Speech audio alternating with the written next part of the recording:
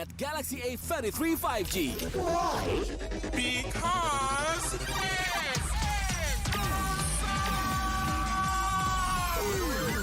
Galaxy A33 5G with awesome processor. Buy now. Get Galaxy A33 5G.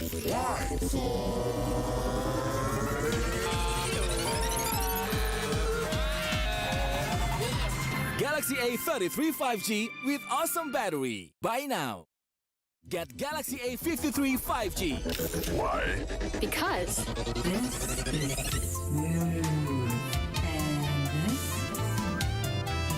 Galaxy A53 5G with awesome smooth display. Buy now. Get Galaxy A73 5G. Why? Because this is awesome. This is awesome. Awesome detail. Awesome detail. Awesome detail. Galaxy A73 5G. Take more awesome details. Buy now. Baru Axe Dual Action versus parfum. Yakin parfummu bikin kamu tetap segar saat berkeringat? Coba Axe baru. Kini lawan bau badan dan wangi segar bahkan saat kamu berkeringat. Axe Dual Action baru. Kepada sang legenda, nikmatmu sungguh tiada tara. Berjuang menjaga cita rasa hingga menjadi besti dengan api. Apalagi yang bisa kami lakukan selain menuruti perut yang bergejolak ingin menyantap? Inilah wujud terima kasih kami bersama GrabFood Resto Legendaris. Koparkan pesananmu. Tangan gue kenapa nih? Aduh, gatel banget, gak tahan. Move on ke Head and Shoulders. 100% pede, ketombe basah dan gatal. wiped out.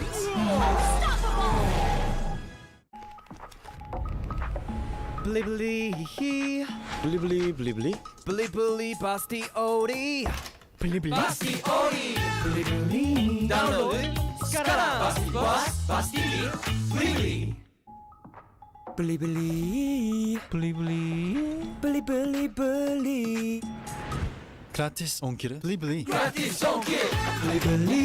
Download sekarang. Pasti bos, pasti beli beli.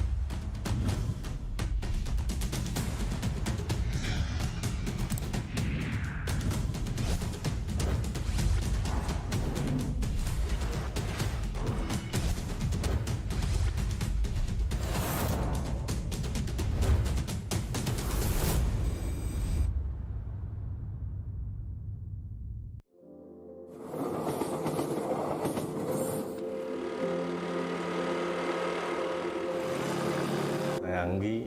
Pekerjaan saya baru-baru ini jadi driver Grab. Umur saya 23 tahun. Saya super fans dari Esports.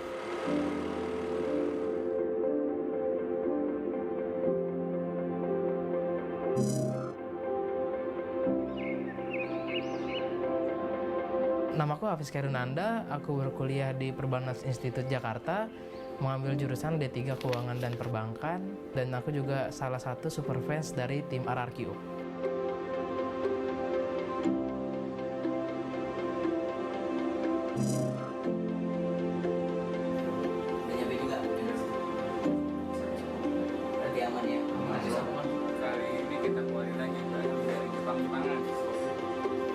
Halo, nama gue Dandia Ovar.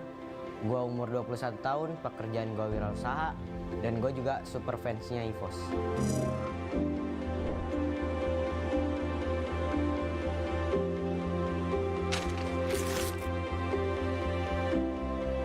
Sebelumnya tuh kerja di toko daging, saya job desk-nya jadi admin juga, nge-sales juga gitu ya. Jadi terus malamnya jadi driver Grab buat cari-cari tambahan. Awalnya sih cuma buat sampingan aja ya, soalnya kan pendapatan di kerjaan masih kurang nih, jadi nyari sampingan gitu. Tapi setelah resign, jadi saya siang driver Grab juga, malam driver Grab juga.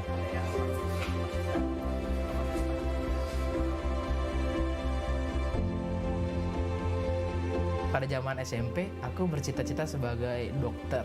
Namun impian itu semua tidak bisa kurai begitu gampangnya, dan aku berpikir berulang kali. Pada akhirnya aku bercita-cita pada saat SMA itu menjadi farmasi di suatu rumah sakit. Wirausaha gue tuh kayak gue nge-thrift baju. Jadi gue beli baju balan kayak di karung gitu yang banyak. Terus gue pilih-pilih mana yang bagus, mana yang enggak. Terus yang bagus itu gue bakal jual lagi. Gue mulai thrifting itu sejak 4 bulan yang lalu karena mulai ramenya kan thrifting gitu-gitu. Jadi akhirnya gue berani coba buat ngejualan baju. Oh gitu, udah nyampe barangnya?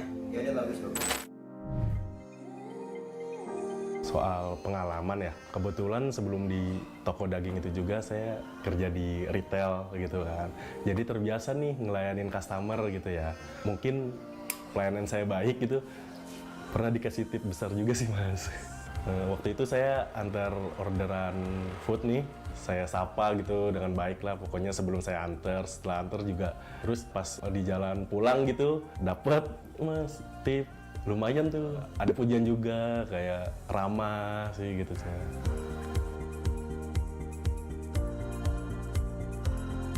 Di SMA itu sering hanya bermain game, aku mengganti impianku menjadi seorang pro player. Namun semua itu gagal di saat tidak bisa lolos MPL Season 2.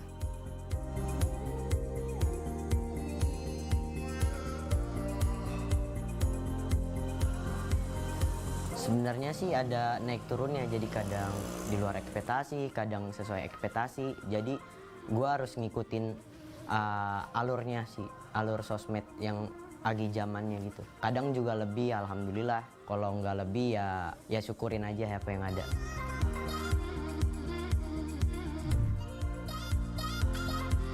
Dari waktu kecil kan, zaman-zaman SD SMP tuh lagi boomingnya game FPS. Lama-lama makin kesini makin maju kan. Terus ada Mobile Legends nih yang bikin apa ya, kayak e-sport tuh makin dikenal banyak orang gitu.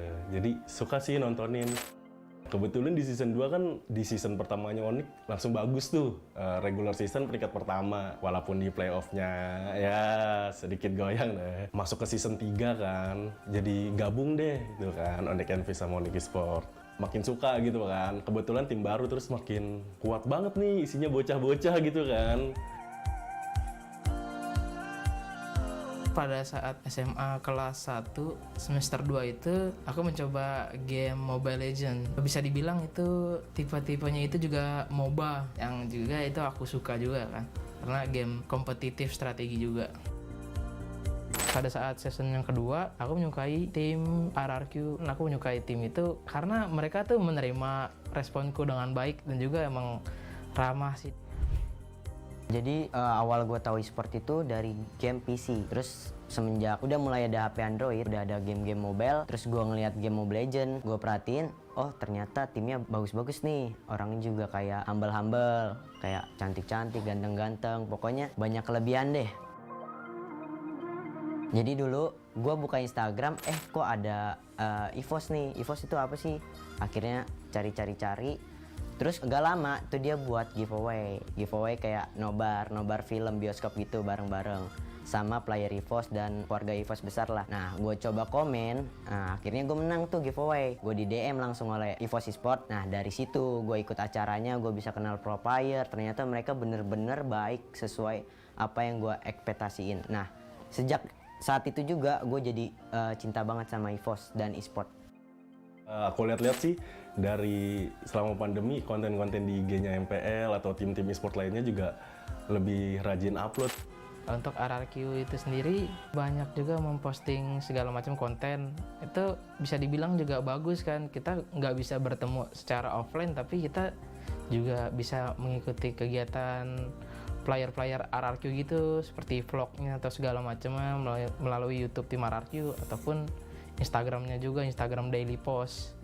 Aku bisa dibilang lebih diterima lah di Kingdom itu. Jadi aku merasakan Kingdom itu sebagai rumah lah bagi aku tuh. Jujur sih semenjak pandemi kan mereka buat konten-konten supaya bisa tetap dukung tim favorit masing-masing kan. Gue lihat konten mereka tuh kayak happy banget.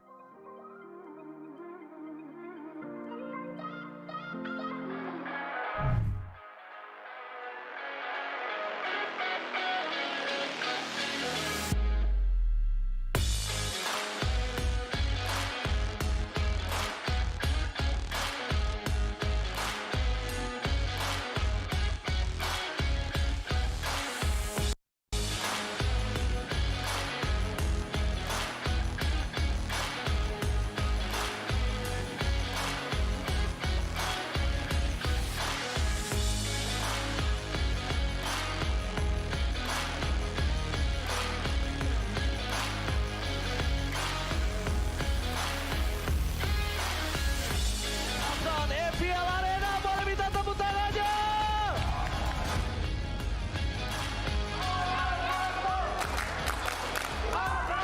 Oh, dikit pasang landa mengobrol dan Iron Fist Blacker again, Samo Haste berhasil mengacak-acak bintang Sam Naga.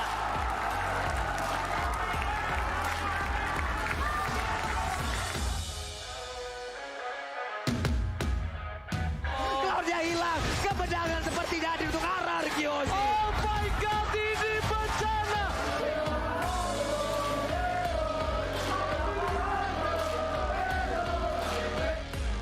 Dan lagi, Valeski berhasil didapatkan. Sementara untuk kali ini Caldera berhasil dihancurkan pula. One-one-nya, triple kill looking for Media dan mereka berfokus untuk bisa mendapatkan kemenangan. Dua nota pembalas dan berdiri aja. EVOS Legends tanpa balas. Kalau dari gua MPL season 10 aturan-aturannya mungkin lebih dipertegas lagi. Kayak misalkan di dalam stage tuh waktu nonton kan nggak boleh pakai balon gitu ya. Nah itu lebih dipertegas lagi, sekalian nggak pakai balon aja gitu. Sekalian ya udah teriak-teriak aja.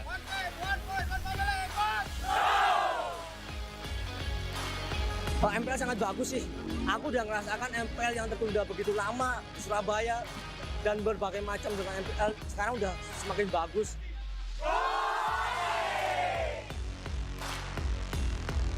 MPL kalau bisa ya setiap minggunya diadain di Expo lah biar gede. Alhamdulillah lancar karena sesuai jadwal itu masih ada yang 2-0. Jadi masih sesuai jadwal. Mungkin nanti ada misalnya yang 2-1 gitu kan nggak ini juga kan. Nggak possible juga untuk jam-jamnya nggak tepat waktu gitu.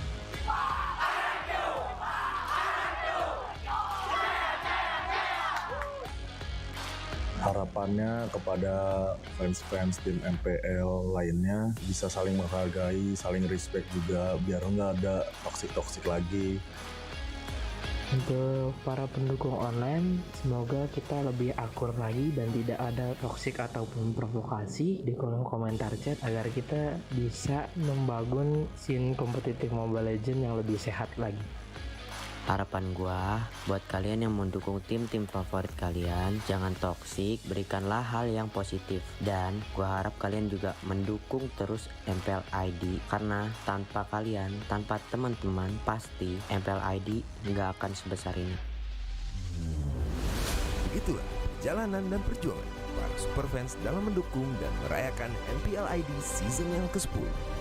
Mereka tetap hadir untuk mendukung keberlangsungan MPL ID dan menjaga komunitas MPL ID dengan sportivitas. Mari rayakan dan dukung semarak MPL Celebration Season yang ke-10. We own this.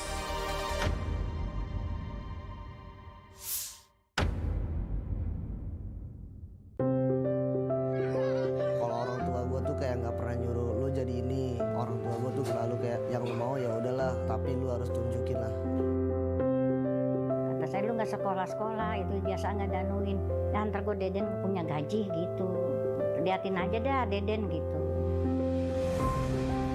Gue nanya lah ke almarhum bokap gue lah, mau yang mana? Terus kayak dia jawab ke RRQ aja.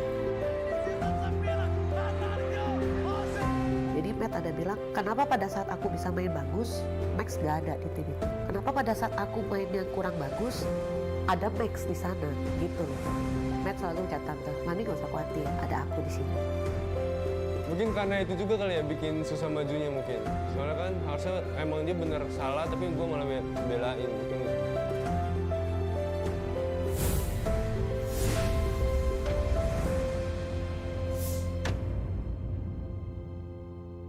Get Galaxy A33 5G. Why? Because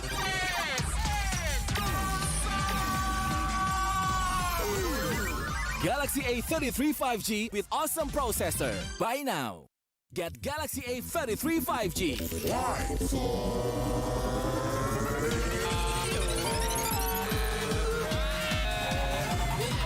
Galaxy A33 5G with awesome battery. Buy now. Get Galaxy A53 5G. Why? Because this is smooth. And this Galaxy A53 5G with awesome smooth display. Buy now. Get Galaxy A73 5G. Why? Because this is awesome. This is awesome. Awesome details. Awesome details. Awesome details. Galaxy A73 5G. Take more awesome details. Buy now. Baru Axe Dual Action versus parfum. Yakin parfummu bikin kamu tetap segar saat berkeringat? Coba Axe baru. Kini lawan bau badan dan wangi segar bahkan saat kamu berkeringat. Axe Dual Action baru. Kepada sang legenda, nikmatmu sungguh tiada tara. Berjuang menjaga cita rasa hingga menjadi besti dengan api. Apalagi yang bisa kami lakukan selain menuruti perut yang bergejolak ingin menyantap? Inilah wujud terima kasih kami bersama GrabFood Resto Legendaris. Koparkan pesananmu. Tangan gue kenapa nih? Aduh, gatel banget, gak tahan. Move on ke Head and Shoulders. 100% pede, ketombe basah dan gatal. wiped out.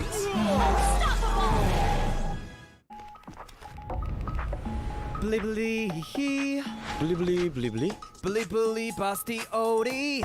Beli-beli pasti ori. Beli-beli, download sekarang. Pasti puas, pasti beli-beli. Beli-beli, beli-beli, beli-beli, beli. Gratis ongkir, beli-beli. Gratis ongkir, beli-beli. Download sekarang. Pasti puas, pasti beli-beli.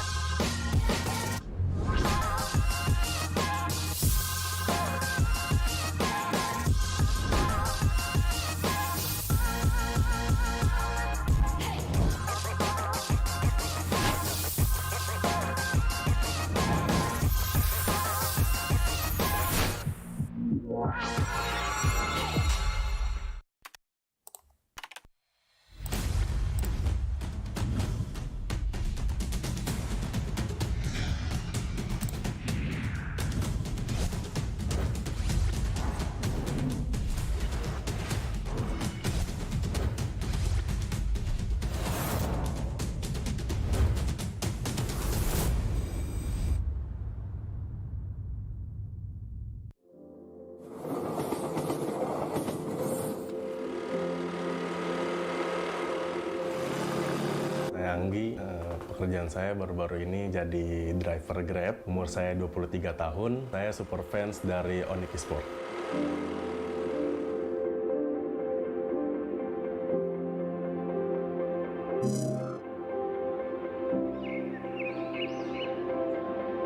Namaku Hafiz Kairunanda, aku berkuliah di Perbanas Institut Jakarta, mengambil jurusan D3 Keuangan dan Perbankan, dan aku juga salah satu super fans dari tim RRQ.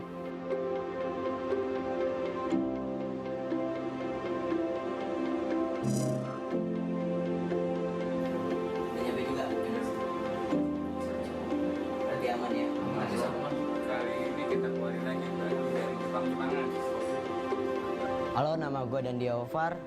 Gue umur 21 tahun, pekerjaan gue wirausaha, dan gue juga super fansnya EVOS.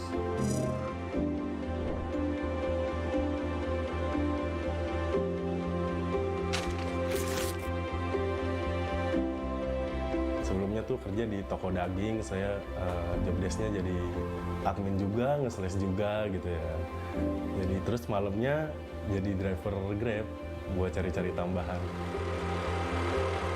Awalnya sih cuma buat sampingan aja ya, soalnya kan pendapatan di kerjaan masih kurang nih, jadi nyari sampingan gitu. Tapi setelah resign, jadi saya siang driver Grab juga, malam driver Grab juga.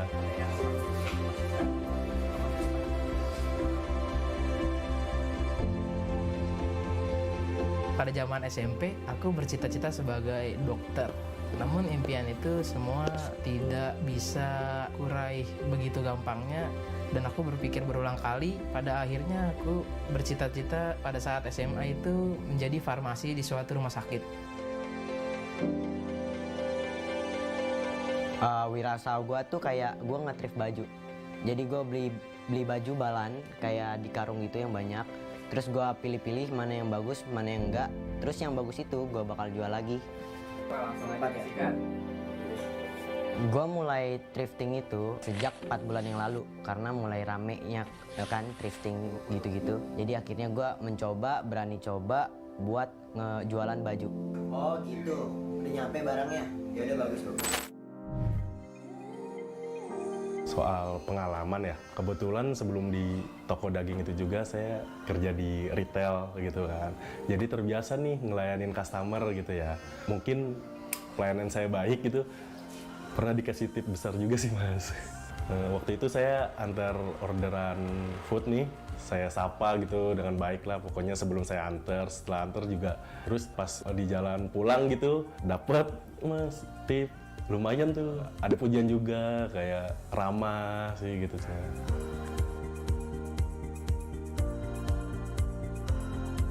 Di SMA itu sering hanya bermain game, aku mengganti impianku menjadi seorang pro player. Namun semua itu gagal di saat tidak bisa lolos MPL Season 2.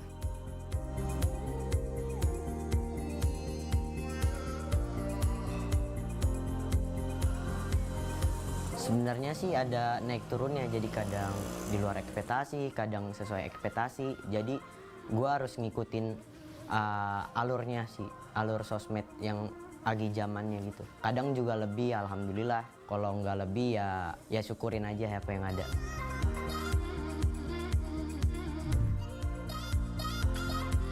Dari waktu kecil kan, zaman-zaman SD SMP tuh lagi boomingnya game FPS. Lama-lama makin kesini makin maju kan. Terus ada Mobile Legends nih yang bikin apa ya, kayak e-sport tuh makin dikenal banyak orang gitu. Jadi suka sih nontonin. Kebetulan di season 2 kan, di season pertamanya Onyx langsung bagus tuh. Regular season peringkat pertama, walaupun di playoff-nya ya sedikit goyang deh. Masuk ke season 3 kan, jadi gabung deh gitu kan, Onyx NV sama Onyx Esports. Makin suka gitu kan, kebetulan tim baru terus makin kuat banget nih, isinya bocah-bocah gitu kan. Pada saat SMA kelas 1 semester 2 itu aku mencoba game Mobile Legends. Bisa dibilang itu tipe-tipenya itu juga MOBA, yang juga itu aku suka juga kan, karena game kompetitif strategi juga. Pada saat season yang kedua, aku menyukai tim RRQ. Aku menyukai tim itu karena mereka tuh menerima responku dengan baik dan juga emang ramah sih. Jadi awal gue tahu e-sport itu dari game PC. Terus semenjak udah mulai ada HP Android, udah ada game-game mobile. Terus gue ngeliat game Mobile Legends, gue perhatiin, oh ternyata timnya bagus-bagus nih. Orangnya juga kayak humble-humble, kayak cantik-cantik, ganteng-ganteng. Pokoknya banyak kelebihan deh. Jadi dulu gue buka Instagram, kok ada EVOS nih. EVOS itu apa sih? Akhirnya cari-cari. Terus gak lama tuh dia buat giveaway kayak nobar film bioskop gitu bareng-bareng sama player EVOS dan keluarga EVOS besar lah. Nah gue coba komen, akhirnya gue menang tuh giveaway. Gue di DM langsung oleh EVOS Esports. Nah dari situ gue ikut acaranya, gue bisa kenal pro player. Ternyata mereka bener-bener baik sesuai apa yang gue ekspektasiin. Nah sejak saat itu juga gue jadi cinta banget sama EVOS dan Esports. Aku lihat-lihat sih dari selama pandemi konten-konten di IG-nya MPL atau tim-tim e-sport lainnya juga lebih rajin upload. Untuk RRQ itu sendiri banyak juga memposting segala macam konten. Itu bisa dibilang juga bagus kan. Kita nggak bisa bertemu secara offline tapi kita juga bisa mengikuti kegiatan player-player RRQ gitu seperti vlognya atau segala macamnya melalui YouTube tim RRQ ataupun Instagramnya juga, Instagram daily post. Aku bisa dibilang lebih diterima lah di Kingdom itu. Jadi aku merasakan Kingdom itu sebagai rumah lah bagi aku tuh. Jujur sih semenjak pandemi kan mereka buat konten-konten supaya bisa tetap dukung tim favorit masing-masing kan. Gue lihat konten mereka tuh kayak happy banget.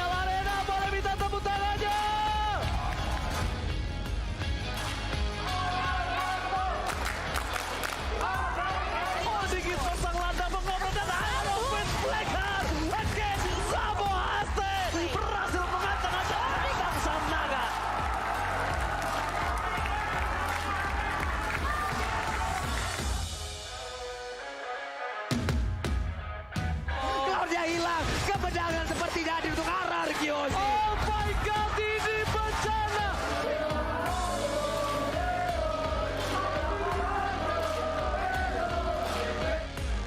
Dan lagi, Valeski berhasil didapatkan. Sementara untuk kali ini Caldera berhasil dihancurkan pula. One-one-nya, triple kill looking for Media dan mereka berfokus untuk bisa mendapatkan kemenangan dua nota pembalap dan Indonesia. EVOS Legends tanpa balas. Kalau dari gua MPL season 10 aturan-aturannya mungkin lebih dipertegas lagi. Kayak misalkan di dalam stage tuh waktu nonton kan nggak boleh pakai balon gitu ya. Nah itu lebih dipertegas lagi, sekalian nggak pakai balon aja gitu. Sekalian ya udah teriak-teriak aja.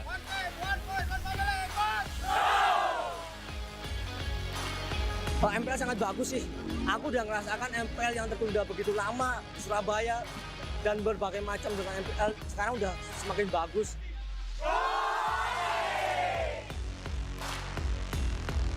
MPL kalau bisa ya setiap minggunya diadain di Expo lah biar gede. Alhamdulillah lancar karena sesuai jadwal itu masih ada yang 2-0.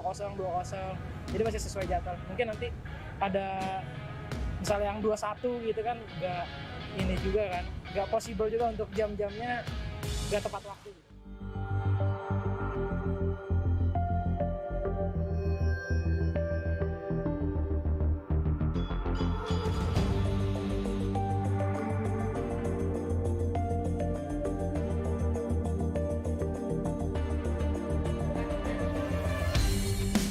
Kan berdiri dan terus berlari, terus ke arah puncak tertinggi.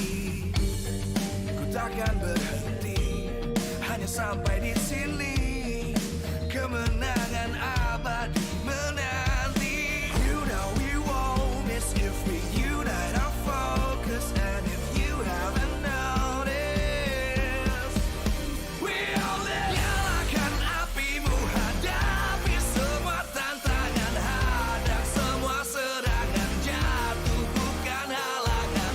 Bakar semangatmu, janganlah engkau menyerah. Kita akan buat sejarah.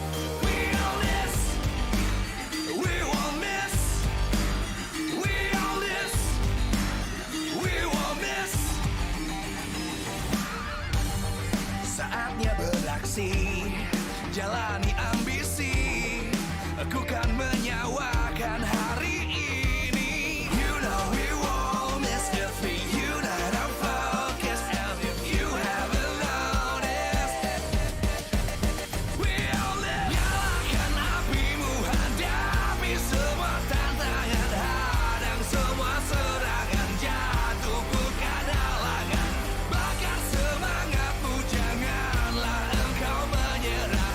Kita akan buat sejarah. We all this, we won't miss. We all this, we won't miss. We all this.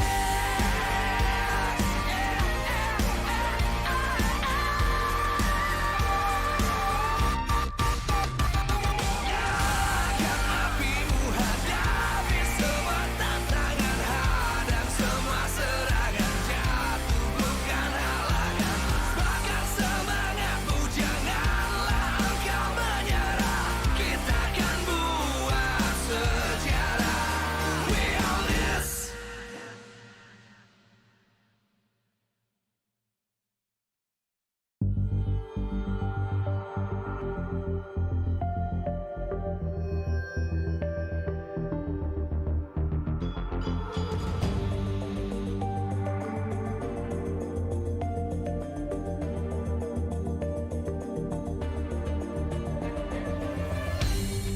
Aku kan berdiri dan terus berlari, terus ke arah puncak tertinggi.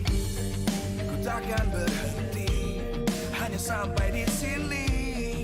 Kemenangan abadi menanti. You know we won't miss if we unite our focus. And if you haven't noticed, we all live. Nyalakan apimu, hadapi semua tantangan, hadang semua serangan, jatuh bukan halangan.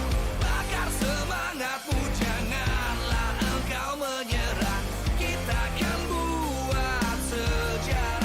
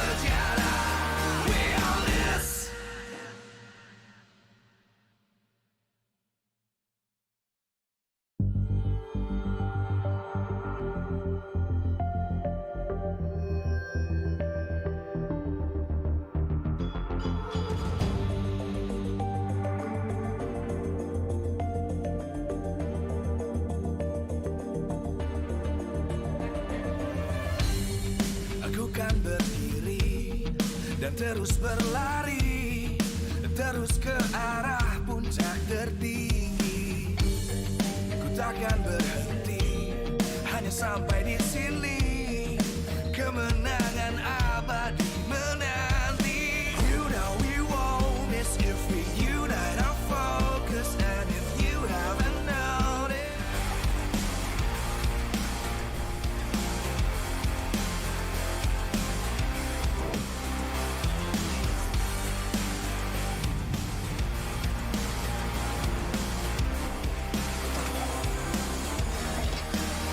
we are this. Live from MPL Arena, MPL Season 10 presented by Samsung Galaxy A Series. Official sponsor, Axe, Head and Shoulders, and Super App partner, Grab. 8 most prestigious teams in Indonesia will prove that hard work makes the dream work. Who will be the best? Let's see. We own this.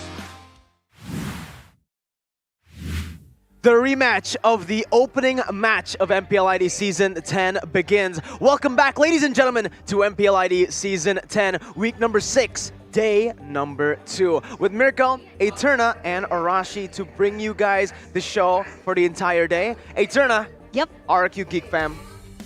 We got it, man. We got it again. Last time, it was insane. It was the first upset that we've seen in a long time. So if things go the same way that it did last time around, then I'm sorry to say, this might just be the fall of the RRQ dynasty, Mirko. I mean, that upset really set the tone for the rest of the season so far. So it is what started the whole trend of the season of upsets. And Geek Fam, they seem to be improving a lot better. And RRQ looking more and more shaky. So it's a bit of a contrast situation. And you have to wonder, will another upset happen today? That's something that's very interesting, right? Because like you mentioned, Arashi, RRQ right now, they're technically on a loss streak, right? They're looking inconsistent. Meanwhile, Geek Fam, they're on a win streak. They got this momentum going on after getting a 2-0 up against Alter Ego. But while we're on that note, we're going to take a look at the standings post day number 1 here for week 6, day number 2, presented to you by the Samsung Galaxy A series. Onyx still number 1. There could be a lot of changes happening here, Mirko, especially because we do have 3 matches today. The main thing that we'd like to highlight here is that EVOS, RRQ, and Alter Ego, they're all sitting at very similar match win and loses. So perhaps by the end of today, RRQ Hoshi might just fall further down. And man, that's not a good look for our almost back-to-back grand finalists. The team that's won the MPL most in terms of just MPL ID, history, right? Domestically, they have been the most dominant team ever in Indonesia. But Arashi, it's time to take a look at the player rooms because Geek Fam, it looks like they're ready. Because they're absolutely ready. We have seen that they have improved in terms of flexibility and in that late game discipline and execution. So against RRQ, can they pull off the same success against a team that is also very well known to be comeback kings in the previous seasons? It hasn't been the same story so far, but Geek Fam, they have a real good chance of actually taking this match. Let's see right here as the tunnel cam by Head and Shoulders show all the players in all their glory. But one man sticks out in this team, Chadera, the gold digger from the hood, coming into this matchup up against RRQ. The brilliance of this player was shown in the opening match of Season 10. On his 1-1, he's absolutely lethal. You know, a lot of other ex-pro players have said that maybe his 1-1 is even better than Clover. As you can see, how he gets those weakness points, how he gets the crossbow attack, and how he uses the crossbow attack. He always pops it in the last possible second, trying to isolate that member. He's a very good mechanically player coming into this matchup. But on his remarkable hero, 1-1, 5 times picked up, still 40% win rate. He's still very solid though, as he is a very efficient farmer. 720 GPM with a lot of damage to give over to RRQ. 52,000 average damage. He's coming here. He's still going for the respect towards RRQ. But welcome, ladies and gentlemen, the Geeks! Geek Fam! Once a geek, always a fam, and this team's ambition knows no bounds. We're gonna see what exactly do they have in store for us against RRQ Hoshi today, realizing their match history it actually is not much of a win streak. Sure, they did win a match against Alter Ego, but they do have suffered a lot of losses. But because of these losses, they have learned, they have progressed, and they have developed. And that is what makes a team scary. If you look at the amount of games they won, right? They won one against RRQ. They won one more against Aura as well. So two very strong teams in the league currently, which shows that they have potential. It just comes down to the longer game, right? Whenever it comes to those 3 matches, they haven't found a lot of success. They haven't been able to win in 2-0 fashions though. So maybe momentum is the name of the game for Geek Fam. But on the other side of the field, it is going to be RRQ. They seem very confident, and for sure they have a plan to go up against the Geeks. That's the question though. Do they actually have what it takes? We understand Season 10. We can't expect anything. Things go really without question. So RRQ Hoshi now walking into the tunnel cam here by head and shoulders. And we highlighted Kadera for RRQ Hoshi. Who is it going to be, Mirko? Well, that question will be answered very, very soon. As you can see, it is Clay coming into the mid lane right here, ladies and gentlemen.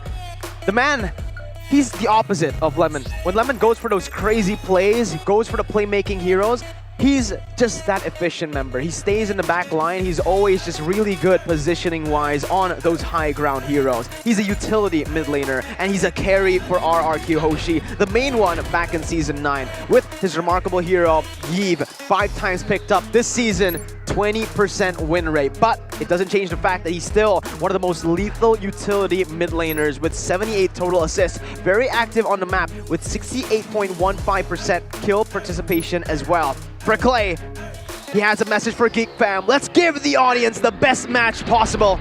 Welcome, ladies and gentlemen, the defending Season 9 champions, RRQ Hoshi.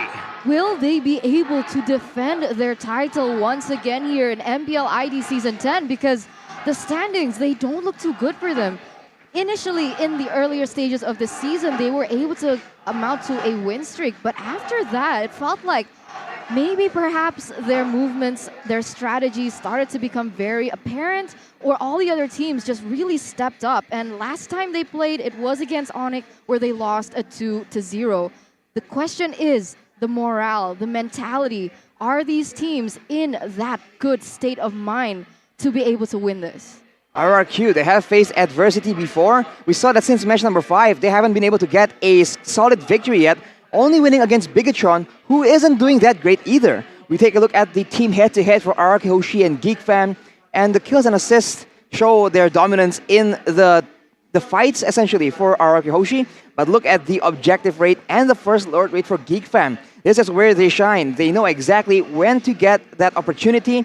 It's all a matter of what can they do afterwards, right? They can show they can secure the objectives, but can they use the objectives effectively enough to try and take out RRQ Hoshi before a comeback is orchestrated? Looking at the previous times they've met, RRQ Hoshi has full dominance in the matches against Geek Fam. I mean, to be honest, looking at that statistic too, Arashi as well as Miracle, is the fact that RRQ Hoshi, they really play to what they know. They don't go out exploring like Geek Fam. Comfort. That might be a problem here, as we're going to take a look as well at the keys to victory here by Axe. Anticipate Geek's 2-roamer gameplay. We've seen it being used by other teams as well. It is scary, it is aggressive, especially in the current early game meta. Respect Geek's duo PH comfort heroes, because we've seen Jenna as well as Baloy. They can do a lot of damage. They can do a lot of insane plays if they are given the right tools for the job. Optimize R7's playmaking potential, because if he gets rolling in that side lane, he will translate that lane advantage everywhere else. But on the other side, for Geek Fam, here are their keys to victory by X as well. Get Jenna QD to snowball. This man on an assassin can do wonders. He's shown his skill, his prowess on those killer heroes. Kadera, farming and doing rotations easily is also a big main win condition for the side of Geek Fam, because in the late game, he will be the one that they rely on to actually make all those crazy plays happen. I like how you put it, Arashi. Early game dominance for Geek Fam, and in this early game meta. That's the thing right now, is we are going to take a look at the audience predictions by TikTok that's still favoring RRQ. 83% to Geek Fam, 17%. But again, back to the point. Early game meta. Yesterday, a lot of the games were ended before the 20-minute mark, right? They didn't even need the Evolved Lord, actually, to end the game. And it all comes down to that double roam in that mid lane. For RRQ, it's very contrasted compared to Geek Fam. Geek Fam like to dominate that early game. Meanwhile, RRQ, from the drafts that we've seen so far, they are leaning heavily towards that late game with the Claude, the Yves, etc. But that's the thing, the double roamer is great if you're able to snowball in that early game, but if you can't translate that properly, it's a double-edged sword. You're going to fall short against a team like RRQ Hoshi who has that late game insurance, and that is the problem. But here, Kadera, the promising gold laner, second highest average damage. Wow. That's Second. interesting. As a rookie who hasn't played in MDL, not even MDL, Arashi. Usually, when we're talking about rookies, they usually have experience in MDL. They transfer over to the MPL, but this man, he came out of nowhere. Came out of nowhere, and he's performing so well in the highest level of play. Number 2, when the gold laners in the league right now, Skylar, Kabuki, there's a lot of very notable names, and he is still not backing down from the challenge. That's pretty insane, and I can't wait to see what both of these coaches draft for their teams. Obviously, for RRQ Hoshi, Coach Fiel, and for Geek Fam, Coach Ruben, on their JBL Quantum, they're going to be able to feed all the juicy information over to the other players' headsets with crisp, clean audio. I'm interested. I'm interested to see, because if RRQ Hoshi continue to draft the way that they have done with not much of a flexibility in the way that they play or the way that they draft and the way that they execute it in the game, this actually might be Geek Fam coming it out on top. Sure, Geek Fam hasn't had the best ride over the past few matches, but that's because they've been very brave and courageous in experimenting and finally finding what works for them, which is this double roamer strat, being able to dominate that early game, the fast clear, the fast rotations, and getting those neutral objectives as well. And now to add on to that, we need to talk about Geek Fam's hero pool. Because early on, we thought, all right, in terms of the hero pool, the jungler is limited. We've only seen Janna on those utility picks. But last week, he showed us the Fanny. He showed us the Assassins. And with that, remember, RRQ Hoshi, they always go for the bans towards Fanny and Natalia. So 2 heroes already out of their own banning session. Skylar, though, still the richest guy. Number 1 highest average GPM, Arashi. But we're going to jump straight into the drafts for game number 1. And like I mentioned, RRQ, Natalia ban. We're probably going to see a Fanny ban right here. Geek Fam now with the Faramis ban as well. Now make sure they don't play against RRQ, leaning towards those team fights, because RRQ, that is exactly what they need.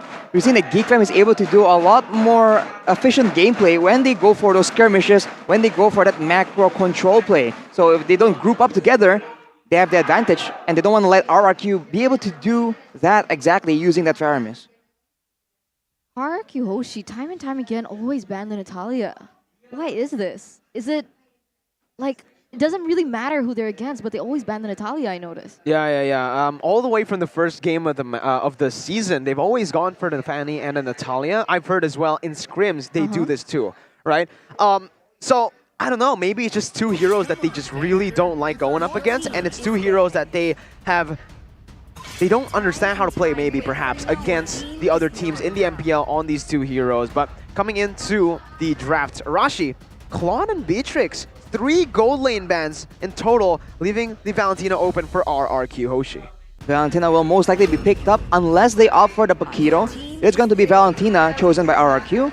And on that note about the Natalia, it might just be one of the reasons why Skylar has been able to farm so efficiently, because the Natalia threat is no longer there. RRQ plays very heavily towards the gold lane. Skylar is the main carry for the team, so it makes sense that they would try and cover and protect him from any realistic threats from their opponents.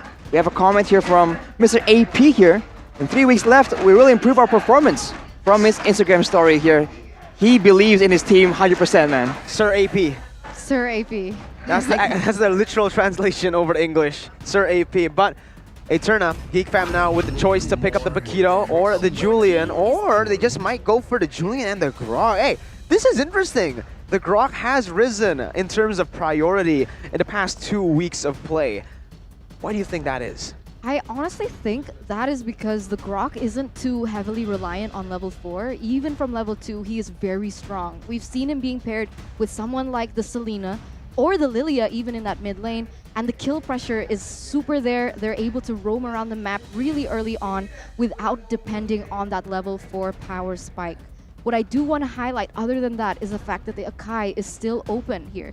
RRQ Hoshi, are they going to pick this up, or are they gonna leave it open, choose someone that Albert is comfortable on, like an assassin perhaps in this particular area, but no, they go for the Paquito and the Franco, the Akai, untouched. Those are strong picks right here. Paquito, we've seen it being able to be flexed around. It's a very solid laning hero as well. And Vin on the comfortable Franco. He has a chance to just shut down Geek Fam, but they picked up that Fredrin, and we've seen Luke actually do insanely well. I think he was able to go 1v4 against the members of Alter Ego in their previous match.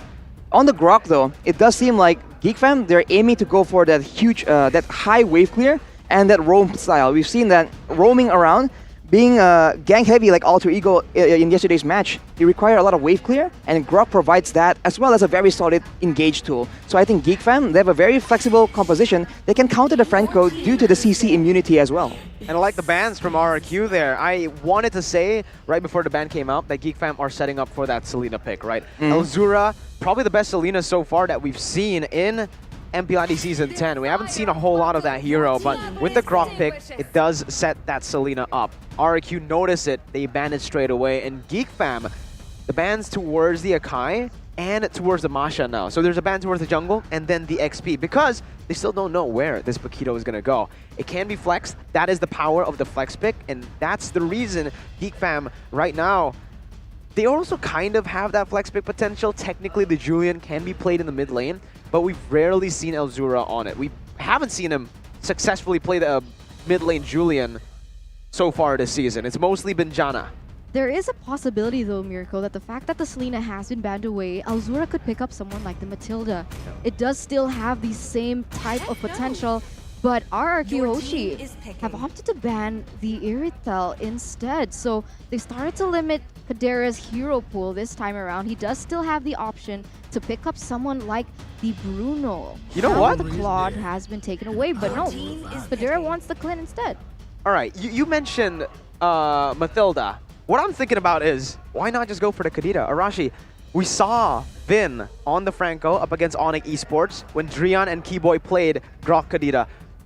Franco was useless up against those two, and Geek Fam have the opportunity to, again, do that same thing. They already have wave clear, pretty solid. They have a very solid marksman. Kadita could be the answer, but RRQ wrap up their drafts with the Bruno right here up against that Clint, that matchup, and Esmeralda as well. Big question mark though. Is the Esmeralda going to go jungle? Is it going to be XP? Geek Fam, they go for the Lunox, not the Kadita. Oof, that Lunox pick is so good going up against the tankier members on the side of RRQ. I think that the Esmeralda is most likely going to the EXP lane, and Albert will be on that Paquito. But of course, RRQ, it's all up to them and how they want to plan out for the early game rotations. I have a comment here from Luke of Geek Fam. Fredrin is a very strong hero and very easy to use, especially when facing melee heroes. And on the side of RRQ, there's plenty of melee heroes to abuse. Right now, Geek Fam, they're on their comfort heroes here, but RRQ Hoshi are too. But we've seen teams let go of RRQ Hoshi's comfort heroes, and they didn't perform as well as we expected. So this actually might be the game for Geek to win. Let's see, ladies and gentlemen, both of the drafts already set in stone.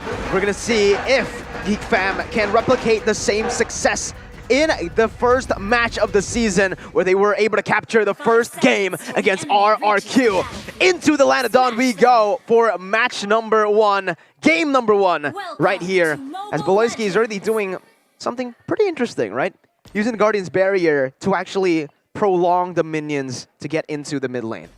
When you're able to delay the minions from meeting in the lane, you kind of guarantee that it will kind of push towards you actually. So that's an interesting play from Boloyski. We'll see if it actually makes a difference. It will allow Kadera, as you can see, to actually have the minions closer to his side of the map.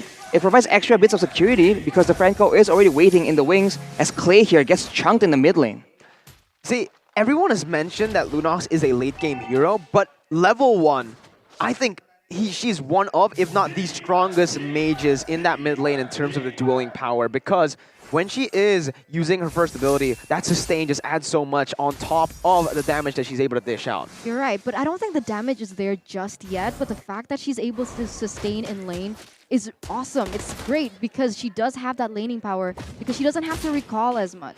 But now we can see here there's a lot of emphasis in towards the gold lane. We saw that Vin rotated towards the bottom side, realizing that Kadera could be the main factor in Geek Fam's success. But there is actually a split here in terms of the audience predictions based on the drafts, but the hook connects onto Valoisky. First blood instantly taken. Vin took that personally, but Jana's here as well with the enhanced chain, forcing a flicker out of Vin and Clay. No, Vin used the flicker earlier on, but again, Arashi, well, Arashi and Eterna, there's a pattern here, all right, based on the talent prediction. You and Omawa, Arashi, both of the analysts have gone for RRQ. Exactly, so make of that what you will, but I think that RRQ, they have all the tools necessary to actually take the victory here. I think it comes down to execution. Of course, Geek Fam can still exceed my expectations and come out on top here. As they go for the turtle, they do have advantages when it comes to crowd control.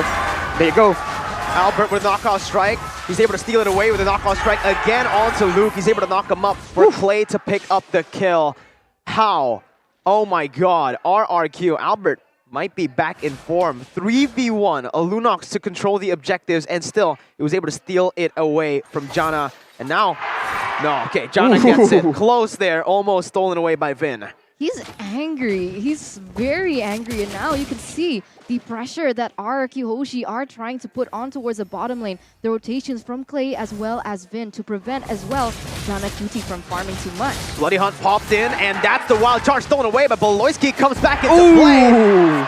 He's gonna get shot down by the ball. Skylar, absolutely a menace on this Bruno. One of the signature picks that we haven't gone to see for such a long time. But Arashi, let's take a look at the emblems. Off the bat, the killing spree for Kadera. He intends to play very, very aggressively, but it's not working out just yet. RRQ is pushing into the bottom side. And honestly, it seems like Skylar, he will have more solid presence in that late game when it comes to that DPS output. So Kadera is working against the clock. He has the sprint as well, though. So I'm not quite sure what his plan exactly is, because RRQ Hoshi, they're playing for that early game, and it's working so well for them right now, abusing the amount of tankiness and crowd control they have in their arsenal. They're switching things up, and notice that Skylar is going to be able to deal a lot of damage as well in this early game because he is on that Bruno. Him being able to take that one kill is also going to be quite detrimental to Geek Fam here, as now they are the ones leading with a 2,000 gold lead. You see a setup happening from RRQ Hoshi as it is 14 seconds left to the turtle, and that just might be the target that they go for. Right now, Boloisky is supposed to deny the playmaking from RRQ Hoshi, but he's been caught out off guard again and again. Later on, maybe in the mid to late game, they can adjust, and RRQ Hoshi will find less and less success. But so far, we know that RRQ Hoshi likes to abuse this. They like to play for vision, they like to play for control, and trap you in situations where you don't expect RRQ Hoshi to be. Let's see, Geek Fam already trying to contest the second turtle of the game. R7 going to be knocked up there by the Enhanced Chain, and the damage coming in from Elzura will not be able to take him down just yet. Sprint popped in by R7. Turtle take coming in as Albert jumps in, absolutely knocking Luke in place. Clay goes over the wild charge, and look at the Bloody Hunt, able to catch Jana, who's still able to escape, but Albert secures the turtle once again. Skylar with a solo kill down below. 1v1, no problem. What's going on? Kills across the board for RRQ. What? How? How is this possible? RRQ Hoshi initially with a 1,000 gold lead, now creeping up to that 4,000 level point. And that was insane. The way that Geek Fam was actually able to set up first, but man, RRQ Hoshi, they didn't care at all. Albert, though, as well as Jana Cutie, both are not using the Demon Slayers, so perhaps that is exactly what they're going for. They're able to take it into their hands, and the question is, what have they taken in terms of that item? Well, Hunter Strike is available for Albert, and we saw the burst damage, but Boloisky goes for the wild charge. Oh, 3-man enhanced chain by Jana, as that's going to be the wrap-up from the side of Elzura, picking up a double kill, going for R7, but look at the falling, he's comboed in with Albert. He's going to be able to secure a double kill. Clay gets out, 1 HP for Albert. Luke as well. Jana looking for that final hit. It's a 3 for 3 in the end. Jana with the enhanced chain, but Clay with a good read on the situation. Oh man, this is a very exciting game. Very fresh game, as you guys can also stay fresh with the new Axe effect. The better you smell, the better you play. Wow, what a performance from both teams. It was definitely worth it for Geek Fam to try and get trades there. The gold lead has gone down, but here Luke gets jumped on by Albert and Vin. Oh man, yeah, you're not really gonna move The chain CC. Chain CC'd by the Bloody Hunt and just shot down by the Bruno. But Geek Fam are able to find compensation in that mid lane. Again, taking a look at the compositions, Eterna, Geek Fam need a little bit longer to get those power spikes. You're right, you're right. So far, this is the way that RRQ Hoshi have planned it. Because they have the Franco, because they have someone like the Clay, as well as Skylar, they're going to be able to be more aggressive, far more aggressive than Geek Fam. But even though RRQ Hoshi is winning in those trades, Geek Fam, they're still able to look for compensation on the board. Being able to get that bottom side and that mid side is going to be huge because now they do have the map pressure in those areas. RRQ, they actually get the turtles and they don't get they get more control on the top side, but they traded for a lot of objectives other sides of the map as well. So Geek Fam adjusting really well, but RRQ, they still have a chance here. And remember what Luke said, Arashi? He said in the comment that Fredrin is a very easy hero to play, especially if you're up against melee heroes. In RRQ, they took that. It was like, all right, we know how to counter, you know? We put the Bruno up top, and he becomes useless there, but look at the Wild Charge coming in with Enhanced Chain as well. R7 going to get taken down by the Chaos from Elzura. Conceal play being popped in. Good juke away from the hook. Vin unable to find anything else, backing off. That's the problem, though, because R7 is on someone like the Esmeralda, but there is also a presence of a Luna from the side of Geek Fam. It's not going to be that easy, but Vin forced the flicker here very early, nearly taken down. They're looking for a fight. Oloyski joins in the fray. Clay able to pick up the kill onto Luke, who's now 1-4. The Fredrin not really having that success that he had in the previous matchup, but now it's going to be Oloyski who's going to get chain CC'd. Not able to move, but look at Albert's damage. Almost taking down Elzura. R7 charging at Falling Star Moon, looking for the zone as RRQ convert on the mid lane turret. That's a great performance from RRQ, and Albert's damage is insane right now, 5-0, and he's playing this Paquito as a complete assassin. And Geek Fam, they just constantly get chain CC'd because there's so many sources on the side of RRQ, mainly because Clay keeps taking the wild charge from Beloyski as well. We've seen that he's been abusing that to his advantage, and RRQ, after focusing on the side lanes, they go for that mid turret, and now they're going to go and control the Lord area. Yeah, and in terms of levels as well, it turns out Geek Fam, they're not too far behind. Janacutie 1 level below Albert for the moment, and you can see that the way that he's able to roam around the map, he's more trying to look for compensation. He's going in for that utility. He's going in and looking for those trades on the map, those towers, and that might actually be the way that they can still stay relevant in the game. RRQ Hoshi, though, will be the first one towards this Lord pit, but Geek Fam very quick in response. RRQ back away from the Lord, knowing that now members of Geek Fam are already in the area. R7 will have a chance to push out the top side. We see that RRQ Hoshi, though, they have the advantage in clearing in the bot side. So now they have a chance to work around and try and find an opportunity to try and go for a pick, because they do have that Franco in the hands of Vin. So we'll see if they actually initiate. Flickers are available for particularly Vin, who can just force an engage with that. Luke is in the sights of Vin. He goes for that. Oof! Oh, close. Very, very close there. Again, yeah, Geek Fam have actually been able to trade pretty well. In terms of turrets, RRQ have 5, and Geek Fam not really that far behind with 4. The only thing they're lacking right now is that neutral objective control that they're trying to get once again. But look at that mid lane pressure from R7. Pushing it out, getting the better setup for now. And it's going to be very tough for Geek Fam at this point. You're right, and it's scary because the person who has to clear at this moment, it's going to be Kadera, and that is just information for RRQ Hoshi to maybe isolate this person. You can already see Vin here looking for something as well onto Kadera, and it's bad because Kadera just got the BOD, so his power spike is starting to show, and he is going to be very important when it goes into these 5v5 team fights. They're going to need his damage. Geek Fam going further and further towards the jungle of RRQ, but if they're not careful, they can get cut off from their own base. This is quite dangerous from both these teams. If Geek Fam can get the combo, we've seen that it's a lot of damage, it's a lot of AoE, but if they don't, RRQ Hoshi, they have a chance to just... Oh! Baloyski survives with the CC immunity, but the conceal play is underway. Wild charge coming in with a flicker as well. Skylar gonna get popped there by Jana QT as Albert comes in with a knockout strike. Instantly shut down. Bloody Hunt picked up right now as that's gonna be Geek Fam looking for a collapse on Tubin. Chidera guns him down. R7 with the falling Star Moon backing up. Clay stole the wild charge, but man, Geek Fam, what a play. Securing the advantage once again, and that setup was brilliant. Now, free Lord over to Geek Fam. Baloyski's instinct was just so on point there. He saw that sliver, that small window of opportunity, few seconds of opportunity to get a kill onto Skylar, the person who's been dealing so much damage when they go in for those team fights, and they were able to actually take him out. When Skylar is gone, they literally have no one else. Sure, Clay is able to dish a bit amount of damage, but so far they're being heavily reliant on Albert, on Skylar, and the way that Geek Fam was able to set that up really prevented any of that from happening. Unfortunately, after Skylar gets picked off, Albert follows through and he gets shut down as well. So the gold advantage is no longer available for RRQ Hoshi, and Geek Fam now has the Lord to play around with. They were both contesting the mid-side pressure, the mid-side area, but RRQ Hoshi afterwards, they didn't expect Geek Fam to try and go from the bottom side instead. So Geek Fam with the more flexible options, the more flexible routes to try and surprise RRQ Hoshi, it paid off massively for them in this game. And now RRQ Hoshi is stuck trying to deal with Geek Fam and the Lord pressure they are exerting on them right now. And I just want to give credit to Geek Fam, right? Because in the early stage, it did feel like, they just weren't able to find their jam. But even then, with the weaker early game heroes, they always...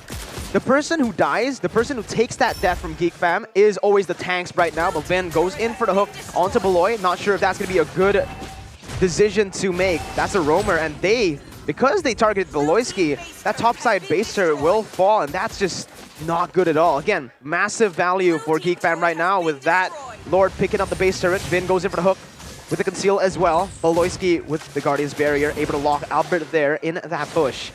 But both teams disengage again. Geek Fam, they can walk away with a good trade, and that's what they do. Can I just say how crazy this game is? RRQ Hoshi, they were leading with almost 6,000 gold, and now Geek Fam, they're the ones leading. You were right, we talked about that power spike, and it's starting to show. They're able to utilize, play very patient in that early game, and we can see these items starting to build, Arashi. Later on, it seems like both teams are quite equal when it comes to the late game hero options. There's an Esmeralda and Bruno and the Valentina on the side of RRQ Hoshi, but of course for Geek Fam, they have solutions to those problems. So now without that gold lead, RRQ Hoshi needs to be very, very careful in how they want to approach the fights, especially because Geek Fam has shown they can calculate the probability and they know who exactly to target in these fights. If Skylar gets taken out, that's already a huge source of DPS gone from RRQ Hoshi. And in this 14-minute mark, you really can't afford to make that kind of mistake. And one thing I do want to mention again as well here, on top of what you already mentioned, Arashi, is the fact that, look at Chidera. What is he building? He's building towards, again, just full damage, right? No defensive items at all so far, aside from the boots, obviously. But with this, it just shows that Geek Fam, they know they have so much CC, they have so much frontline pressure that RRQ can't even really go for that back line, right? The only person who can dive is probably R7 and Clay, if Clay gets a good wild charge. If he doesn't, if he's the one who gets CC'd first, it's goodbye. And even then, R7 is not going to be having a really fun time. No defensive magic items at all. And the Lunox already with the Clock of Destiny, Genius Wand. Genius Wand for more penetration and more damage, as well as that Lightning Truncheon. So that damage is just going to melt someone like R7 down. And that is a problem now for RRQ Hoshi because they're relying heavily on R7 to be able to be that frontliner. And this is what makes Fredrin a little bit better as well in these front-to-back situations. The taunt, Arashi. He can actually take so much of the attention from RRQ and these little skirmishes in the team fights especially. But look at RRQ. They notice Fredrin has been in mid lane. They look for an engage here. Falling Sun Moon charged in. Chidera able to get out. Lord reset it. Very well played by Geek Fam as Luke jumps in with a taunt. Beloyski flickers in. No wild charge just yet. He goes in finally as R7 gets deleted by Elzura, but another wild charge comes in by Clay. Wave of the World as well. Popped in to pick up a kill in the back lines. Jana taken low. 1 for 1. Both of the XP laners taken down, but RRQ win out in the trade this time. If you look at the bottom side, though, the wave is pushing very, very strongly for RRQ Hoshi. Geek Fam will be forced to deal with that, and RRQ Hoshi know that. They push the tempo, they pressure, they force Geek Fam to come, and it's going to be another fight. They use the sprint. Look at the battle spells, all used up. Meanwhile, RRQ, Skylar still has the flicker, and Geek Fam will not be able to contest, will not be able to force another reset on the Lord. It's RRQ Hoshi with a massive Lord take in the 16th minute enhanced. We could see the indecisiveness as well coming in from Geek Fam. Elzura, like Arashi mentioned, was forced to go to that bottom side to deal with that wave pushing because they don't want to lose their inhibitor turret.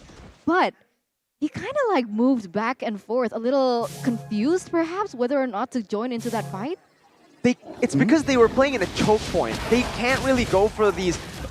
They can't really go for the fights in the choke points unless they get Skylar, right? Skylar with the Wave of the World and Clay with the Wild Charge. It just seals the deal. There's no way you win in those closed spaces. You need to go for an open fight like in lane. And funnily enough, that's usually how Geek Fam are able to win those team fights. Well, in the previous fight, Geek Fam also already exhausted the conceal option from Boloisky, and they were unable to get anything of value with it. So RRQ Hoshi can just counter-engage. Right now, though, with the Lord coming in, RRQ Hoshi will be attempting to find a bit more, but the Lord gets cleared out almost immediately, and Geek Fam will be able to defend. That's the high ground defense that Clint and, well, technically almost everyone here, Jana, Elzura, and Shadera, their wave clear is phenomenal. On top of that, they also have Baloy and Luke, who are frontliners, but they deal a lot of damage too. Did RQ not get anything for that Lord push? They got, I think they got a few turrets, I think. Tier 2, but look at this. Luke's going to get hooked there. No, Baloisky goes for the wild charge, and there you go. A good bait, but look at 7, jumps in with the Pony Simon onto the back lines, and that's going to be the combo wombo. Jana trying to run away. Luke going to get taken down. Jana go for the enhanced chain, able to knock R7 up, but he's going to get knocked out by Albert. Jana picks up a killing spree. Luke is the only one left to defend. 4v1. Minion wave still there. One cannon minion and one small one. Albert jumps in once again. Luke's going to be hooked again. Luke trying to deal the damage, trying to lifesteal, but it will not be enough. It's a wipeout by Head and Shoulders. RRQ Hoshi secure game number 1. The last-minute moment that RRQ Hoshi needed to seal the deal onto Geek Fam there in game number 1. And my god, that was very back and forth. I can't say that that was dominant on RRQ Hoshi. They made a few mistakes, Geek Fam able to punish, but on the other side, there was also huge moments for Geek Fam as well. It's quite even. I'm excited to see, and I think this might push into a third game. Very good adaptations from RRQ. Every time they go for a hook onto Luke in the early stages, Baloisky is able to capitalize because everyone tried to group up and to try to kill Luke. This time, though, in that final fight, they all separated from Vin, who was able to capture Luke. Because of that, Baloisky flickered Wild Charge, and he only got Vin. So because of that, that's a massive resource already burnt out. RRQ can go for another counter engage, and they win out. Honestly, I think RRQ Hoshi, they had the means to actually get a dominant victory, but Geek Fam, they were just a bit too crafty, and they found opportunities to try and surprise RRQ and stage that comeback. At one point, RRQ was actually 5,000 gold ahead, so we talked about how you can end games in the early game, provided you do not make mistakes. Geek Fam were able to force that out of RRQ. And for both teams, they've been playing very intelligently, craftily, with the vision, with the control. So the longer the game goes, the more both these teams will be able to get a read on each other, and we might actually see a lot longer games if it actually goes to game number 3. That was so close, guys. And if we're looking at the players here in the player room, it doesn't seem like Geek Fam have lost too much hope. Sure, there is a little bit of despair for winning that, but you can see Baloisky just really trying to amp up the whole situation, trying to amp up everyone's mood, I guess. And I think that's going to be very important because my oh my, that was close. And Geek Fam have a huge opportunity to get this 2-1 against RQ. Oh yeah, remember in the first match of the opening match of the season when they first met in the first leg, it was Geek Fam who won the first game, then RQ were able to reverse sweep Geek Fam. Now it's RQ who wins the first game. I don't know if Geek Fam can force a third game, but if they can, then maybe they can actually just reverse it again, right? But here we go. The Iron Hook from Vince Franco becomes the winning condition for game number 1. Massive, man. Even though he was up against the Grok, he was able to thread the needle, getting Luke instead. Exactly. With that Franco, especially in the later stages of the game, one hook is enough to actually make a huge difference. And as you can see, when Franco's in the picture, it's always better for you to be actually the aggressor. When Geek Fam has control, you can see that Vin struggles. He's forced to use the Iron Hook preemptively and to actually gather intelligence. But when RRQ has some pressure, when they have the Lord on their side and all the way is pushing, that is where Vin can get creative in how he wants to use that Iron Hook to locate the right target for them to actually secure the victory. We take a look here at the item builds though for this very exciting first game of the first match. We take and honestly, Skylar has so much damage on that Bruno, man. It's a late game situation, and as we mentioned in the game, for both teams, they actually have a decent amount of late game damage and front line, so it was very equal, very even. It just comes down to the style. RRQ Hoshi with a lot more burst, with a lot more close range, and Geek Fam with a lot more combo situations. They have advantage when it comes to an all-out 5v5 brawl. I gotta give Clay, a shout out though. 2-0 and 13, and for the most part, in the early stages, he was the one actually helping out and actually enabling Vince Franco to look for those crazy hooks. And in the late game, I do believe that he's the one who actually became the winning condition. He turned the game on Geek Fam's head again with those incredible wild charge placements.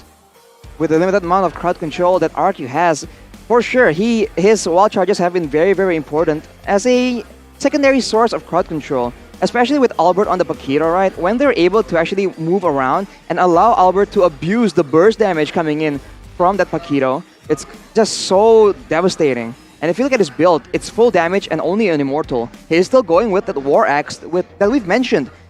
Feels like a bit lackluster and overshadowed by other items, but Albert on the Paquito, I guess he just thinks it's worth it, right? He goes for that build, he has a lot of damage, and I think it just shows that when they're actually able to catch off Luke even, he doesn't last long at all.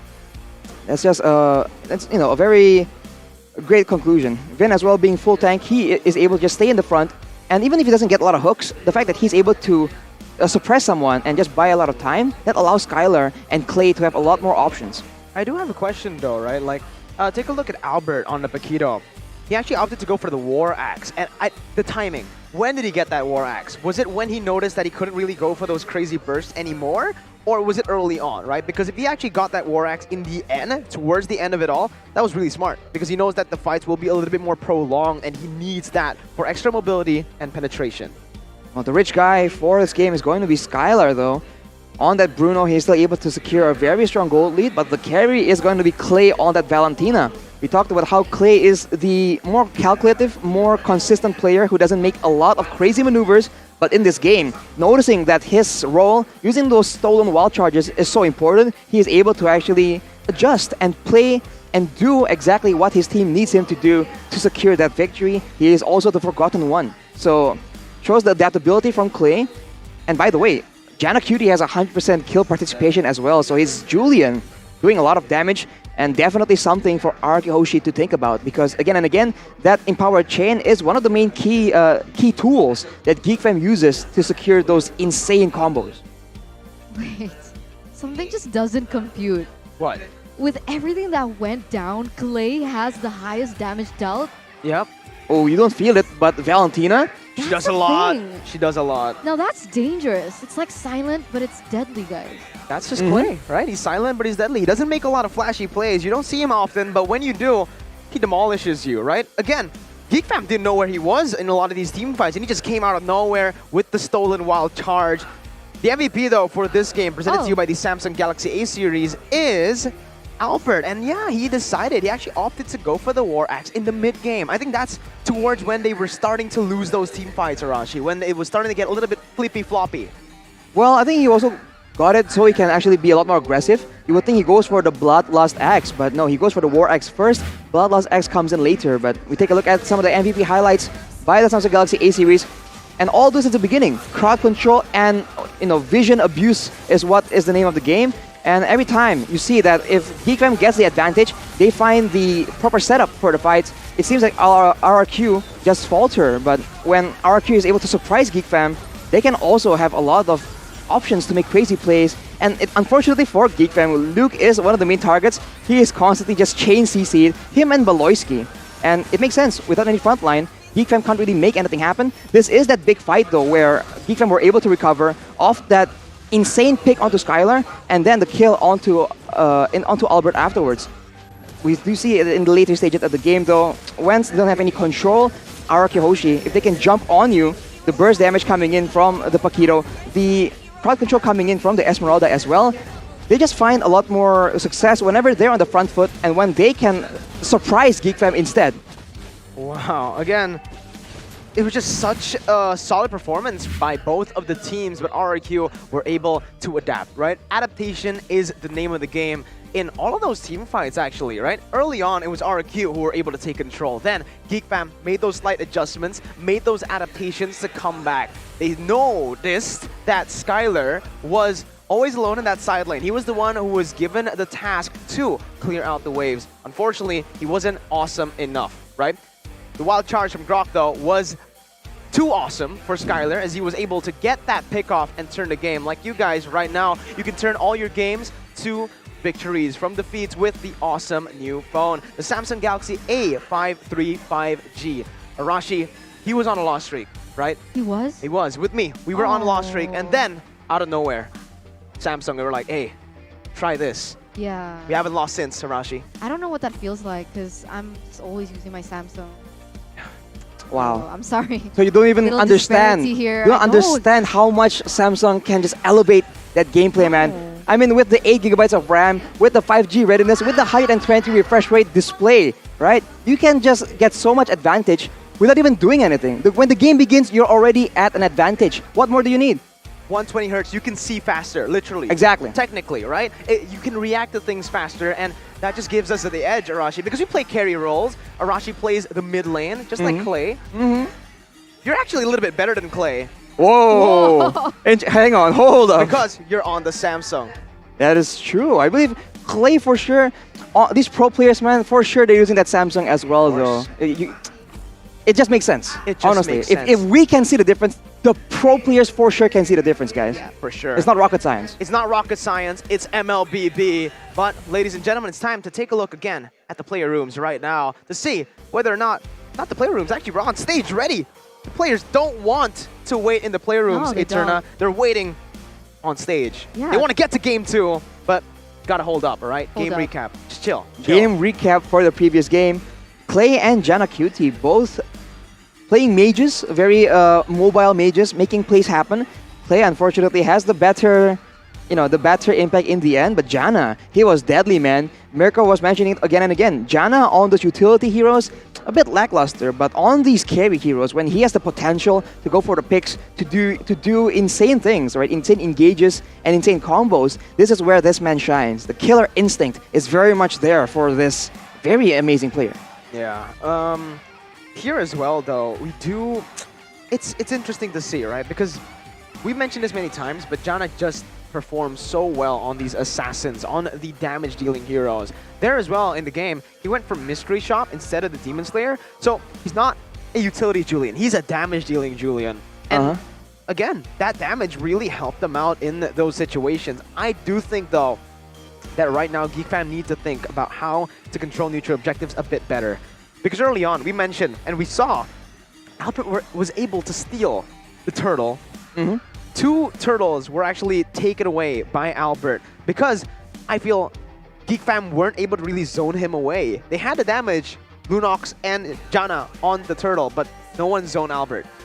It seems like they need to figure out how exactly they want to do this because we see that when they go for trades earlier, we can see that RRQ, despite their gold lead, were losing a lot of objectives. So Geek Fam definitely have the macro ability to try and make that happen. If they want to contest the early game fights, though, they require a lot more burst damage because we've seen it again and again. They can get huge pickoffs, huge combos, but if they don't secure the kill instantly, RRQ has a chance to counter-engage, re-engage, and they are still able to be dominant in that situation. So more burst damage, cleaner fights, I think is what Geek Fam needs if they want to take control of that early game. We also do have an audience comment here by Mall_. Win or lose, we are still still RRQ. Like me and Wiwi on the Indonesian desk, we were correct, The analytics going in. very clutch for our predictions. One more audience comment here from Pascal Alprian. I watched this match with my father. I hope he supports me to become a pro player like you guys. Good luck, Geek. Must be nice to have one. It's great. Yeah, the support. Yeah, the support. From your fans, ladies and Exactly. gentlemen. Coming into this match, though, RRQ and Geek Fam, they'll definitely need support from the fans right here because we are going to get ready to jump into the draft. Just 5 more seconds. Arashi, Eterna, we mentioned the adjustments that they need to make in the draft, and here it is. We'll see if they are able to do so. Geek Fam on the blue side, already swapping with RRQ now on the red side. Can I add one thing before No. we dive in? Yes. Aww, Yes. that made me so sad. The denial. Yes. I got denied, guys. Go on, Eterna. Help me. Ignore Mirko. He's a bully. He's toxic. But yeah, on that note, I think Geek Fam has found a lot of success with that Selena and that Grok rotation in that mid lane, right? Mhm. But now a lot of teams have actually started to pick that up. So Geek Fam, they need to think about something else. What can they utilize to their advantage to be able to roam around the map as fast as perhaps that same lineup? Well, we've seen, and Mirko did mention, the possibility of replacing the Selena with the Kadira.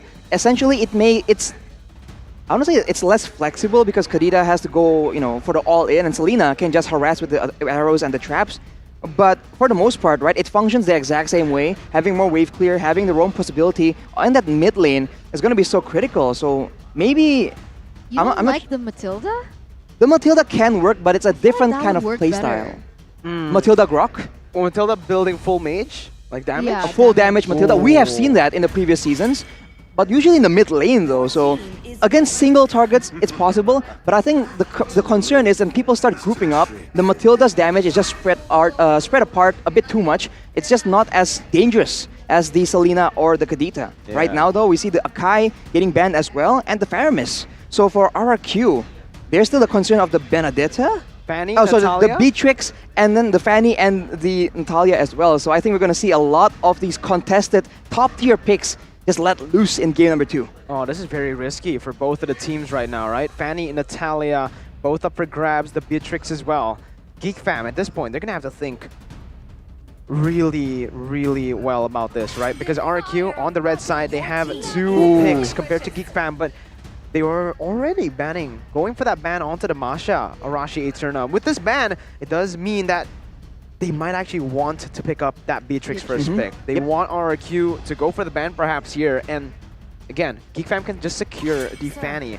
RRQ banned the Fanny out. Chadera, wow, can go for the Beatrix right here. And I'm not even gonna doubt it. I think the Beatrix is just the most prio currently as a marksman. Arashi, you've been on the receiving end? Receiving end of a Beatrix Wesker. Not even a Wesker. I got shot with... I was playing Lilia. I got hit once with a Renner and I disappeared. It's an actual magic trick. It's like I went black shoes, but I went out of the game. I just went to the death screen instead. So Geek Fam will be able to take that Beatrix. And for RRQ right now, without the Matilda, the Masha in the picture, what will they use as a solution? They can put Albert on an Assassin, but of course we've seen that Assassins have hard times dealing with that Beatrix as well. They go for the Claude and the Paquito, hinting at a very effective burst dive comp. And given the right circumstances, they can one-shot that Beatrix. Unless Geek Fam, they go for that Grok Selena combo. There you go. There you go. They go in with what they are comfortable with, and RRQ Hoshi actually kind of opened that up. There are still, though, heroes on the board that they still can pick up, but man, RRQ Hoshi, they're also sticking to their comfort. They love to go with the Claude, they love to go with the Paquito, they love to go full dive, but if you want to go full dive, Geek Fam, they have a lot of CC that they need to think about here. They do, and they also have a lot of killing pressure in lane. Claude, obviously a weaker lane compared to the Beatrix, so Geek Fam can actually use that kill pressure translated over to those lanes. RRQ though, they pick up the Esmeralda as well. With this, it basically cancels out that Paquito flex pick, but it's fine, right? They pick up 2 very strong laners, and they're going to be able to ban out the Dairoth most probably right now. Geek Fam though, there's a comment by Jana QT. I think he's talking about Albert, is a player with great mechanics. In my eyes, he's still the best Ling player. I think that's in everyone's eyes. Yeah. Well, you know, there's a debate going on, right? Like Ling, Ling? Kyrie, or Albert, right? I think Albert's still #1 in our hearts for the most part, for sure. He's been there for such a long time, man. You can't just, switch him out like that because he's having a bit of a slump. But for RRQ Hoshi, on the other hand, we see a comment from Albert here. Jana Cutie is good since he came to Geek Fam. The gameplay has become a lot better. So I think we have seen the effect that he has on Geek Fam, and right now with all the burst damage available, with a lot of wave clear as well, you have to wonder what RRQ has in store for them. If they want to match the clear, the Lilia is a possibility for RRQ to use, because otherwise, if you can't match Geek Fam in the wave clear department, that just allows the Selena to just go out of control. I agree, and someone like the Lilia is going to be a little bit more independent in that lane. Even if she gets caught out with the Abyssal Arrow coming in from the Selena, she can always use that Black Shoes to get out of that situation. But here in the second phase, Geek Fam has opted to close the bans with an Atlas pick. So, this is interesting. I guess Geek Fam... But they're not full melee. Why did they go for this? The Atlas. I guess they just want to avoid Vince, his ability to engage on the right targets, because we've seen that, as we've mentioned, I think I say this about quite a few roamers, but particularly Vin, right? If there's one member that needs to be taken out, usually Vin will be able to find that. But the option they go for is going for the Matilda, so a lot more security, a lot more ways to kite away from the burst damage.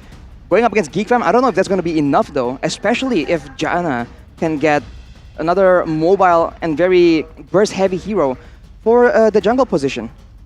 At this point though, let's take a look at the picks again. They go for the Fredrin and the Julian. So not much has changed. Only Elzura and Chadera have changed up their heroes here. But now Zin, there's a comment from the man himself.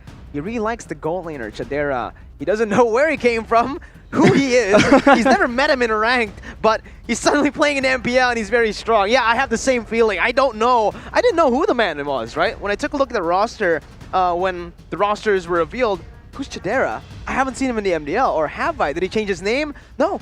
Yeah, he's never played competitively in MDL and MPL. So the fact that he's able to be this crazy already in his first season is just phenomenal. I can't wait to see where this takes him. Chadera, obviously.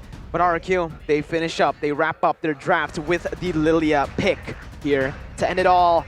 Ladies and gentlemen, coming into this one, this is tough. This is pretty tough. Remember, Geek Fam, they have a lot of disengage too. Even if they go in for the team fights, they have the chain coming in from someone like Elzura. They have Grok with the wild charge just in case RRQ Hoshi go into heavily. So how do we look about this, Arashi? How do we look about how this is going to work out, essentially? Well, Geek Fam, they have a lot more options here, right? They have pick-up potential, they have wave clear, so they have control in the early game, and later on that Beatrix will be a big problem, and RRQ don't really have a solution. I was about to say in the drafting phase that we have seen Clay, I think, counter a Beatrix using a Farsa before. That burst damage just deterring the Beatrix from making any moves. But we'll see if that, we'll see if the choice to go for the Lilia is actually good for RRQ. Let's see, ladies and gentlemen, RRQ need one more game to wrap things up to get a clean sweep. But Geek Fam will try their best to force a third game here, again, in the series. Right, we have to see, because RRQ, if I'm not mistaken here, they have 4 Purifies on their team, so they're very much respecting the possibility for Geek Fam to go for those pickoffs. That's insane, 4 green battle spells and only 1 Retribution for Albert for sure. So we'll see what their plan is. It seems like they want to kite back, right, and bait Geek Fam and deal damage using that Lilia, and then later on re-engage using R7, and maybe Albert can find a chance to just dive towards that backline. They recognize their main challenge, and I think that's great. Being able to respect the CC coming in from Geek Fam is going to do them wonders because of the composition that they have opted for. But as you can see here on your screen, Talent's prediction by Axe. It's quite even. 3-3. Me and Papulong are the difference here from the Indo as well as on the English desk, and that I still stand with what I want. I still stand that RRQ Hoshi have a clear winning condition. If they're able to just stave it off in that early game, they do have a chance to win it in, let's say, above 15 minutes when they start to reach that power spike. Yeah, I mean, taking a look at it again, their respect, right? RRQ coming into this game with respect. Meanwhile, Clay, though, going to be popped in, and Hash Chain coming in. Clay is able to bait in so much of those resources for Albert to pick up the first blood and a double kill as well. RRQ collapse early on. I was about to say, respect is one thing, but is that too much respect? So far, no. It worked out. That's insane. They were actually going in for that pickoff potential, but you have to be careful against RRQ Hoshi, man. When you tunnel too much on the potential pickoffs, we've seen it again and again in game number 1. They can re-engage and just turn it around on you, especially when Albert is on a hero with quote-unquote AoE damage like the Paquito. 2 members instantly deleted, and the turtle is already being pressured by Geek Fam, actually. Albert looking for the steal again. He did it before, taunted up. Beloyski goes in for damage, enhanced chain as well. Albert gonna get taken down there in the midst of it all as they go for the turtle. Who takes it? It's Jana QT. Now trying to run away. He goes out with the enhanced sword. Brilliant objective take and a brilliant disengage from Geek Fam. They're able to equalize a little bit now in terms of the score. Remember, Geek Fam's composition is going to allow them to go very aggressively in that early game. They're able to roam, take those objectives way faster than RRQ Hoshi can hope to imagine here, especially now that we're still in the 3rd minute. But in terms of that emblems, are there any disparities here, Arashi? For the most part, it's the standard builds. Albert going in for that killing spree, I think intending to be a bit more aggressive, a bit more risky, because it's a high-risk, high-reward situation here when he wants to play this style, right? If he can get the kill, then he has more chances of getting out. But if he does not get to secure the kill, that makes it very difficult for him to get any value from that emblem. So how he executes in the game, especially in the mid-game with his power spikes, is going to be very important. Oh, no sprint for R7. Jana goes in for the kill. Still, though, R7 with the Purify is able to get out. And again, this is something that we have seen from Geek Fam many times. Against Alter Ego, how they were able to get a 2-0 clean sweep against them was with that kill pressure placed onto the XP lane. Beloyski, though, goes in for the wild charge. Able to disengage for now, as that's going to be Albert looking for the engage once again. Good missile arrow placed in. Vin jumps in all the way under the turret, almost taking Beloy down. Clay is there, trying to get the kill. Notices Chadera was waiting in the bush. They disengage. A good save from Geek Fam. On that point before the team fight begun, I feel like it's a little different because Alter Ego, they have such reliance on Pi in that EXP lane, whereas RRQ Hoshi, they all kind of do their roles and have their own particular impact when it comes to their victories, and they're not heavily reliant on one particular person. They don't rely too much on Vin. They don't rely on Skylar. Each of these team members have their own roles in the game. So even if Geek Fam want to do the same thing and apply the same thing that they did in their game against Alter Ego, it's not going to be as easy as you can see here. RRQ Hoshi already first towards this next turtle. We see that RRQ Hoshi were invading and taking away resources from Jana Cutie, knowing that Geek Fam were going for the gang-heavy playstyle. If they're in the lanes a lot, you go to the jungle, and now they caught Geek Fam in a weird situation. I'm not quite sure what exactly, how they want to actually initiate this fight here, because R7 is being a complete nuisance just in the front, dealing bits and bits of damage with the Esmeralda. Aloy already with wild charge. Luke jumping in onto 3, getting the taunt. Abyssal arrow connecting onto Albert as that's going to be the circling eagle popped in. Luke able to dish out so much damage, sustain as well, but Elzura isn't able to take Albert down. Albert is low. Elzura as well. Clay looking for the kill onto him as he goes back in for the damage. Clay going to be able to take him down there, killing him and securing the turtle as well. RRQ Hoshi with another brilliant team fight and another brilliant objective take. That's the thing. If RRQ Hoshi want to win this out, they need to be able to force team fights like that. And once they've reached their power spike, Geek Fam, it's not going to be as easy for them to land those neutral objectives. But we see already the damage coming in from Albert here as we take a look at his items. Already a Hunter Strike. With the Hunter Strike, he has a lot of burst damage. It's just about who can actually facilitate the play. Skylar almost gets taken out there.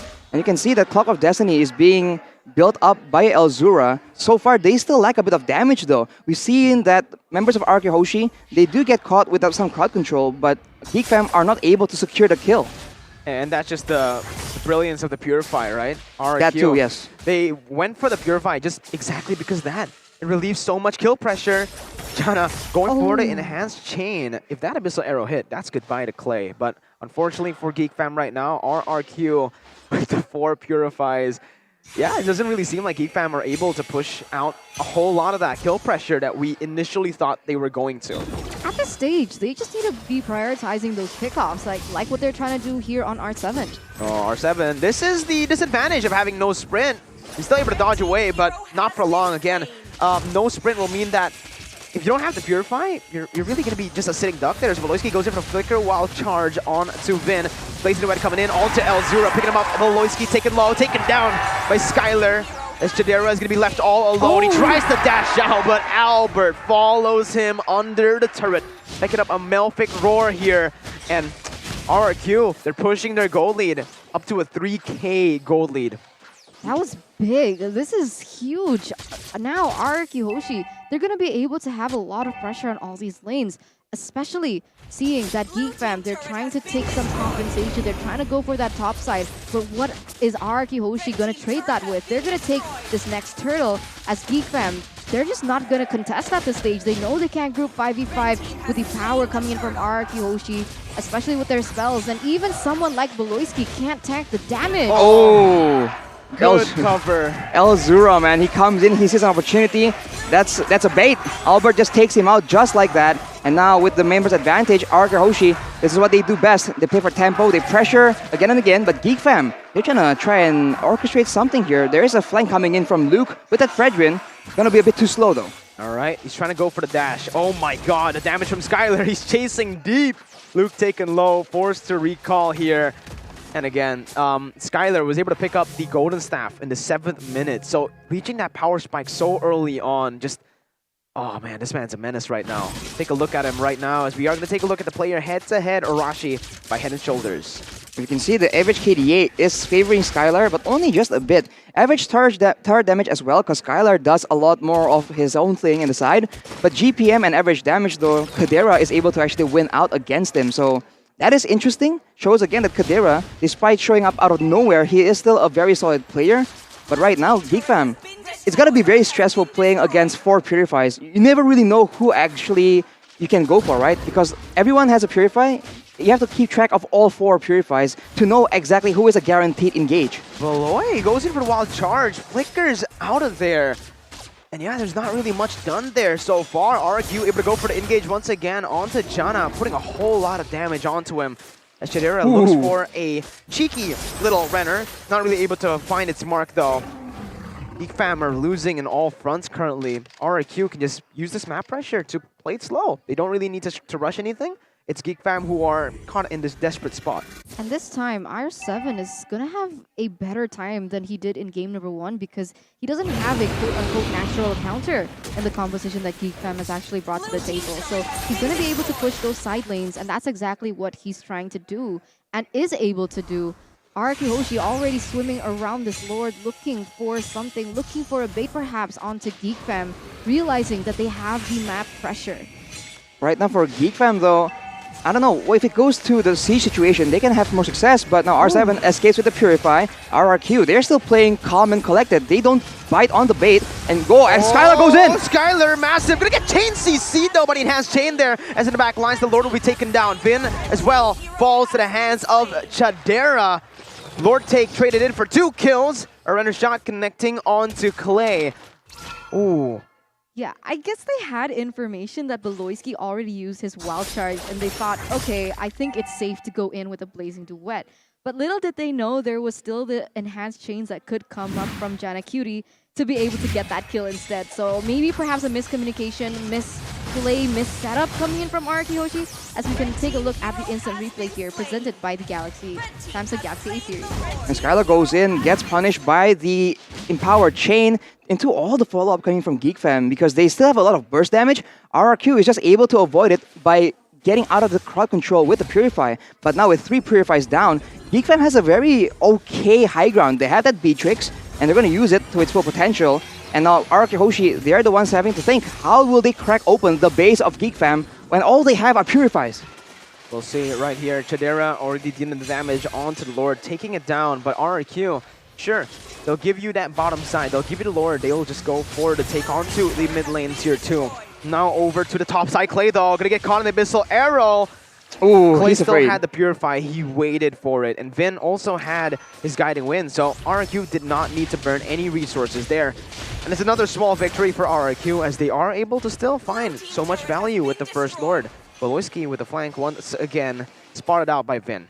That takes patience though, Miracle, because as a Lilia, you get hit by something like that, you either reflex tap into your ultimate or even use that Purify, but he didn't waste that because that could have been a really huge potential for Geek Fam to bait that out before they go into a team fight like this. Oh, Beloyski popped in that wild charge again, trying to disengage, but RRQ knew it. They backed off right before the wild charge hit.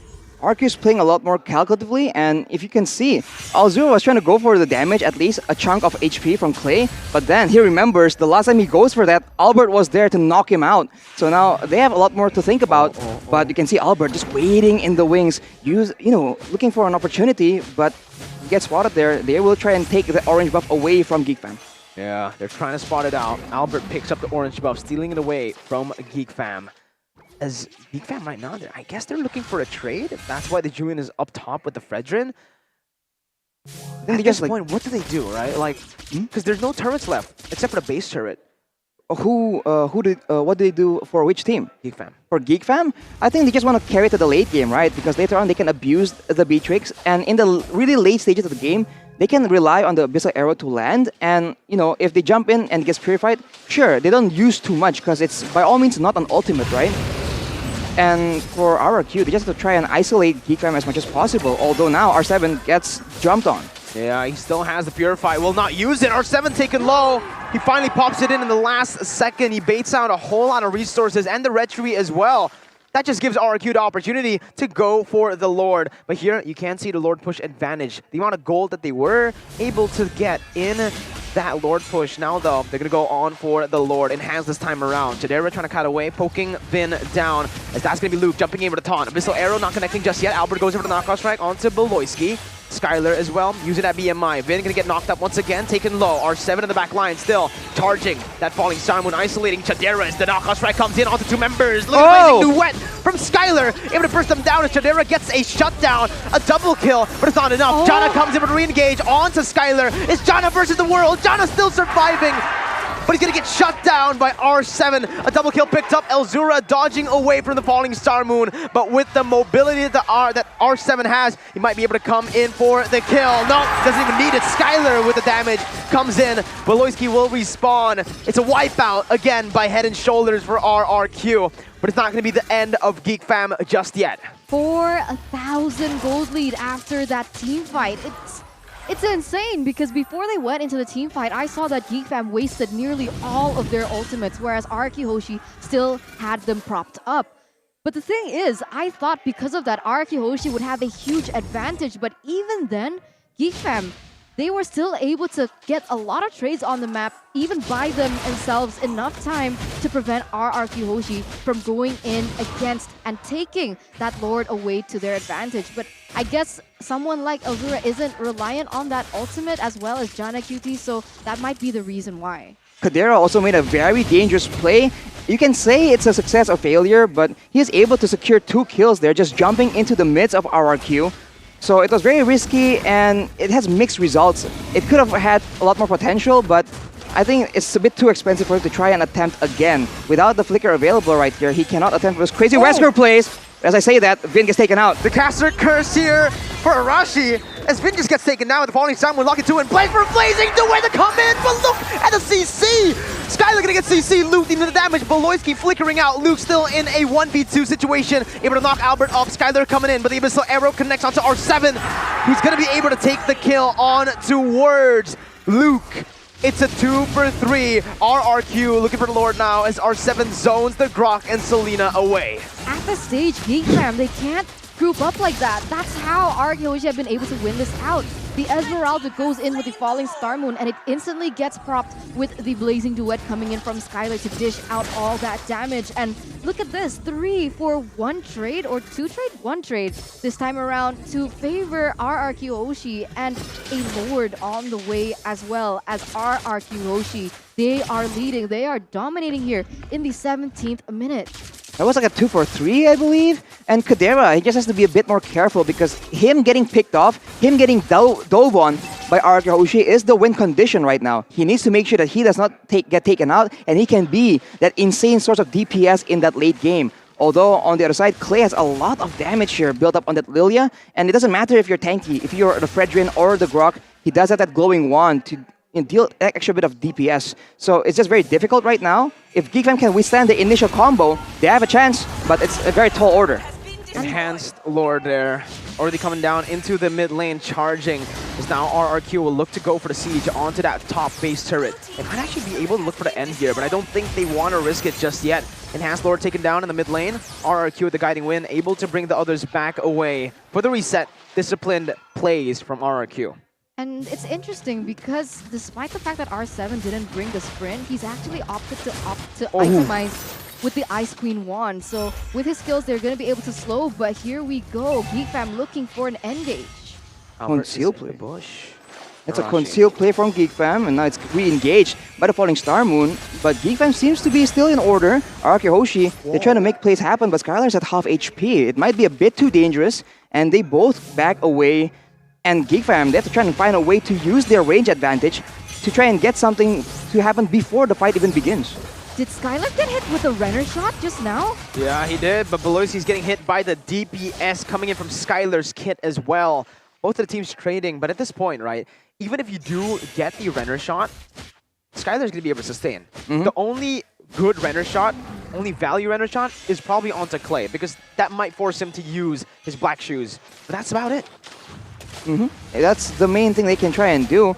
And that's the issue right now. They really, they actually itemize and use a composition that's so geared towards pickoffs, but against 4 Purifies again and again, this just seems to be such a creative and silly way of dealing with it, but it's working out for RRQ Hoshi, with still 7k gold lead and Skylar not being shut down. If they can try and pick him off, maybe that will result in a comeback situation, but until that happens, it's very difficult because Skylar does not have to do anything out of the ordinary. He can just stay in the back, right, play safely, and then wait for the right moment to just blazing duet all the way in the front. And Geek Fam, they have no way of forcing him to do anything different.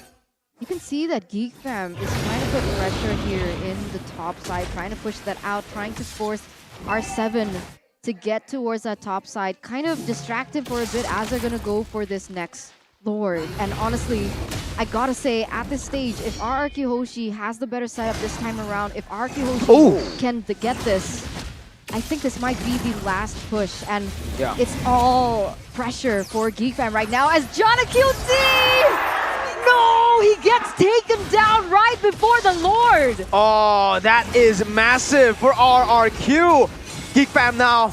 They don't have a jungler. They can't go for the contest. They can't go for a fight. However, Skylar is going to be chunk low. Lord is still taken down to only a half of his HP. Chadera is going to get taken down with the falling star move. Clay! Oh my god, Chadera was able to flicker in, but Clay, what a brilliant timing on that black shoes to escape the damage. Luke is the only man left standing. Albert goes over the knockout strike. Luke trying to deal the damage to sustain. He gets the kill. He goes for another. That's Luke still able to escape for now. He's going to go for the defense again. The miracle play from Luke.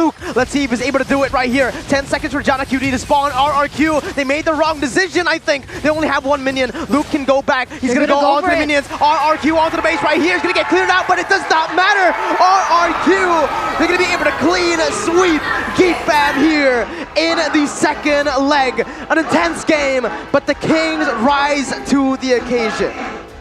Wow, the control, the vision gameplay from RRQ. It's just too much without the utility, without the tools available on the side of Geek Fam to force RRQ to make those mistakes. They get a dominant 2-0 finish. What a creative way for them to deal with the feared double roam strategy. RRQ Hoshi getting back on track here in the 6th week. This does and will be able to secure their position a little further for that playoff position, but on the other hand here, Geek Fam, what are they now on the standings? 8th? They're still 8th. I think so. 2-0 losing against RRQ Hoshi. That's really going to solidify that 8th spot. Yeah, right now. Do they still have the opportunity to make it? They do, but they need a winning streak, right? It's, again, going to be a tough road for Geek Fam to make it to the playoffs now after this loss. But on that note, you know, RRQ just won. They have a new emote that's going to be coming out on the 20th of September for all of you guys to check out. Geek Fam as well. I think for RRQ, it's back. So go ahead and check it out, ladies and gentlemen, on the 20th of September. Don't forget to open Mobile Legends Bang Bang. Don't forget to check out the store because it's going to be crazy right here. Wow, though, that what a solid game by RRQ in the end. One mistake from Jana, baited in by Clay. That's, you know, it's just so close. and Kadera on that Beatrix. This is, I think, the first time it's lost since week 4. So finally, the Beatrix, I don't know, the Beatrix pick, how broken it is, has been dealt with, quote unquote, but it's not exactly due to, strategy specifically against the Beatrix. It's just the composition from Geek Fam completely countered by Purifies. I don't think this is the first time we've seen this. We've seen a team go full Purify as well, dealing with the pick-off situation. And it just shows you cannot be too one-dimensional. You need to have options to play around with. And Geek Fam learned that the hard way, man. I stick to my prediction, and I was right this time around, Arashi. Good for you, man. No, because he was showing off in the first game. You are right. Yes, it turned out. Man. But again, talking about that game, Clay was phenomenal. That last play. Chadera was desperate, right? He was going to go for something crazy. He flickered in with the Wesker. It got Vin. But Clay, he predicted it. He anticipated it. He popped the black shoes right as that moment happened, and he was able to survive. Those little wins, man. I think if he was taken down, I actually do think that he might be able to survive. But let's take it away. Bigetron Mongstar, we'll throw it to you. Yes, singkat tapi tentunya akan menguak banyak sekali misteri dari match tadi 2-0. Bigetron Monster di sini udah bersama dengan Deden from Bogor dari RRQ Hoshi. Halo Clay. Halo Bude. Congratulations 2-0 dan ini kita lihat bahwa ada improvement atau kemajuan dari RRQ saat melawan tim Geek Fam. Leg 1, 2-1, sekarang 2-0 Den. Ini apakah karena ada sesuatu yang berbeda dari RRQ atau kalian udah mempersiapkan segalanya untuk tim Geek Fam nih? Kalau persiapan pastinya ada lah pasti persiapan. Apa tuh? Boleh nggak kasih tahu nggak? Ya lebih kayak semangatnya ditambahin lagi aja. Ditambahin atau potong rambut nih kayaknya ya Clay ya? Persiapannya potong rambut? Udah lama sih potong rambut ya. Minggu lalu ya, 2 minggu lalu ya? Iya 2 minggu yang lalu. Wow, nambah fresh sekali. Tapi kemenangan kalian tadi bisa dibilang sangat mutlak dengan 2-0. Ada nggak sih dari Geek Fam yang membuat mungkin momen-momen di game tadi bikin Clay deg-degan? Kalau deg-degan sih nggak terlalu ada sih kalau deg-degannya. Nggak ada ya? ya? Kita bawa enjoy gamenya aja. Oke, tapi Deden enjoy ya. Sekarang kan bisa dibilang Deden biasanya kita tahu hero yang positioning, hero high ground. Ya. Tapi sekarang hero yang bisa untuk initiate, maju ke depan, dan perform banget apalagi tadi di game 1. Yeah. Gimana Dan perubahanmu untuk playstylemu ini sendiri udah nyaman? Ya kalau perubahan playstyle pastinya ya nyaman-nyaman aja sih, kayak kita ngikutin metanya kayak gimana aja. Ngikutin aja, tapi masih bisa kalau yang high ground semuanya, pokoknya Deden sekarang udah improve ya berarti? Justru kalau muntun di bab hero high ground saya lebih seneng sih. Oh gitu? Iya. Lebih seneng gitu? Ya masalahnya hero high ground di nerf semua kan. Iya. Oh, ayo buff ya, minta di buff. Muntun tolong. Request dari Deden from Bogor. Dan untuk next match-nya sendiri, Dan kamu tuh bakal berhadapan dengan Aura Fire besok loh. Ya. Bakal ngelawan Facehugger. Dia salah satu player yang bisa dibilang sangat bersinar untuk mid laner. Ya. Kamu mengakui itu atau? Ya, iya bisa juga iya.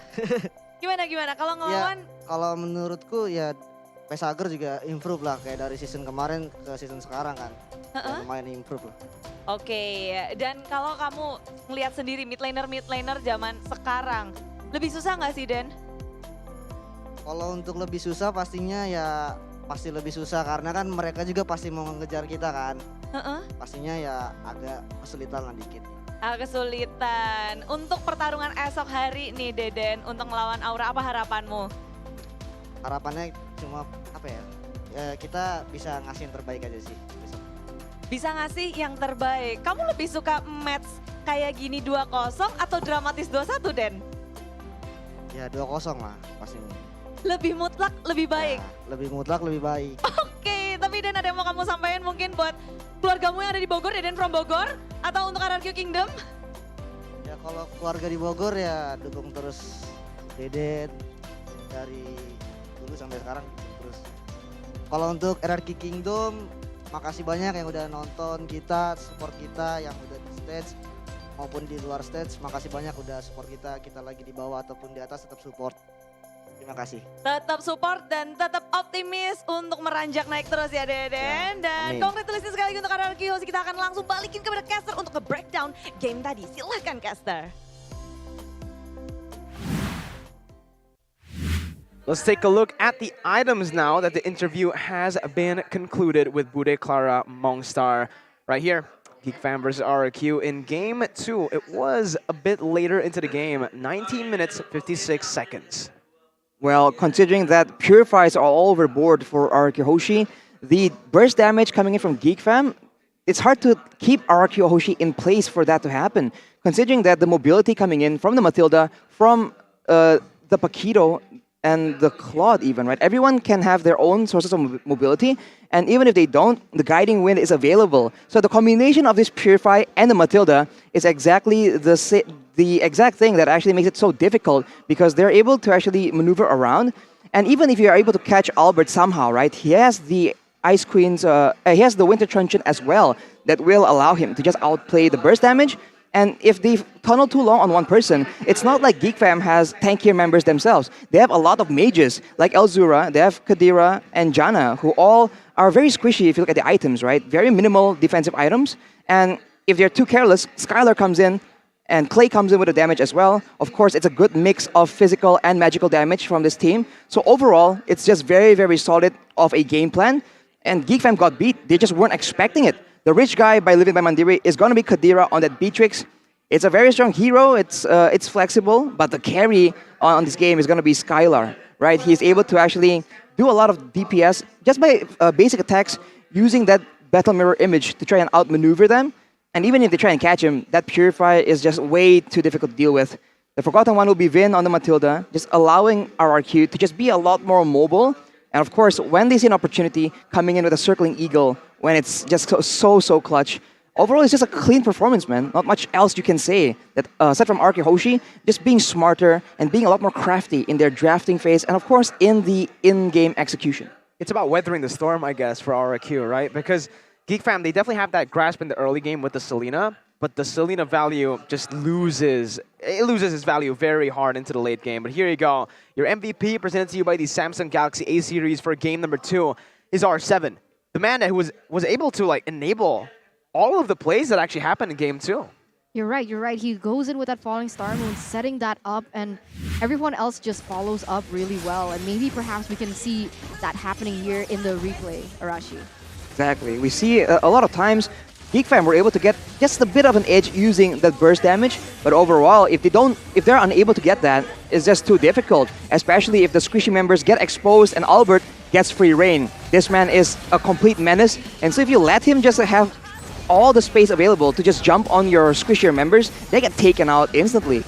Again and again, it does seem that Geek Fam, they just can't go head-to-head 5v5 against RRQ, and because of that, they get taken out again and every time. Because the sustain, the shielding coming in from the Matilda, just allows RRQ to out-sustain the majority. And of course, R7 coming in with the flanks, getting the catch with the Falling Star Moon is just so good. And all the way till the late game, I think we're going to see it one more time, where he just finds the angle. He jumps on Kadira, forces Kadira to make the tough choice, and as you mentioned, Mirko, the Black Shoes, the Winter Truncheon by Clay denies the kill, denies the burst damage, and with that advantage, they just go in for the game without even having minions to support the push. Another impressive feat, I guess, in game number 2 was Skylar. He went for the Purify. On the Blazing Duet, usually why people go for the sprint is because you can pop the sprint with the Blazing Duet to catch up, and so that you can actually deal damage into that back line when you BMI. You can also maneuver yourself out of the CC, but in this game, without the sprint, he was still able to deal 75,000 damage dealt. That's pretty insane, considering that he has a defensive emblem. I mean, talent. Wait, Battle Spell. Battle Spell. I think in that case, the setup from R7 was just always on point. Always. Yeah. And it's, something that we may be going to hear right now with the highlights by TikTok, as we are going to get into that mic check. R7, he made a lot of those calls, I believe, by jumping in with the Falling Star Moon. Well, who's the shot caller? That's something I have a question. That's the question I have right now. I thought it was Vin. Yeah, we didn't hear Vin, so let's find out at the mic check by TikTok.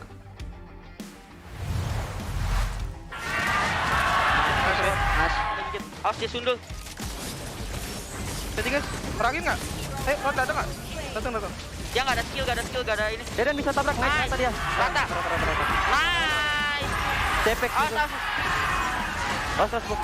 Jangan dipukul. Awas, dia bakal balikin. Udah miss, grok. Gua masuk. Ajar, ratain guys. Nice. Bisain, tengah. Nice banget, bro. Itu dia kita. Leading ya. Sliding, bro. Nice. Yo, reset ya. Lebih santai next ya. Reset. Mati. Ada gua. Len. Nice banget, Bob. Mati gak dia? Mati, slow aja, santai, bro.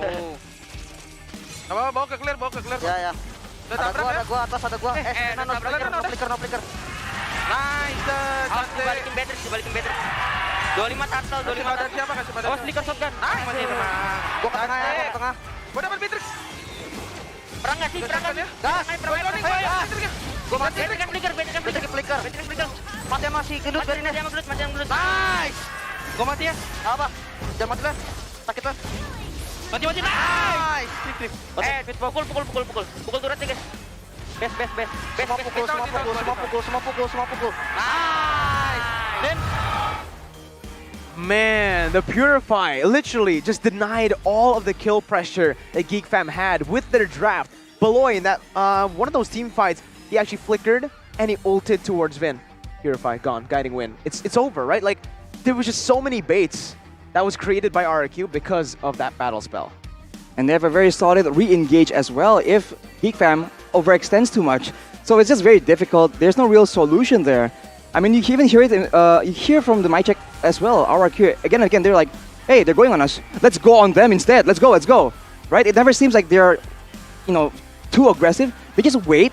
They whittle down the HP bars from Geek Fam, and once they have a chance, they just jump on that opportunity. And here we can see the key to success, the perfect setup for the visions and the team fights, and of course the 4 purifies. It just allows them to deny so many plays happening from Geek Fam. And how they're able to maneuver around with vision, with map control, is just so good. I think the experience very much shows. We did mention early on before the game even begins that Geek Fam, that's their, the aspect that they don't have, the experience. Because RRQ, they've been together for so long, they get how to play along with each other and each other's kits. So at every time, it seems like they are just ready to follow up on each other's plays. Geek Fam finds it a bit more difficult, I think.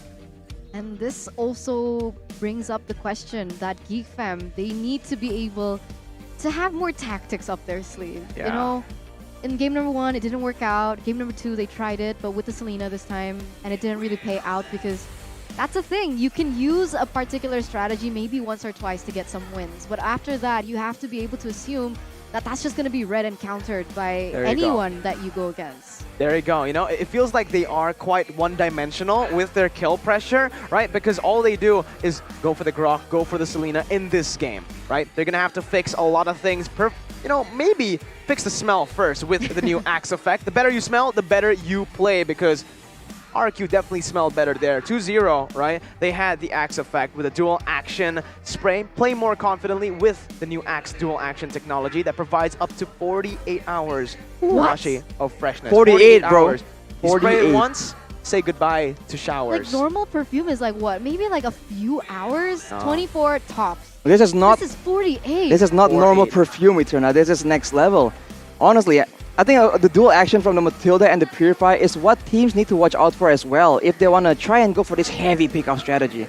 Just like Axe, man, it just nullifies so many problems for teams going up against the dual roam. It really penetrates as well. For sure, absolutely, And while you're on that, right, you can also just grab Axe with Grab, the app, right? And you also can grab food. You can grab Mart. There's still a lot of grabs on Grab. So go ahead and check it out with the grb.to/MPL promo code. You can also just scan the QR code right below Arashi if you want to take the easy route, right? Like, just live simple.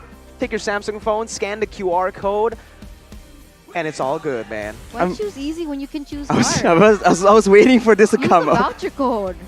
Just type it in. Just type it in, man. Yeah. Don't be lazy. Don't be lazy, Leo. Run. Well, don't be lazy for this, though, because you guys can upload your excitement watching MPL ID Season 10. Don't be lazy because you guys can get crazy crazy prizes, all right? Look at this, the JBL Quantum Secret Lab chair I have right now.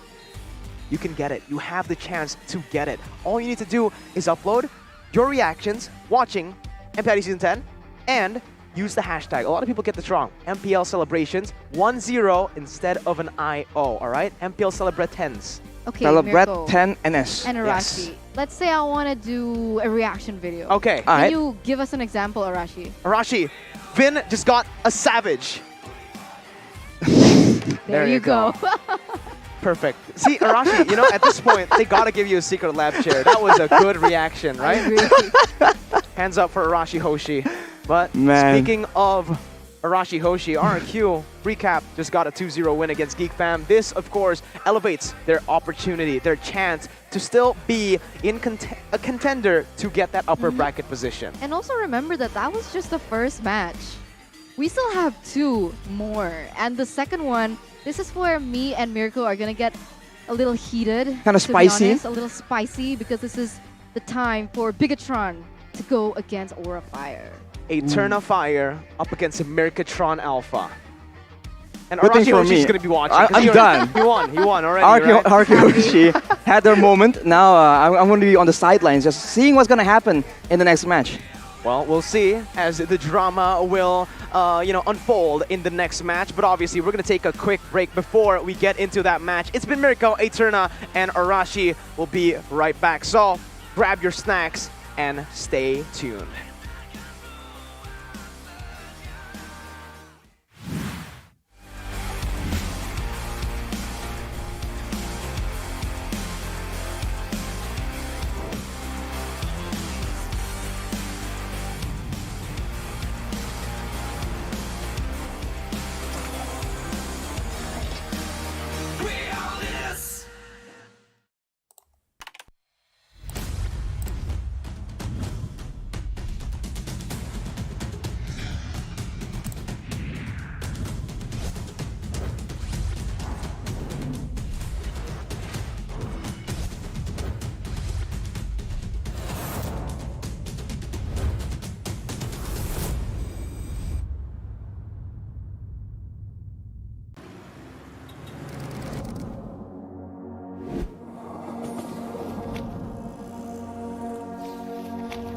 Kita nih di sini nggak masalah kalau mulai dari nol lagi, kayak kita berkembang bareng, improve bareng, ya kayak apapun yang kita pengen lakuin ya kalau bisa bareng gitu.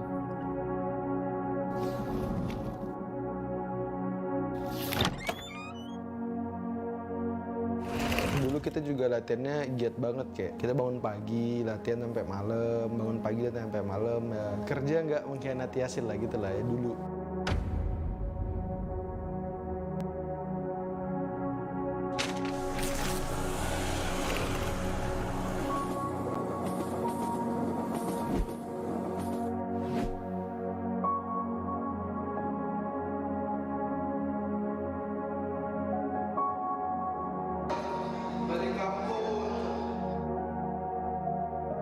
Pertama kali sih kenal Mobile Legends tuh dulu download Mobile Legends kan, nggak ngerti kan mainnya gimana, terus hapus, terus habis itu lihat temen-temen sekolah pada main, punya aja rasa kayak temen-temen gue main semua nih, kalau gue jadi yang paling jago pasti keren nih kan, ya udah gue download lagi, main lagi.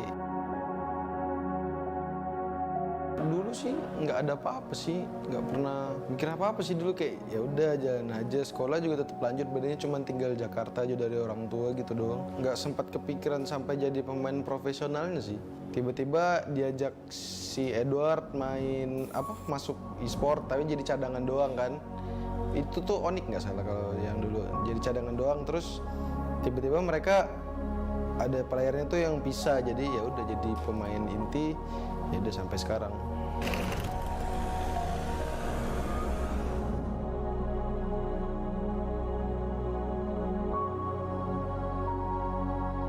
Buat itu kuliah tuh, wah kenal tuh yang namanya Mobile Legends. Kebetulan skillnya juga ya enak banget buat dilihat ya, maksudnya wah ini kayak kenal nih skill ini nih, ya udah jadi enak dimainin dan ngerasa bisa juga, wah kayaknya punya chance nih, punya kesempatan buat masuk ke dunia pro scene-nya di game ini loh. Pas ditawarin masuk KE, ya udahlah kita buat, kita cari. Nah di situ si Aras tuh bilang, man ini kalau lu masuk di sini lu harus stay di GH di Jakarta kayak gitu. Nah di situ lah tuh mulai pusing lagi kayak, waduh harus jauh dari orang tua nih, gimana nih kuliah gimana nih. Udah masuk semua tuh di situ tuh.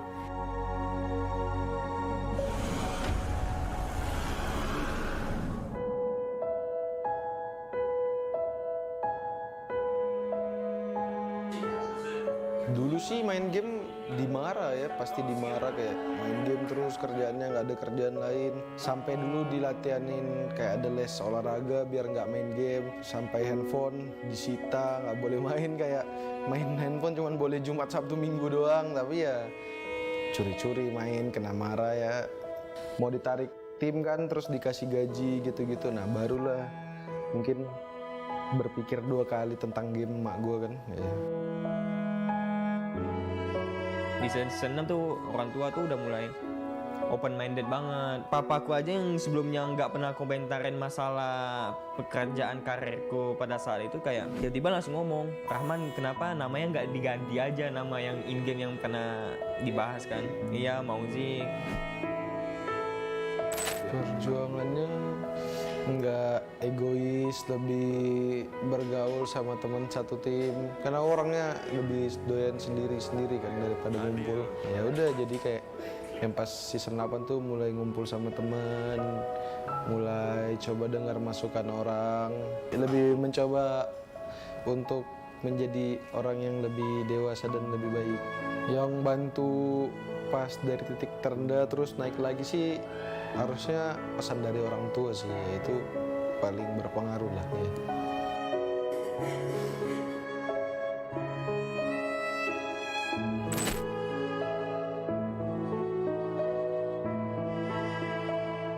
Kalau pengen pindah segala macam tuh ada. Kayak gue kan orangnya yang selalu overthinking gitu loh. Cuman apalagi kalau udah masalah tim, apalagi karena yang masalah ke personal, per individual, terutama gue sendiri. Kayak misalnya titik jalannya tuh udah gak ketemu ya udah.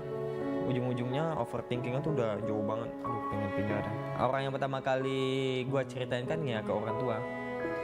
Kayak ngomong, Mak, bagus Rahman pindah apa enggak ya masalah tim. Kenapa timnya gini-gini. Mama sama papa kan pengen ngeliat Rahman tuh angkat piala di AE kayak gitu.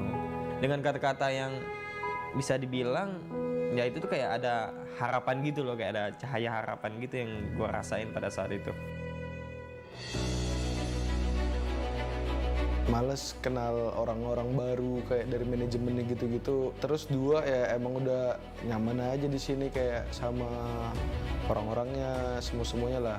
Kan juga udah banyak yang dikorbanin dari jauh dari orang tua, bikin pendidikan juga. Terus ya nggak mungkin ya rehat kan, nggak mungkin kayak gitu. Jadi ya emang harus diperjuangin aja, jadi ya semangat aja terus biarpun banyak rintangannya.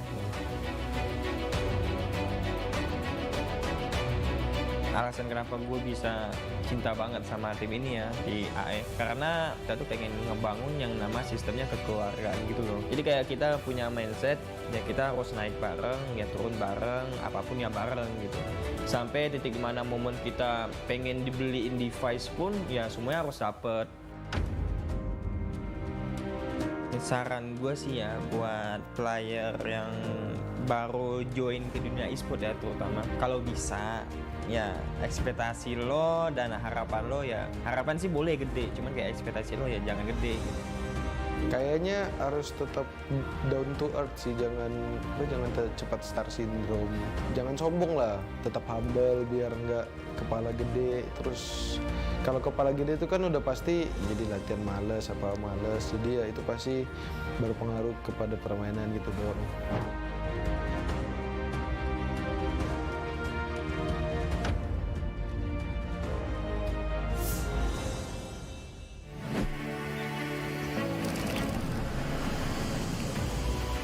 Keluarga tapi tetap profesional.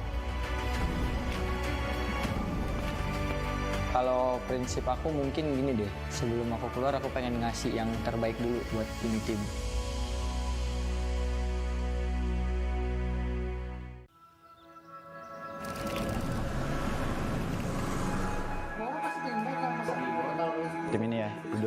kayak keluarga. Kita keluarga tapi tetap profesional.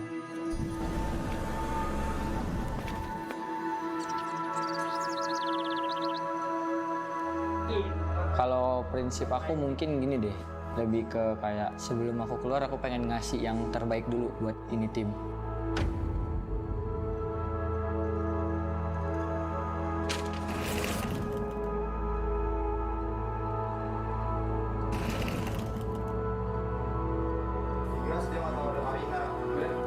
Gua kalau dari awal gue suka MOBA sih sebenarnya sih, suka game MOBA. Iya, seharusnya gue pindah ya. Cuma gini. Kira gue di kuliah ya teman-teman setongkrongan mainnya Mobile Legends terus, gue iseng main, awalnya iseng main sih. Kok ini ada turnamen ML, ikut yuk iseng-iseng. Nah itu tuh himpunan gue lah tuh yang bikin, gue ikut menang. Habis gue menang, udah kita ikut turnamen terus sama dia, terus-terusan. Sampai akhirnya misah, gue buat tim, diakuisisi sama salah satu tim Esports Capcom.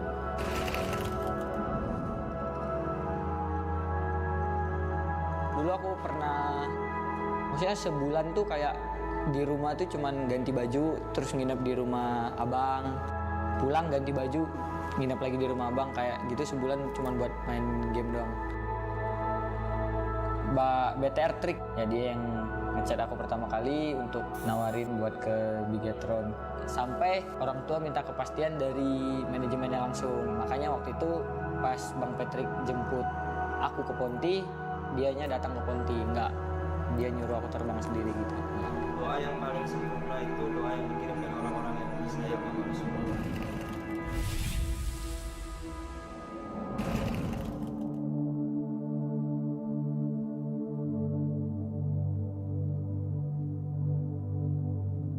Kalau gue rasa ada lah, kayak nanti jadi apanya pasti ada, dia kecemasan dia. Cuman dia ya selama gue bahagia kayak aman sih.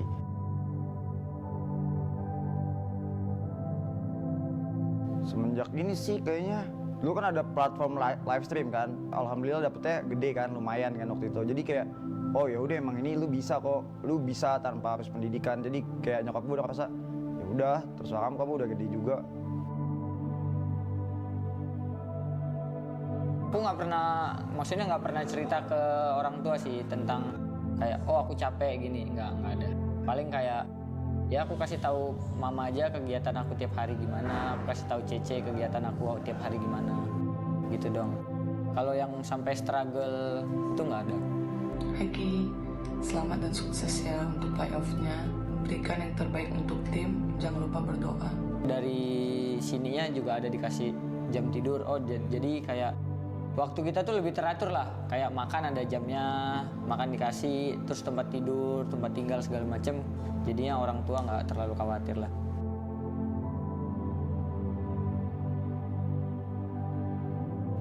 Kalau gue realistis aja ya, di umur gue yang sekarang, kalau gue buat pindah tim nggak terlalu kepikiran, soalnya ya lu udah tua juga, mendingan lu fokus, lu cuman harus stay fokus aja, lu jangan ada pikiran kemana-mana.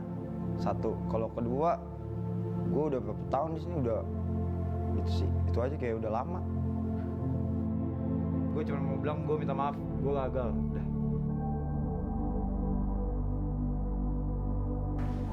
Mungkin gue lagi performance gue lagi drop, lagi turun, terus gue nggak ada dikasih kesempatan buat main gitulah.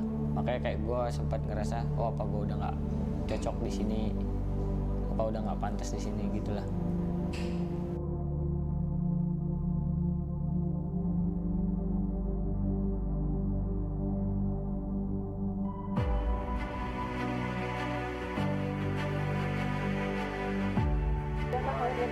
Nggak ada, lebih ke akunya sendiri sih, maksudnya aku pengen, maksudnya kayak oh BTR udah ngasih kepercayaan ke aku, tapi kayak aku nggak mau nyanyiin gitu lah, lebih ke kayak gitu sih prinsip aku.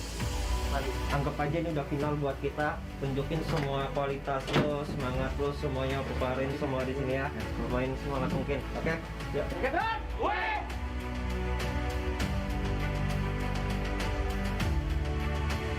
Karena gue rasa tim gue ini baik ke gue, jadi gue harus baik balik lah. Soalnya apa yang gue mau rata-rata diturutin sih. Semenjak ada Facehager, ini tim emang keluarga. Tapi semenjak ada dia, kita keluarga, tapi kita harus profesional. Jadi kalau salah ya salah, bukan karena dia keluarga lu bela bahwa kondisinya salah. We have nothing to lose. Gak ada yang peduli kita kalah menang, oke?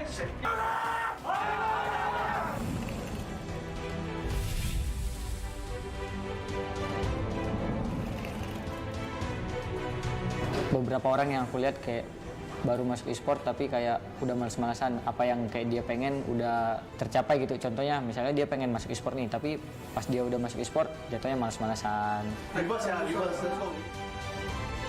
Harusnya mereka seperti apa? Ya udah, ini lu udah dikasih koken, lu manfaatin sebaik mungkin. Lu harus momentum.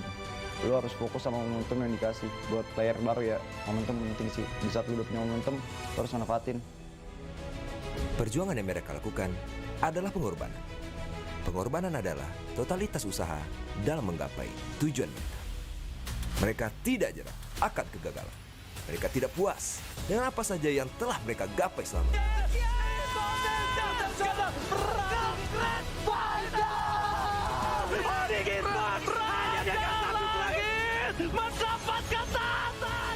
Yang mereka lakukan adalah terus berjuang bersama tim yang mereka banggakan.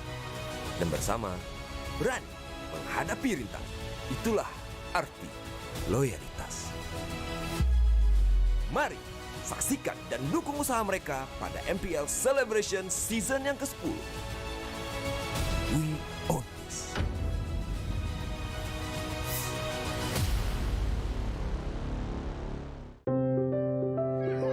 Kalau orang tua gue tuh kayak nggak pernah nyuruh lu jadi ini. Orang tua gue tuh selalu kayak yang lu mau ya udahlah, tapi lu harus tunjukin lah. Kata saya lu nggak sekolah-sekolah, itu biasa nggak danuin. Dan ntar gue Deden punya gaji gitu. Liatin aja dah Deden gitu. Gue nanya lah ke almarhum bokap gue lah, mau yang mana? Terus kayak dia jawab ke RRQ aja.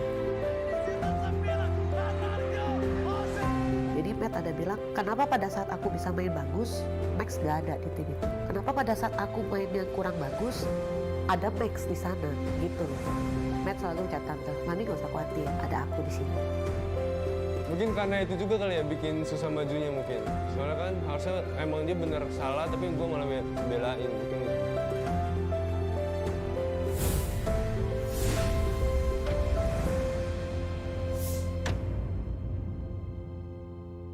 Get Galaxy A33 5G. Why? Because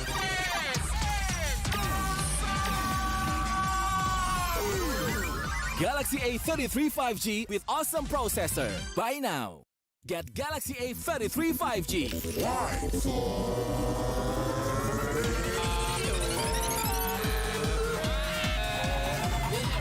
Galaxy A33 5G with awesome battery. Buy now. Get Galaxy A53 5G. Why? Because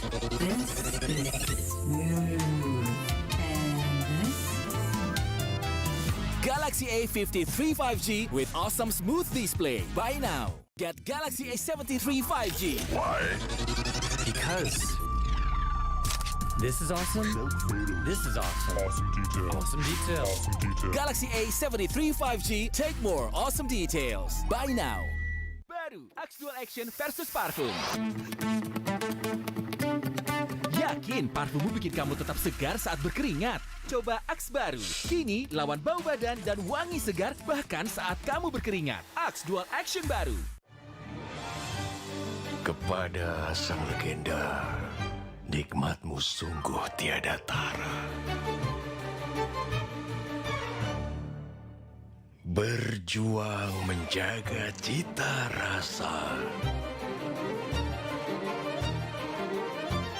hingga menjadi besti dengan api. Apalagi yang bisa kami lakukan selain menuruti perut yang bergejolak ingin menyantap? Inilah wujud terima kasih kami bersama GrabFood Resto Legendaris. Koparkan pesananmu. Tangan gue kenapa nih? Aduh, gatel banget, gak tahan. Move on ke Head and Shoulders. 100% pede, ketombe basah dan gatal. wiped out.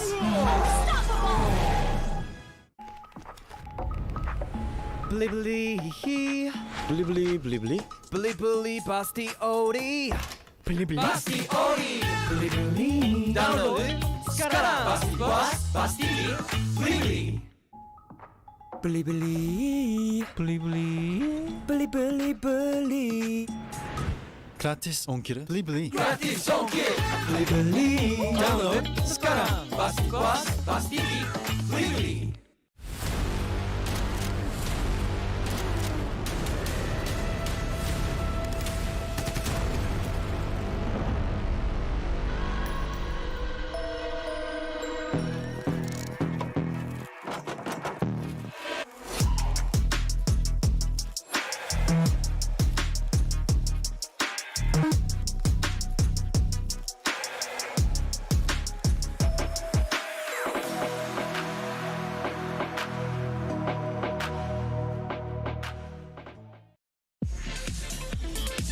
Tinggal selfie tabungan jadi.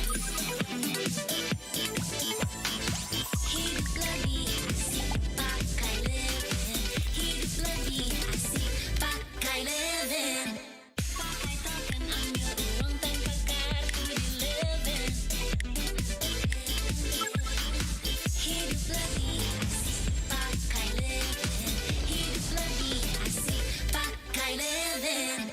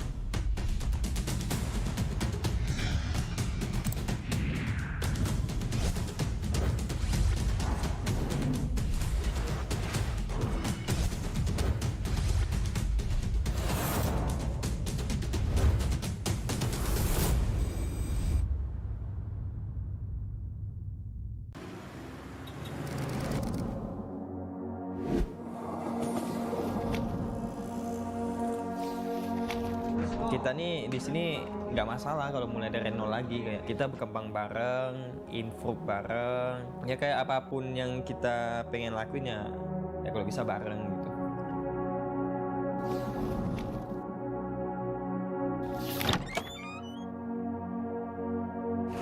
Dulu kita juga latihannya giat banget, kayak kita bangun pagi latihan sampai malam, bangun pagi latihan sampai malam, ya kerja nggak mengkhianati hasil lah gitu lah ya dulu.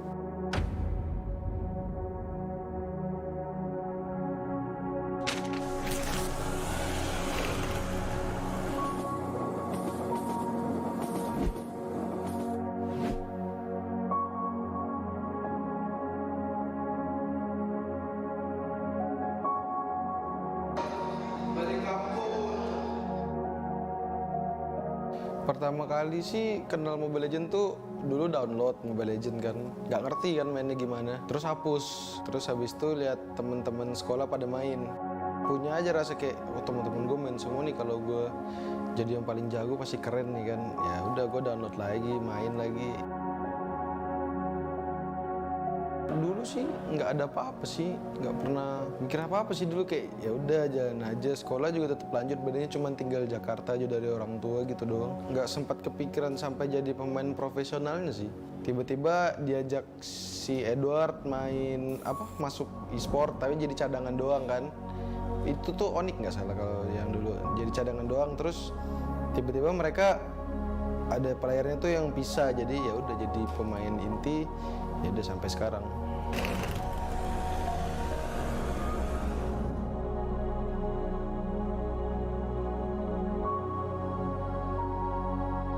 Waktu itu kuliah tuh, wah kenal tuh yang namanya Mobile Legends. Kebetulan skillnya juga ya enak banget buat dilihat ya, maksudnya wah ini kayak kenal nih skill ini nih, ya udah jadi enak dimainin dan ngerasa bisa juga, wah kayaknya punya chance nih, punya kesempatan buat masuk ke dunia porsinnya di game ini loh. Pas ditawarin masuk KE, ya udahlah kita buat, kita cari. Nah di situ si Aras tuh bilang, man ini kalau lu masuk di sini lu harus stay di GH di Jakarta kayak gitu. Nah di situ lah tuh mulai pusing lagi kayak, waduh harus jauh dari orang tua nih, gimana nih kuliah gimana nih, udah masuk semua di situ tuh.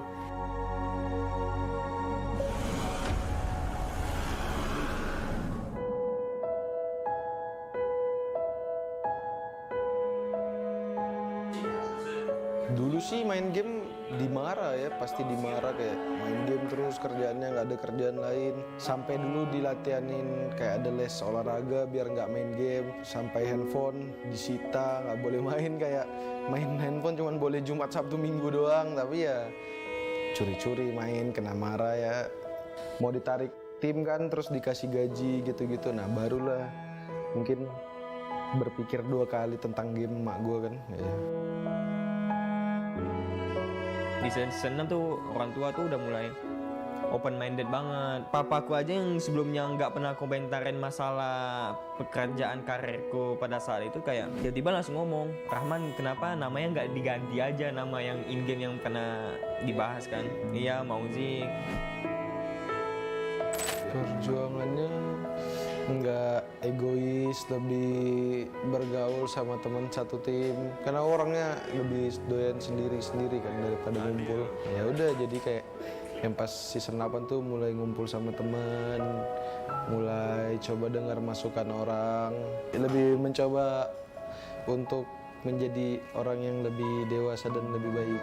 Yang bantu pas dari titik terendah terus naik lagi sih harusnya pesan dari orang tua sih, itu paling berpengaruh lah ya.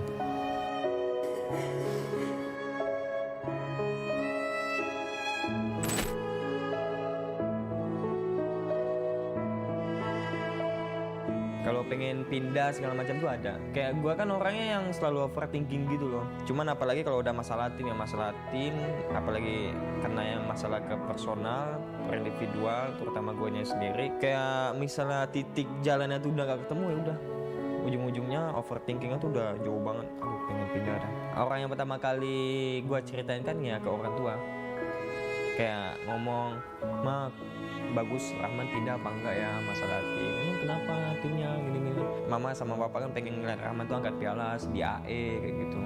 Dengan kata-kata yang bisa dibilang ya itu tuh kayak ada harapan gitu loh, kayak ada cahaya harapan gitu yang gue rasain pada saat itu. Males kenal orang-orang baru kayak dari manajemennya gitu-gitu. Terus 2 ya emang udah nyaman aja di sini kayak sama orang-orangnya, semuanya lah. Kan juga udah banyak yang dikorbanin dari jauh dari orang tua, bikin pendidikan juga. Terus ya nggak mungkin ya nggak mungkin rehat kan, nggak mungkin kayak gitu. Jadi ya emang harus diperjuangin aja, jadi ya semangat aja terus biarpun banyak kerintangannya. Alasan kenapa gue bisa cinta banget sama tim ini ya di AE, karena kita tuh pengen ngebangun yang nama sistemnya kekeluargaan gitu loh. Jadi kayak kita punya mindset ya kita harus naik bareng, ya turun bareng, apapun ya bareng gitu. Sampai titik mana momen kita pengen dibeliin device pun ya semuanya harus dapet. Saran gue sih ya buat player yang baru join ke dunia e-sport ya terutama, kalau bisa ya ekspektasi lo dan harapan lo ya, harapan sih boleh gede, cuman kayak ekspektasi lo ya jangan gede gitu. Kayaknya harus tetap down to earth sih, jangan cepat star syndrome. Jangan sombong lah, tetap humble biar nggak kepala gede. Terus kalau kepala gede itu kan udah pasti jadi latihan males, jadi ya itu pasti berpengaruh kepada permainan gitu dong.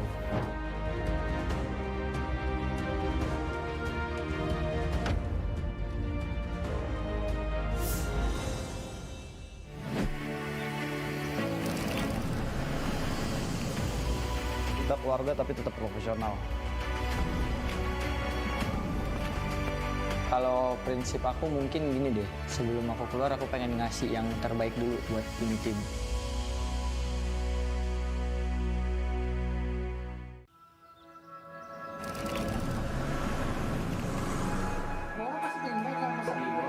Tim ini ya udah kayak keluarga. Kita keluarga tapi tetap profesional.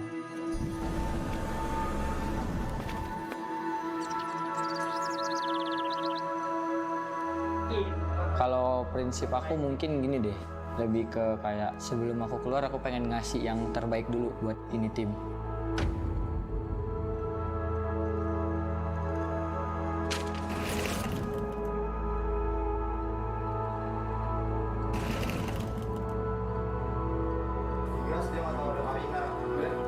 Gua kalau dari awal gue suka MOBA sih sebenarnya sih, suka game MOBA. Iya, seharusnya gue pindah ya. Cuman kayak Kira gue di kuliah ya teman-teman setongkrongan mainnya Mobile Legends terus, gue iseng main, awalnya iseng main sih.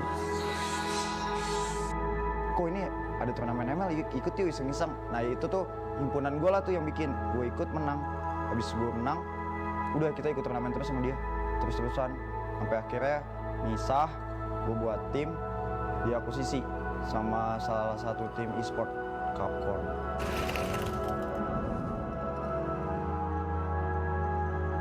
Dulu aku pernah, maksudnya sebulan tuh kayak di rumah tuh cuman ganti baju, terus nginep di rumah abang, pulang ganti baju, nginep lagi di rumah abang, kayak gitu sebulan cuman buat main game doang.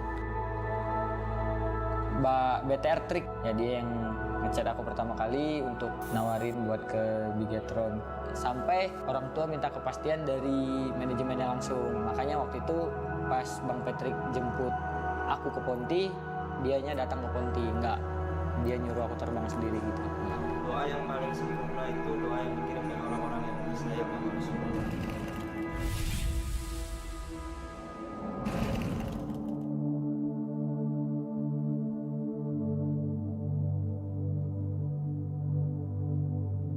Kalau gue rasa ada lah, kayak nanti jadi apanya pasti ada, dia kecemasan dia.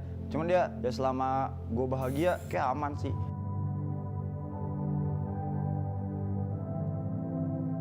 Semenjak ini sih kayaknya, dulu kan ada platform live stream kan, alhamdulillah dapetnya gede kan, lumayan kan waktu itu. Jadi kayak, oh ya udah emang ini lu bisa kok, lu bisa tanpa harus pendidikan. Jadi kayak nyokap gue udah ngerasa, ya udah terserah kamu udah gede juga.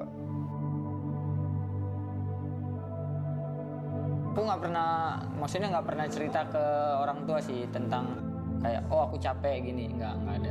Paling kayak, ya aku kasih tahu mama aja kegiatan aku tiap hari gimana, aku kasih tahu Cece kegiatan aku tiap hari gimana, gitu dong. Kalau yang sampai struggle itu nggak ada. Hai Ki, selamat dan sukses ya untuk playoff-nya. Berikan yang terbaik untuk tim, jangan lupa berdoa. Dari sininya juga ada dikasih jam tidur, oh jadi kayak waktu kita tuh lebih teratur lah, kayak makan ada jamnya, makan dikasih, terus tempat tidur, tempat tinggal segala macem. Jadinya orang tua nggak terlalu khawatir lah.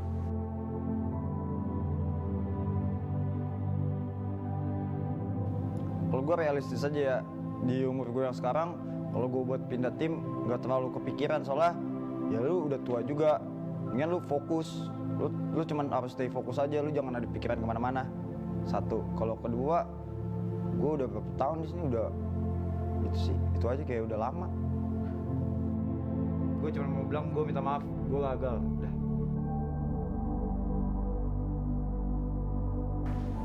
Mungkin gue lagi performance gue lagi drop, lagi turun, terus gue nggak ada dikasih kesempatan buat main gitulah.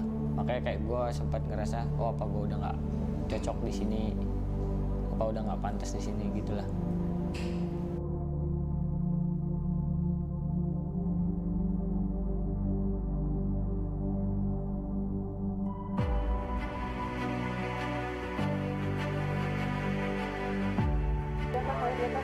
Nggak ada, lebih ke akunya sendiri sih. Maksudnya aku pengen, maksudnya kayak oh BTR udah ngasih kepercayaan ke aku, tapi kayak aku nggak mau nyanyiin gitu lah. Lebih ke kayak gitu sih prinsip aku.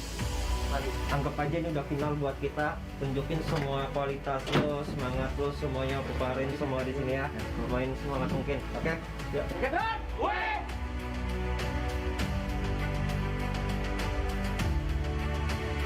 Karena gue rasa tim gue ini baik ke gue, jadi gue harus baik balik lah.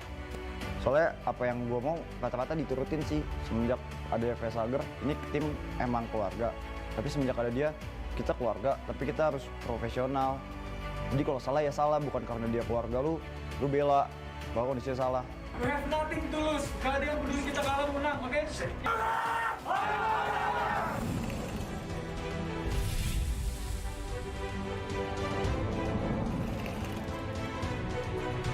Beberapa orang yang aku lihat kayak baru masuk e-sport tapi kayak udah males-malesan, apa yang kayak dia pengen udah tercapai gitu. Contohnya misalnya dia pengen masuk e-sport nih, tapi pas dia udah masuk e-sport jatuhnya males-malesan.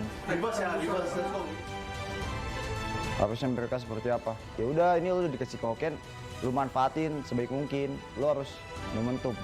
Lu harus fokus sama momentum yang dikasih. Buat player baru ya, momentum penting sih. Di saat lu udah punya momentum, lu harus manfaatin. Perjuangan yang mereka lakukan adalah pengorbanan. Pengorbanan adalah totalitas usaha dalam menggapai tujuan mereka. Mereka tidak nyerah akan kegagalan. Mereka tidak puas dengan apa saja yang telah mereka gapai selama ini.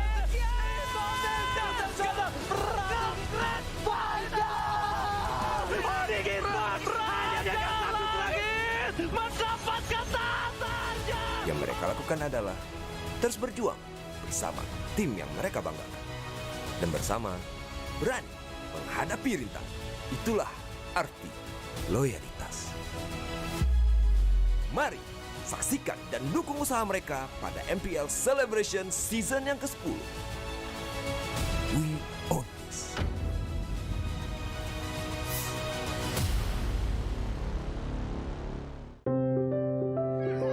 Kalau orang tua gue tuh kayak nggak pernah nyuruh lo jadi ini. Orang tua gue tuh selalu kayak yang lo mau ya udahlah, tapi lo harus tunjukin lah. Kata saya lu nggak sekolah-sekolah, itu biasa nggak danuin. Ya ntar gue Deden punya gaji gitu. Liatin aja dah Deden gitu. Gue nanya lah ke almarhum bokap gue lah, mau yang mana? Terus kayak dia jawab ke RRQ aja. Ada bilang, kenapa pada saat aku bisa main bagus, Max gak ada di tim itu? Kenapa pada saat aku main yang kurang bagus, ada Max di sana, gitu loh. Max selalu ucap tante, Mami gak usah khawatir, ada aku di sini. Mungkin karena itu juga kali ya bikin susah majunya mungkin. Soalnya kan harusnya emang dia bener salah, tapi gue malah belain mungkin.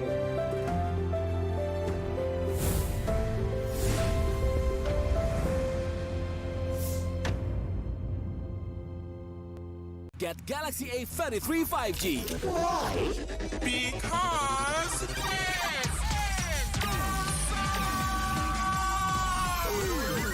Galaxy A33 5G with awesome processor.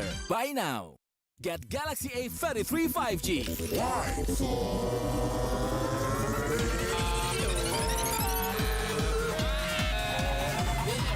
Galaxy A33 5G with awesome battery. Buy now. Get Galaxy A53 5G. Why? Because this is smooth. Galaxy A53 5G with awesome smooth display. Buy now. Get Galaxy A73 5G. Why? Because this is awesome. This is awesome. Awesome detail. Awesome detail. Awesome detail. Galaxy A73 5G. Take more awesome details. Buy now. Baru Axe Dual Action versus parfum. Yakin parfummu bikin kamu tetap segar saat berkeringat? Coba Axe baru. Kini lawan bau badan dan wangi segar bahkan saat kamu berkeringat. Axe Dual Action baru. Kepada sang legenda, nikmatmu sungguh tiada tara. Berjuang menjaga cita rasa. hingga menjadi bestie dengan api. Apalagi yang bisa kami lakukan selain menuruti perut yang bergejolak ingin menyantap? Inilah wujud terima kasih kami bersama GrabFood Resto Legendaris. Koparkan pesananmu. Tangan gue kenapa nih? Aduh, gatel banget, gak tahan. Move on ke Head and Shoulders. 100% pede, ketombe basah dan gatal. Wiped out.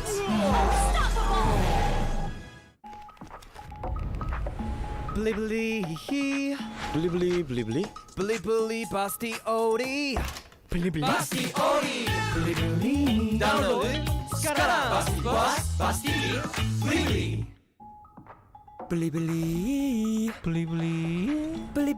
Beli. Gratis ongkir. Beli. Gratis ongkir. Download sekarang. Pasti puas, pasti beli.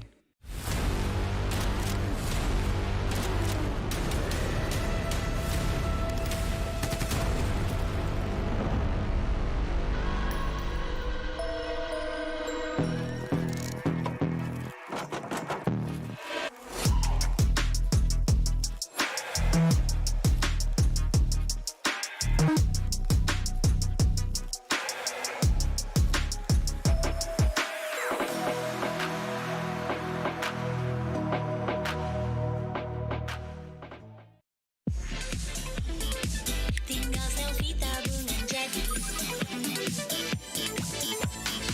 Hidup lebih asik pakai Leven. Hidup lebih asik pakai Leven. Pakai token ambil uang tanpa kartu di Leven. Hidup lebih asik pakai Leven. Hidup lebih asik pakai Leven.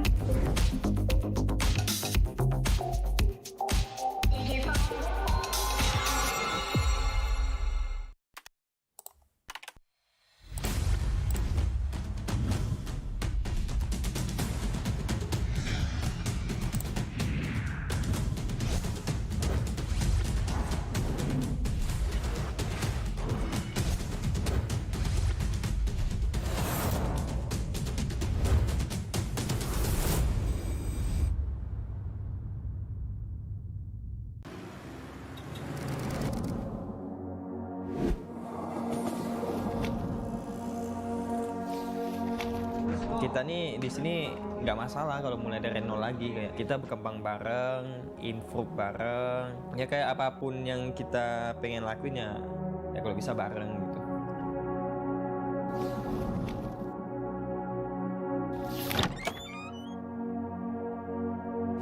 Dulu kita juga latihannya giat banget, kayak kita bangun pagi latihan sampai malam, bangun pagi latihan sampai malam, ya kerja nggak mengkhianati hasil lah gitu lah ya dulu.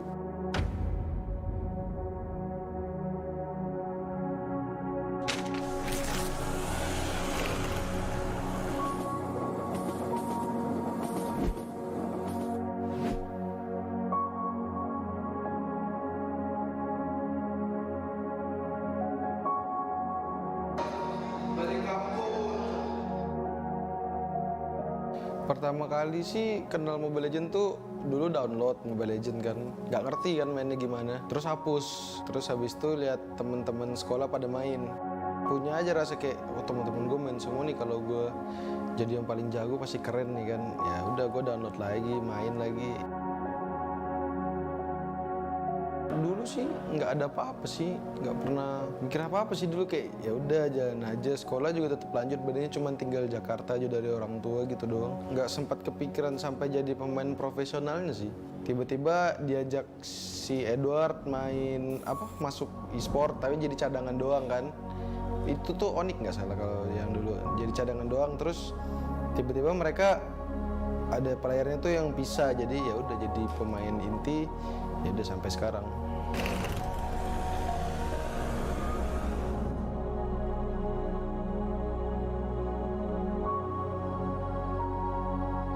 Waktu itu kuliah tuh, wah kenal tuh yang namanya Mobile Legends. Kebetulan skillnya juga ya enak banget buat dilihat ya, maksudnya wah ini kayak kenal nih skill ini nih, ya udah jadi enak dimainin dan ngerasa bisa juga, wah kayaknya punya chance nih, punya kesempatan buat masuk ke dunia pro-scene-nya di game ini loh. Pas ditawarin masuk KE, ya udahlah kita buat, kita cari. Nah di situ si Aras tuh bilang, man ini kalau lu masuk di sini lu harus stay di GH di Jakarta kayak gitu. Nah di situ lah tuh mulai pusing lagi kayak, waduh harus jauh dari orang tua nih, gimana nih kuliah gimana nih, udah masuk semua tuh di situ tuh.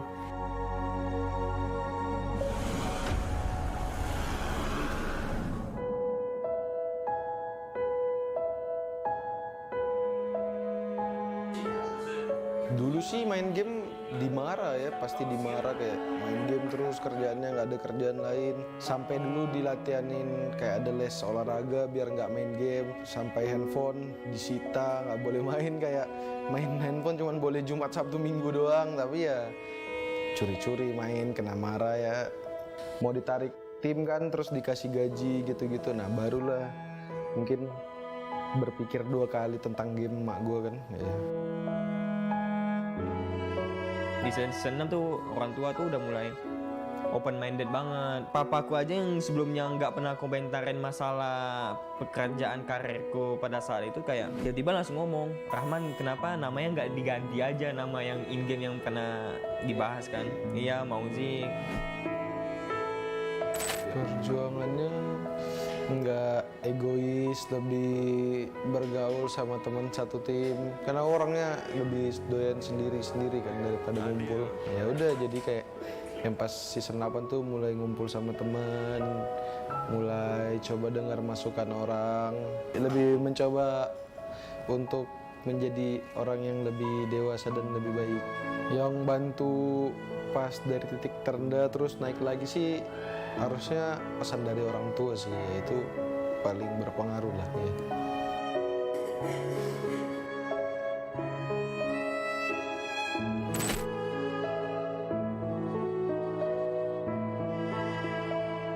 Kalau pengen pindah segala macam tuh ada. Kayak gue kan orangnya yang selalu overthinking gitu loh. Cuman apalagi kalau udah masalah tim, apalagi karena yang masalah ke personal, per individual, terutama gue sendiri. Kayak misalnya titik jalannya tuh udah gak ketemu, ya udah.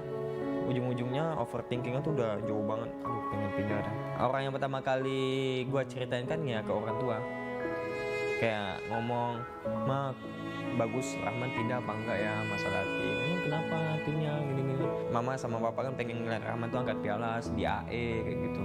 Dengan kata-kata yang bisa dibilang ya itu tuh kayak ada harapan gitu loh, kayak ada cahaya harapan gitu yang gue rasain pada saat itu. Males kenal orang-orang baru kayak dari manajemennya gitu-gitu. Terus 2 ya emang udah nyaman aja di sini kayak sama orang-orangnya, semuanya lah. Kan juga udah banyak yang dikorbanin dari jauh dari orang tua, bikin pendidikan juga. Terus ya nggak mungkin ya nggak mungkin rehat kan, nggak mungkin kayak gitu. Jadi ya emang harus diperjuangin aja, jadi ya semangat aja terus biarpun banyak kerintangannya.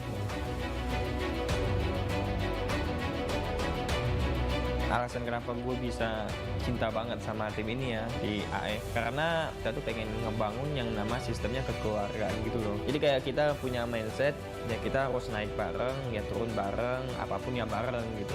Sampai titik mana momen kita pengen dibeliin device pun ya semuanya harus dapet. Saran gue sih ya buat player yang baru join ke dunia e-sport ya, terutama kalau bisa ya ekspektasi lo dan harapan lo ya, harapan sih boleh gede, cuman kayak ekspektasi lo ya jangan gede gitu. Kayaknya harus tetap down to earth sih, jangan cepat star syndrome, jangan sombong lah, tetap humble biar nggak kepala gede. Terus kalau kepala gede itu kan udah pasti jadi latihan males, jadi ya itu pasti berpengaruh kepada permainan gitu dong.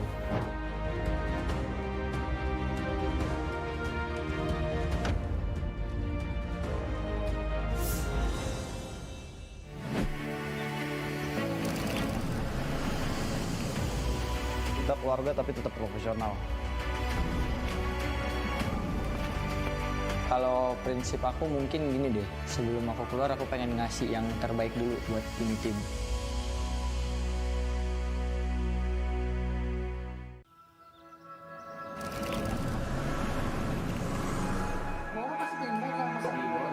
Tim ini ya udah kayak keluarga. Kita keluarga tapi tetap profesional.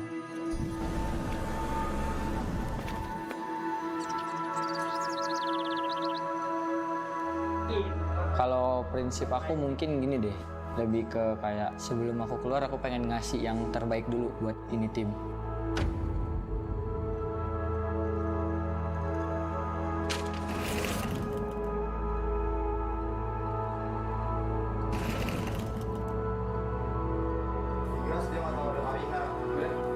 Gua kalau dari awal gue suka MOBA sih sebenarnya sih, suka game MOBA. Iya, seharusnya gue pindah ya. Cuman kayak gitu. Kira gue di kuliah ya teman-teman setongkrongan mainnya MOBA Legends terus, gue iseng main, awalnya iseng main sih. Kok ini ada turnamen ML, ikut yuk iseng-iseng. Nah itu tuh himpunan gue lah tuh yang bikin, gue ikut menang. Habis gue menang, udah kita ikut turnamen terus sama dia, terus-terusan. Sampai akhirnya misah, gue buat tim, diakuisisi sama salah satu tim e-sport, Capcom.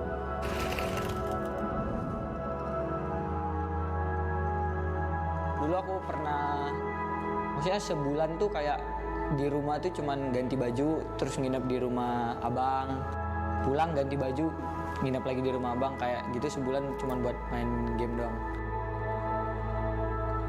BTR Trick, ya dia yang ngechat aku pertama kali untuk nawarin buat ke Bigetron. Sampai orang tua minta kepastian dari manajemennya langsung. Makanya waktu itu pas Bang Patrick jemput aku ke Ponti, dianya datang ke Ponti, enggak, dia nyuruh aku terbang sendiri gitu. Doa yang paling sempurna itu doa yang dikirimkan orang-orang yang disayang sama semua.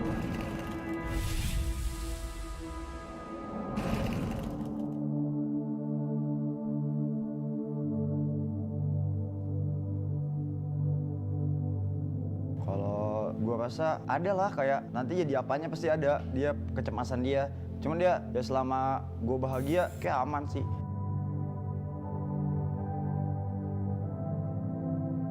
Semenjak ini sih kayaknya, dulu kan ada platform live stream kan, alhamdulillah dapetnya gede kan, lumayan kan waktu itu. Jadi kayak oh ya udah emang ini lu bisa kok, lu bisa tanpa harus pendidikan. Jadi kayak nyokap gue udah rasa ya udah terserah kamu udah gede juga.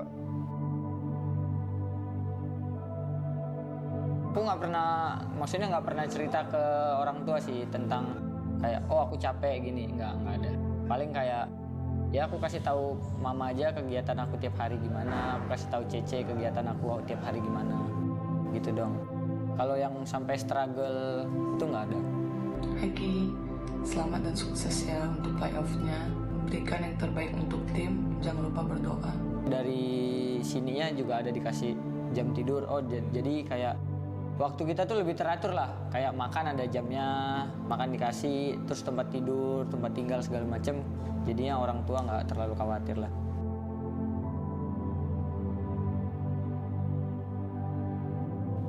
Kalau gue realistis aja ya, di umur gue yang sekarang, kalau gue buat pindah tim nggak terlalu kepikiran, soalnya ya lu udah tua juga, mendingan lu fokus lu cuman harus stay fokus aja, lu jangan ada pikiran kemana-mana.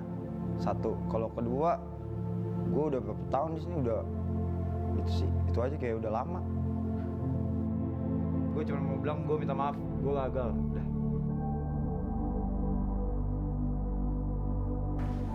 Mungkin gue lagi performance gue lagi drop, lagi turun, terus gue nggak ada dikasih kesempatan buat main gitulah.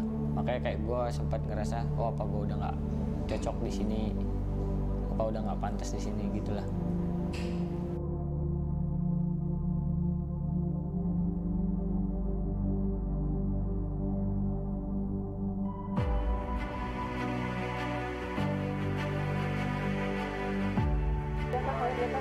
Nggak ada, lebih ke akunya sendiri sih. Maksudnya aku pengen, maksudnya kayak oh BTR udah ngasih kepercayaan ke aku, tapi kayak aku nggak mau nyanyain gitu lah. Lebih ke kayak gitu sih prinsip aku.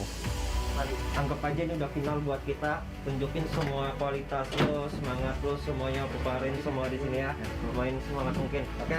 Ya.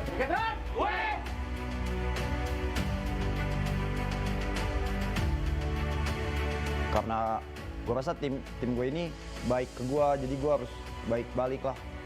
Soalnya apa yang gue mau rata-rata diturutin sih. Semenjak ada Vesager, ini tim emang keluarga. Tapi semenjak ada dia, kita keluarga, tapi kita harus profesional. Jadi kalau salah ya salah, bukan karena dia keluarga lu bela bahwa kondisinya salah.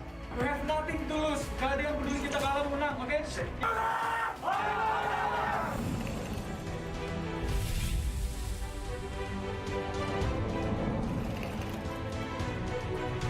Beberapa orang yang aku lihat kayak baru masuk e-sport tapi kayak udah males-malesan, apa yang kayak dia pengen udah tercapai gitu. Contohnya misalnya dia pengen masuk e-sport nih, tapi pas dia udah masuk e-sport jatuhnya males-malesan. Harusnya mereka seperti apa? Ya udah, ini lu udah dikasih token, lu manfaatin sebaik mungkin. Lu harus momentum, lu harus fokus sama momentum yang dikasih. Buat player baru ya, momentum penting sih. Di saat lu udah punya momentum, lu harus manfaatin. Perjuangan yang mereka lakukan adalah pengorbanan. Pengorbanan adalah totalitas usaha dalam menggapai tujuan mereka. Mereka tidak jerah akan kegagalan. Mereka tidak puas dengan apa saja yang telah mereka gapai selama ini.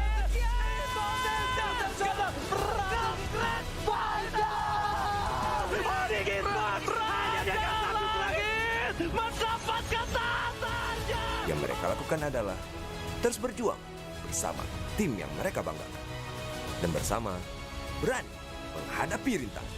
Itulah arti loyalitas. Mari saksikan dan dukung usaha mereka pada MPL Celebration Season yang ke-10. We own this.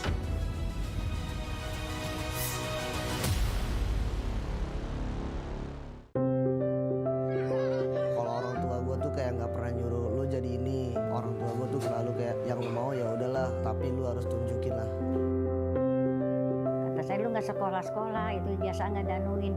Dan ntar gue Deden punya gaji gitu. Liatin aja dah Deden gitu. Gue nanya lah ke almarhum bokap gue lah, mau yang mana? Terus kayak dia jawab ke RRQ aja. Jadi Matt ada bilang, kenapa pada saat aku bisa main bagus, Max gak ada di tim itu? Kenapa pada saat aku main yang kurang bagus, ada Max di sana gitu loh. Matt selalu ucap tante, Mami gak usah khawatir, ada aku di sini. Mungkin karena itu juga kali ya bikin susah majunya mungkin. Soalnya kan harusnya emang dia bener salah, tapi gue malah belain mungkin.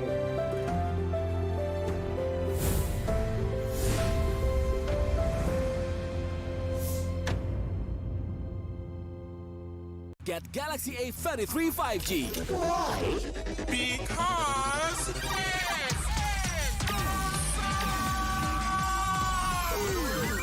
Galaxy A33 5G with awesome processor. Buy now. Get Galaxy A33 5G. Why?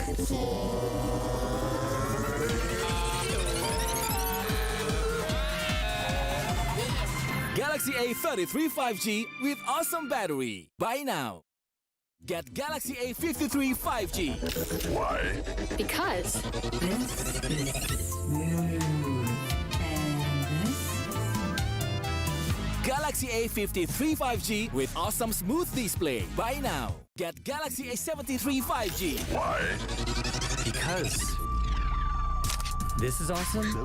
This is awesome. Awesome detail. Awesome details. Awesome detail. Galaxy A73 5G. Take more awesome details. Buy now. Baru Axe Dual Action versus parfum. Yakin parfummu bikin kamu tetap segar saat berkeringat? Coba Axe baru. Kini lawan bau badan dan wangi segar bahkan saat kamu berkeringat. Axe Dual Action baru. Kepada sang legenda, nikmatmu sungguh tiada tara. Berjuang menjaga cita rasa hingga menjadi besti dengan api. Apalagi yang bisa kami lakukan selain menuruti perut yang bergejolak ingin menyantap? Inilah wujud terima kasih kami bersama GrabFood Resto Legendaris. Koparkan pesananmu. Tangan gue kenapa nih? Aduh, gatel banget, gak tahan. Move on ke Head and Shoulders. 100% pede, ketombe basah dan gatal. Wiped out.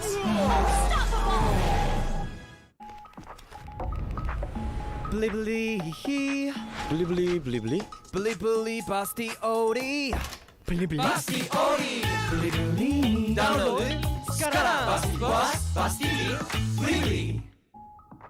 Beli-beli, beli-beli, beli-beli, beli. Gratis ongkir. Beli-beli. Gratis ongkir. Beli-beli. Download sekarang. Pasti puas, pasti beli.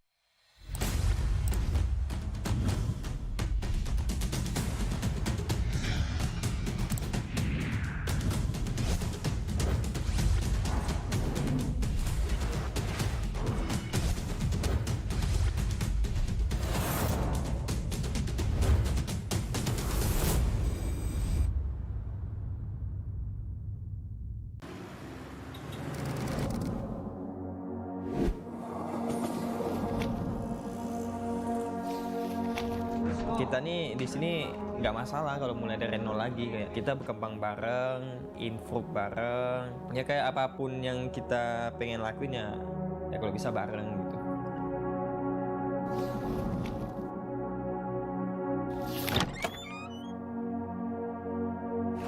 Dulu kita juga latihannya giat banget, kayak kita bangun pagi latihan sampai malam, bangun pagi latihan sampai malam, ya kerja nggak mengkhianati hasil lah gitu lah ya dulu.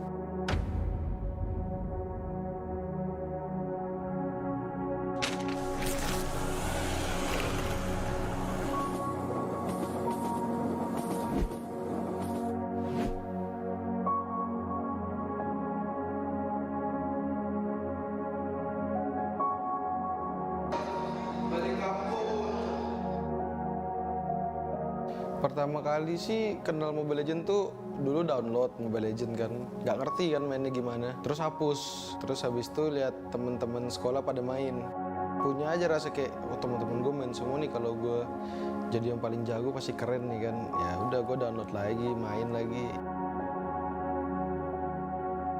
Dulu sih nggak ada apa-apa sih, nggak pernah mikir apa-apa sih dulu, kayak ya udah jalan aja, sekolah juga tetap lanjut, bedanya cuma tinggal Jakarta aja dari orang tua gitu doang. Nggak sempat kepikiran sampai jadi pemain profesionalnya sih.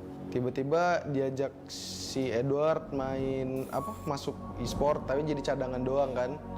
Itu tuh Onyx nggak salah kalau yang dulu, jadi cadangan doang, terus tiba-tiba mereka ada playernya tuh yang bisa, jadi ya udah jadi pemain inti, ya udah sampai sekarang.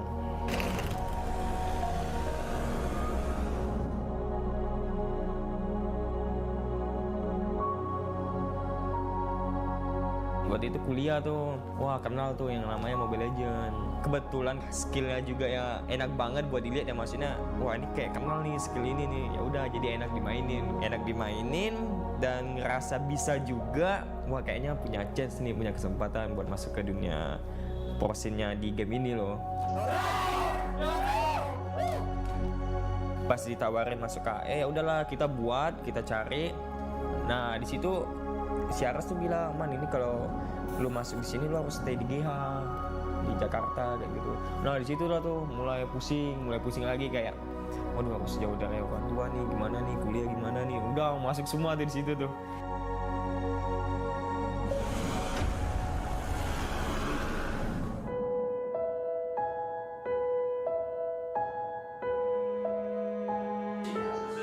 Dulu sih main game dimarah ya, pasti dimarah, kayak main game terus kerjaannya nggak ada kerjaan lain. Sampai dulu dilatihanin kayak ada les olahraga biar nggak main game. Sampai handphone disita, nggak boleh main, kayak main handphone cuman boleh Jumat, Sabtu, Minggu doang. Tapi ya curi-curi main, kena marah ya.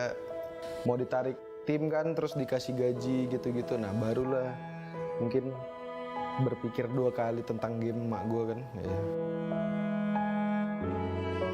Di season 6 tuh orang tua tuh udah mulai open minded banget. Papaku aja yang sebelumnya nggak pernah komentarin masalah pekerjaan karirku pada saat itu, kayak tiba-tiba langsung ngomong, Rahman kenapa namanya nggak diganti aja nama yang in game yang pernah dibahas kan. Iya mau sih. Perjuangannya nggak egois, lebih bergaul sama teman satu tim, karena orangnya lebih doyan sendiri kan daripada ngumpul. Ya udah jadi kayak yang pas season 8 tuh mulai ngumpul sama teman, mulai coba dengar masukan orang, lebih mencoba untuk menjadi orang yang lebih dewasa dan lebih baik. Yang bantu pas dari titik terendah terus naik lagi sih harusnya pesan dari orang tua sih, itu paling berpengaruh lah ya.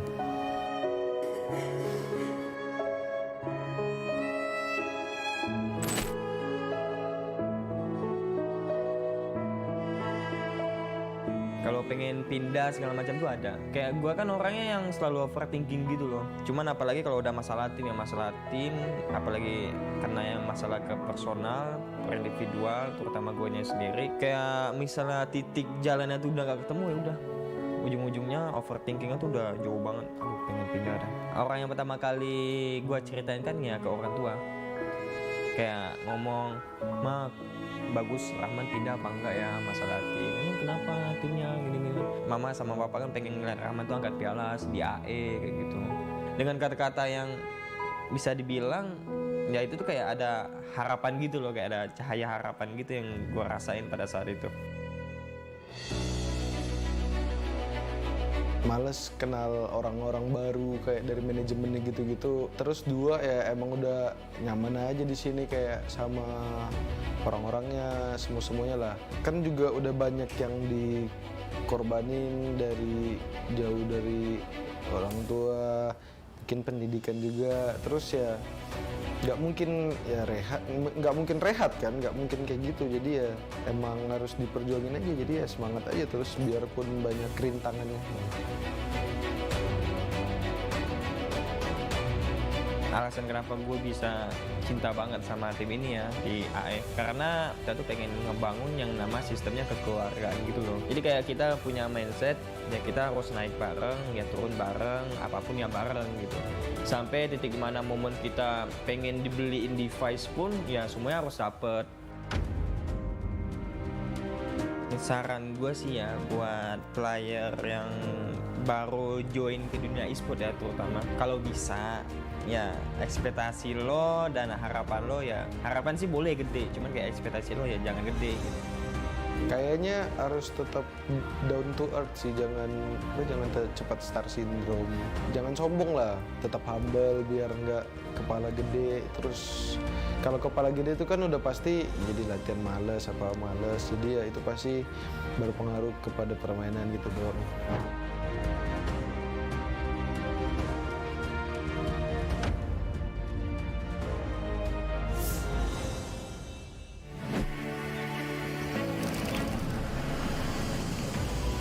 Kita keluarga tapi tetap profesional. Kalau prinsip aku mungkin gini deh, sebelum aku keluar aku pengen ngasih yang terbaik dulu buat ini tim.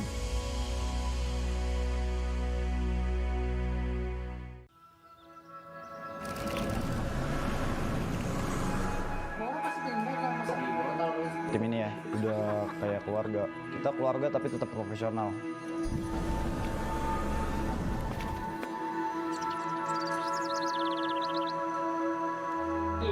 Kalau prinsip aku mungkin gini deh, lebih ke kayak sebelum aku keluar aku pengen ngasih yang terbaik dulu buat ini tim.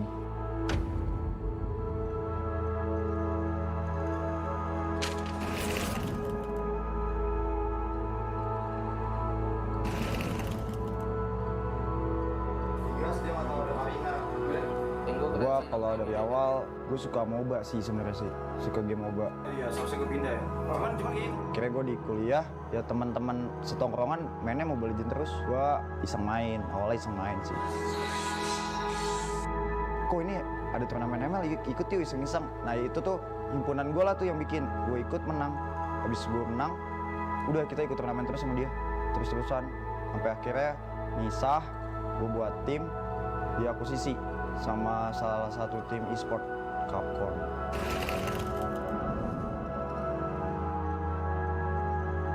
Dulu aku pernah, maksudnya sebulan tuh kayak di rumah tuh cuman ganti baju, terus nginep di rumah abang, pulang ganti baju, nginep lagi di rumah abang, kayak gitu sebulan cuman buat main game doang. BTR Trick, ya dia yang ngechat aku pertama kali untuk nawarin buat ke Bigetron. Sampai orang tua minta kepastian dari manajemennya langsung. Makanya waktu itu pas Bang Patrick jemput aku ke Ponti, dianya datang ke Ponti, enggak, dia nyuruh aku terbang sendiri gitu. Doa yang paling sempurna itu doa yang dikirimkan orang-orang yang disayang sama Rasulullah.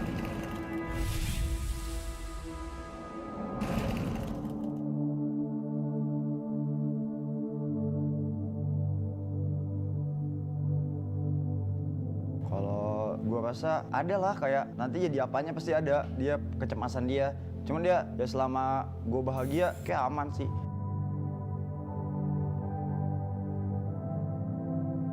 Semenjak ini sih kayaknya, dulu kan ada platform live stream kan, alhamdulillah dapetnya gede kan, lumayan kan waktu itu. Jadi kayak oh ya udah emang ini lu bisa kok, lu bisa tanpa harus pendidikan. Jadi kayak nyokap gue udah ngerasa ya udah terserah kamu udah gede juga. Aku nggak pernah cerita ke orang tua sih tentang kayak oh aku capek gini, nggak ada. Paling kayak ya aku kasih tahu mama aja kegiatan aku tiap hari gimana, aku kasih tahu Cece kegiatan aku tiap hari gimana, gitu dong. Kalau yang sampai struggle itu nggak ada. Hagi, selamat dan sukses ya untuk playoff-nya. Berikan yang terbaik untuk tim, jangan lupa berdoa. Dari sininya juga ada dikasih jam tidur. Oh, jadi kayak waktu kita tuh lebih teratur lah. Kayak makan ada jamnya, makan dikasih, terus tempat tidur, tempat tinggal segala macem. Jadinya orang tua nggak terlalu khawatir lah.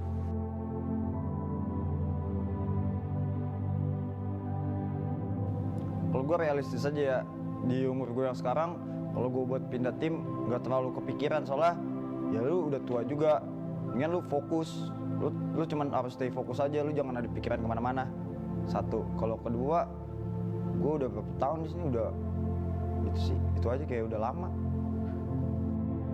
Gue cuma mau bilang gue minta maaf, gue gagal, udah.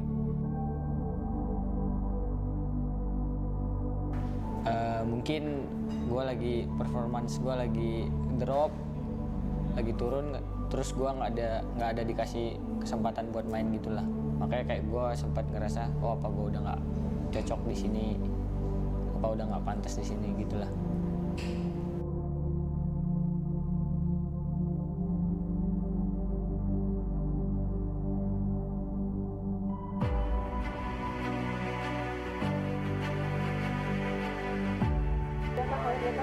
Nggak ada, lebih ke akunya sendiri sih. Maksudnya aku pengen, maksudnya kayak oh BTR udah ngasih kepercayaan ke aku, tapi kayak aku nggak mau nyanyiin gitu lah. Lebih ke kayak gitu sih prinsip aku. Anggap aja ini udah final buat kita. Tunjukin semua kualitas lo, semangat lo, semuanya pukarin semua di sini ya. Main semangat mungkin, oke? Ya.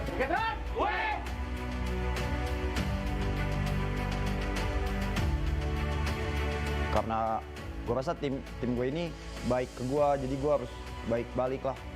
Soalnya apa yang gue mau rata-rata diturutin sih. Semenjak ada EVOS Legends, ini tim emang keluarga.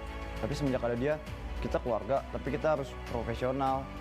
Jadi kalau salah ya salah, bukan karena dia keluarga lu bela, bahwa kondisinya salah. We have nothing to lose. Gak ada yang peduli kita kalah menang, oke?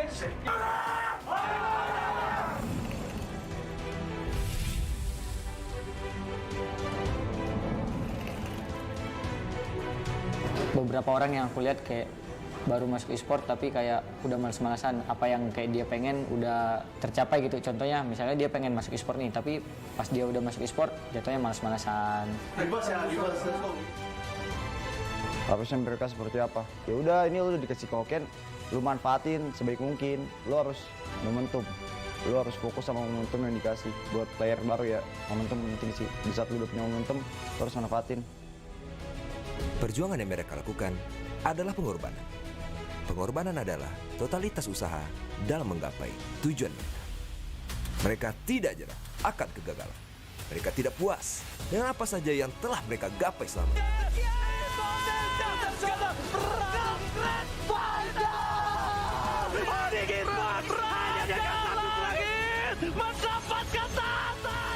Yang mereka lakukan adalah terus berjuang bersama tim yang mereka banggakan. Dan bersama berani menghadapi rintangan. Itulah arti loyalitas. Mari saksikan dan dukung usaha mereka pada MPL Celebration Season yang ke-10. We own this.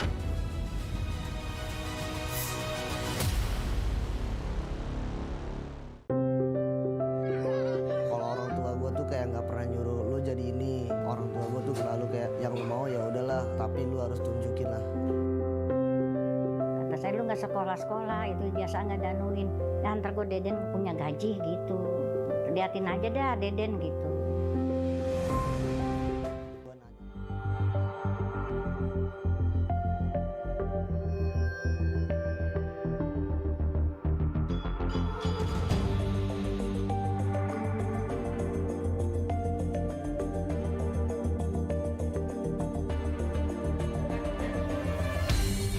Aku kan berdiri dan terus berlari, terus ke arah puncak tertinggi. Ku takkan berhenti, hanya sampai di sini.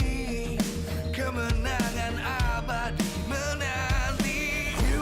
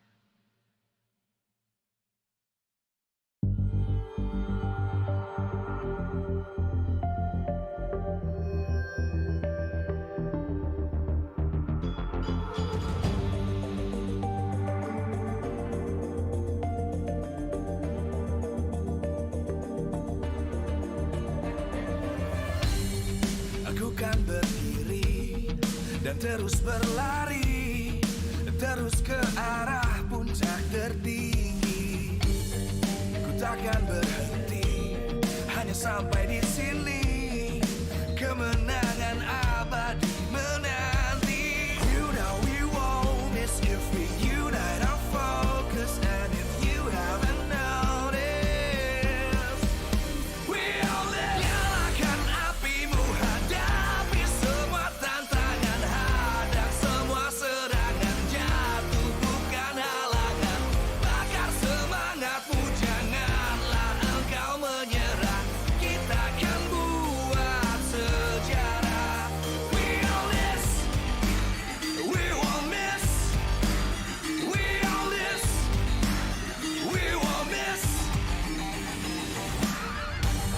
Saatnya beraksi, jalani ambisi, aku kan menyawakan hari ini. You know we won't miss if we unite our focus. And if you haven't noticed, we only nyalakan apimu, hadapi semua tantangan, hadang semua serangan, jatuh bukan halangan, bakar semangatmu, janganlah engkau menyerah, kita akan buat sejarah.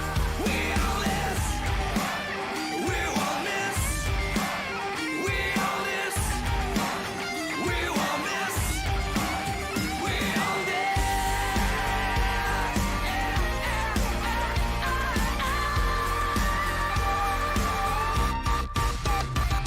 Nyalakan apimu, hadapi semua tantangan, hadang semua serangan, jatuh bukan halangan, bakar semangatmu, janganlah engkau menyerah, kita akan buat sejarah. We all this.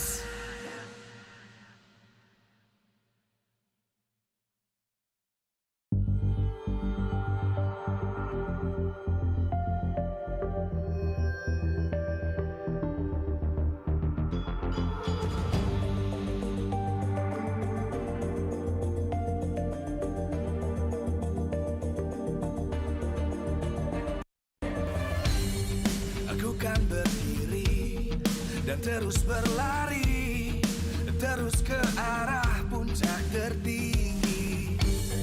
Ku takkan berhenti, hanya sampai di sini. Kemenangan abadi menanti. You know we won't miss if we unite our focus. And if you haven't noticed, we only nyalakan apimu, hadapi semua tantangan, hadang semua serangan, jatuh bukan halangan, bakar semangatmu, janganlah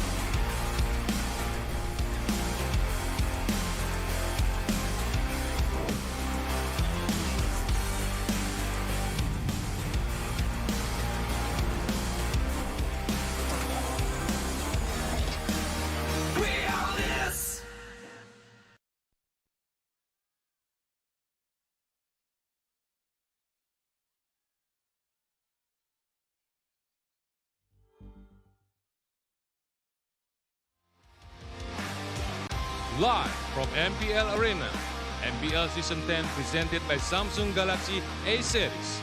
Official sponsor, Axe, Head and Shoulders, and Super App partner, Grab.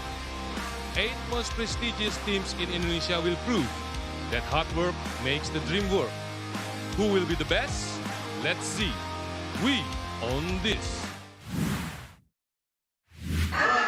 The Dragons take on the Red Robots. Welcome back again, ladies and gentlemen, to the second match of the day for Week 6, day number 2 on the English desk with Mirko, Eterna, and Arashi. We got a very, very good match up for you guys right here. And Eterna has a few words for both of these teams. I do. I think this is going to be very critical when it comes down to the standings. So every single game is going to count here, Mirko. And on that note, get your head and your shoulders ready with Head and Shoulders. Coming in right here, the Tigreal Special Edition, Limited Edition. You guys can get yours right now at the nearest mini markets or e-commerces, and you can get Tigreal. I have it at home. I keep it on my desk. It's just to remind me that sometimes you got to be as swag as Tigreal. Yeah. Whenever you play rank, you just have it on your desk. See, Just, beef up that confidence. Exactly, when Mirko is just feeling heated and he needs to cool down, he just goes, it all over. get some mental action with that Head and Shoulders all over, man. Cold menthol. That's how Mirko keeps cool in games. That's how you heard it you here get first. this kind of hair. You think you just get this hair? No. Without Head and Shoulders, no, you can't. And especially for the players as well who are going to be stepping on stage. Look at their hair. All fluffy, just like Fluffy on Aura Fire. Still with their main 5 lineup. And BTR still sticking with this one as well. This 5-man lineup. And that's going to be the question. With how many weeks that they've had to prepare with the same 5, will they be able to find their identity? And you know what, Mirko? I'm kind of getting sick of asking that question. I mean, how many seasons has it been that BTR have suffered that same issue? And without Coach Age, without Renbo as well, it seems like nothing has changed. If anything, they've become a bit more shaky. Honestly, I have to agree, but at the same time, I think the fans are just waiting in great faith, because once they do find that identity, once they do find success, it's going to be so rewarding if you're a loyal fan like our man in the caster desk, Mirko. Let's see, ladies and gentlemen, as they walk down the tunnel camp by Head and Shoulders. Bigetron Alpha, there's one man that stands out above the rest. El Momento, the key to victory for BTR. Every time the engages happen, the team gets the win off of Key's enabling, all right? This man is a true playmaker on any hero he goes for. Natalia, he's able to carry the team. Selena, he's able to put the pressure on the map. And even on those normal roamers, like the Franco, that Atlas as well. We've seen so much success from this man, but his remarkable hero this season has been the Lolita, still sitting at a pretty high win rate with the average damage taken being a whole lot. But again, when it comes to Key, it's the assist. Average assist 5.7 for a team who are down in the standings is super impressive, and he's looking to go for the victory today. Ladies and gentlemen, giving the courage to their team. The Red Robots programmed to win, Bigetron Alpha. 6th place on the standings right now. It isn't a safe place to be. Realizing the fact that Geek Fam and Rebellion have really stepped up their game. And we're also going to take a look at Bigetron Alpha's match history. And that's a lot of loses. Last time around in their matchup against Aura Fire, they lost 1-2. But we'll see. With the shakeup, with perhaps a new strat coming in from Bigetron, they might just be able to do the unthinkable. They've only been able to win against Rebellion as well as Geek Fam, but we have seen that they got a bit more discipline. They have more structure in how they want to play out that early game. So today they're going to try it out against Aura Fire, a team equally aggressive, equally scary in the form of Aura Fire. Those are some cool jackets. Exactly. Oh my god, wait. I'm fanboying over the jackets, man.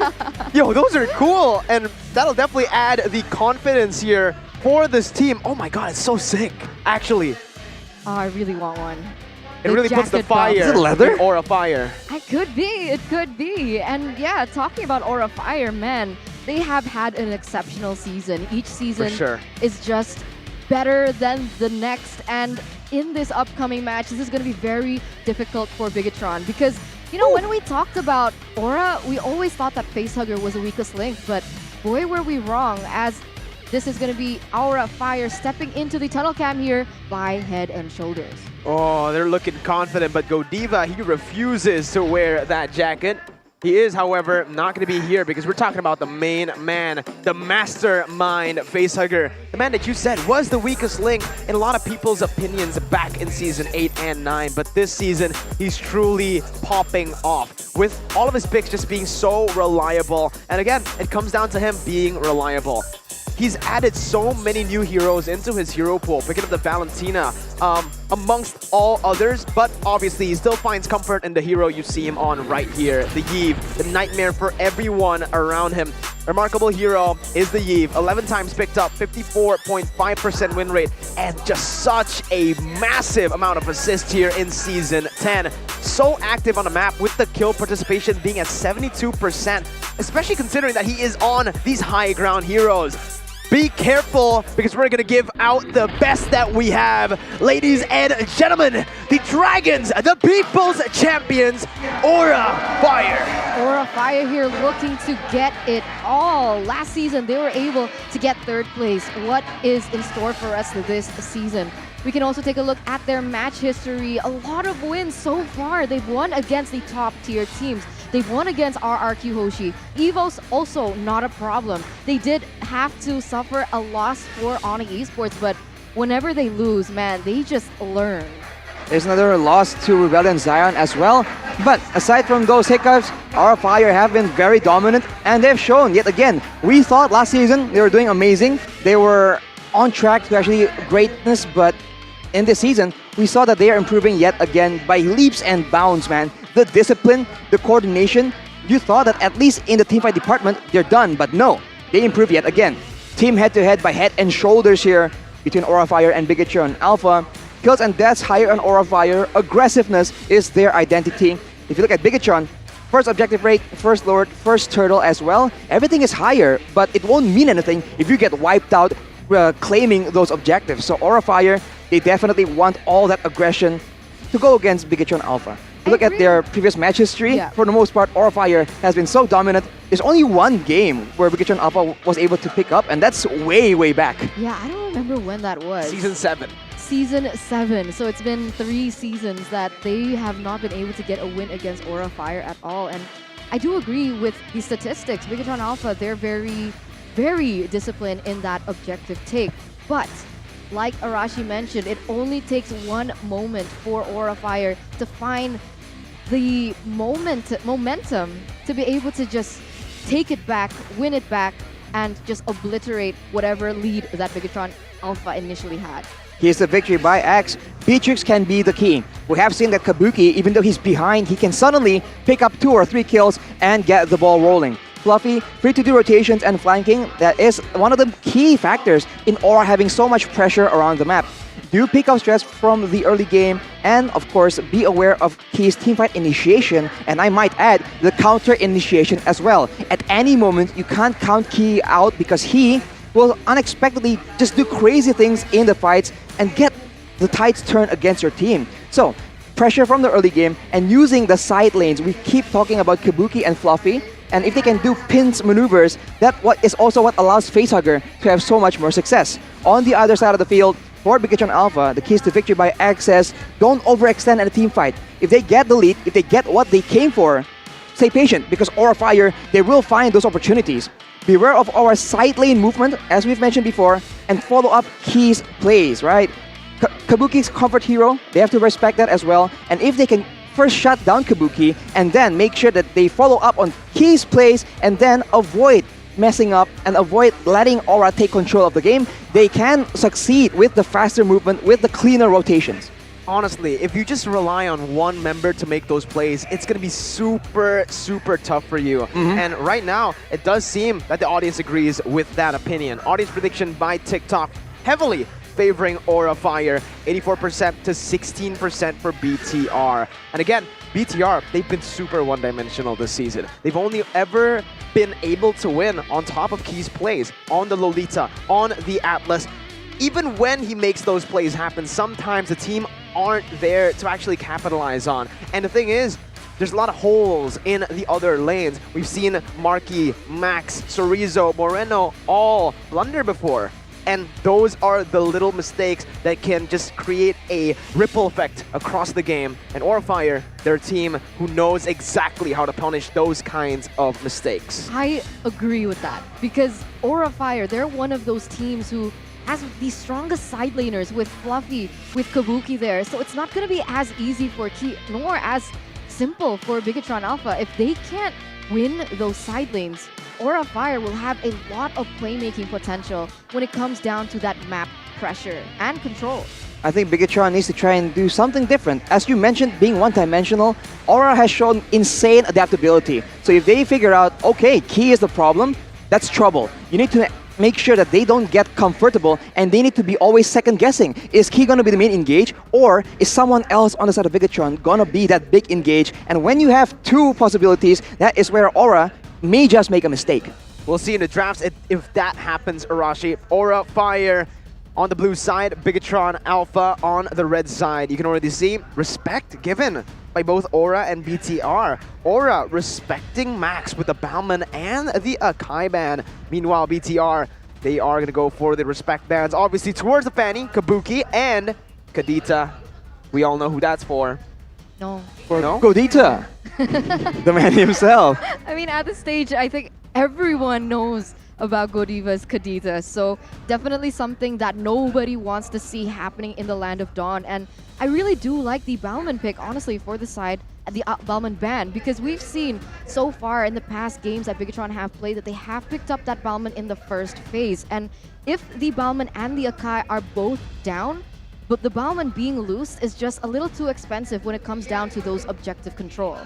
One more ban for the side of Bigetron right here. And what would it be? They have to ban the Valentina to respect Facehugger. They have to ban the 1-1 to respect Kabuki. Beatrix. They have to ban the Beatrix as well. So with so many respect bans on the table, there's just so many more quote-unquote high-prio meta heroes available for both these teams to pick up. So we're going to see a game that I think will be quite different from all the games we've seen so far. Okay. They go for the Beatrix ban. They have to, man. They have to, yeah. I mean, Kabuki's still on 100% win rate. He's the only Beatrix player who's sitting at a 100% win rate. But Aurafire, just as usual, they prioritize the Paquito instead of the Valentina, instead of the 1-1. This does give BTR the opportunity to actually go for that 1-1 pickup and also the Valentina. They might shake things up, however. I don't think so. 1-1 Valentina, way too expensive to let go. The Paquito being first pick was not something that we were used to in the early stages of the season. So is this indicating some sort of meta shift?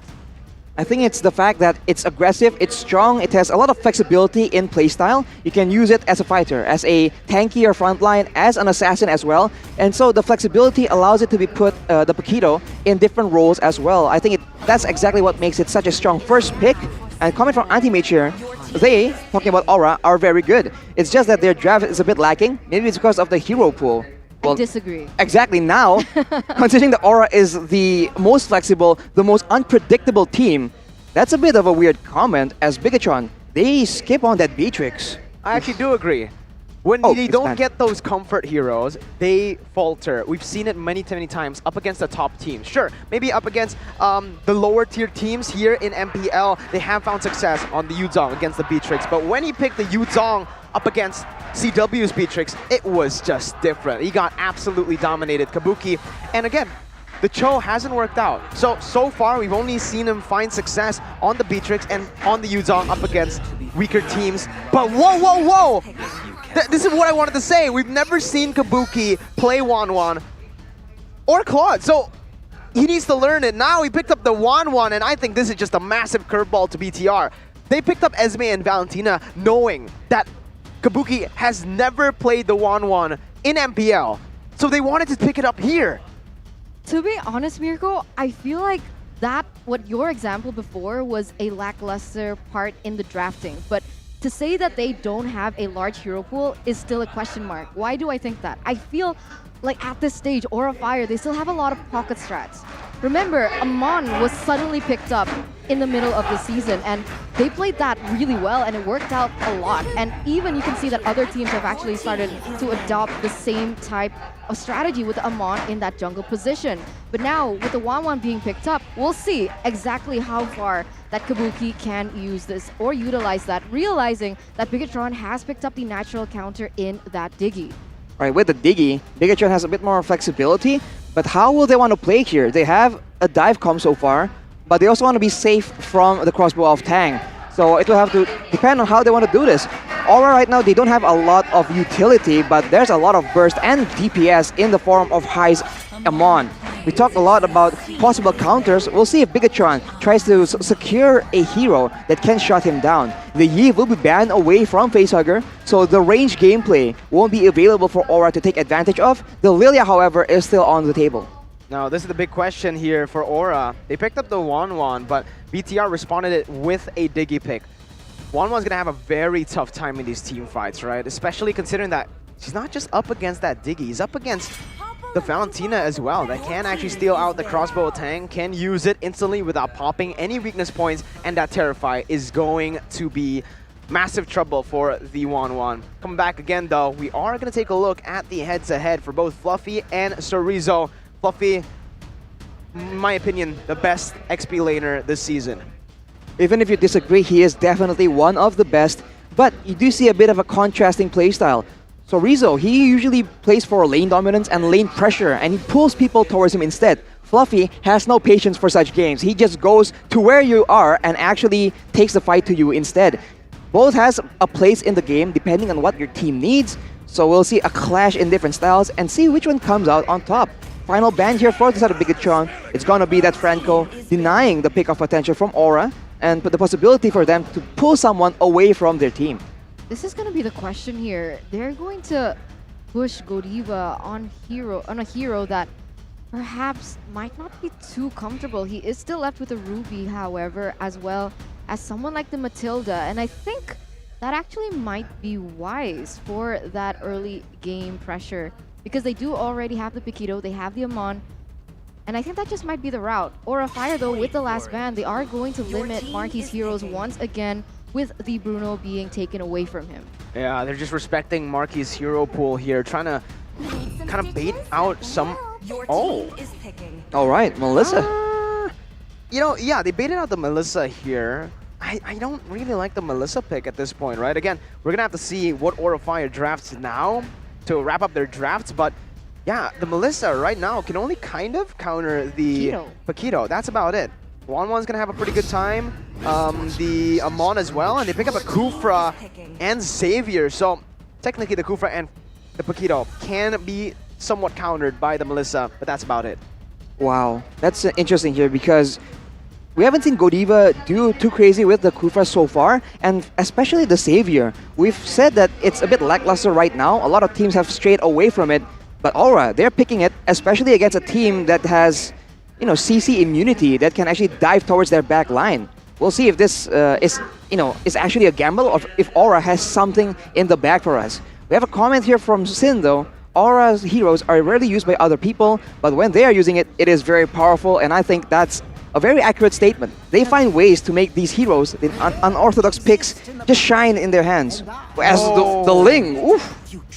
And that's exactly what's actually being exemplified here for Aura Fire. Remember, the Kufra was Godiva's Season 9 power pick. So let's see how far that can go, realizing that Bigetron have actually opted to pick a Ling into the Kufra. Oh, that's interesting. That's very, very interesting, right? That's why I gave out a little gasp there, because again, that Ling's gonna have a tough time up against the Kufra. The thing is though, the Ling has a lot of pressure on the 1-1. One of the counters towards the 1-1 is the Ling, with the invulnerability from the Tempest Blades, from the damage, the poke, and even just the mobility. They can catch the 1-1 off. With this though, ladies and gentlemen, we have crazy range from the side of Aura Fire, and for BTR, they want to go for a dive with their composition, perhaps also looking for the picks. Both of the teams are ready. The drafts have been set. You guys can share your support. Show it in the comments right now. Hashtag BTR win or hashtag Aura Fire as we jump into the Land of Dawn for game number 1 in this best of 3 series. Aura Fire's composition is set on a lot of factors, right? They need to be able to utilize the crossbow attack coming in from Kabuki when it comes down to it. Kufra needs to land that Tyrant's Rage and Revenge, and all these can actually be countered by Diggy's Time Journey. So timing is going to be of the essence here between Aura Fire as well as Bigetron Alpha. From the looks of it, Aura Fire will need to try and find opportunities to just burst down members from Bigetron Alpha, and if it doesn't work out, they have to kite back. Which is why I think your comment on the Matilda makes a bit more sense. But right now, if they go for a big fight, a big 5v5, that time journey will be a huge problem, especially because I think it enables Bigetron Alpha to just dive harder towards that backline as well. It will deny Kabuki the outplay potential as well here with the crossbow of Tang. So I think that will be a big test for Kabuki to try and overcome during the course of this game. Perhaps, Arashi, one of the reasons that they couldn't pick up the Matilda last minute was because Marky picked up the Melissa. That go away is going to be very difficult for Aura Fire to actually overcome when it comes down to it. But Talent's prediction here by Axe, very different flavors and colors, but Bigetron Alpha is going to be the choice here for Mirko. And Papulong, right? Both of the main casters. We're going for BTR. In Papulong, maybe we're thinking alike here, but so far from what I've seen, again, 1-1 versus Melissa is a pretty good lane for the 1-1. Thing is, you gotta add that roamer, right? The roamer factors into this matchup. Diggy has so much more pressure than the Kufra. And if you combine Marky's poke with his second ability on this Melissa, with the alarm bomb, you're not really gonna win out in this lane. Marky's gonna have such a good time farming up. And if Marky gets farmed up to a point where he has 2 items, Kabuki's gonna have a lot of trouble. It's quite interesting that, like, initially I thought everyone has the same predictions because both the icons are red. And yeah, it's a bit of a good mix. But now Bigetron Alpha, they have this setup advantage. We did talk about the faster rotations, and now they have the better poke game with that alarm bomb already chunking high and facehugger quite a bit. We'll see if Aura tries to go for this because Godiva is all the way in the bot side, but Bigetron, they don't jump on that opportunity just yet. I honestly believe that Bigetron Alpha is going to have a better time in these setups when it comes down to the neutral objectives. Just solely on the fact that you have the Moreno, but oh my god, already so much damage onto High. I actually might be wrong. Yeah, Time Journey comes in, clutch by Key. Sariza also popping that sprint, but Godiva comes in with a flicker to secure first blood in the enemy jungle. He does not care. He's not even going to get traded back. What a play from Godiva. Securing that kill will mean that Aura Fire have control of this turtle. Moreno popping in crossbow tank to Fluffy, who's able to zone Key away. Godiva again with the Tyrant's Revenge, able to bring the damage onto Moreno. He's putting the damage back in, but Fluffy's going to be able to secure the turtle. Times of Blaze popped in. Is going to be Max jumping in with a lot of damage, going for Fluffy. Oh my goodness, Max finds a kill with the help of Sariza. High jumping in again. Doesn't have the endless charge just yet.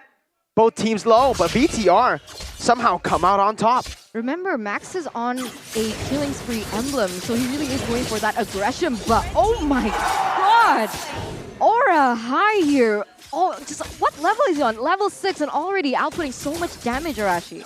It's kind of uncanny to see Aura High on the Amon because he seems to have a good mix of burst damage, but at the same time DPS. So you really have to be worried about long engagements as well as short engagements alike. Right now, Aura goes for the purple buff invade here, already pressuring Max away. Reverse time, bringing High back for the damage to come through. Times the Blaze popped in, dodging away from Tyrant's Rage, and look at Max dealing so much damage on the back lines. High, though, somehow finding a trade in that spot. Still, it is a roamer traded in for a jungler. BTR come out on top in that trade.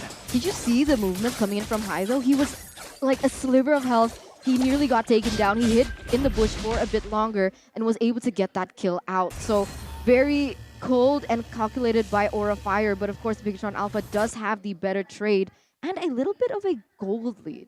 They do have the gold lead, and it feels like Aura Fire is a bit too aggressive. They can do that, but with the lack of crowd control available due to the Diggy, it does seem like a lot of these engagements really, in most circumstances, would be a lot cleaner for Aura Fire. It is getting denied a lot more as Kabuki here gets jumped on. Second ability popped in, getting out of that reverse time.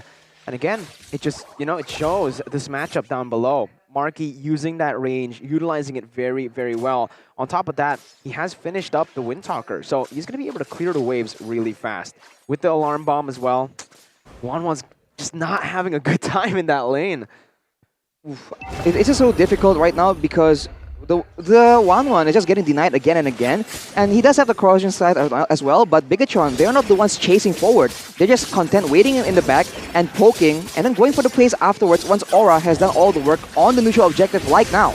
Oh, they aren't able to get anything on the board though. Max didn't have the purple buff, so he just comes in to back off. BTR losing out in the second turtle as well. Aura Fire able to get the pressure onto it and even able to shove down below. Sorizo also in the top side here has to be a little bit more careful. When he went in for the team fight for the turtle, he didn't clear the lanes first. So Fluffy was actually able to have half damage onto that turret. And if that continues to progress, Aura Fire is going to have a very great time realizing that Fluffy likes to go in for those engages. And if he's able to clear out first, that just might be a disaster. Right now, Fluffy is actually holding up against Sorizo, but Sorizo seems to have more pressure in the lane as Hai comes in to change that fact, coming with the endless shards, actually taking him out. What? Arashi, item, damage, what? He has a genius one now. I'm not sure if he had it like during that fight, but that was an Esmeralda with an enchanted talisman. Wait. Was that paired up with the Dawning Light or not? No, I don't think so. It was just endless shards taking him out just like that. Sorizo has a bit more physical defense considering he is going up against a Paquito. But wow, it was more than half HP on Sorizo. Just gets deleted. That's absolutely oh my goodness. I mean, none of us were ready for that. Yeah, no, we had the same reactions. What? Like synchronized 3-man what? Because that's the only reaction you can have to that damage. It was what? 3 out of I'm speechless. Like that was just so much damage on an Esmeralda this early on. Sure, he has a genius one, but you wouldn't expect that much damage. I think Sorizo was also synchronized with us. I think he said what too. He's probably confused as heck. How is an assassin able to one-shot, a tank, a fighter essentially from the Esmeralda? We'll have to see. This is what we talked about for Aura Fire. They can go for DPS, but they can go for burst. And in the situation where you can't really go for a drawn-out fight, having that kind of burst damage is just so important for Aura Fire. And we have seen that Hai can abuse that to its full potential. Max here is just flying around, trying to see if he can make a play happen. But he has to be careful. Aura, they like to take advantage of that. He's going to be able to jump in, stealing it away, actually. Jumps in onto Fluffy. Time turn popped in by Keen. Now Moreno going in for the crossbow. Time to go Diva! Comes in for the Tyrant's Rage. Logging 2 in place as Kabuki comes in with the crossbow of Tang. Taking 2 kills over to Aura Fire. A kill, 2 kills traded in for 1, but the turtle was secured by BTR. So, in terms of worth, in terms of value, Arashi, who takes it there? I think, that's a weird question because I think it's somewhat even right here. Both teams want to be aggressive. Both teams have good late-game heroes. Bigetron Alpha were able to get a turret in the bottom side as well because Moreno, he didn't come in because we talked about this, the difference in priorities and playstyles. So they get a turret off that, and Aura, despite getting 2 kills, they lose the turtle as well. So I think Bigetron Alpha essentially comes out on top there. This is just so uncanny to see because even without any anti-region damage coming in from Aura Fire, they were able to put so much damage on the Esmeralda, and now that Dominance Ice has been taken down. Oh, but this time around, there how you much go. damage is going in? Yeah, I didn't put as many stacks in towards Sorizo, so the damage just was not there. But there you go, and that's the damage we expected. Players gold by Ube as gold, though. It's still Hai and Kabuki on top. Wow, that's actually really interesting, considering that, again, BTR have been putting so much focus down below. He popping in the sprint, reverse time as well, bringing Godiva back from Moreno to Chunk, but he's going to be able, he's actually going to lose out on that one. Sorizo down below, using the falling sound when Fluffy goes for the knockout strike. Max might actually lose his life to the endless charge, but he is able to dodge away with the Tempest of Blades. Sandwiched by Hai and Fluffy. Able to get out. Rematch. See ya! Oh my god, Hai! No, you do not survive Hai's burst right now. He just finished his Divine Glaive as well, so that penetration is serious business. Sorizo wants none of it, he gets taken out, and this is the danger right now. Bigetron Alpha, at any point, if they walk into a bush, it doesn't take much for Aura Fire to be able to delete one man, and at that point, the time gene doesn't matter because they're not falling to crowd control, they are falling to just pure burst damage. And it's it sucks because Sorizo is supposed to be the sandbag for Bigetron Alpha. He's supposed to be the one to absorb that burst and that damage coming in from Aura Fire, but right now, it's just not possible. We can see that Aura Fire has the better engage on this Lord, but Bigetron Alpha, they've got something to say about this. Max jumping over the time the blades goes in, but look at the damage coming through. It's still Max winning out the retry battle. That's gonna be the crossbow tank popped in. Kabuki doing the same thing right now. Doesn't decide to go for the pop. He did not get that last weakness point on Sorizo. Max is carrying BTR right now. And it reflects on their statistics. Remember their head-to-head? We saw that Bigetron Alpha was able to secure more objectives on the board. And man, a lot of that impact has definitely got to be by the retribution from Max. The retribution that we so doubted last season around. We did see that it got very, very close, so I think Hai was just pressured by the situation because, again, they need to take the short engagements as Marky just gets nuked. He gets to escape with his life for now, but in the later stages of the game, he might not be that lucky. Moreno, though, has a lot to play with. Aura Fire, they have a lot of make or break it ultimates. He can take the crossbow of Tang, he can use the ultimate coming in from Godiva, or even utilize that Dawning Light coming in from Facehugger. So playmaking potential definitely be there for Moreno depending on the situation that pursues them. Look at this though, the siege in the mid lane. Marky again gonna get a huge chunk of his HP taken out. Hai, one level ahead of Max, but Max will be able to secure the purple buff. Now BTR, slowly but surely, actually taking back map control. And yeah, they've equalized in terms of the turret gold. I mean, the turret takes.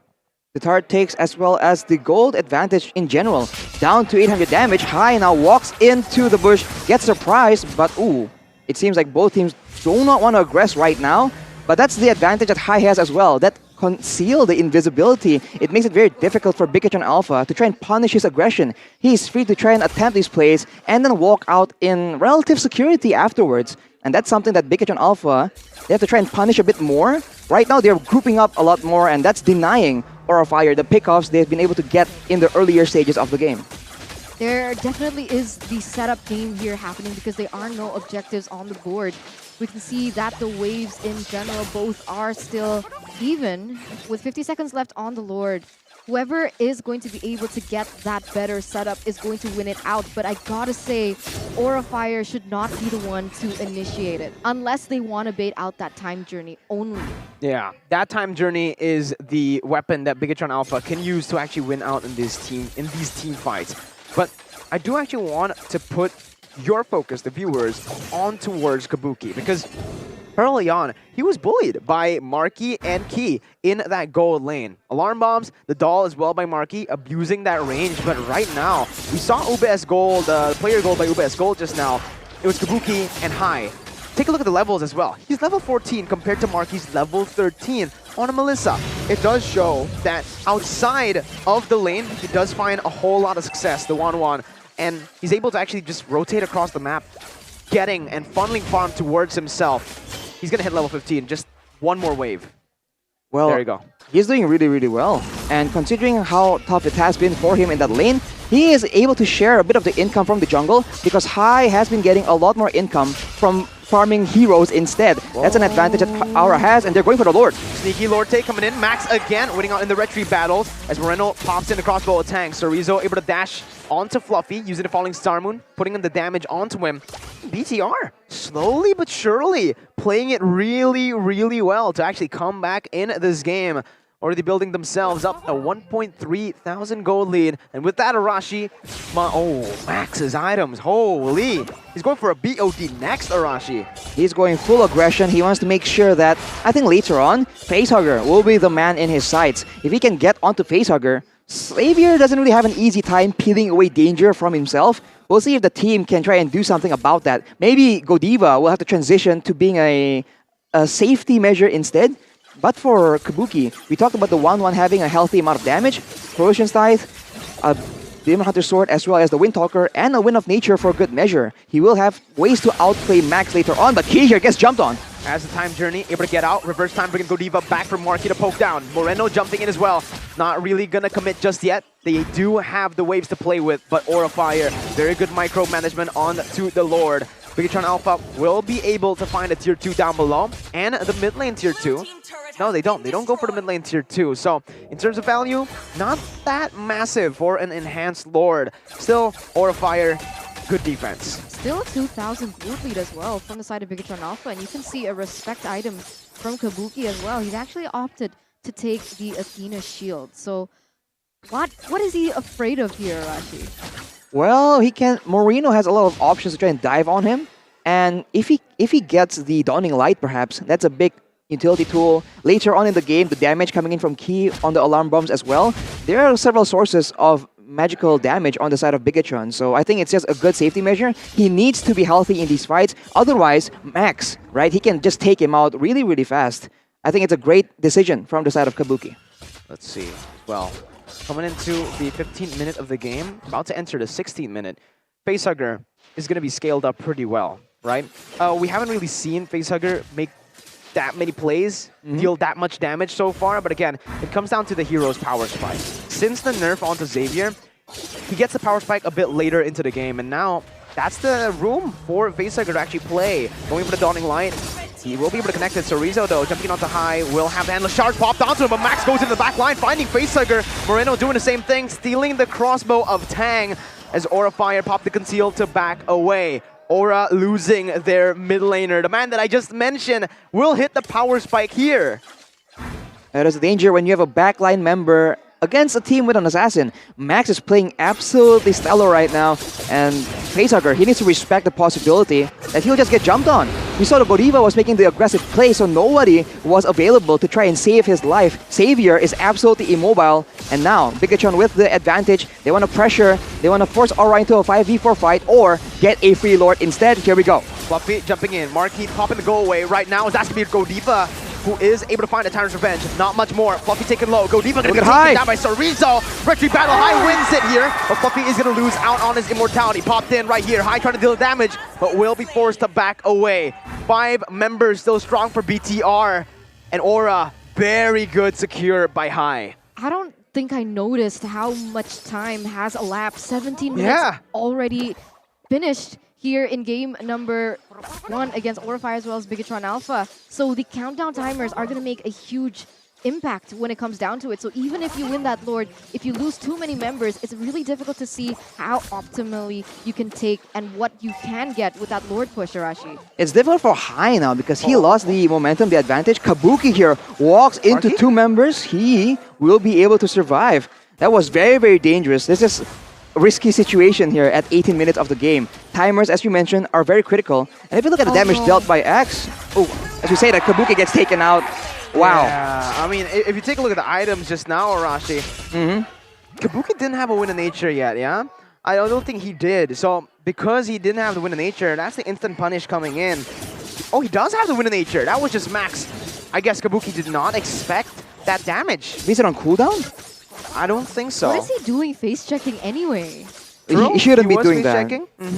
Again, right? That's just, we've seen this kind of the kind of plays we've seen from Kabuki on those fighter type of heroes are those crazy openings. Key though, give a bait in for Moreno. Crossbow tank popped in, go away as well. Fluffy gonna be pinned down. Max jumps into the back lines. We're top of the blades. Facer gonna get taken down. Double kill picked up by Max. Max and Max. Moreno jumping in onto Godiva. It's a wipeout for BTR. Presented to you by Head and Shoulders. Kabuki, the only man left standing, 1v5. Ziggy doesn't have the time journey. Kabuki goes in for the crossbow of Tang right now onto Mark. He has it, but BTR, they stay focused onto the base. A massive upset, 1-0 BTR. Wow, Bigetron.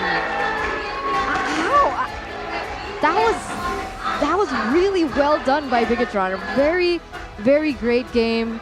They were able to utilize their composition to its utmost potential. And I gotta say, a lot of mistakes from the side of Aura Fire. I mean, what was Kabuki doing, checking out the face checking the bush, realizing he's one of the core members, and the fact that Bigetron Alpha had the Diggy to counter the momentum that Aura Fire could have utilized to their advantage. They should have just reacted more defensively, like Arashi mentioned at some point. Just used Kufra to defend 1-1, to defend Xavier, and just respond to and find the loopholes that Bigetron has in those team fights.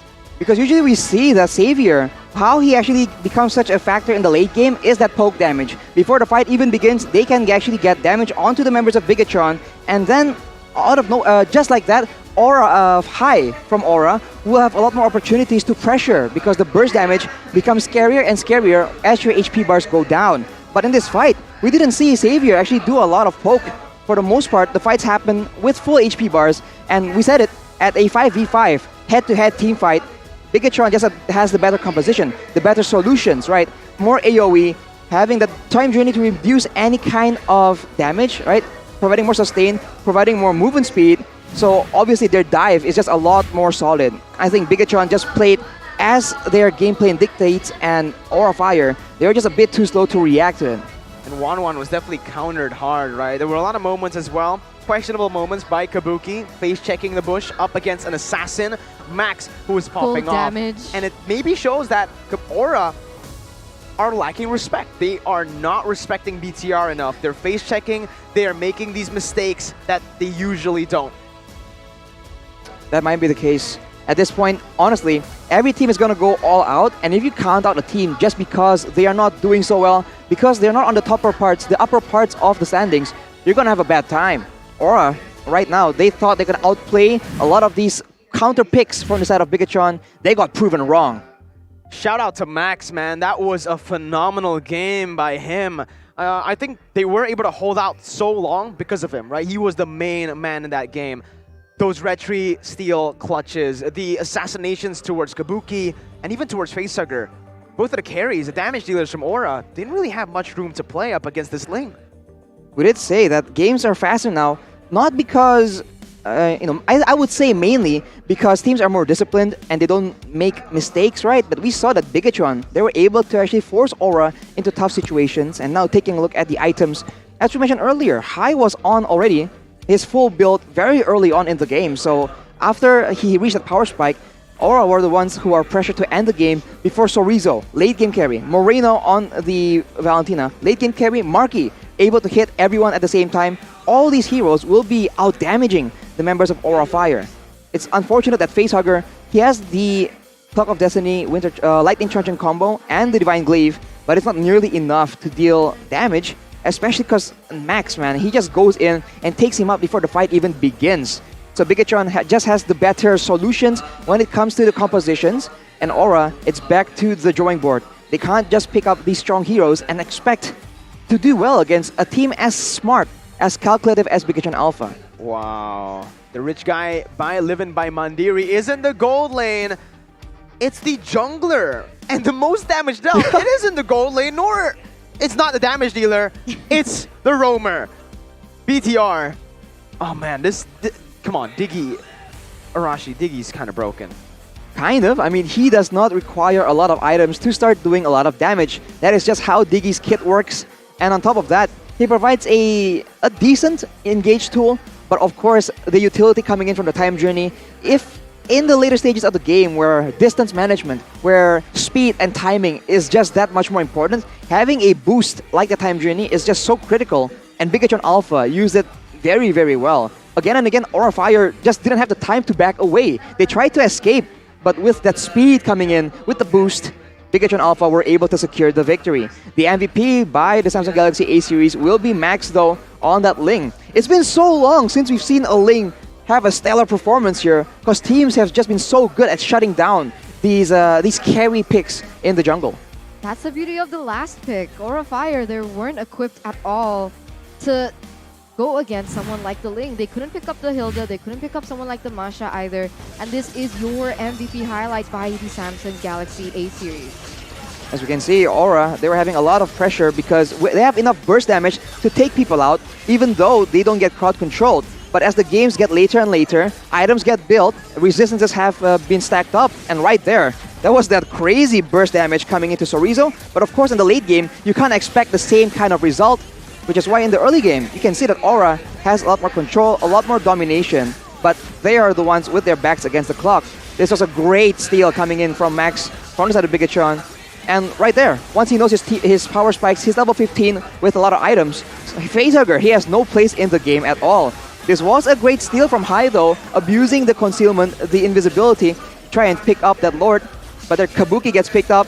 And when the fights get sporadic like this, and it's still, again, a 5v5 head-to-on team fight, Bigetron Alpha just has the edge, and slowly but surely, they whittle down the HP bars, they whittle down the base, they go for the victory, and they take the fight to Aura Fire. And at the end of the day, the magic damage coming in from Amon was a huge non-factor, because you could see also they were trying to respect the damage output coming in from Facehugger. So even if he wasn't taken down earlier on in the game, a lot of members from the side of Bigetron Alpha already had that Athena shield. So the initial pressure and burst that they had was no longer relevant at the end. After that Athena shield, after the Athena shields were built by BTR, Aura had to rely on Kabuki to deal damage. And the thing is, Kabuki did not have the damage.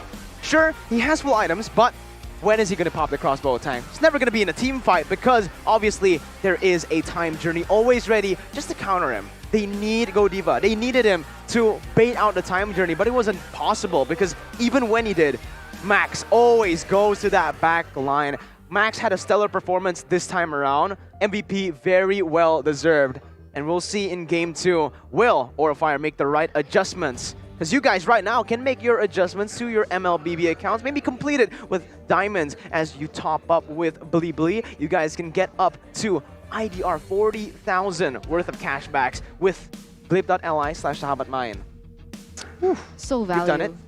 What? You've done it before. Yeah, I have. I think we all have. Yeah. What would you not? Where do you buy your gear? Blee. Exactly. Well, Exactly, yeah, upgrade your account and get that 40k cashback, guys. And check out this code, this QR code. If you want to follow Eternal's doctrine of why do it easier when you can do it harder, you can use this code, but otherwise just scan that QR code right there. Yep, harder is always better, so use the voucher code GAME-MPL10 right now to get everything you need, basically, in life. You don't even have to get out of your house. Tickets to MPL Arena? Blee. Mobile Legends account? Blee. Samsung phone? You know what I'm gonna say. What? Blee. What do you not go to Blee for? Nothing. They just got it, bro. It's complete. It's complete. And right now, Aura Fire needs to complete the adjustments to win the second game, to force a third game. Right now, they are number 2. Obviously, they want to secure that upper bracket position. If they get swept here by BTR, it's going to be very tough for them to actually compete for that upper bracket position in the upcoming matches. Because they're quite close with EVOS on Very the standings. close. So EVOS can just, at one moment, switch it out, especially because they do have a match today as well. Against and that Rebellion. might change. And the one thing that I really wanted to highlight from that previous game is I think I feel a meta shift for the roamer position.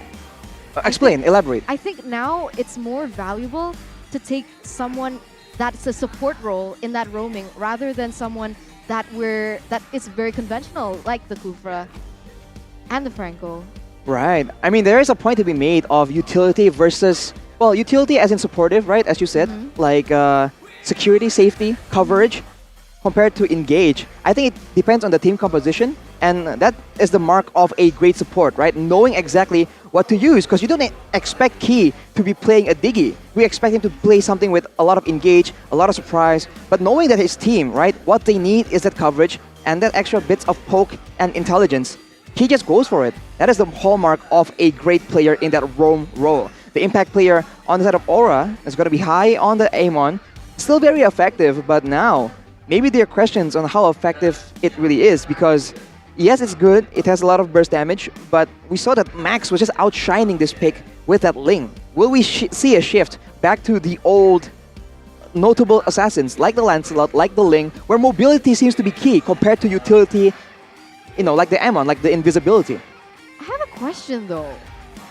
Amon versus Ling in neutral objective take. Shouldn't it be the Amon winning? It's kind of a skill matchup when it comes to Yeah, Retri. I think it's battle. But like, if both players same level, but just purely like, let's say Max was playing both the Ling and the Amon, who would win in that battle? Well, logically, you would think that Amon has more burst damage, right? But at the same time, if the Ling player is really adept, you know, he can move really fast with the Finch Poise? With the Finch Poise, just do that extra bit of damage before you expect it and just steal it away. I think it just comes down to a skill matchup because there's no real factor like usually we see the Balman, and we talk about how the Balman has a free retribution win because he has an execute. So it just does so much more damage, and on top of the lethal counter, the retribution usually guarantees it. But for Ammon and Ling, there isn't really that extra bit of like security. Yeah, I mean, technically, now that I think about it, Ling does have a little bit more of Speed? an edge because of the Tempest of Blades, right? So you can basically just focus down the Lord. With that invulnerability, you don't really need to care about the other members coming in. You can just come in and look for that retry. Meanwhile, Amon, a little bit more vulnerable when he does go for the objective takes. Here, though, we also have both of the coaches for Aura Fire and BTR, Coach Frentini and Coach Tezet on their JBL Quantums. Sound is survival, and they have the best sound in the building. In the back, there's also the analyst, I believe. That's Mozia, I think. The new guy in town, essentially, for Bigetron. And he's really showing a lot of intel, it seems, because they've been able to deal with the majority of the problems that Aura Fire has been posing to them. The Roamer all-rounder, though, as we mentioned earlier, third highest hero pool hero is key with 11. Whatever the team needs, he's got it, man. He's got you covered. That's why he's so reliable. It's crazy. He can go for the engage heroes like the Atlas, the Lolita. He can go for the support. He can even go for the assassins like the Natalia as well. So very versatile. He can play anything that the team needs, essentially, in whichever type of condition. Yeah, and according to Zace, he is one of the top 3 best roamers in MPL ID Season 10. But here you go, guys. Kabuki, the triple ass tier player, 3 times Team of the Week gold laner. This man is absolutely a monster. He is a monster, but will he still be a monster if he's limited to playing that 1-1? We did see that he was having a lot of struggle trying to get success there. See what? That's the thing that I mentioned in the drafts before. Yes. Hero pool and anti-mage too. You guys disagreed with it, but the hero pool is a problem. Sure, they have a deep hero pool. They can play a lot of things, but for Kabuki, he only finds success in a few, right? Beatrix. And a few so far. Yuzong. Beatrix is the only one that's reliable. Yuzong, we've only seen him find success on the Yuzong up against weaker teams. Yep. Cho, 0 win rate. Brody, once. He was picked up once. Those are the 4 heroes we've seen. And the only one that has found really a lot of success with a lot of times being picked up, Beatrix. That's it. I think usually it just looks very difficult because usually when Kabuki falters, right, Fluffy takes over or Facehuggers takes over as well. So it just kind of covers up the fact that he's maybe less effective on those heroes, I think. Which is still, I think, a testament to how well Aura can adjust, right? You can shut down somebody, shut down one person with the ban, but afterwards, it just allows everyone else to shine as well. So I think the fact that you can't really pinpoint and shut down one person and use that as a surefire win condition, I think also shows that Aura Fire, they're decent at least, if you want to make a case for that. Super fast drafts, though, here as we enter game number 2's draft. BTR going for the exact same bans. Yeah, okay, one other hero that we've seen Kabuki find success on is the Fanny, right? Right. Fanny banned out, Kadita with the Beatrix as well. BTR looking for, another first pick, perhaps. Do they want to prioritize the Paquito? Or, I think no. I think go for the Valentina. Suits BTR better. Or Fire with the final ban, though. They're going to have to think. Oh, I don't know. Paramis is still open. Exactly. Paramis, 1-1, Valentina, Masha. 1-1. There you go. It's gonna be 1-1. Yeah. Okay. Oh, Valentina. What do you think about Kabuki on the Claw, though? We haven't seen it. We haven't seen it, right? So we have to see if it comes out here. Bigetron with the first pick. Usually we've come to expect a Paquito. It's just been a solid first pick, but right now the Valentina as well as the Paramis is open. So maybe one of those will be the option that Bigetron explores first. Valentina for sure, no? I think so. Way more value. Either Valentina or Faramis, right? Like if you pick up the Valentina, you can steal Faramis on top of all your. You can steal the Faramis on top of all your CC, the damage that you provide. But Faramis does have a lot of advantages as well. Mainly the passive. You can respawn super fast in that late game, and that can be the X factor. Oh, BTR! They go for the Paquito. Oh man, Aura can just pick up Valentina Faramis. Faramis Valentina, exactly. Oh my god. All right.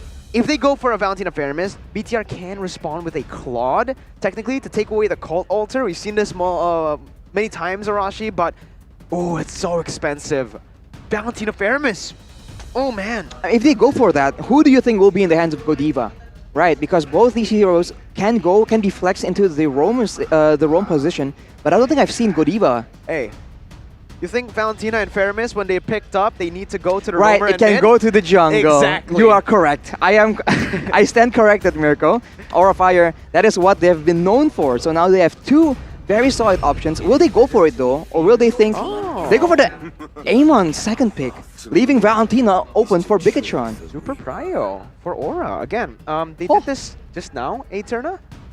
They went for the Amon pick in the first phase, but now as a first pick.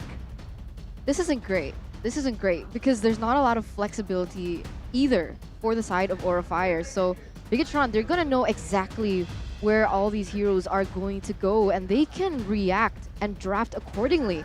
Whereas meanwhile, Paquito jungle, Paquito EXP, we're not really sure, as Bigetron now is going to be picking up that Valentina that was left open by Aura Fire. Why is it so prio? I guess they're afraid that Bigetron can either pick it up for themselves or ban it in the second phase, but they still have another hero. They could have utilized Amon in that third pick. Oh, they go for Melissa again here, Aeterna, which is very interesting, right? No heroes just yet from Aura Fire that can be fully countered by the go away. But Aura Fire now, it does limit those engage type of heroes because of the Melissa. I don't know, what are they gonna go for right now? Aura? Aura. I think they can go for the Lilia if they really want to. We did see that against Cult Altars, right? The AoE DPS coming in from Lilia is just very, very valuable, and it's also a very solid pick for Facehugger. That's only if they want to flex it out though, flex the Faramis from the mid lane into the roam. They go for the Esmeralda here, and honestly, if it comes down to Cult Altar duels, Bigetron, they have more sources of damage here, because Melissa can hit everyone at the same time. That's a core difference. Range and AoE by Melissa. That AoE is going to be massive value up against the Cult Altar. Again, very easily melted down. And I think the first phase, BTR kind of won the draft, right? They picked up a flex pick that is still being flexed right now, coming into the second phase, and Aura Fire will need to balance it out in terms of the bans. If they go for the jungle bans, they can just put the Paquito in the XP. If they go for too many XP bans, then the Paquito can just go to the jungle. But Aura, they don't ban the XP, they don't ban the jungle. They actually went for the Diggy ban. So, again, this is just making Aura Fire think, right? Usually we see this done by Aura Fire towards enemy teams. Now it's being done to them. And now Bigetron have actually opted to start limiting Godiva's hero pool. The Ruby taken away, it poses the question what he can pick up, because usually without the Kadita, he opts for someone like the Ruby. Whereas Aura Fire, on the other hand, have opted with an Estes pick, which is also kind of great because the Faramis gives you additional sustainability in those prolonged team fights with the Cult Altar, but Estes can kind of do the same. So Bigetron, if they do want to go for that lengthy route, it's kind of difficult without the Estes too. That's true. I wonder if Aura's thought process is the fact that, okay, no, we can win when it comes to team fights. It's just that earlier there was utility, there was coverage, right? They ban out the Diggy and the Estes, and I wonder if they're thinking, okay, without those factors in the game, we can absolutely win against Bigetron in a 5v5 purely on mechanics and teamfight prowess. They do have the Cult Altar fights, but we've seen that Aura Fire, there was a game where they were actually going into the late game and they were very patient, trying to bait out and, you know, fake out for the Cult Altar usage. So I think it's quite interesting to see, because Bigetron, as you mentioned, is limiting yet another hero for Godiva. Do you not think that the Atlas ban was interesting? Kinda is. Because like Aura Fire already banned out the Estes, and if they wanted to pick up the Atlas anyway, Atlas would have been perfect for them on the side of Bigetron. You get what I mean? Yeah. But they're going to be grouped up, and that can be countered with the Atlas. The thing is though, Aura have first pick in the second phase. They banned a Diggy too, so it sets up really well for that Atlas, right? So BTR don't want to take that risk. They just ban it out straight. Aura though, they respond really well with the Lolita pick. Lolita gonna find a lot of success in this game. Again, Melissa's damage needs to be shielded away from. And speaking of BTR, it's also Key's hero pool. Yeah, it's also one of Key's signature picks so far. BTR with the final picks to end their drafts. They need either an XP or jungle, depending on where the Paquito is gonna go, and a roamer. Up against Lolita. will they go for the Uranus? We do see that Chorizo is a big fan of it. No, The not. Dairath coming in and the Grok. Okay. That's good engage. That's good lane counter for the side of Fluffy as well. We do see that if he gets shut down, Aura lose yet again one more weapon that they can use to win the game. The final pick here for Aura is going to be that Claude. As we were talking about, having never seen the Claude, they go for it. Yeah, we've never seen the 1-1. He picked it up in game 1. Never seen the Claude, picks it up in game 2. Kabuki gonna try to prove us wrong about that unique hero pool that he has. Let's see if he's able to pull this off in game number 2. Again, BTR on match point. We're gonna have to see Aura win this to see a third game. You're right. This is going to be very expensive for Aura Fire to lose as well, because they do want to secure that top standings here in week number 6. So the tension is high. Pressure is also high, as we are going almost moments away from going into the portal. Well, we are going into the portal soon. We'll just have to see, man. Will Aura be able to go for the reverse sweep with their aggressive composition, denying all the safety, or will Bigetron be able to weather the storm and gain success? Let's see. We're going to jump straight into the portal, ladies and gentlemen, for game 2. Into the land of Dawn we go. Max on the Paquito in the jungle, up against High on the Amon. Again, very similar in terms of how they can play this, but now there's a little bit more emphasis in that XP lane with Dairath, a lane counter towards the Esmeralda. It's not going to be as easy, because when it comes down to it, Aura Fire, they heavily rely on being able to win those lane matchups. And in this particular game, of course, the Esmeralda is not going to have as much of a good time in the early game in that laning phase. But that might change when it comes down later in the game. But that depends on how far Aura Fire is able to push it and just, stave off that early game aggression from Bigetron Alpha. We talked about the utility of having a flex pick in your team, and the final pick, showing that there's a counter for Fluffy is very, very smart from Bigetron, but will it be enough? Right now, it seems like Bigetron, they do have the wave clear advantage. That Grok is very useful in that, in that aspect, but High is still being very aggressive. And we have a similar pattern here. Both analysts think that Aura Fire has it in the bag. Tower prediction by Axe. As you can see, mixed opinions here. Chorizo jumps in on the High. Again, though, analyst shards. And Chorizo this time, he respects it. He knows that that damage is pretty crazy. So he flickers out. That's a big resource spent already before the turtle spawns. And he won't have it for the turtle fight. He won't, and that's going to be huge. 19 seconds left on the clock here for that turret, but on the top side, Fluffy is receiving heaps of damage on top of already being bullied by the Dairath. So not a winning lane for Fluffy at the moment, and honestly, I gotta say, really good setup for Bigetron Alpha to force that retreat coming. I mean, it's a lot of damage coming in because the combo of a Dairath, again, with the burst of a Paquito, that is something you do not want to deal with. Aura will be the first to actually, quote-unquote, start the turtle. But Bigetron, they are ready to respawn already in the wings. Will they go for a fast clear and risk getting jumped on by Bigetron? He jumps in with Wild Charge. That's going to be the Retribution battle again. Max wins it. Numenon Blast popped in by Moreno, actually. Stolen away from Godiva. Fluffy jumps in with the Falling Star Moon, able to get 3 members immobilized. High picks up first blood. Moreno is trying to look for compensation. A trade here coming in. He will be able to find it as he goes on to Godiva, looking for a double kill, 1 HP. But Godiva denies it away from BTR. 2 for 2 because BTR were able to take the turtle. 2 for 2. I'm not sure if that's worth it, though. We do see that in the bottom side, though. The side lanes, right? We keep talking about Aura Fire and the strong side lanes, and now they're having a tough time in both those side lanes. And so Bigetron, they might be on to something right here. Max is on the killing spree, so he can be a lot more aggressive. And High, trying to get that early power spike, goes for the mystery shop as usual. Of course, Kabuki and Fluffy being able to farm up will be significant for that late game situation. So they go for the Avarice. And we'll see if Aura Fire, if they're planning to keep being aggressive, or maybe in the mid game, they're gonna maybe take it chill as there's a fight 1v2 in the top side and Fluffy gets the gold buff. Good dodge though as well. Fluffy was able to dodge away from the Abyssum Strike and he secured the gold buff for himself. That's huge for him. That's supposed to be a lane that he's supposed to lose, but actually Fluffy is actually still able to make it out alive there. So very interesting right now. We do see that things have started to slow down, but I might be wrong. Kabuki already popping that ultimate to clear the lane, realizing he is going to lose in terms of that range. I think that is the beauty of the Melissa in that particular area, knowing that who has the largest range without the Beatrix? Yeah, Melissa, very, very good in that gold lane, but Aurafire are playing it really well. Kabuki is roaming towards the mid lane actually to collect gold as well. So you can see the funnel as well already happening for Aurafire as Key is going to be caught. Has the wild charge though to get out.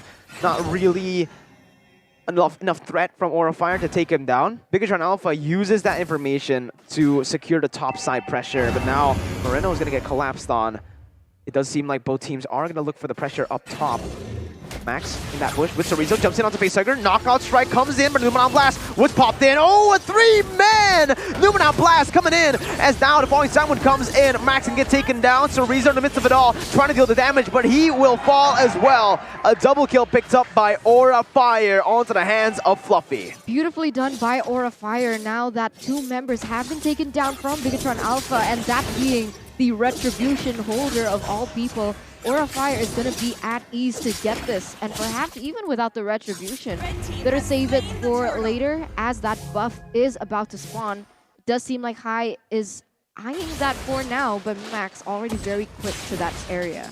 By the way, speaking of how the game is developing right now, you can see that if you take a look at the items, Kabuki is doing really, really well as far as farm. He has actually 500 gold above Marky, and I think that's because the gold in the mid lane is essentially being funneled towards him, because Facehugger, he's playing very much for utility, and you've seen that again and again, Kabuki will just blazing duet the wave and then move to get farm in that middle side of the map. So that's an interesting playstyle that I don't know, I didn't expect for much from Aurafire, but so far it's been working out.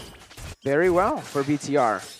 Melissa already getting the Windtalker right, but again, Aurafire playing it really smart as well. Sure, they have been able to get the better team fights, better pick as well, but Kabuki has been getting gold, farming really efficiently as well. He's going to get that golden staff very, very soon. As Key pops in that Guardian's Barrier, he's looking to put more pressure on the bottom side. But again, Aurafire with a proper response in that bottom side. Key goes in for damage, Wild Charge comes in. Key almost taken down. Moreno looking for the kill onto Hai. Pops in that Endless Shards as well. He has it, but wasn't able to get in range to use the Endless Shard. Meanwhile, top side, Fluffy taken low. Max gonna be able to secure the kill. And that's a good trade for Bigetron Alpha, 1-for-0 up top. 1,200 gold advantage though still for the side of Aurafire. And when it comes down to map pressure, things are still quite equal depending on both of their setups. Aurafire, they do still have to be careful of the playmaking potential that he can have with the Wild Charge. As you can see that they are going to start grouping up soon around this next turtle that is going to spawn. I wonder if Bigetron Alpha going to try and shut down Fluffy, right? They seem to be spending a lot of time making sure that Fluffy has no room to maneuver. And maybe their plan is to use Chorizo as one of the big pressure tools in the later stages of the game. But with the Cult Altar in place, I would think that Bigetron would rather shut down Kabuki instead, because they can survive long enough with the help of that altar. But the damage will actually be something that Bigetron needs to deal with later on. Right now, the turtle is the next objective, and Aura, they are trying to make a play here, but Bigetron force them away. Godiva is caught, Wild Charge popped in. Godiva still able to survive with the Cult Altar, silenced in. Another Cult Altar popped in from the side of Moreno, surviving High, jumping in again, dealing the damage with the Blazing Duet coming for the Black Lions, but Marky with the go away is able to sustain. Max picks up a double kill. Fluffy still joining the team in that mid lane. Conceal popped in. Key does not have the Wild Charge just yet. They want to go for the siege onto the tier 1. They will be able to pick it up. Very good objective conversion as BTR look for the next objective. The turtle is up for grabs. Beautiful zoning as well from the side of Bigetron Alpha. You could see that even if they didn't and were unable to utilize that Wild Charge in the prolonged team fight, you could see that the presence, even in from Key, was able to push Aurafire out, and so they were able to get that objective in that mid side. It's insane because Kabuki didn't deal too much of damage with his Blazing Duet.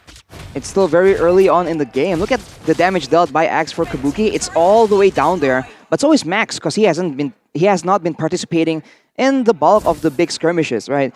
I think the key here for Bigetron is the target selection. Early on, we saw that they committed everything to try and take out facehugger, but he's a utility player at this point. So if he doesn't get taken out, he pops the altar. That's just bad.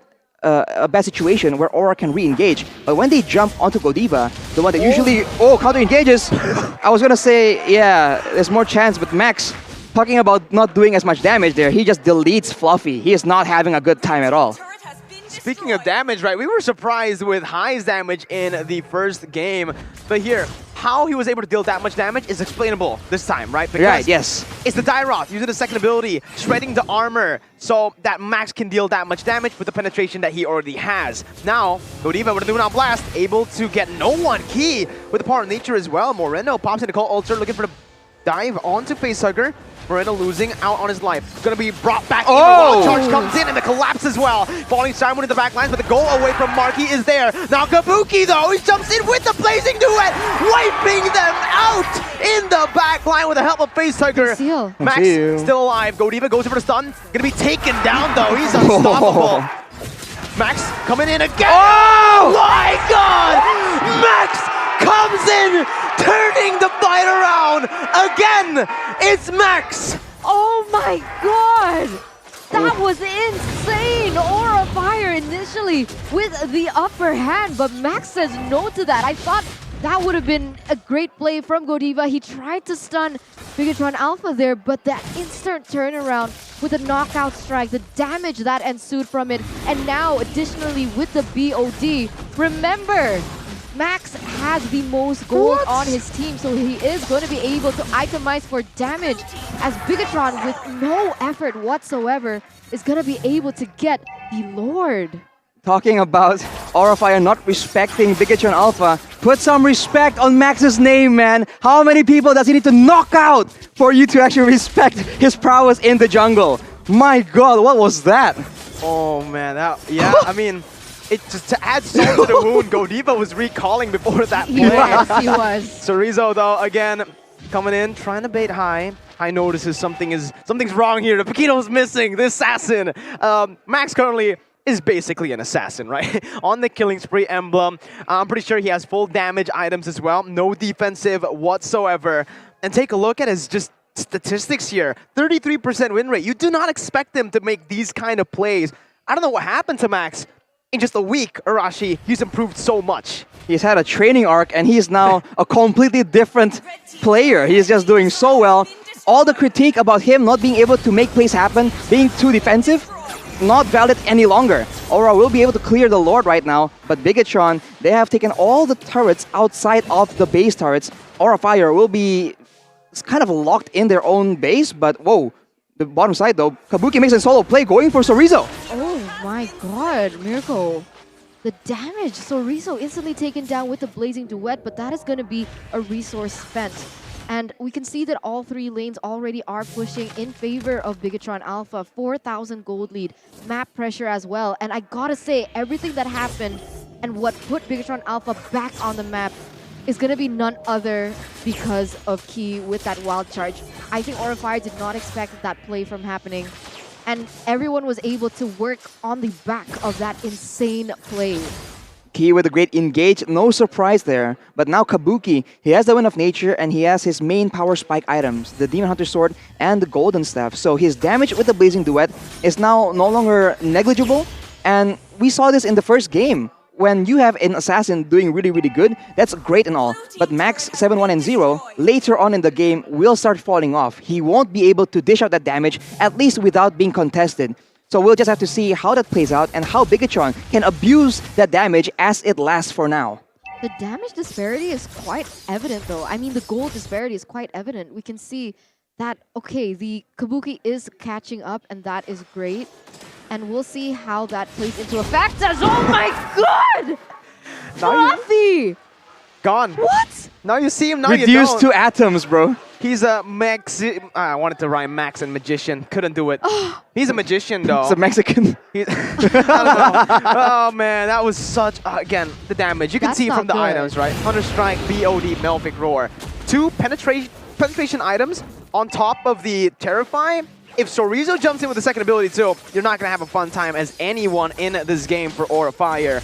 And because they have a one-man advantage, they go straight for the Enhanced Lord. Aurafire can still turn this game around. Key taken low. Godiva gonna be chunked as well, so Rizzo jumps in onto high, putting the damage onto him, as that's a free Lord, uncontested by Aura. Good barrier, locking Godiva in place there, but just an emote from Key. That was Marat's emote. a scary situation here for Godiva, just caught out there. And with that advantage though, they are able to get the free Lord from the side of Bigetron Alpha. And as we mentioned, if they can maintain this kind of control and not let Aurafire get a moment to come back, right? They need to watch out right now for Kabuki. He is one of the main tools that Aurafire can use to decimate that back line. And of course, the longer the game goes, the more the gold laners are gonna be the main damage dealers. Right now, Max can still compensate and deal enough damage for his whole team combined. Later on, that will no longer be the case. Concealed though, popped in, Enhanced Lord already able to dish out a lot of damage there. Oh, Thumpy again disappeared! And Lushard coming in Key with a wild charge and the collapse! Max comes in, making him a legendary. Kabuki in the backlines with a blazing duet. He's gonna have his Cold Ultra pop. Max trying to deal the damage once again. Kabuki with nature still surviving, but Max picks up another victim.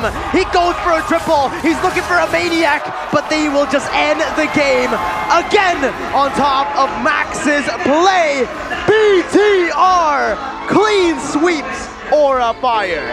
The unthinkable, the unimaginable has happened here in week number 6, game number 2, as Bigetron Alpha finally stepping up, looking in shape, winning against Aurafire, the team that has been insane, taking number 2 in the standings. But to Bigetron, that is no longer a factor. Key, once again, the formidable force in Bigetron Alpha, the key to success once again. And this is an upset victory against all odds, against the audience predictions. 82% to how many percent? Yeah, you don't even need to look at it, you know? It's an upset, you know it. You know it's an upset. It wasn't an upset for me, though. Of course not. 2-0, 2 BTR talent prediction by Axe after the draft. I got it in the bag, Arashi. Take that, analyst. I'm sorry. I'm pretty sure. Wait a minute, hang on. You and Awawa, it's not just you. Okay, well, I mean, I was wrong. I'll take that. Oh, that's fire.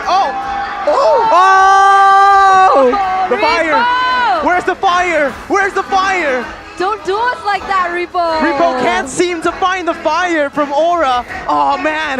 The fire's disappearing. Absolute fire from BTR and from Repo. He's still going, man. He does not stop. Where the fire at? Oh, man. Aura get absolutely extinguished, ladies and gentlemen, as the season of upsets continues to deliver all the way till week 6. This is insane, man. Who would have expected? Everyone voting for Bigetron. Oof. Especially with the guest coins, that's value. I think the odds were like almost 4 when I saw it earlier. That's crazy. Oh my god. I'm Repo, man. Oh, he's so savage. Oh my god. No chill. Take a look at the winning moment, though. Again, what a performance by BTR. You can see the screams from Moreno. Who is Moreno? The person asked me backstage. He's a Valentina that just destroyed Aura. Burst damage from Max's Paquito brings the robots away from the red zone. So this 2-0 game for Bigetron Alpha, match for Bigetron Alpha, is going to be able to secure their place and, you know, just create more disparity and save them into the playoffs, as this is the winning moment once again by Head and Shoulders, as now we're gonna take to the host. Hey semuanya, Bigetron Alpha di sini sedang shock karena berakhir dengan sangat cepat 2-0. Gamenya juga banter banget. Bude mau langsung tanya-tanya kok bisa secepat itu? 2-0 Bigetron menumbangkan Aura. Max, congratulations. Thank you. Kok bisa sih secepat itu? 2-0 pula. Gak tau. Hoki. Ya. Max jago. Kalau kata Kim, Maxnya jago. Tapi Max lagi jago banget sih, Max. What happened ini minggu lalu mungkin kita ngeliat Bigetron ups and down. Lalu untuk match kali ini kalian berhasil menumbangkan Aurafire yang notabene di atas nih. Hoki aja kan. Hoki, tapi apa sih yang kayak mungkin kamu temuin setelah mungkin ya ups and down-nya, kekalahan-kekalahan yang kalian terima? Mungkin terutama khususnya leg pertama mainnya pada belum bisa kayak main di scrim aja sih. Kayak beda main. Oh, jadi susah untuk diimplementasikan langsung di panggung. Sekarang berarti udah teratasi nih. Apakah itu karena grogi? Ya sebagainya lah, nggak tahu. Komunikasi? Pada belum lepas aja intinya kalau main di turnamen. Belum Semoga aja lepas. sekarang dan kedepannya udah bisa kayak gini terus. Oke, tapi buat Max sendiri biar bisa lepas main di turnamen gitu, ada tipsnya nggak sih? Tips and tricks? Nggak tahu sih, paling gara-gara di support tim juga. Di support full sama tim. Apalagi Hengki. Di support sama Hengki, ini berdua saling support ya. Itu kalau Ripo gimana tugasnya tuh di tim tuh sekarang? Ya, ngawak aja kali, taunting. Pokoknya dia pro player taunting ya. Emang sih tauntingnya nggak ada obeng. Dan begitu luar biasa juga kemenangan tadi. Gimana sekarang kamu, kayaknya junglermu udah semakin tajam. Dan melawan adalah salah satu jungler yang punya pool hero yang sangat unik. Tapi tadi kamu 2 kali ngelawan Emen ya, Hai. Ya. Gimana? Gimana? Nggak gimana-gimana, biasa aja. Biasa aja? Nggak panik, nggak apa, malah kamu bisa nge-counter dia ya kayaknya ya? Lawan semua sama. Wow, semua lawan sama. Tapi ada nggak sih mungkin dari Max sendiri jungler yang bikin kamu gregetan, Max? Nggak ada sih, semua sama. Cuman paling kalau buat sekarang yang benar-benar kelihatan mungkin Kairi doang ya. Kairi, oke. Ini akan jadi pertemuan yang menarik antara jungler Kairi karena apakah dia dari Filipina, gameplaynya berbeda dari jungler-jungler Indonesia? Nggak tahu sih, cuman kalau dilihat dari leg pertama week kemarin ya dia bagus aja. Wow, bagus. Dan Max, ini kan kita ngelihat kamu itu nggak sama Matt. Gimana akhirnya kamu bermain tanpa kembaraanmu? Ada yang berbeda nggak sih di tim? Ya berbeda pasti ada, cuman kan mau nggak mau. Mau nggak mau ya? Oke, Max, kemenangan Bigetron tentu hari ini begitu luar biasa. Ada yang mau kamu sampaikan nggak sih, Max, untuk yang ada di rumah mungkin, atau untuk timmu, atau buat buat supporter? Ada yang udah dukung, makasih. Ya dukung kita terus, yang mau hujat juga silakan ya. Yang mau dukung, yang mau hujat ya hujat. Max, kamu ya, Bude jadi nggak tega nih. Jangan dihujat ya, nggak boleh dihujat. Aduh Max, jangan ada yang hujat Max. Dan di sini kalian semua harus dukung semua tim yang ada di MPL. Terima kasih Max sudah gabung bersama Bude di sini. Dan untuk para caster, silahkan breakdown gamenya. Thank you so much again for the interview, Bude, Clara Mongstar. Game 1 was close. It went all the way to 19 minutes, but here in Game 2, 14 minutes and an 11-1. Oh, what a beautiful score line for Max. Just to show that he's number 1, bro. Woo! He just goes. There's 4 ones. He has all the ones. 6 ones if you count the gold. For Marky? Yo, you can't make this up. Oh my god. No way, right? That is Yo. such a coincidence. That's crazy. That's wow. pretty insane. Bigetron just showing that they want to be number 1, bro. Like, they played so well. And for the most part, right, you can say that, okay, Max has all the kills. If they can take Max out, the gold lead essentially isn't that bad. But overall, Bigetron Alpha did so good with the lead they were able to use. They were able to use that combo as well in the EXP lane. As we mentioned earlier, their strat has always, seems like, to shut down Fluffy on the Esmeralda with the Dairoth and the Bakito combo. Fluffy is a no factor, man. He gets knocked out consistently. Someone needs to check on him. He might not be okay at this point. I mean, you know, he disappeared. Look at Key's gold and High's gold. Oh man, yeah. I mean, when your jungler is just ahead by 800 gold compared to the enemy roamer, that's not good. that's when you know you're kind of behind, right? Just kinda. Kinda. 1, 3, and 6. I guess we found a counter to High's Amon. It's the rich guy himself by Living by Mandiri, Max on the Paquito. Kabuki still dealt most damage though. Unreal. I mean, he was doing a lot of damage because in the late game, the Claw, right, just does so much. But for the most part, it doesn't even matter. Bigetron Alpha, they're able to withstand that damage with the help of the stolen Cult Altar as well. And once that's over, Max comes in, just knocking kids out left and right. That will be the end of it. Bigetron Alpha get their vindication. And it's just such a great moment. Like, I can't help but imagine how it feels to be them. Everyone's been saying, oh, Bigetron Alpha, the fall from grace, how the mighty have fallen. It's over. And now they show like, okay, we just went up against Aura Fire 2-0. Like, Yeah, and not like Bro. in a like equal fashion either. No. Absolutely Game number 2 one-sided. was Dominated Give it to by Max. Bigetron. Give it to Max. Key. Okay. Give yeah, it to that's Max. True. Give it to Max. That retribution battle, that retribution game was so on point. The triple kill 1v4. Yeah, that that too. Arashi.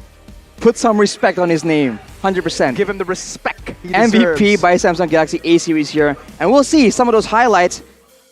And like, what else can you say? Let's just check it out. See what this man is able to do in the Land of Dawn.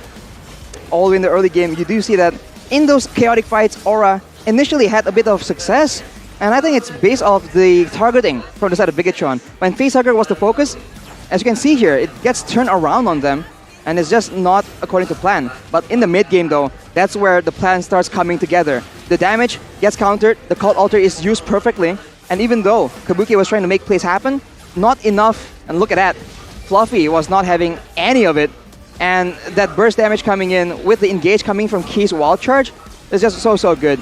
Aura were still able to try and make plays happen, but afterwards, right, they got a bit too overzealous. Look at this, man. No way you think it's gonna work out, right? It's 1v3. Hai is thinking, I'm gonna clap you. Nah, he gets clapped instead at the same time to boot. You just, oh my god, they just underestimated the potential for Max to just start throwing hands. And that is one of the biggest mistakes, I think, in this game. And with that victory, with the tempo, they just go for it. They end the game in front of Aura's eyes. They assert dominance today. There's a reason why Max isn't put on emblems like the Demon Slayer. There's a reason why he's always on that killing spree. And that's exactly what we saw in that game. He was able to maneuver in that 1v4 situation. And this actually means he's back-to-back MVP, Mirko. Back-to-back MVP. Not surprised here. What I'll be surprised is, what are the communications gonna sound like here as we're gonna throw it over to the highlights by TikTok. Nice, Max. Lihat Max. Nice, Max. Kasih tau, Max. Kelas! Ada gua. Sekon. Start. Gua ulti. Jangan takut, gua ulti. Perangin aja. Ulti. Perang. Pakito. Dong, guys. Nice. Mau lagi? Aman, bro. Mati. Aman, winter imo. Go, war. Sekon amon. Nice, bro. Kelas, bro. Isi, top. We can end. Lak. Nice, bro. Nice. Perang. Bunuh. Gulti. Nice. Aman ya. Let's go dong. Ayo, mulai. Awas, I don't have ulti. Nice, bro. Slowly, low. Kalau udah lebih, Max. Slowly ya, Max. Kita hidup kok. Nice. Mati dong. Bocok. Last Max. Tuh Amon tuh. Nice. Kasih tau, Max. Ratain, Max. Ayo, Lord. Sisi, nih. Smash. Nice, bro. Hey, mau sini, guys. Go, war. Nice. Target. Slot. Halo. Slot. Nice. And guys. Nice. Nice. A lot of nice.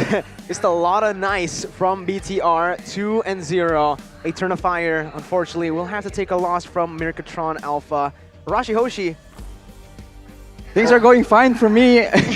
Don't forget, I'm a Mirko. bystander for now. But yes, don't forget. Robots melt too. Ooh. It takes time, but robots melt to fire. Is that what you're trying to say, Turner? We'll have to see, man. I mean, ups and downs, that is the course of life. And today, Bigetron, it's their day. Okay, Yeah. let them have it, man. What a great performance. Max, man. Can you imagine the my God. high Crazy. being on the MPL stage with a full audience, right? It's an intense match. You're yelling out. You get the 1v3. Oh, You that can just hear felt good, even in the comms, like, wow. TikTok Everyone's moments. like, ah! Yeah, they were all going crazy. I didn't expect that to happen. I thought with Godiva dead, they would just back off. But Max, he was like, no, you ain't backing off, man. I'll punch you all the way. But Arashi, keys to success, obviously, from the man with the perfect KDA, 11-1-1. Let's take a look. Well, they're able to optimize on every opportunity when Aura makes a misplay. And you can argue that it's all part of their game plan. We did mention, right? They understood that they have to shut down the side lanes. That's what they did in game number 2 specifically. And afterwards, it's just about having the right composition, knowing what to do. They have a cult altar, we have a cult altar. They are trying to kite away, we have a wild charge. So knowing exactly what to do at every situation, that is what you need to do to get just that insane lead in a fight. And usually, we would expect it from Aura. Today, Bigetron Alpha is the better team. There's nothing more to say. I mean, it's a great performance. They deserve all credit. What was that reaction? What? I didn't do anything. Roll that back a little bit. But again, you know. My nose was itchy. Okay. Like... Anyways, though, Eterna, Sound of Survival, you know, with the JBL Quantum, you guys can play like a pro. Arashi, tell us what you can get, what you can expect with the JBL Quantum. You can expect crisp, clear communication and to hear your teammates yell out, nice! In full, clear volume. That's the high right there. That is the moment we live for when we play Mobile Legends. Man, get that.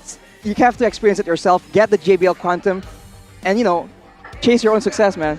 Bigetron got theirs after such a struggle. You guys can too. Leo and Wolf from MPL PH actually just told me they gave Marky a nickname. What is it? He's the solution. The solution? The solution. Elaborate, because Eterna looks confused. Maybe Leo can elaborate for you, Eterna.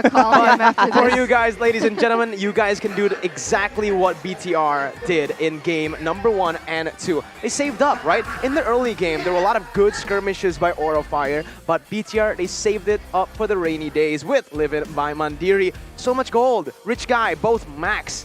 He's definitely using Live It by Mandiri. He definitely bought some of those items with the live-in points, Arashi. Definitely. I mean, why not? It's free value. You have to take advantage of everything you can have, right? If that's true in Mobile Legends, it's even more true in real life. So, don't skip on this, man. It's free value. Eterna, free value. Sorry, I'm still thinking about the solution thing that you mentioned earlier. Oh, the solution for life is living in my Mandiri. There you go. There you go, ladies and gentlemen. Respond. But again, guys, speaking of, all right, it feels like it's the last match of the day because it's crazy. Absolutely we still not. have one more. Another blue versus blue battle. EVOS Legends take on Rebellion Zion. Who won last time? Who won last time? It was EVOS Legends, yeah? So, with this, we're going to have to see. Rebellion Zion, will they be able to pull off another upset? Similarly to how BTR were able to pull off the upset. Geek Fam almost did it against RRQ. If they did, and then if Rebellion also wins against EVOS, it's a full day of upsets. But unfortunately, RRQ, too strong. They handled the situation well. They took them down. Yeah. Full smiles from the middle and the left. Eterna, you're smiling too. It's one of those like, I'm okay, but then you look deeper and you can just see the pain behind the facade. Eterna is just a deep person, but we'll give you time, Eterna, to take a break for a while. Don't worry, guys. Again, MPL ID Season 10 continues to be unpredictable. I thought BTR were gonna lose, Really? Like, that's true. Once I saw the draft, I was like, all right, you know what? Yeah. BTR can do it. But, ladies and gentlemen, with that information, you guys need to wait and see and stay tuned for the final match of the day. It's been Miracle, Eterna, and Arashi. Thank you guys so much for watching, and again, stay tuned.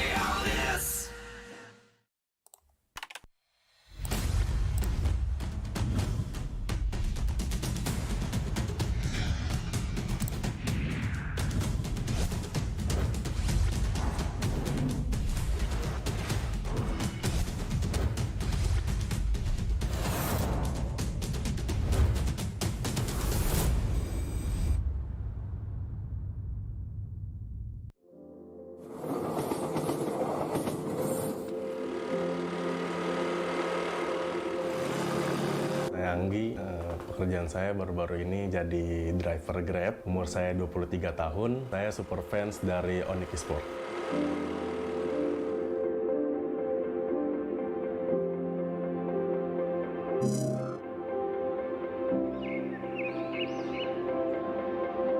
Hafiz Kairunanda, aku berkuliah di Perbanas Institut Jakarta, mengambil jurusan D3 Keuangan dan Perbankan, dan aku juga salah satu super fans dari tim RRQ.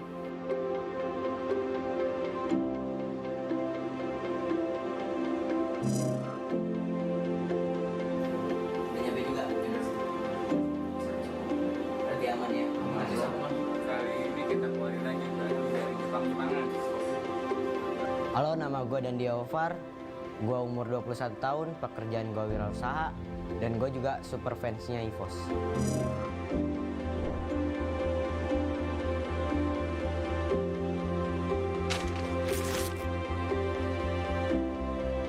Sebelumnya tuh kerja di toko daging, saya job desk-nya jadi admin juga, nge-slash juga gitu ya. Jadi terus malamnya jadi driver Grab buat cari-cari tambahan. Awalnya sih cuma buat sampingan aja ya, soalnya kan pendapatan di kerjaan masih kurang nih, jadi nyari sampingan gitu. Tapi setelah resign, jadi saya siang driver Grab juga, malam driver Grab juga.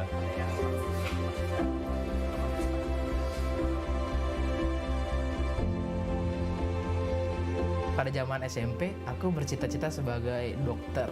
Namun impian itu semua tidak bisa kurai begitu gampangnya, dan aku berpikir berulang kali. Pada akhirnya aku bercita-cita pada saat SMA itu menjadi farmasi di suatu rumah sakit. Wirausaha gue tuh kayak gue nge-thrift baju. Jadi gue beli baju balan kayak di karung gitu yang banyak. Terus gue pilih-pilih mana yang bagus, mana yang enggak. Terus yang bagus itu gue bakal jual lagi. Gue mulai thrifting itu sejak 4 bulan yang lalu karena mulai ramenya ya kan thrifting gitu-gitu. Jadi akhirnya gue berani coba buat ngejualan baju. Oh gitu, udah nyampe barangnya? Ya udah bagus. Soal pengalaman ya, kebetulan sebelum di toko daging itu juga saya kerja di retail gitu kan. Jadi terbiasa nih ngelayanin customer gitu ya. Mungkin pelayanan saya baik gitu, pernah dikasih tip besar juga sih mas. Waktu itu saya antar orderan food nih, saya sapa gitu dengan baik lah pokoknya sebelum saya antar, setelah antar juga. Terus pas di jalan pulang gitu, dapet mas tip. Lumayan tuh, ada pujian juga, kayak ramah sih gitu saya.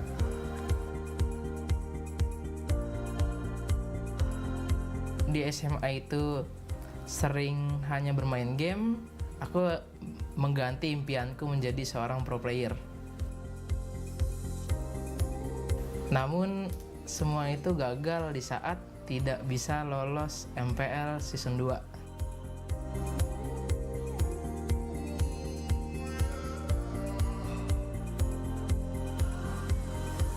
Sebenarnya sih ada naik turunnya, jadi kadang di luar ekspektasi, kadang sesuai ekspektasi. Jadi gue harus ngikutin alurnya sih, alur sosmed yang lagi zamannya gitu. Kadang juga lebih, alhamdulillah. Kalau nggak lebih ya syukurin aja apa yang ada.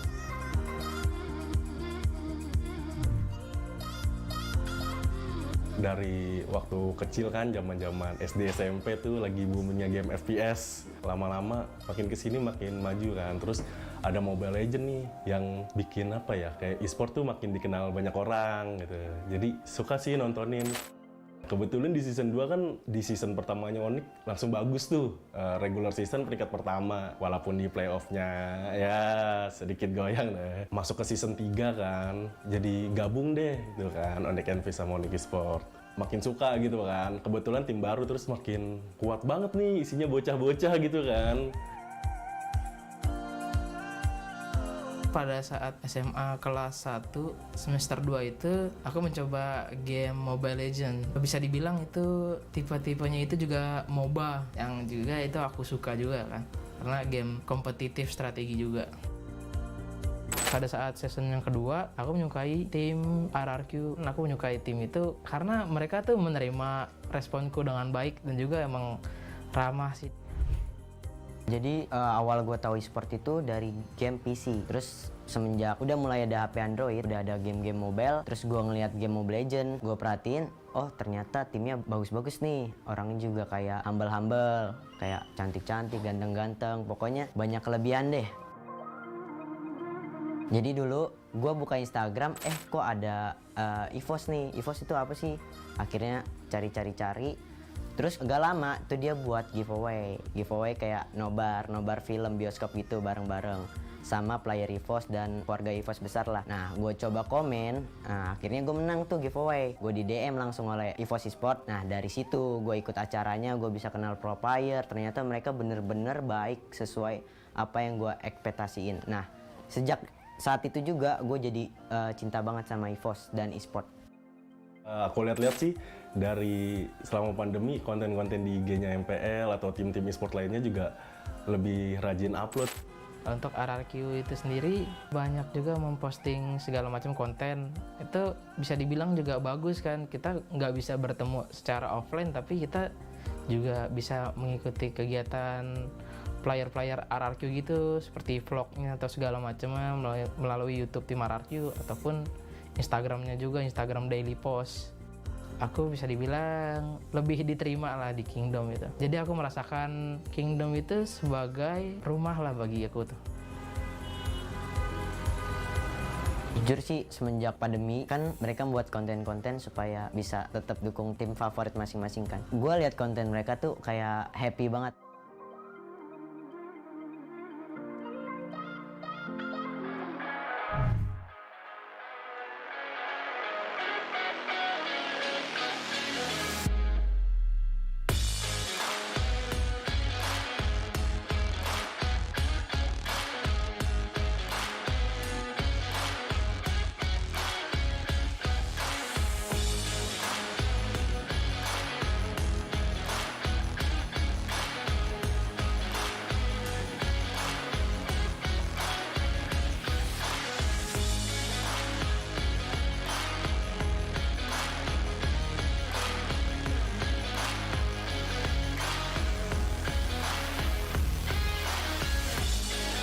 MPL Arena, boleh minta tepuk tangannya.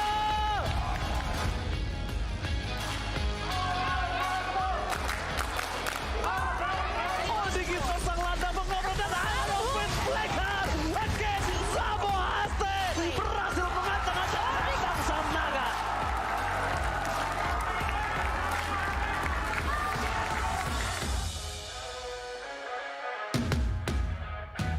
Cloud-nya hilang, kemenangan seperti tidak hadir untuk RRQ Hoshi. Oh my god, ini bencana.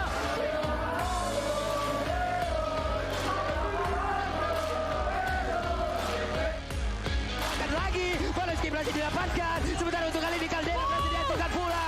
One-one-nya, triple kill looking for Media dan mereka berfokus untuk bisa mendapatkan kemenangan 2-2 tanpa balas dan benda aja. EVOS Legends tanpa balas. Kalau dari gua MPL season 10 aturan-aturannya mungkin lebih dipertegas lagi. Kayak misalkan di dalam stage tuh waktu nonton kan nggak boleh pakai balon gitu ya. Nah itu lebih dipertegas lagi, sekalian nggak pakai balon aja gitu. Sekalian ya udah teriak-teriak aja.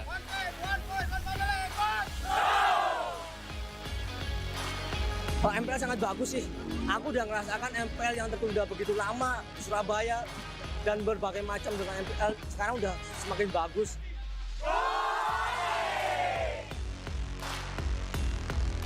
MPL kalau bisa ya setiap minggunya diadain di Expo lah biar gede. Alhamdulillah lancar karena sesuai jadwal itu masih ada yang 2-0. Jadi masih sesuai jadwal. Mungkin nanti ada misalnya yang 2-1 gitu kan nggak ini juga kan. Nggak possible juga untuk jam-jamnya nggak tepat waktu gitu.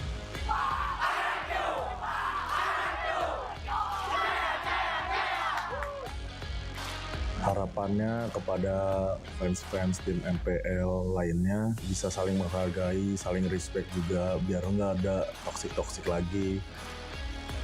Untuk para pendukung online, semoga kita lebih akur lagi dan tidak ada toksik ataupun provokasi di kolom komentar chat agar kita bisa membangun scene kompetitif Mobile Legends yang lebih sehat lagi.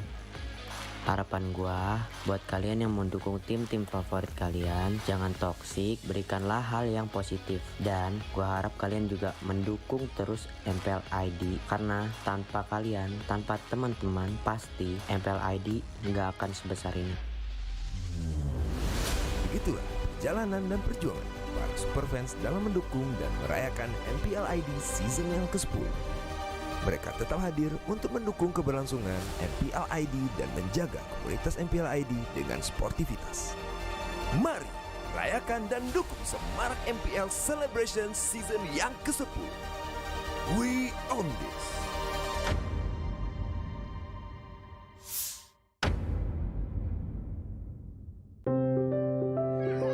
Kalau orang tua gue tuh kayak nggak pernah nyuruh lu jadi ini. Orang tua gue tuh selalu kayak yang lu mau ya udahlah, tapi lu harus tunjukin lah. Kata saya lu nggak sekolah-sekolah, itu biasa nggak danuin. Dan ntar gue Deden punya gaji gitu. Liatin aja dah Deden gitu. Gue nanya lah ke almarhum bokap gue lah, mau yang mana? Terus kayak dia jawab ke RRQ aja.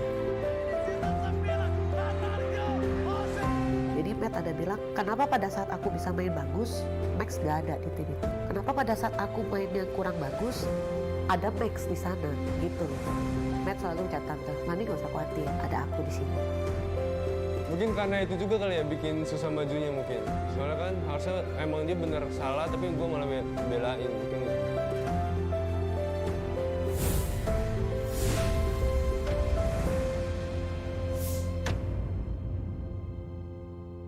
Get Galaxy A33 5G.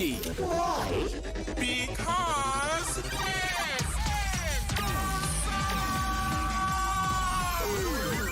Galaxy A33 5G with awesome processor. Buy now.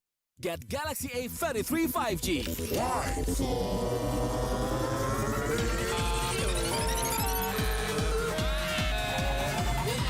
Galaxy A33 5G with awesome battery. Buy now. Get Galaxy A53 5G. Why? Because this is smooth. And this? Galaxy A53 5G with awesome smooth display. Buy now. Get Galaxy A73 5G. Why? Because this is awesome. This is awesome. Awesome details. Awesome details. Awesome details. Galaxy A73 5G. Take more awesome details. Buy now. Baru Axe Dual Action versus parfum. Yakin parfummu bikin kamu tetap segar saat berkeringat? Coba Axe baru. Kini lawan bau badan dan wangi segar bahkan saat kamu berkeringat. Axe Dual Action baru. Kepada sang legenda, nikmatmu sungguh tiada tara. Berjuang menjaga cita rasa hingga menjadi besti dengan api. Apalagi yang bisa kami lakukan selain menuruti perut yang bergejolak ingin menyantap? Inilah wujud terima kasih kami bersama GrabFood Resto Legendaris. Koparkan pesananmu. Tangan gue kenapa nih? Aduh, gatel banget, gak tahan. Move on ke Head and Shoulders. 100% pede, ketombe basah dan gatal. Wiped out.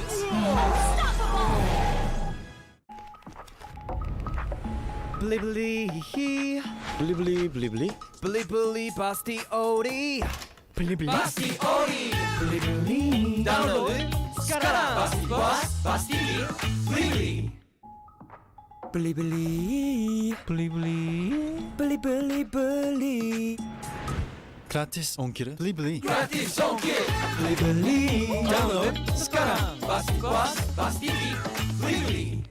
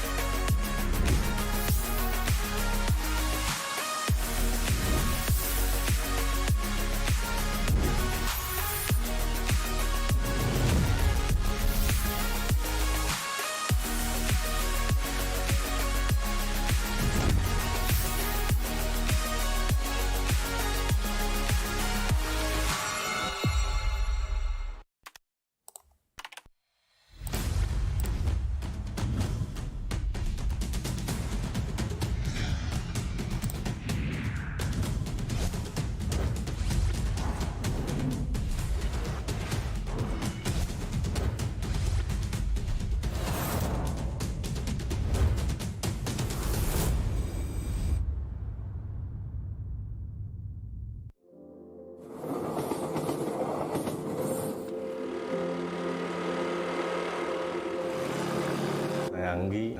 Pekerjaan saya baru-baru ini jadi driver Grab. Umur saya 23 tahun. Saya super fans dari Esports.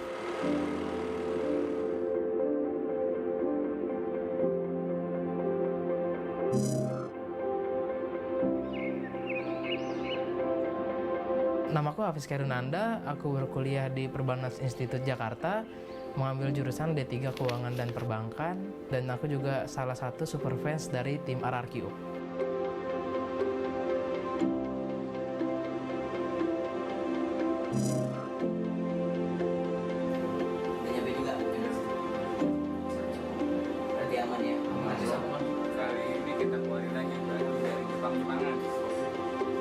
Halo, nama gue dan dia Ovar. Gue umur 21 tahun, pekerjaan gue wirausaha, dan gue juga super fansnya EVOS.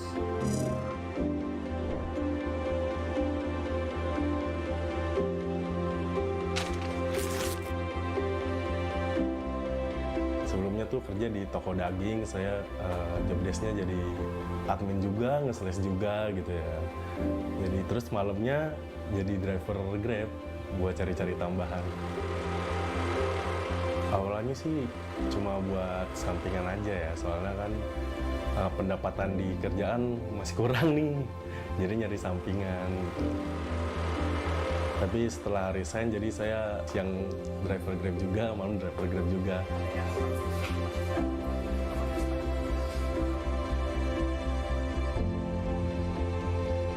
Pada zaman SMP, aku bercita-cita sebagai dokter. Namun impian itu semua tidak bisa kuraih begitu gampangnya, dan aku berpikir berulang kali. Pada akhirnya aku bercita-cita pada saat SMA itu menjadi farmasi di suatu rumah sakit. Wirausaha gue tuh kayak gue nge-thrift baju. Jadi gue beli baju balan kayak di karung gitu yang banyak. Terus gue pilih-pilih mana yang bagus, mana yang enggak. Terus yang bagus itu gue bakal jual lagi. Langsung aja disikat. Gue mulai thrifting itu sejak 4 bulan yang lalu karena mulai ramenya kan thrifting gitu-gitu. Jadi akhirnya gue berani coba buat ngejualan baju. Oh gitu, udah nyampe barangnya? Ya udah bagus bro. Soal pengalaman ya, kebetulan sebelum di toko daging itu juga saya kerja di retail gitu kan. Jadi terbiasa nih ngelayanin customer gitu ya. Mungkin pelayanan saya baik gitu, pernah dikasih tip besar juga sih mas.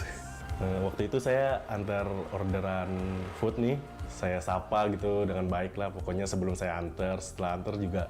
Terus pas di jalan pulang gitu, dapet mas tip. Lumayan tuh, ada pujian juga, kayak ramah sih gitu saya.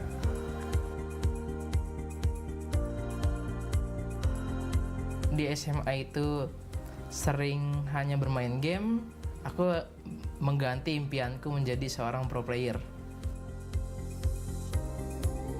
Namun semua itu gagal di saat tidak bisa lolos MPL Season 2.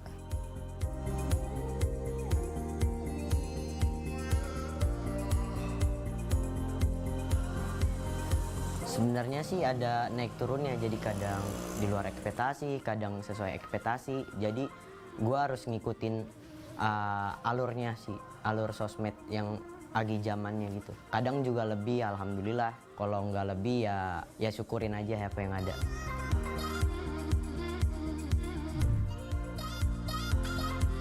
Dari waktu kecil kan, zaman-zaman SD SMP tuh lagi boomingnya game FPS. Lama-lama makin kesini makin maju kan. Terus ada Mobile Legends nih yang bikin apa ya, kayak e-sport tuh makin dikenal banyak orang gitu. Jadi suka sih nontonin. Kebetulan di season 2 kan, di season pertamanya Onyx langsung bagus tuh. Regular season peringkat pertama, walaupun di playoff-nya ya sedikit goyang deh. Masuk ke season 3 kan, jadi gabung deh gitu kan, Onyx NV sama Onyx Esports. Makin suka gitu kan, kebetulan tim baru terus makin kuat banget nih, isinya bocah-bocah gitu kan.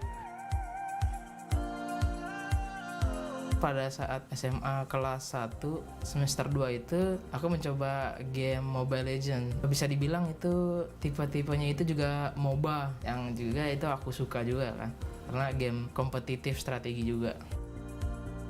Pada saat season yang kedua, aku menyukai tim RRQ. Aku menyukai tim itu karena mereka tuh menerima responku dengan baik dan juga emang ramah sih. Jadi awal gue tahu e-sport itu dari game PC, terus semenjak udah mulai ada HP Android, udah ada game-game mobile, terus gue ngeliat game Mobile Legends, gue perhatiin, oh ternyata timnya bagus-bagus nih, orangnya juga kayak humble-humble, kayak cantik-cantik, ganteng-ganteng, pokoknya banyak kelebihan deh. Jadi dulu gue buka Instagram, kok ada EVOS nih, EVOS itu apa sih? Akhirnya cari-cari. Terus gak lama tuh dia buat giveaway kayak nobar film bioskop gitu bareng-bareng sama player EVOS dan keluarga EVOS besar lah. Nah gue coba komen, akhirnya gue menang tuh giveaway. Gue di DM langsung oleh EVOS Esports. Nah dari situ gue ikut acaranya, gue bisa kenal pro player. Ternyata mereka bener-bener baik sesuai apa yang gue ekspektasiin. Nah sejak saat itu juga gue jadi cinta banget sama EVOS dan Esports. Aku lihat-lihat sih dari selama pandemi konten-konten di IG-nya MPL atau tim-tim e-sport lainnya juga lebih rajin upload. Untuk RRQ itu sendiri banyak juga memposting segala macam konten. Itu bisa dibilang juga bagus kan. Kita nggak bisa bertemu secara offline tapi kita juga bisa mengikuti kegiatan player-player RRQ gitu seperti vlognya atau segala macamnya melalui YouTube tim RRQ ataupun Instagramnya juga, Instagram daily post. Aku bisa dibilang lebih diterima lah di Kingdom itu. Jadi aku merasakan Kingdom itu sebagai rumah lah bagi aku tuh. Jujur sih semenjak pandemi kan mereka buat konten-konten supaya bisa tetap dukung tim favorit masing-masing kan. Gue lihat konten mereka tuh kayak happy banget.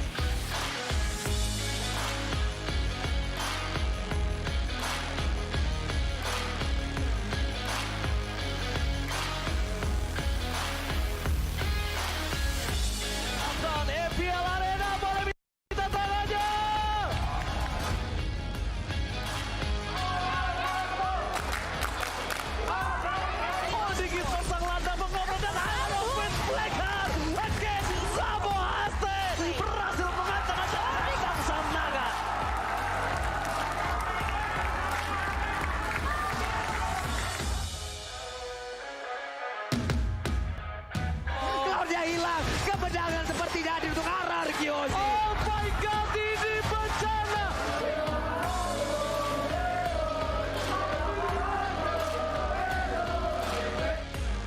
Dan lagi, bonus game berhasil didapatkan. Sementara untuk kali ini Caldera berhasil dihancurkan pula. One-one-nya, triple kill looking for media dan mereka berfokus untuk bisa mendapatkan kemenangan 2-0 tanpa balas dan penjelasan. EVOS Legends tanpa balas. Kalau dari gua MPL season 10 aturan-aturannya mungkin lebih dipertegas lagi. Kayak misalkan di dalam stage tuh waktu nonton kan nggak boleh pakai balon gitu ya. Nah itu lebih dipertegas lagi, sekalian nggak pakai balon aja gitu. Sekalian ya udah teriak-teriak aja.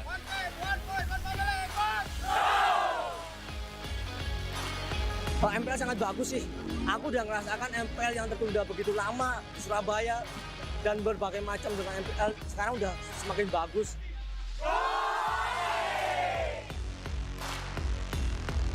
MPL kalau bisa ya setiap minggunya diadain di Expo lah biar gede. Alhamdulillah lancar karena sesuai jadwal itu masih ada yang 2-0.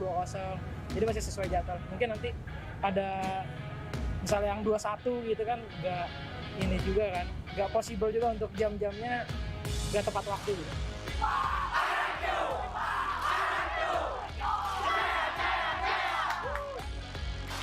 Harapannya kepada fans-fans tim MPL lainnya bisa saling menghargai, saling respect juga, biar nggak ada toksik-toksik lagi. Untuk para pendukung online, semoga kita lebih akur lagi dan tidak ada toksik ataupun provokasi di kolom komentar chat agar kita bisa membangun scene kompetitif Mobile Legends yang lebih sehat lagi. Harapan gua buat kalian yang mendukung tim-tim favorit kalian, jangan toksik, berikanlah hal yang positif. Dan gua harap kalian juga mendukung terus MPL ID, karena tanpa kalian, tanpa teman-teman, pasti MPL ID nggak akan sebesar ini. Begitulah perjalanan dan perjuangan para superfans dalam mendukung dan merayakan MPL ID season yang ke-10. Mereka tetap hadir untuk mendukung keberlangsungan MPL ID dan menjaga komunitas MPL ID dengan sportivitas. Mari rayakan dan dukung semarak MPL Celebration Season yang ke-10. We own this.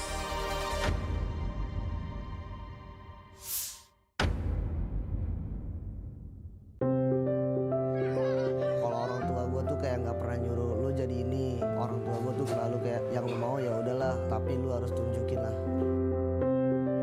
Kata saya lu nggak sekolah-sekolah, itu biasa nggak danuin. Dan ntar gue Deden punya gaji gitu. Liatin aja dah Deden gitu. Gue nanya lah ke almarhum bokap gue lah, mau yang mana? Terus kayak dia jawab ke RRQ aja. Jadi Matt ada bilang, kenapa pada saat aku bisa main bagus, Max gak ada di tim itu? Kenapa pada saat aku mainnya kurang bagus, ada Max di sana, gitu loh. Matt selalu ucap tante, Mami gak usah khawatir, ada aku di sini. Mungkin karena itu juga kali ya bikin susah majunya mungkin. Soalnya kan harusnya emang dia bener salah, tapi gue malah belain mungkin.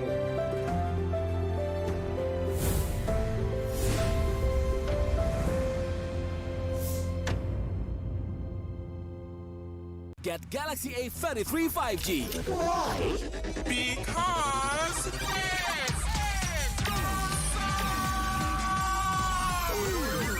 Galaxy A33 5G with awesome processor. Buy now. Get Galaxy A33 5G. Why?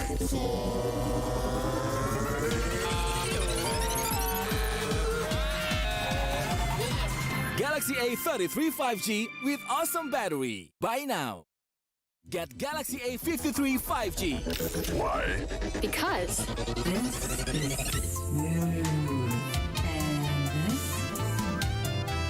Galaxy A53 5G with awesome smooth display. Buy now. Get Galaxy A73 5G. Why? Because this is awesome. This is awesome. Awesome detail. Awesome detail. Awesome detail. Galaxy A73 5G. Take more awesome details. Buy now. Baru Axe Dual Action versus parfum. Yakin parfummu bikin kamu tetap segar saat berkeringat? Coba Axe baru. Kini lawan bau badan dan wangi segar bahkan saat kamu berkeringat. Axe Dual Action baru. Kepada sang legenda, nikmatmu sungguh tiada tara. Berjuang menjaga cita rasa hingga menjadi bestie dengan api. Apalagi yang bisa kami lakukan selain menuruti perut yang bergejolak ingin menyantap? Inilah wujud terima kasih kami bersama GrabFood Resto Legendaris. Koparkan pesananmu. Tangan gue kenapa nih? Aduh, gatel banget, gak tahan. Move on ke Head and Shoulders. 100% pede, ketombe basah dan gatal. Wiped out.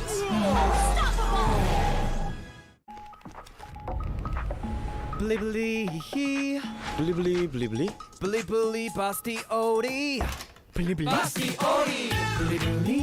Download sekarang. Pasti puas, pasti beli.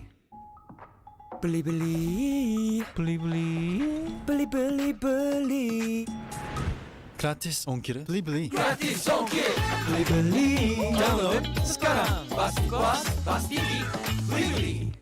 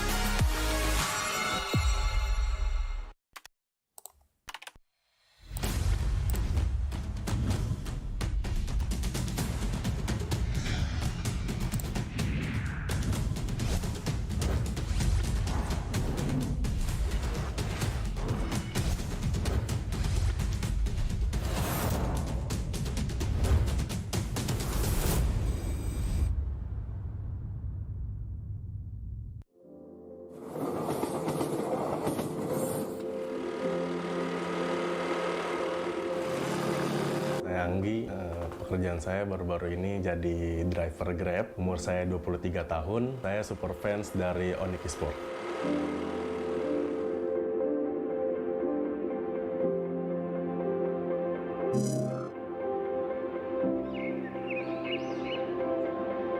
Namaku Hafiz Kairunanda, aku berkuliah di Perbanas Institut Jakarta, mengambil jurusan D3 Keuangan dan Perbankan, dan aku juga salah satu super fans dari tim RRQ.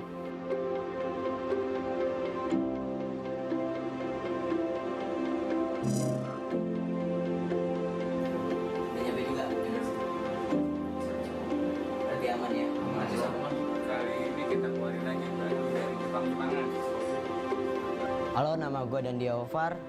Gue umur 21 tahun, pekerjaan gue wirausaha, dan gue juga super fansnya EVOS.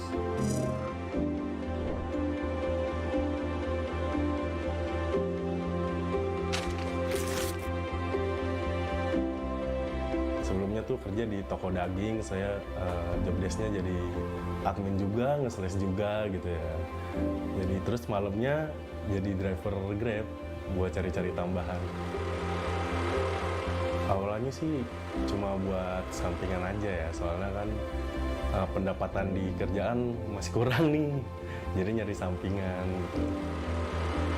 Tapi setelah resign, jadi saya siang driver Grab juga, malam driver Grab juga.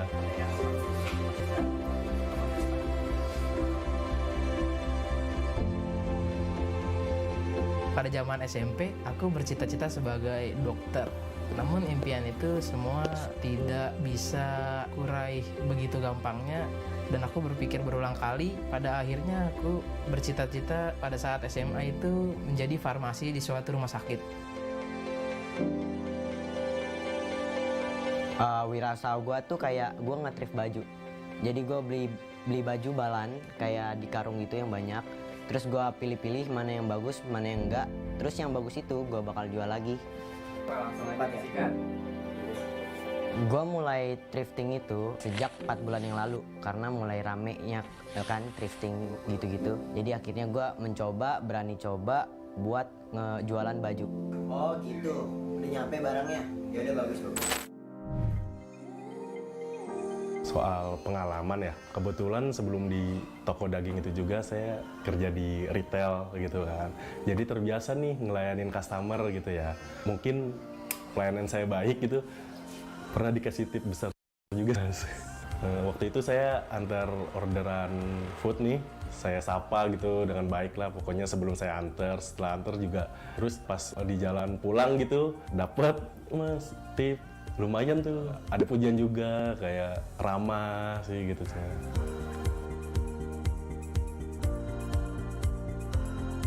Di SMA itu sering hanya bermain game, aku mengganti impianku menjadi seorang pro player. Namun semua itu gagal di saat tidak bisa lolos MPL Season 2.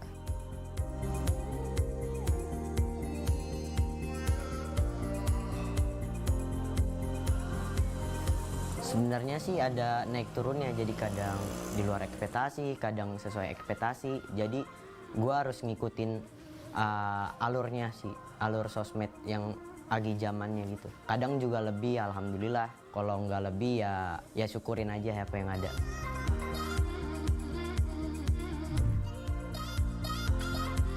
Dari waktu kecil kan, zaman-zaman SD SMP tuh lagi boomingnya game FPS. Lama-lama makin kesini makin maju kan. Terus ada Mobile Legends nih yang bikin apa ya, kayak e-sport tuh makin dikenal banyak orang gitu. Jadi suka sih nontonin.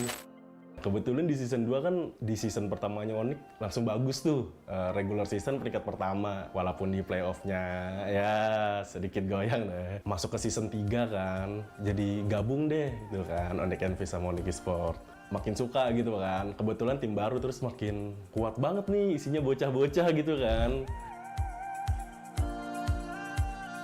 Pada saat SMA kelas 1 semester 2 itu aku mencoba game Mobile Legends. Bisa dibilang itu tipe-tipenya itu juga MOBA, yang juga itu aku suka juga kan, karena game kompetitif strategi juga. Pada saat season yang kedua, aku menyukai tim RRQ. Aku menyukai tim itu karena mereka tuh menerima responku dengan baik dan juga emang ramah sih. Jadi awal gue tahu e-sport itu dari game PC. Terus semenjak udah mulai ada HP Android, udah ada game-game mobile. Terus gue ngeliat game Mobile Legends, gue perhatiin, oh ternyata timnya bagus-bagus nih. Orangnya juga kayak humble-humble, kayak cantik-cantik, ganteng-ganteng. Pokoknya banyak kelebihan deh.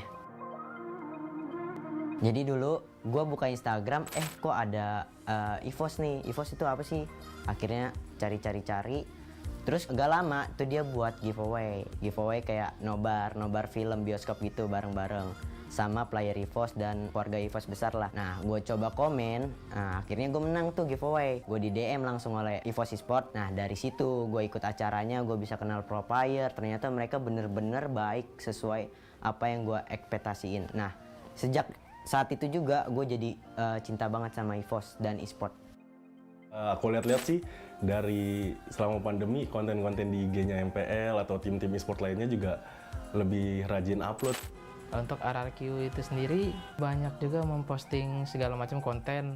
Itu bisa dibilang juga bagus kan. Kita nggak bisa bertemu secara offline tapi kita juga bisa mengikuti kegiatan player-player RRQ gitu seperti vlognya atau segala macamnya melalui YouTube tim RRQ ataupun Instagramnya juga, Instagram daily post. Aku bisa dibilang lebih diterima lah di Kingdom itu. Jadi aku merasakan Kingdom itu sebagai rumah lah bagi aku tuh. Jujur sih semenjak pandemi kan mereka buat konten-konten supaya bisa tetap dukung tim favorit masing-masing kan. Gue lihat konten mereka tuh kayak happy banget.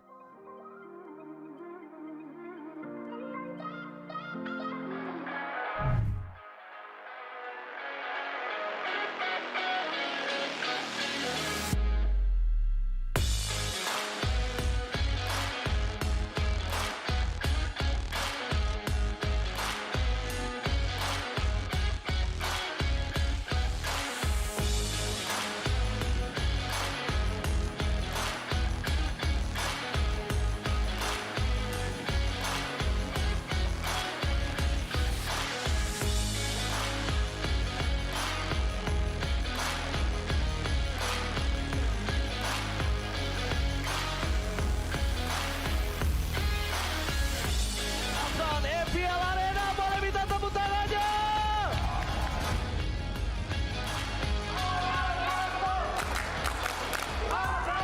Oh, dikit pasang landa mengobrol dan Aerofit Blacker. Escape Sabo Haste berhasil mengacak-acak bintang Sam Naga.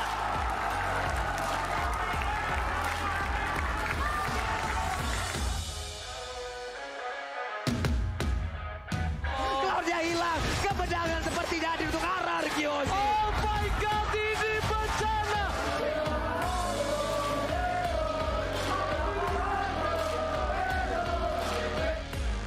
Dan lagi, Valeski berhasil didapatkan. Sementara untuk kali ini Caldera berhasil dihancurkan pula. One-one-nya, triple kill looking for media dan mereka berfokus untuk bisa mendapatkan kemenangan 2-0 tanpa balas dan Indonesia. EVOS Legends tanpa balas. Kalau dari gua MPL season 10 aturan-aturannya mungkin lebih dipertegas lagi. Kayak misalkan di dalam stage tuh waktu nonton kan nggak boleh pakai balon gitu ya. Nah itu lebih dipertegas lagi, sekalian nggak pakai balon aja gitu. Sekalian ya udah teriak-teriak aja.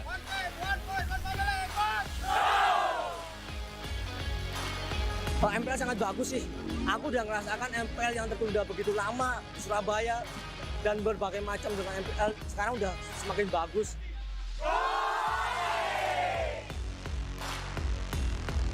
MPL kalau bisa ya setiap minggunya diadain di Expo lah biar gede. Alhamdulillah lancar karena sesuai jadwal itu masih ada yang 2-0. Jadi masih sesuai jadwal. Mungkin nanti ada misalnya yang 2-1 gitu kan nggak ini juga kan. Nggak possible juga untuk jam-jamnya nggak tepat waktu gitu.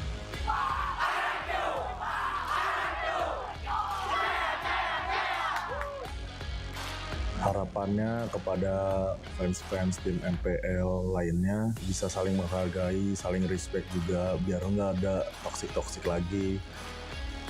Untuk para pendukung online, semoga kita lebih akur lagi dan tidak ada toksik ataupun provokasi di kolom komentar chat agar kita bisa membangun scene kompetitif Mobile Legends yang lebih sehat lagi. Harapan gua buat kalian yang mendukung tim-tim favorit kalian, jangan toksik, berikanlah hal yang positif. Dan gua harap kalian juga mendukung terus MPL ID, karena tanpa kalian, tanpa teman-teman, pasti MPL ID nggak akan sebesar ini. Begitulah perjalanan dan perjuangan para superfans dalam mendukung dan merayakan MPL ID season yang ke-10. Mereka tetap hadir untuk mendukung keberlangsungan MPL ID dan menjaga komunitas MPL ID dengan sportivitas. Mari rayakan dan dukung semarak MPL Celebration Season yang ke-10. We own this!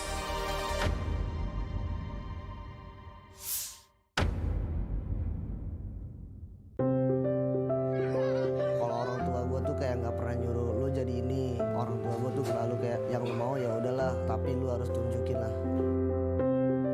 Kata saya, lu nggak sekolah-sekolah, itu biasa nggak danuin. Dan ntar gue Deden punya gaji gitu.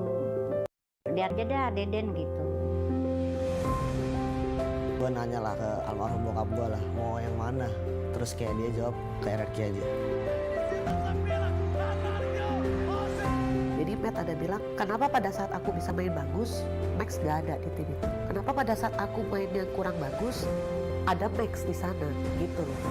Matt selalu chat tante, Mami gak usah khawatir, ada aku di sini. Mungkin karena itu juga kali ya bikin susah majunya mungkin. Soalnya kan harusnya emang dia bener salah, tapi gue malah belain mungkin.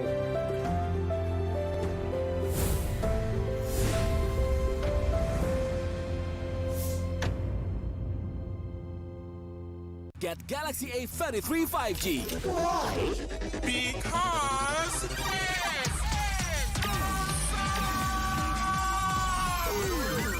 Galaxy A33 5G with awesome processor. Buy now. Get Galaxy A33 5G.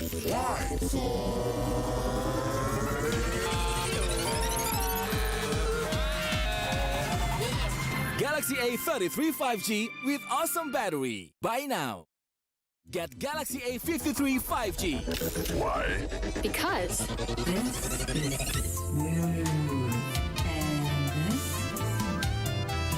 Galaxy A53 5G with awesome smooth display. Buy now. Get Galaxy A73 5G. Why? Because this is awesome.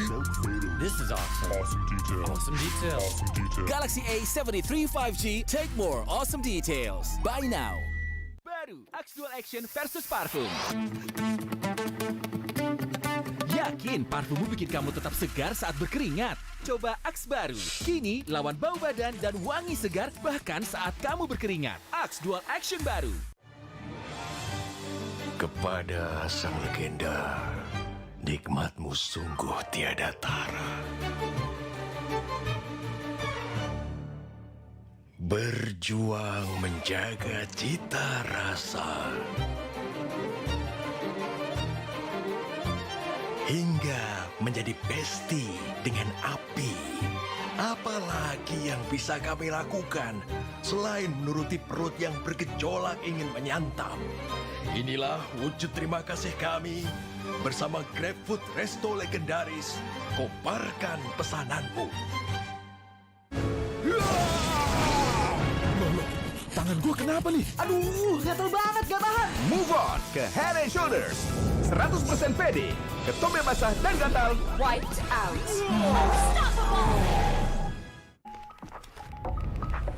Beli beli hihi. Beli beli. Beli beli pasti ori. Beli beli. Pasti ori. Beli beli. Download sekarang. Pasti puas, pasti beli. Beli beli. Beli beli. Beli beli beli. Gratis ongkir. Beli. Gratis ongkir. Beli beli. Download sekarang. Pasti puas, pasti beli.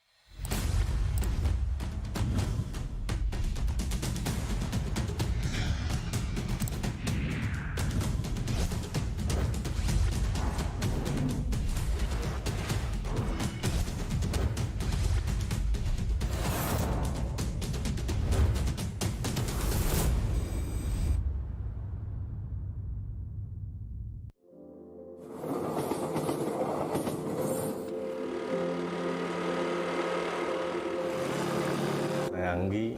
Pekerjaan saya baru-baru ini jadi driver Grab. Umur saya 23 tahun. Saya super fans dari Esports.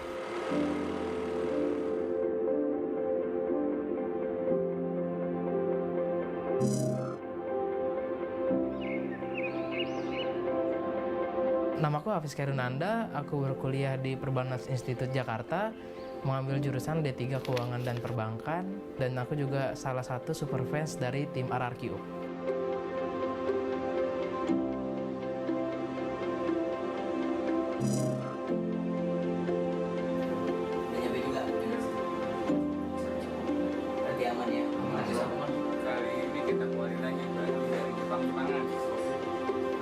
Halo, nama gue Diego. Gue umur 21 tahun, pekerjaan gue wirausaha, dan gue juga super fansnya EVOS.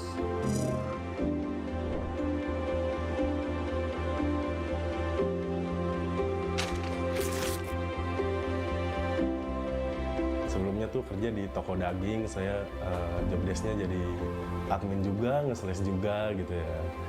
Jadi terus malamnya jadi driver Grab buat cari-cari tambahan. Awalnya sih cuma buat sampingan aja ya, soalnya kan pendapatan di kerjaan masih kurang nih, jadi nyari sampingan gitu. Tapi setelah resign, jadi saya siang driver Grab juga, malam driver Grab juga.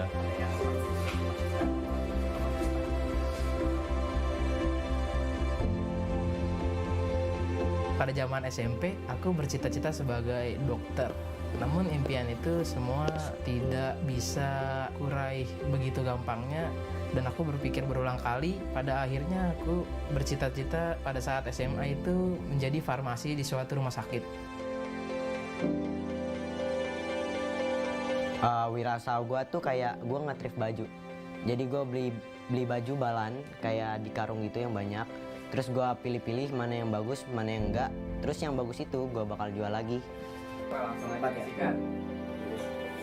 Gue mulai thrifting itu sejak 4 bulan yang lalu karena mulai ramenya kan thrifting gitu-gitu. Jadi akhirnya gue berani coba buat ngejualan baju. Oh gitu, udah nyampe barangnya? Ya udah bagus. Soal pengalaman ya, kebetulan sebelum di toko daging itu juga saya kerja di retail gitu kan. Jadi terbiasa nih ngelayanin customer gitu ya. Mungkin pelayanan saya baik gitu, pernah dikasih tip besar juga sih mas. Waktu itu saya antar orderan food nih, saya sapa gitu dengan baik lah pokoknya sebelum saya antar, setelah antar juga. Terus pas di jalan pulang gitu, dapet mas tip. Lumayan tuh, ada pujian juga, kayak ramah sih gitu.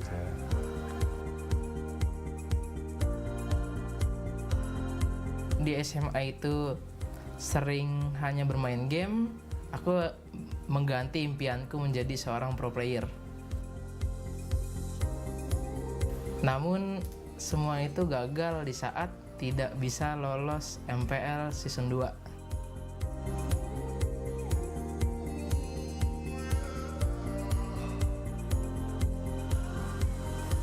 Sebenarnya sih ada naik turunnya, jadi kadang di luar ekspektasi, kadang sesuai ekspektasi. Jadi gue harus ngikutin alurnya sih, alur sosmed yang lagi zamannya gitu. Kadang juga lebih, alhamdulillah. Kalau nggak lebih ya syukurin aja apa yang ada.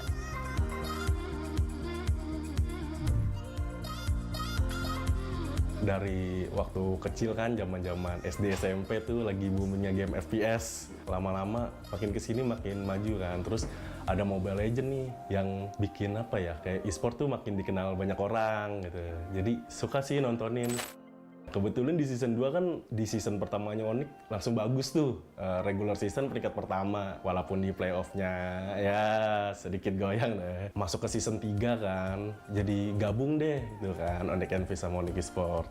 Makin suka gitu kan, kebetulan tim baru terus makin kuat banget nih, isinya bocah-bocah gitu kan.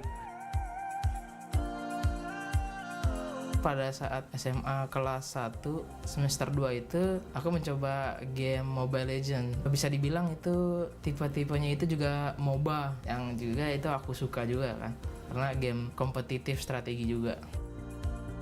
Pada saat season yang kedua, aku menyukai tim RRQ. Aku menyukai tim itu karena mereka tuh menerima responku dengan baik dan juga emang ramah sih.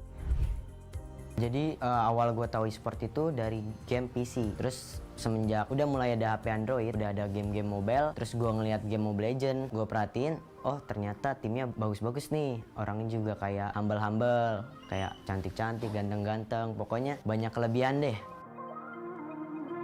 Jadi dulu gue buka Instagram, kok ada EVOS nih. EVOS itu apa sih? Akhirnya cari-cari. Terus gak lama tuh dia buat giveaway kayak nobar film bioskop gitu bareng-bareng sama player EVOS dan keluarga EVOS besar lah. Nah gue coba komen, akhirnya gue menang tuh giveaway. Gue di DM langsung oleh EVOS Esports. Nah dari situ gue ikut acaranya, gue bisa kenal pro player. Ternyata mereka bener-bener baik sesuai apa yang gue ekspektasiin. Nah sejak saat itu juga gue jadi cinta banget sama EVOS dan Esports. Aku lihat-lihat sih dari selama pandemi konten-konten di IG-nya MPL atau tim-tim e-sport lainnya juga lebih rajin upload. Untuk RRQ itu sendiri banyak juga memposting segala macam konten.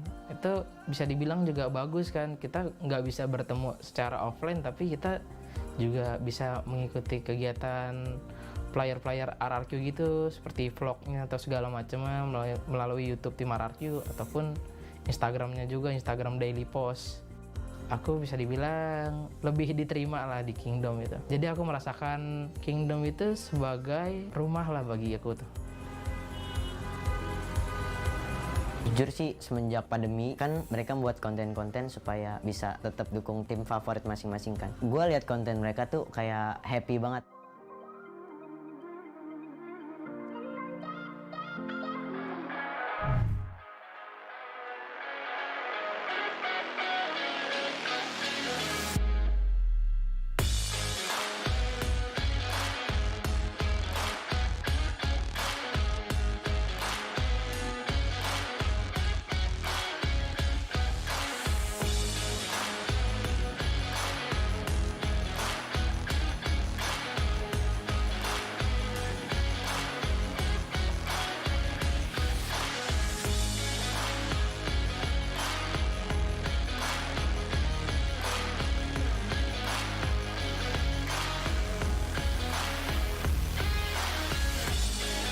MPL Arena, boleh minta tepuk tangannya.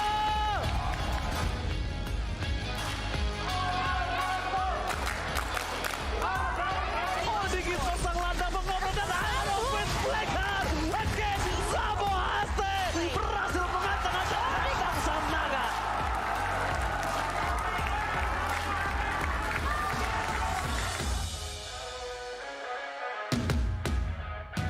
Cloudnya hilang, kemenangan seperti jadi untuk RRQ Hoshi. Oh my god, ini bencana.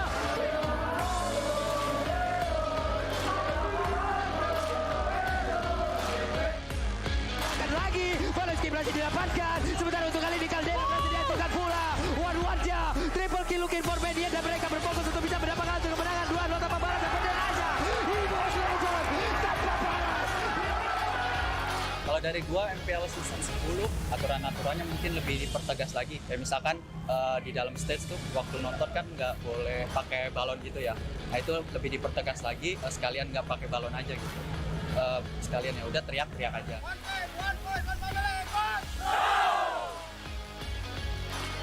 MPL sangat bagus sih. Aku udah ngerasakan MPL yang tertunda begitu lama di Surabaya dan berbagai macam dengan MPL sekarang udah semakin bagus.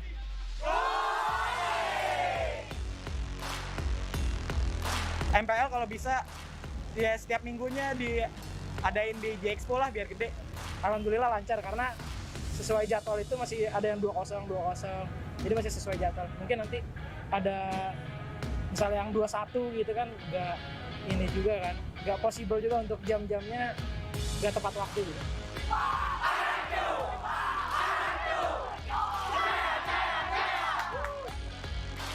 Harapannya kepada fans-fans tim MPL lainnya bisa saling menghargai, saling respect juga biar nggak ada toksik-toksik lagi.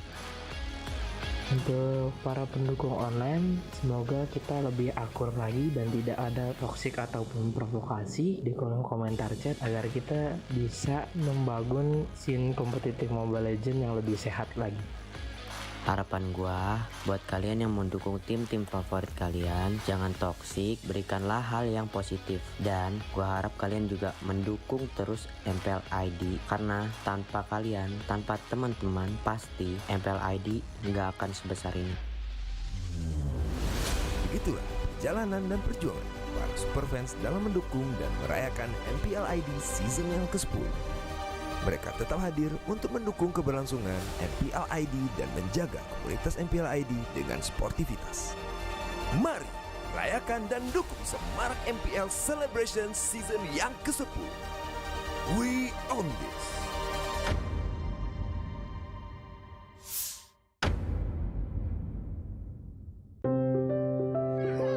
Kalau orang tua gue tuh kayak nggak pernah nyuruh lo jadi ini. Orang tua gue tuh selalu kayak yang lo mau ya udahlah, tapi lo harus tunjukin lah.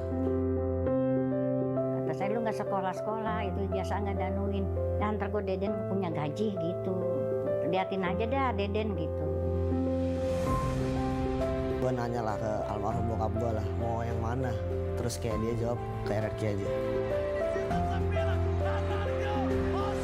Jadi Matt ada bilang, kenapa pada saat aku bisa main bagus, Max gak ada di tim itu? Kenapa pada saat aku main yang kurang bagus, ada Max di sana, gitu loh. Matt selalu ucap tante, Mani gak usah khawatir, ada aku di sini. Mungkin karena itu juga kali ya bikin susah majunya mungkin. Soalnya kan harusnya emang dia bener salah, tapi gue malah belain mungkin.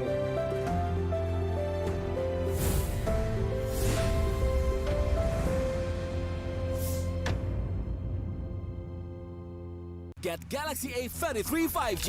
Why? Because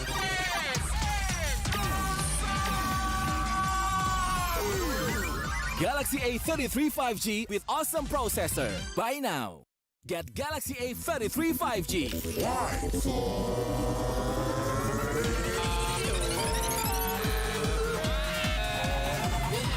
Galaxy A33 5G with awesome battery. Buy now. Get Galaxy A53 5G. Why? Because this is smooth. Galaxy A53 5G with awesome smooth display. Buy now. Get Galaxy A73 5G. Why? Because this is awesome. This is awesome. Awesome detail. Awesome detail. Awesome detail. Galaxy A73 5G. Take more awesome details. Buy now. Baru Axe Dual Action versus parfum. Yakin parfummu bikin kamu tetap segar saat berkeringat? Coba Axe baru. Kini lawan bau badan dan wangi segar bahkan saat kamu berkeringat. Axe Dual Action baru. Kepada sang legenda, nikmatmu sungguh tiada tara. Berjuang menjaga cita rasa hingga menjadi besti dengan api. Apalagi yang bisa kami lakukan selain menuruti perut yang bergejolak ingin menyantap? Inilah wujud terima kasih kami bersama GrabFood Resto Legendaris. Koparkan pesananmu. Tangan gue kenapa nih? Aduh, gatel banget, gak tahan. Move on ke Head and Shoulders.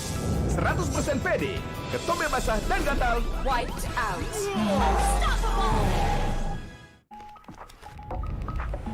Beli beli beli beli beli beli beli beli pasti ori. Beli beli Pasti ori. beli beli. Download sekarang. Pasti puas, pasti beli. Beli beli beli beli beli beli beli. Gratis ongkir. Beli beli. Gratis ongkir. Beli beli. Download sekarang. Pasti puas, pasti beli.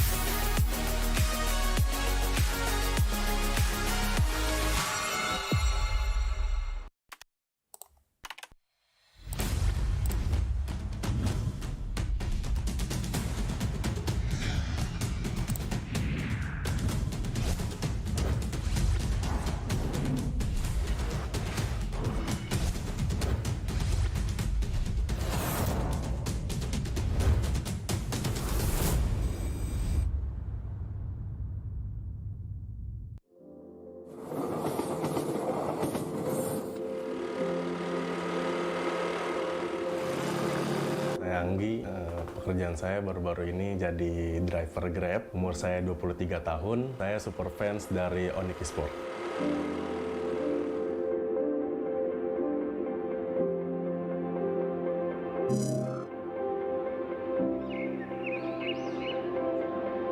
Namaku Hafiz Kairunanda, aku berkuliah di Perbanas Institut Jakarta, mengambil jurusan D3 Keuangan dan Perbankan, dan aku juga salah satu super fans dari tim RRQ.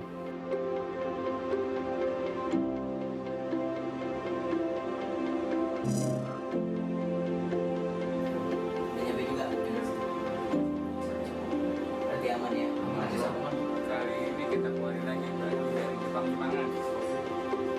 Halo, nama gue Dandia Ovar. Gue umur 21 tahun, pekerjaan gue wirausaha, dan gue juga super fansnya EVOS.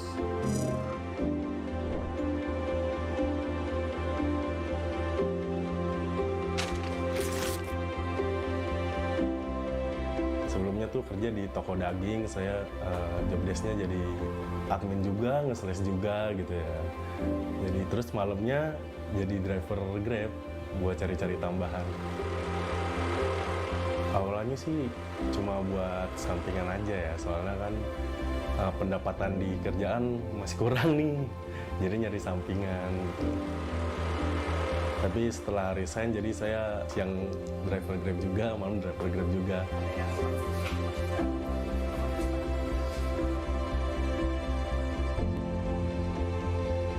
Pada zaman SMP, aku bercita-cita sebagai dokter. Namun impian itu semua tidak bisa kuraih begitu gampangnya, dan aku berpikir berulang kali. Pada akhirnya aku bercita-cita pada saat SMA itu menjadi farmasi di suatu rumah sakit. Wirausaha gue tuh kayak gue nge-thrift baju. Jadi gue beli baju balan kayak di karung gitu yang banyak. Terus gue pilih-pilih mana yang bagus, mana yang enggak. Terus yang bagus itu gue bakal jual lagi. Gue mulai thrifting itu sejak 4 bulan yang lalu, karena mulai ramenya kan thrifting gitu-gitu. Jadi akhirnya gue berani coba buat ngejualan baju. Oh gitu, udah nyampe barangnya? Ya udah bagus. Soal pengalaman ya, kebetulan sebelum di toko daging itu juga saya kerja di retail gitu kan. Jadi terbiasa nih ngelayanin customer gitu ya. Mungkin pelayanan saya baik gitu, pernah dikasih tip besar juga sih mas. Waktu itu saya antar orderan food nih, saya sapa gitu dengan baik lah pokoknya sebelum saya antar, setelah antar juga. Terus pas di jalan pulang gitu, dapet mas tip. Lumayan tuh, ada pujian juga, kayak ramah sih gitu saya.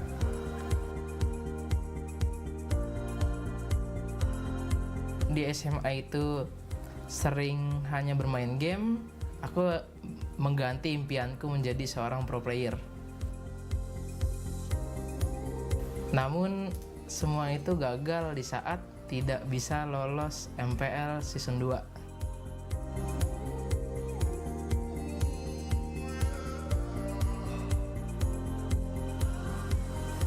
Sebenarnya sih ada naik turunnya, jadi kadang di luar ekspektasi, kadang sesuai ekspektasi. Jadi gue harus ngikutin alurnya sih, alur sosmed yang lagi zamannya gitu. Kadang juga lebih, alhamdulillah. Kalau nggak lebih ya syukurin aja apa yang ada.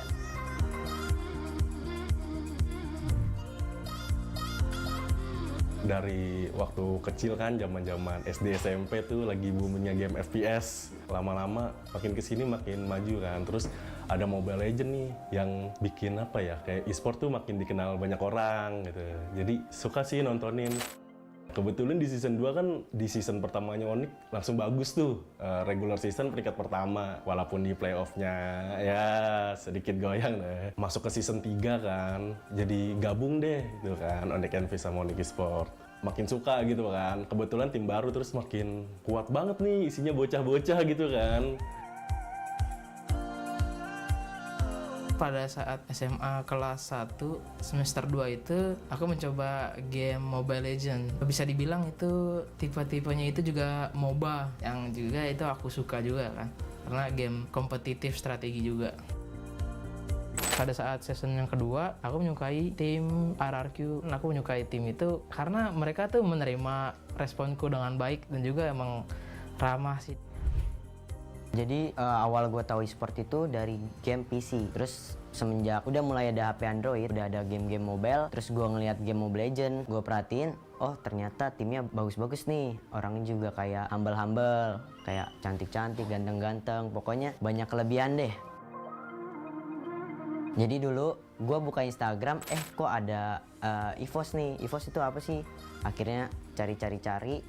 Terus gak lama tuh dia buat giveaway kayak nobar film bioskop gitu bareng-bareng sama player EVOS dan keluarga EVOS besar lah. Nah, gue coba komen, akhirnya gue menang tuh giveaway. Gue di DM langsung oleh EVOS Esports. Nah, dari situ gue ikut acaranya, gue bisa kenal pro player. Ternyata mereka bener-bener baik sesuai apa yang gue ekspektasiin. Nah, sejak saat itu juga gue jadi cinta banget sama EVOS dan Esports.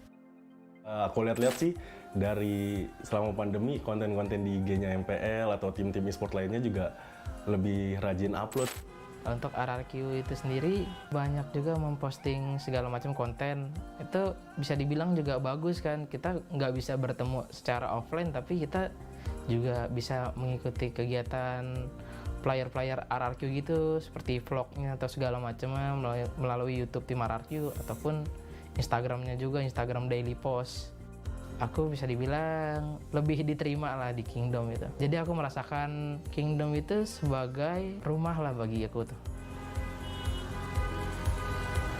Jujur sih semenjak pandemi kan mereka membuat konten-konten supaya bisa tetap dukung tim favorit masing-masing kan. Gue lihat konten mereka tuh kayak happy banget.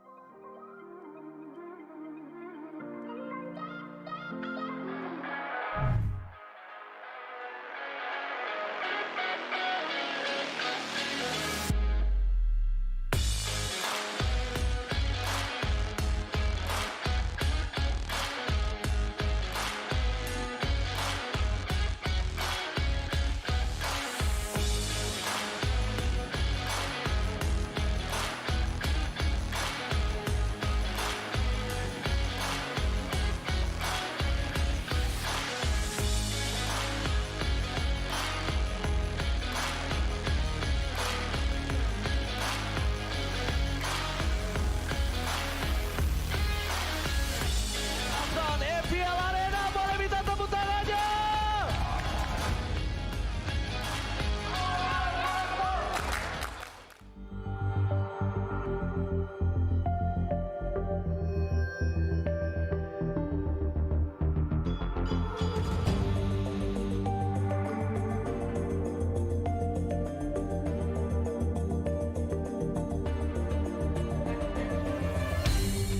Aku kan berdiri dan terus berlari, terus ke arah puncak tertinggi. Ku takkan berhenti, hanya sampai di sini. Kemenangan abadi menanti. You know we won't miss if we unite our focus. And if you haven't noticed, we'll nyalakan apimu, hadapi semua tantangan, hadang semua serangan, jatuh bukan halangan, bakar semangatmu, janganlah engkau menyerah, kita akan buat sejarah.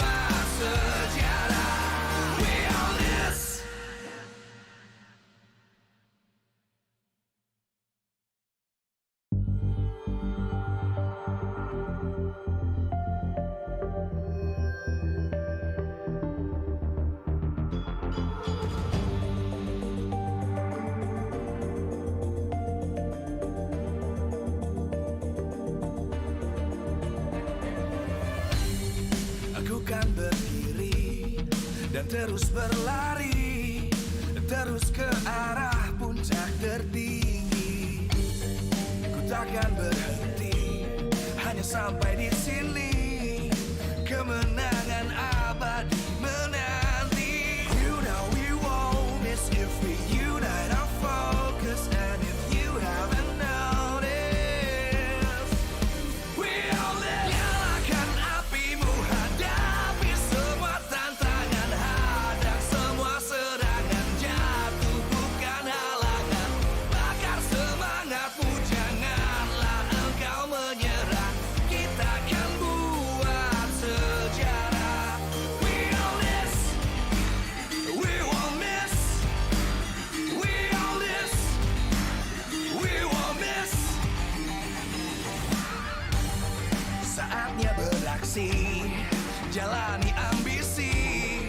Aku kan menyawakan hari ini. You know we won't miss if we unite our focus. And if you haven't noticed, we all live. Nyalakan apimu, hadapi semua tantangan, hadang semua serangan, jatuh bukan halangan. Bakar semangatmu, janganlah engkau menyerah. Kita akan buat sejarah. We all this, we won't miss. We all this, we won't miss. We all this.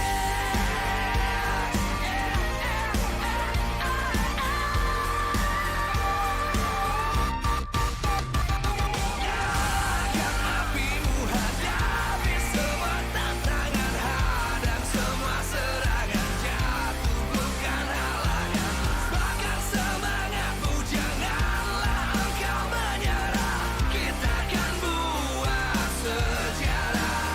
We all this.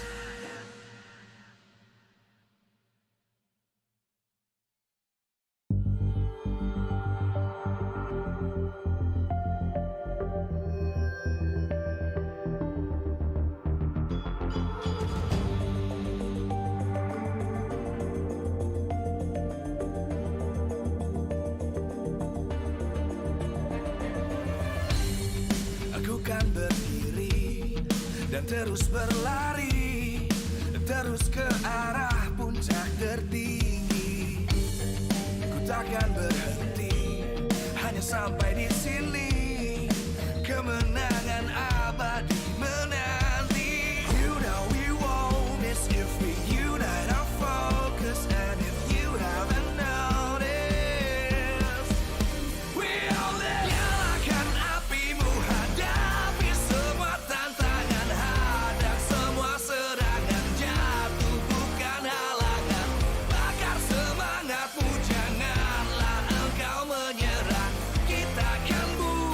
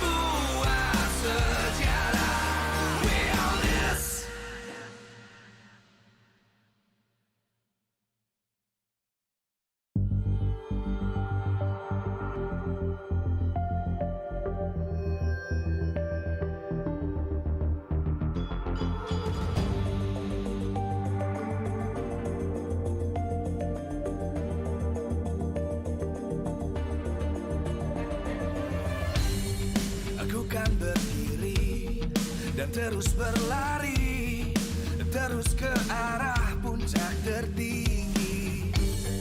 Ku takkan berhenti, hanya sampai di sini.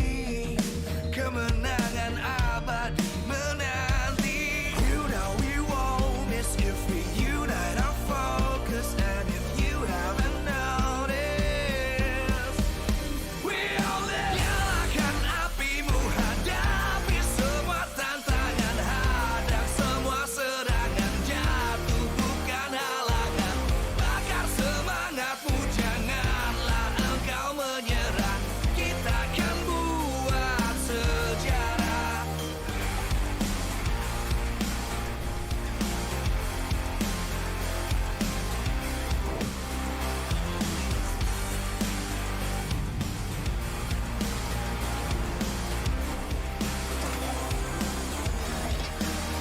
We are this. Live from MPL Arena, MPL Season 10 presented by Samsung Galaxy A Series. Official sponsor, Axe, Head and Shoulders, and Super App partner, Grab. 8 most prestigious teams in Asia will prove that hard work makes the dream work. Who will be the best? Let's see. We own this. The battle of the blue teams. EVOS Legends take on Rebellion Zion. A lot at stake for Rebellion Zion. It's their playoff lives right now as they are in the red zone. For EVOS Legends, it's to secure the upper brackets in the playoffs. Welcome once again, ladies and gentlemen, to the final match of MPL ID Season 10, Week 6, Day number 2 on the English desk. Still with Mirko, Eterna, and Arashi. Wow, it's going to be an insane match here in match number 3 because, like you mentioned, so many stakes at risk here, especially for Rebellion. Do they really want to make it into the playoffs? That's going to come down to how they perform here because we are already in week number 6 and the odds are ever against them.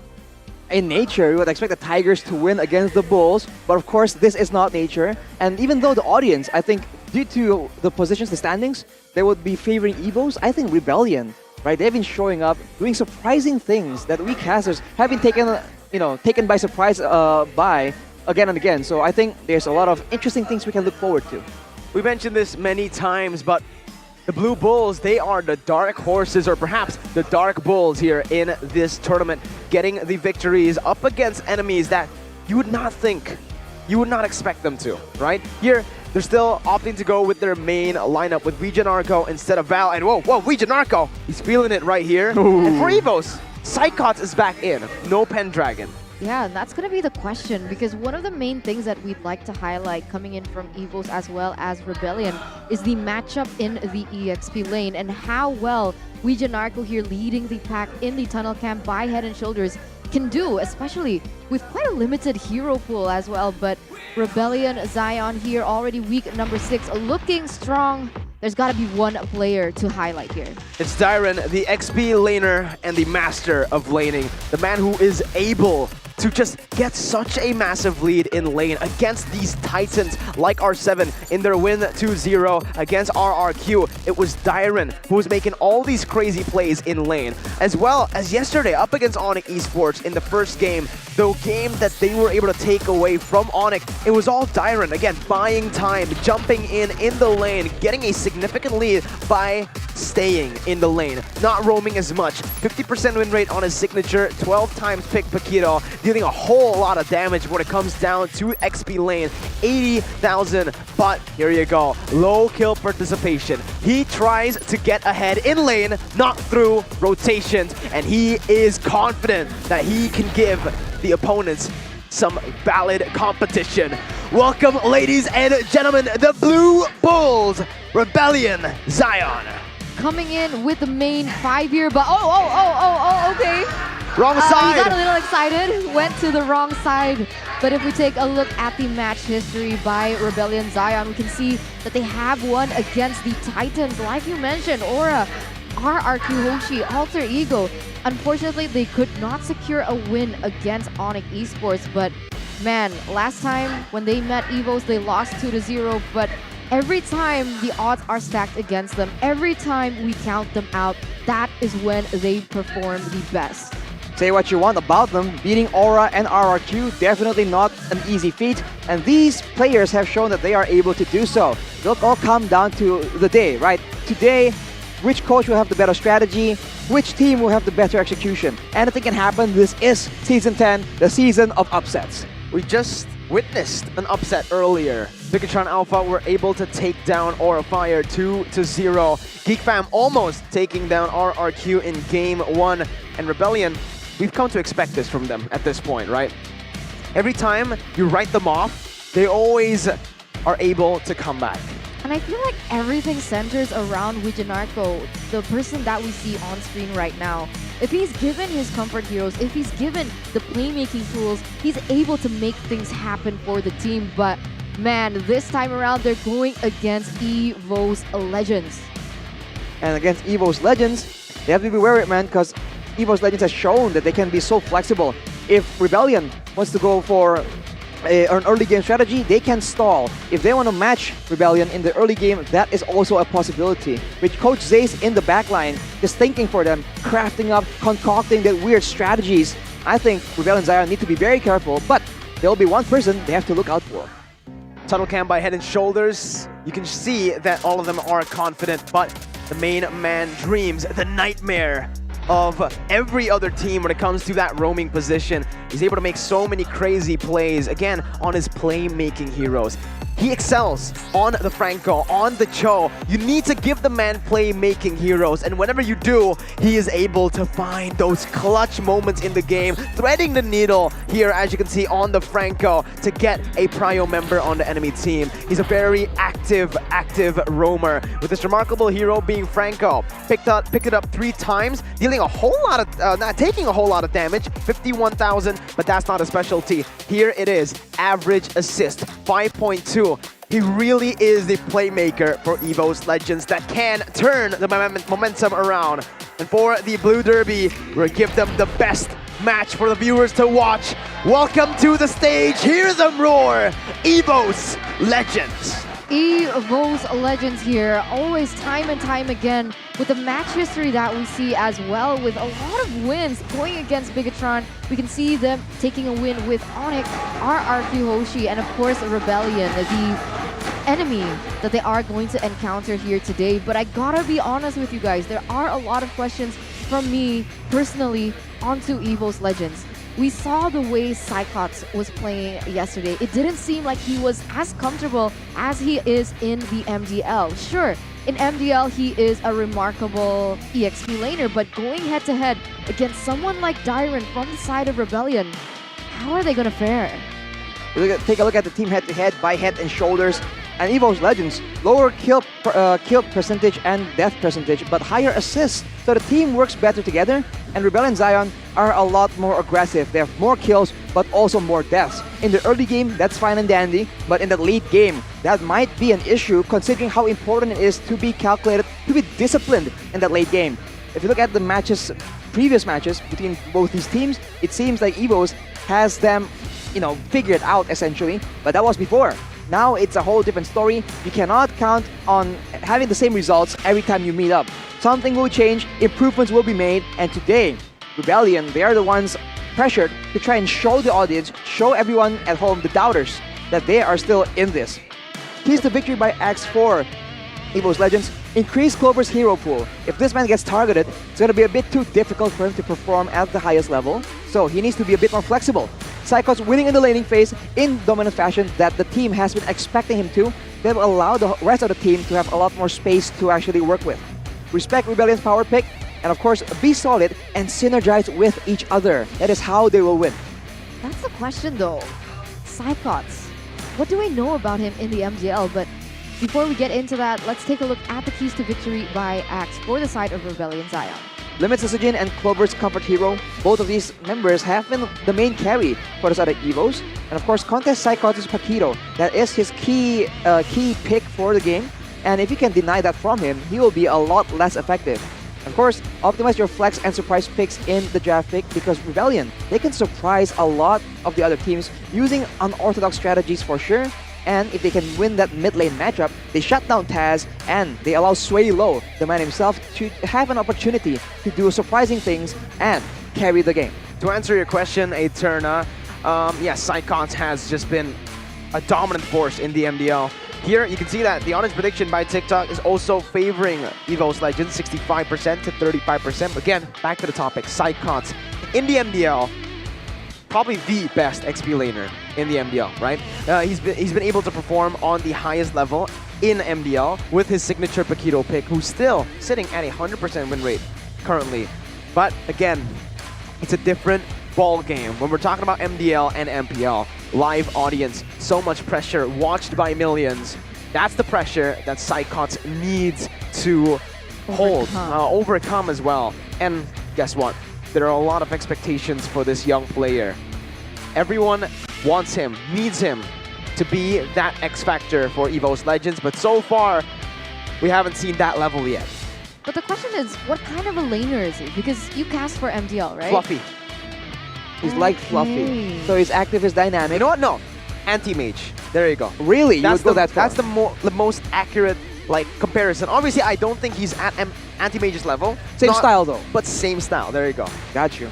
Well, he has a taste of that pressure the last time he was here in the venue, and now with that, maybe he's conditioned himself to actually perform now at the highest level with all that pressure on his shoulders. So we'll just have to see. It all comes down to the laning phase. Can they get him his Paquito? Can he lane against the master laner? A big question as well. Dyron definitely going to be prioritized. We've seen this many times, Eterna. Rebellion in the draft. They like to just pick up that Paquito. Give it over to Dyron and let him snowball. And that's going to be great for them this time around, especially going against Psychots, like you mentioned, with his power hero being the Paquito as well. But coming here, we see that EVOS Legends already prioritizing that Balman ban. So I truly believe a shift in these bans. Usually we see the Wanwan, the Beatrix, the Valentina, the Faramis, but this time around, it's going to be the Balman as an addition, and that's great because it opens up several heroes to put on the table here. Well, you can say that you solved it. You have countermeasures for these picks, like the Faramis, like the Valentina, but at the same time, it's still a big gamble to let go of those heroes into the enemy hands. The Beatrix has been respected by EVOS Legends, and the Valentina will be banned from Rebellion. One more ban here for EVOS, and as you mentioned, there's just so many heroes still left open.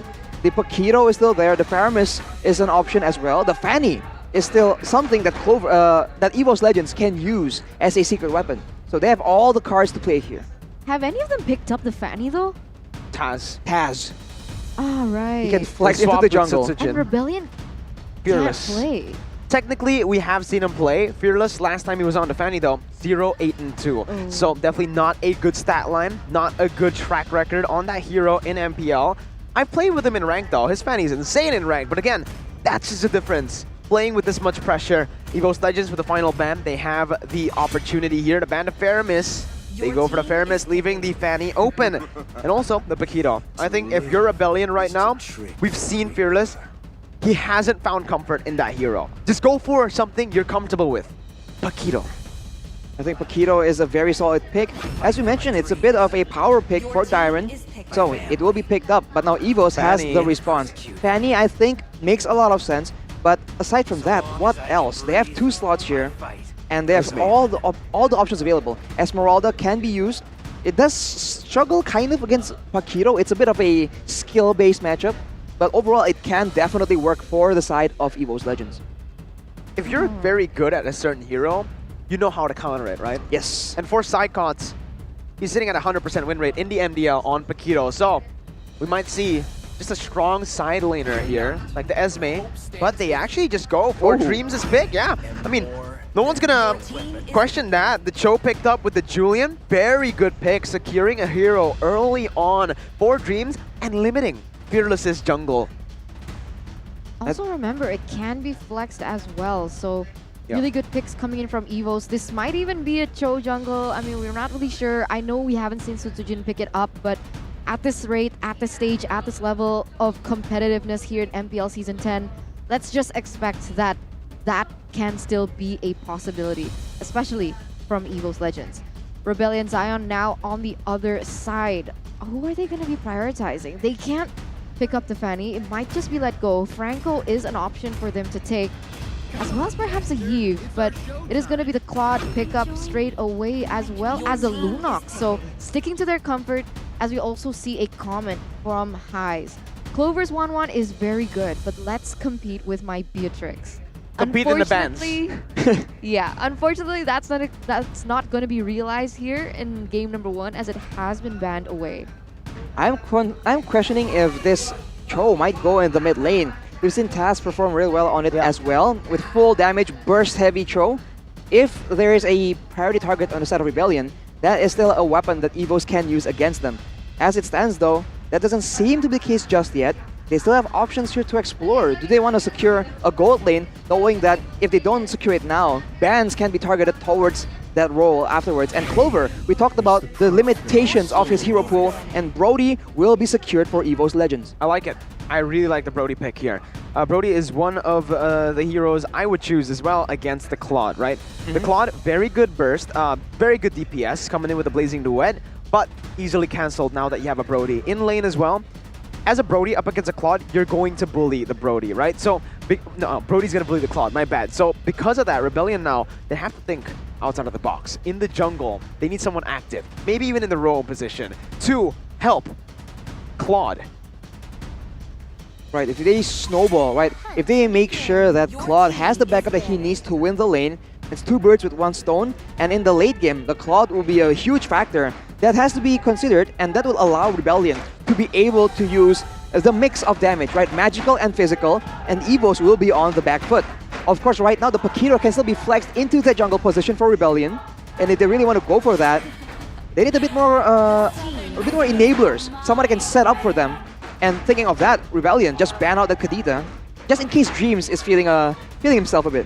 That's the thing. Now they're starting to limit both of the roamer position, right? With the Kadita being banned away, we've seen how much of an impact the Kadita can have, especially if used by Dreams. EVOS, though, are going to exploit the fact that Vidio Narco could be the save and grace for Rebellion, or even the reason that they sink. Vidio Narco doesn't have much of a hero pool, and you can see his power pick is going to be the Matilda. With the Matilda and the Ruby banned already away from him, his choices have been limited. The Cho has been taken, Rafaela is left open, but EVOS Legends are going to close out the bans with a Phobius ban. A Phobius, so I guess they intend to have a lot of mobility, a lot of dive potential. They do have a Cho already, so that's already a big factor. We have to see though, Vidio Narco, as we mentioned, he is just a lot more supportive. He provides utility usually for his team, and that he's one of the core members that we said actually shifts and changes how Rebellion Zion plays the game. They're setting up for a Fanny pick. Phobius ban, Ruby ban. They're setting it up right now. I don't know if they want to pick it right here in the first pick of the second phase, or they might just leave it as, you know, that last pick, right? Pick it up to throw a curveball at Rebellion Zion. Speaking of Rebellion Zion, though, Anti-Mage has a few comments about them as well. He thinks RBL's improvement has been visible, but they haven't been improving that much. That's why he thinks that they need more improvement. All right, so still Rebellion Zion, they've looked good, but they haven't been consistent, right? I think that's what Anti-Mage is trying to say. They need to stay consistent, because at their peak, they were able to beat RRQ 2-0, Alter Ego 2-0. We can see that the Benedetta, though, here, Miracle, has been picked up by the side of EVOS Legends. Was it a Fanny setup, or was this a setup for the Benedetta? That's exactly what is happening here on screen. Rebellion Zion, though, free to pick up the Matilda. I think it synergized as well with the composition that they're going for. Easy engage, easy disengage. Some sort of crowd control as well, but that leaves one more hero open. The Esmeralda is going to be the pickup. And remember, this Esmeralda still can be flexed. Yeah. Fearless has used that in the jungle as they also pick up the Franco. Wow. So great crowd control in the early game with the Franco and the Pakiro as well. And then later on, that's a very solid late game. Is it too much late game in one team though? With only 2 members available to actually make plays in the early game, EVOS will have all full control, and Rebellion will be stuck adjusting, reacting to their rotations. The last pick for EVOS Legends here will really tell how exactly they intend to play the map. If they have Cho in the jungle, that's a lot of gank potential that Rebellion it might be too much for them to deal with. There's just a whole lot of flex when it comes to EVOS Legends, Yes. right? Benedetta, Julian, Cho, all flex picks right now. Still, to seal the deal, we're gonna have to see what EVOS Legends go for right now. They go for, yes, I told you, the Wow. Fanny. Both. It's all setting up for it. Ruby, Bovia, sure. It could also set up the Benedetta, but together, there's just a lot of dashes, a lot of mobility. And this is a pretty dangerous composition. I think Taz was the one who was given the Fanny. So, we've seen his Fanny before. He has not disappointed. Well, Sutsujin will be playing the Julian in the mid lane if Taz goes into the jungle. And it's a great pick because he's played this hero in the jungle, so the mechanics are not that much different. Will he be able to actually have the same kind of impact? We'll have to see right now, but it's definitely a very intelligent draft coming in from the side of EVOS. And Rebellion, they have a huge problem on their hands. They are against a Benedetta, a Cho, a Fanny, and they have 3 late-game heroes. Will they be able to survive? We have to just wait and find out. Let's see, ladies and gentlemen, type it in the chat right now. Hashtag EVOSRoar or hashtag Dream Rebellion as we jump into the final match of the day. Week 6, day number 2, the Battle of the Blues. Rebellion Zion and EVOS Legends. We can see that straight up, Fearless is going to be the one playing the Paquito, and I think that is a more safe route, especially realizing that the opposing jungler is the Fanny. He is going to have a little bit more control as compared to someone like the Esmeralda. We talked about the Lunox actually having a lot of pressure at level 1, but Sutsujin already on that level 2 power spike. Immobilized on Suelo, and Taz already making moves here with Janarko forced to flicker away. That's a lot of danger in the hands of EVOS Legends. And it's a very different Fanny, right? Usually, back in the day, when we did see Taz play the Fanny, he was on the Festival of Blood, and I believe the High and Dry. Now it's Demon Slayer, so you can expect more invades and more objective-oriented plays from this Fanny.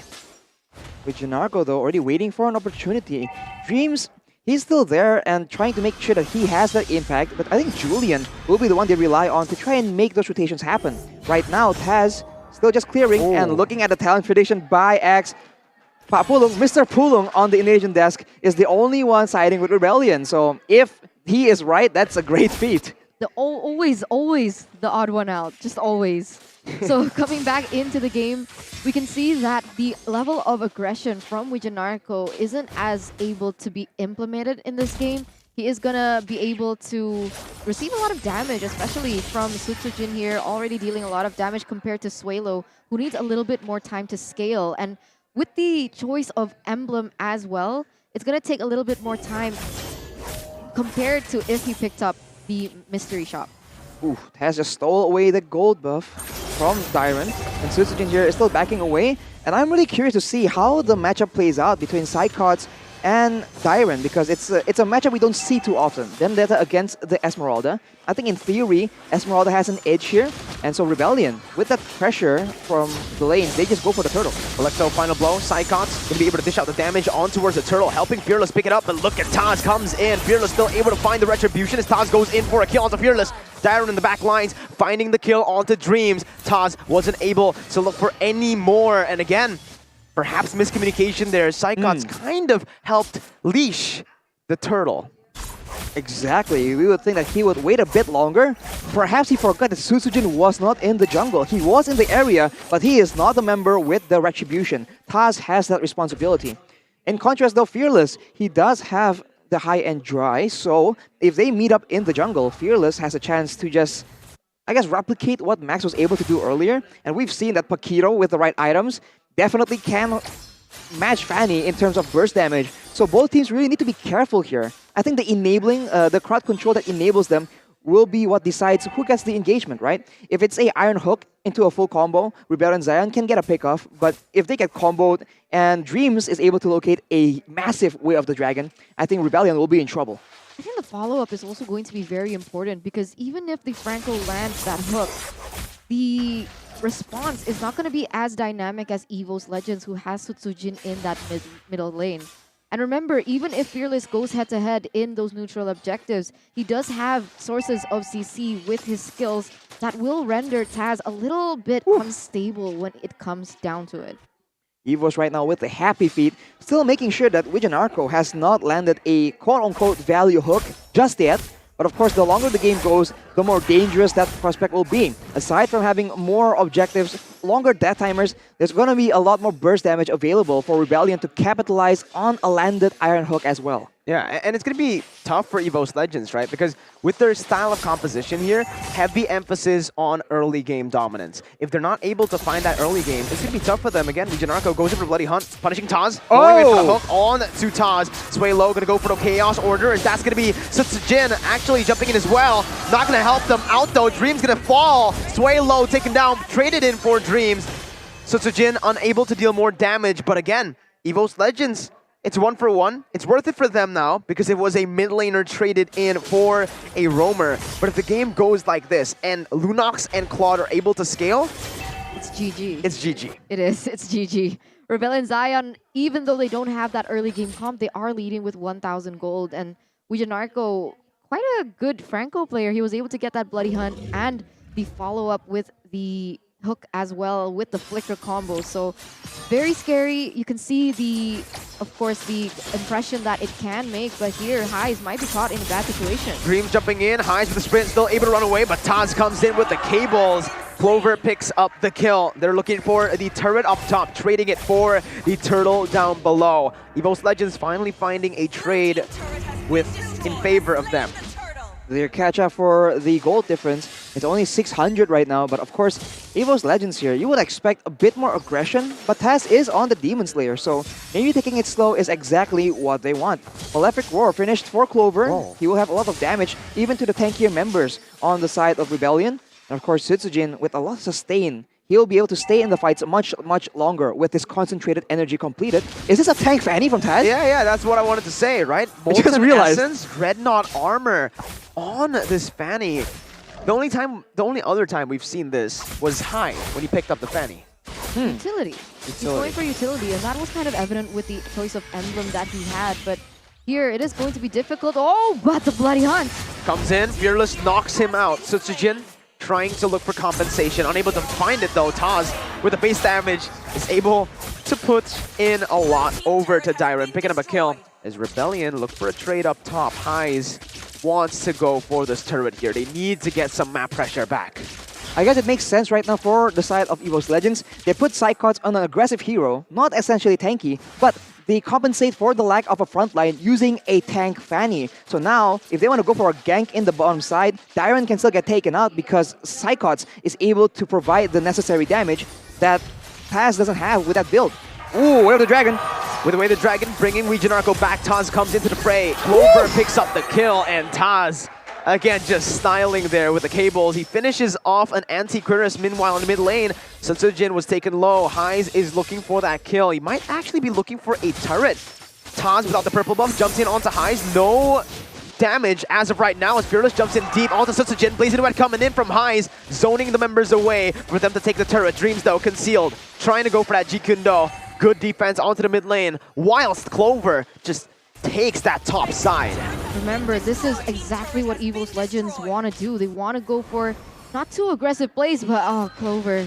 See ya. He's going to fall here, knockout strike, and the jab, sealing his fate. Wow. Both teams are just trading right now, but keep in mind the late game potential for Rebellion Zion is a lot better. As we mentioned, the Iron Hook already being a lot more a lot more impactful later on, the longer the game goes. EVOS Legends, I wonder if they have a plan here, especially because the Fanny is also going tank. In the late game, he won't be doing as much damage. Highs now picked up the Golden Staff as well, so Rebellion Zion, they're still happy to go and have these trades back and forth with EVOS Legends. They have to be careful though, because EVOS Legends, you can see that they're starting to rush things out. There is going to be elements of mistakes perhaps that Rebellion Zion can capitalize on. And if we take a look at the damage dealt, it is still Dyron with the most damage, as well as Taz. Even though he's building tank, he is still able to dish out that damage. Way the Dragon, locking Dyron in place. Clover comes in with a stun as well. Sway low though with a flicker over to Dreams, dealing the damage. Falling Simon comes in. Clover gonna get chunked and taken down. Taz looking for the invade onto the orange buff. Dyron trying to deny it. Taz gets it. Fearless though goes in under there in the bottom side. Psychots gets slain. Highs is massive. Sutsujin can't deal with the DPS. And there you go, the recalls. Rebellion feeling the swag as they hit their power spikes one by one. 4 members taken down just like that. It only took a single moment for them to come back on top. And you can see that Highs, even though he was taken down once, he's still able to be at that top of the chart with the most players gold. You can already feel the damage, the pressure that even Fearless can do. He can roam around the map 1v1, push the lanes, because he has that high and dry. 1v1 against someone like Taz on the Demon Slayer, it's not going to end well for EVOS Legends. For EVOS though, we saw that they were going for the play earlier, but it didn't work out, and it seems like there's a bit of a disconnect, right? Some members staying, some members backing away. They have to work together, man. And I don't know, if they want to grab the advantage here, they can use the app as well, but there you go, Psychots gets taken out just like that. Rebellion Zion playing the map, playing the vision game. Very, very smart. Wait, did he get hooked? What happened there? Did he dash in and he got Bloody Hunt? Again, that's something that we saw yesterday from Psychots. There were these little mistakes that were made, but right now, Rebellion Zion, like you mentioned, Arashi, just that map control is absolutely brilliant. Lord Slain presented to you by the Samsung Galaxy A series for free. For absolutely free, and soon it's going to be such a concern. Look at the items coming in from Rebellion Zion, having the Hunter Strike, Malefic Roar, and the Bloodlust Axe as well. Anyone they get can get bursted down, although Dreams making the play happen here. Wijanarko is the target. Only on Wijanarko, not a good target, because this is what can happen. High jumps in with a sprint, blazing duet all around. Enhanced Sword coming in. High still able to survive with Fearless taking the kill. EVOS are in shambles. Rebellion Zion looking to now convert onto the objectives, building up a 5,000 gold lead. Taz jumps in with the damage, but he does not have damage. He built tank. It's Rebellion with a massive punish onto EVOS. You can see the Lord already marching down in that top side. The lane in the top side has already been pushed by Dyron as well. And you're right, complete map control as well as dominance coming in from Rebellion Zion. They were actually able to outmaneuver EVOS Legends in that team fight, really making Taz non-factor. Oh my god! Janarko! Massive play coming in from the rookie as Taz tries to look for something here in the bottom side, but he won't be able to do anything. Fearless in the mid lane, dealing the damage onto the turret. Taz again just moving back and forth, but he does no damage. Janarko! Again, he gets a random hook onto Sutsujin. Taz again, no damage. Without the minions, they're gonna go for the base. Taz trying to buy the time. Psychots level 11. Look at Taz. He's doing all that he can with the help of Psychots. Psychots with the electric final blow. Taz with the defense. Taz with the kills. With a tank build, he's still trying, but it will all not be worth it. It's a wipeout. Rebellion Zion are able to secure game number 1. Oh my god, I have goosebumps. Wow, what was that? Rebellion Zion, very dominant display. EVOS Legends, an even better defense. And that was just so beautiful to watch. Watching everything unfold with both of the compositions that they were really sure with.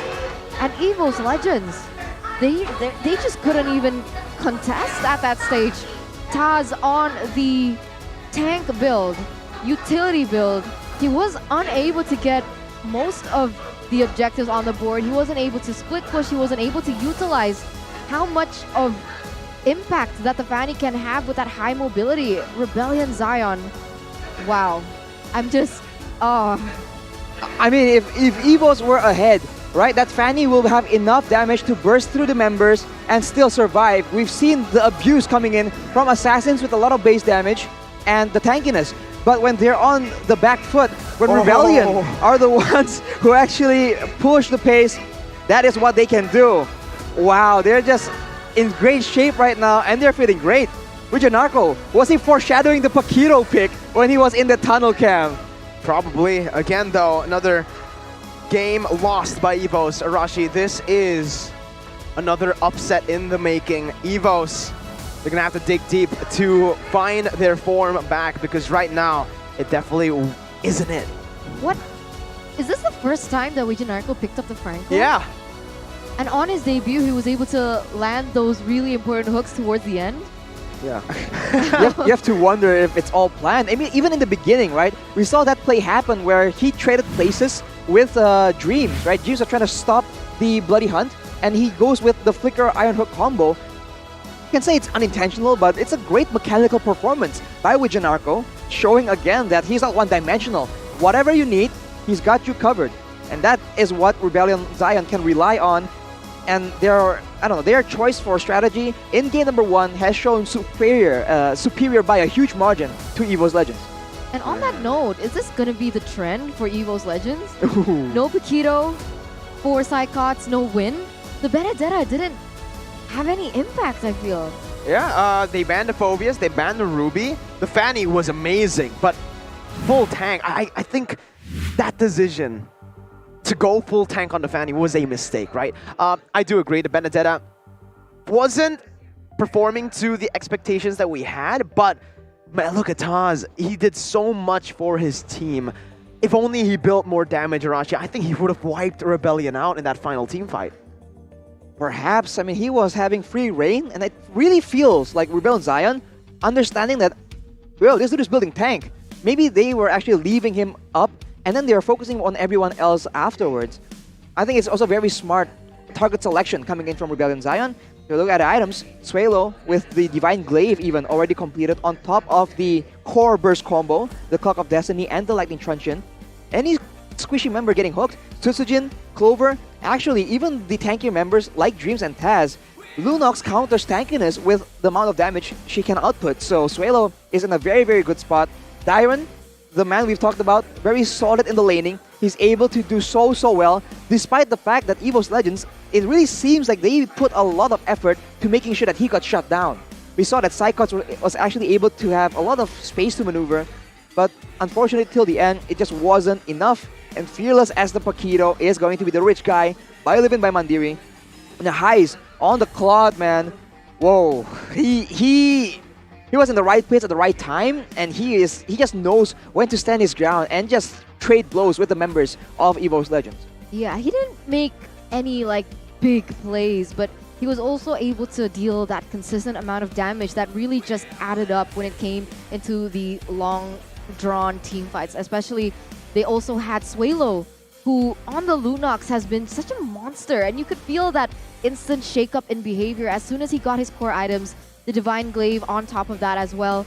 You can see how aggressive that he was playing. He was very brave going into the front line, dealing out the damage. He also has the sustain, obviously, with his skills, and it was just so beautiful. The way that the composition from Rebellion Zion just really like melted with another. I really feel like EVOS Legends has the tools to be a lot more aggressive, but when they don't, Rebellion Zion, they come out on top, and this is your MVP by the Samsung Galaxy A series. It is going to be Fearless on that Paquito with the high-end dry. Look at that build, man. It's just pure aggression, and he's not even going to let you survive with the tankiness items. He rushed that Malefic Roar knowing that there's going to be a lot of tanky members, and he's not having any of it. We take a look now at a bit of the highlights by the Samsung Galaxy A series as well. And although in the early game, you can see that there's a lot more pressure, a lot more potential for EVOS to do, to be more proactive. But it's always Wijanarko making the plays happen for his team, and they're content just trading hits like this, because if the game goes even, they're already winning when they know they have 3 late game carries. And then with the vision control, man, abusing that hook, as you can see, Wijanarko is just sharp with the game sense. And afterwards, once they caught up, once they have the power spikes, they just were content going for those fights. And of course, Wijanarko with the Flicker Iron Hook. And then one more here, just for good measure, to make sure that EVOS has nothing in the playbook to try and counter this aggression. And we did see Taz doing his best, flying around with the steel cables, but not enough damage at all. Eventually, slowly but surely, they get all taken out. And Rebellion, they're making for they have the makings for a very surprising upset against EVOS Legends. Oh, what a performance though by Rebellion Zion. 11 minutes is all it took for Rebellion to take EVOS Legends down. We mentioned late game comp, but it doesn't matter. You don't need to wait for the late game if they get that many kills. If Wijanarko pops off on the Franco like that, they can just end it in the mid stage. The snowballing effect was very felt from Rebellion Zion, right?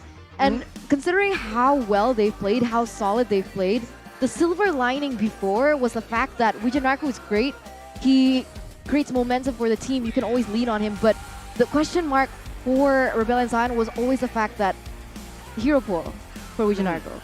But today, he's actually proved that even on a hero that he hasn't played on the MPL stage, he's able to have that much impact. And that just really solidifies how strong Rebellion Zion are. And the confidence, you saw it, right? Like while he was walking in the tunnel cam, he was just feeling it. He was walking, he was doing the jabs again, maybe foreshadowing a Paquito pick, but he was making moves. And that's just the passion that shows, right? The confidence.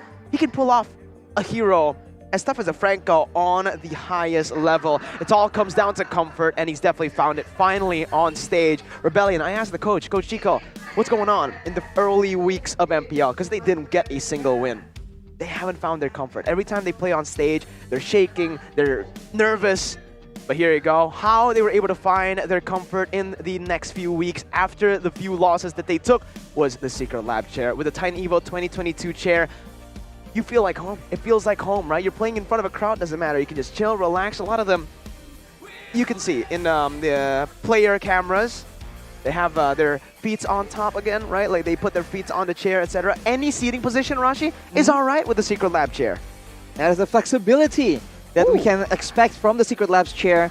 And that's also the flexibility you can expect from Wijanarko and the rest of the members from Rebellion. What a great performance. Take a look at the game recap, and the impact player is going to be the respective junglers, Taz and Fearless. Fearless, of course, just knocking people out. Paquito in the jungle, seeming to be more and more of a menace. And Taz, with that fanning, he's showing he has the mechanical prowess, but going for tank may be a bit too greedy. But of course, that for sure is not how EVOS Legends plan out the game to go. They had a lot more engage, a lot more crowd control. They must be thinking of just taking the game by storm, but Rebellion says no. You have such a mechanically gifted Fanny player. Give him the opportunity to carry. We've seen it happen before. That tank build, we were kind of like shocked, right, Arashi, when we saw the Dreadnought armor, Molten Essence very early on.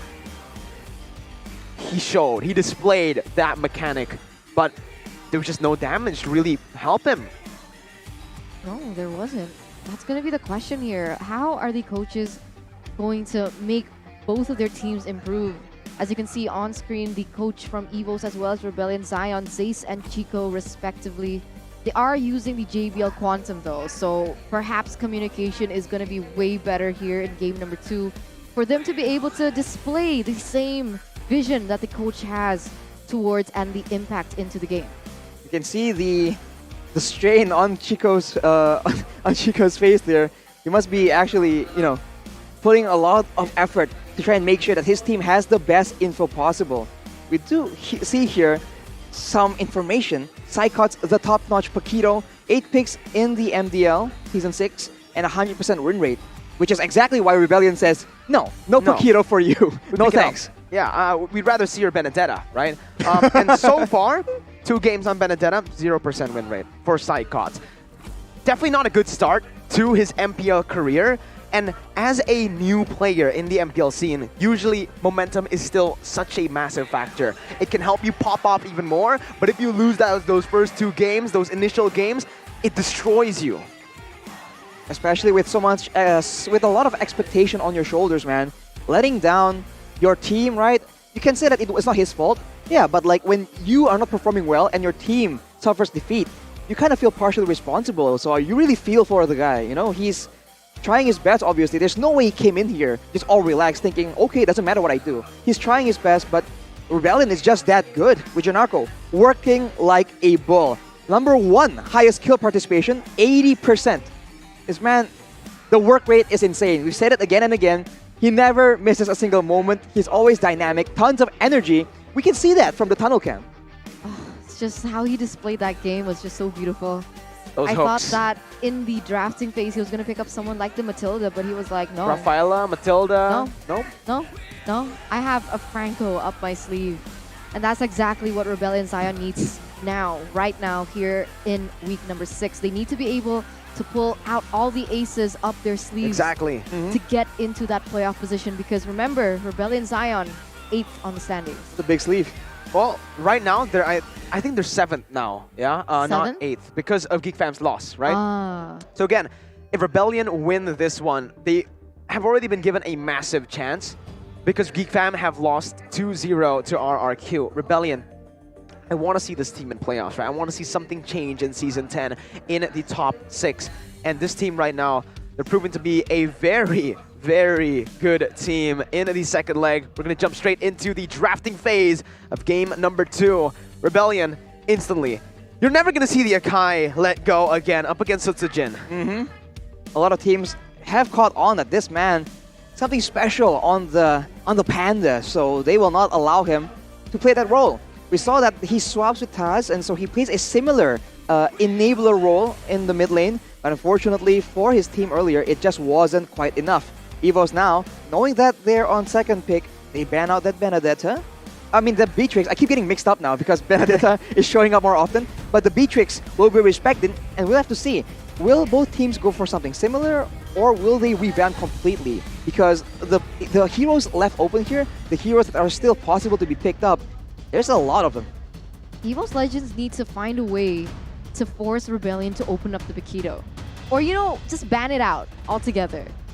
Oh, yeah. At this point, the Bigetron was a massive problem, right? The fact that it's so flexible too. Sure, it's crazy on the hands of someone like Dyron, but what makes him super strong, on top of just the lane dominance or the jungle dominance, is that flexibility, Arashi. You can play it in the jungle, the XP lane, and it works so well in both of those roles. So EVOS, at this point, they've given over the first pick. I don't know though, because if you ban the Bigetron, you're leaving the Faramis, you're leaving the Valentino, one of those heroes open, and I don't think you want that to happen, right? Rebellion, so good when they get those heroes. They've actually opted to go for a Lunox ban. Huh. Alright, so already respecting towards Suelo. Very interesting indeed.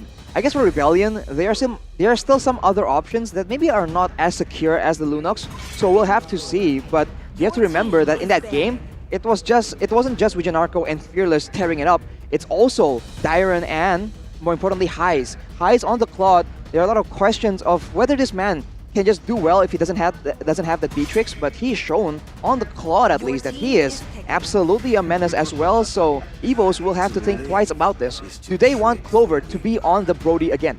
You know, I would have thought that EVOS Legends would opt to just leave the Faramis open.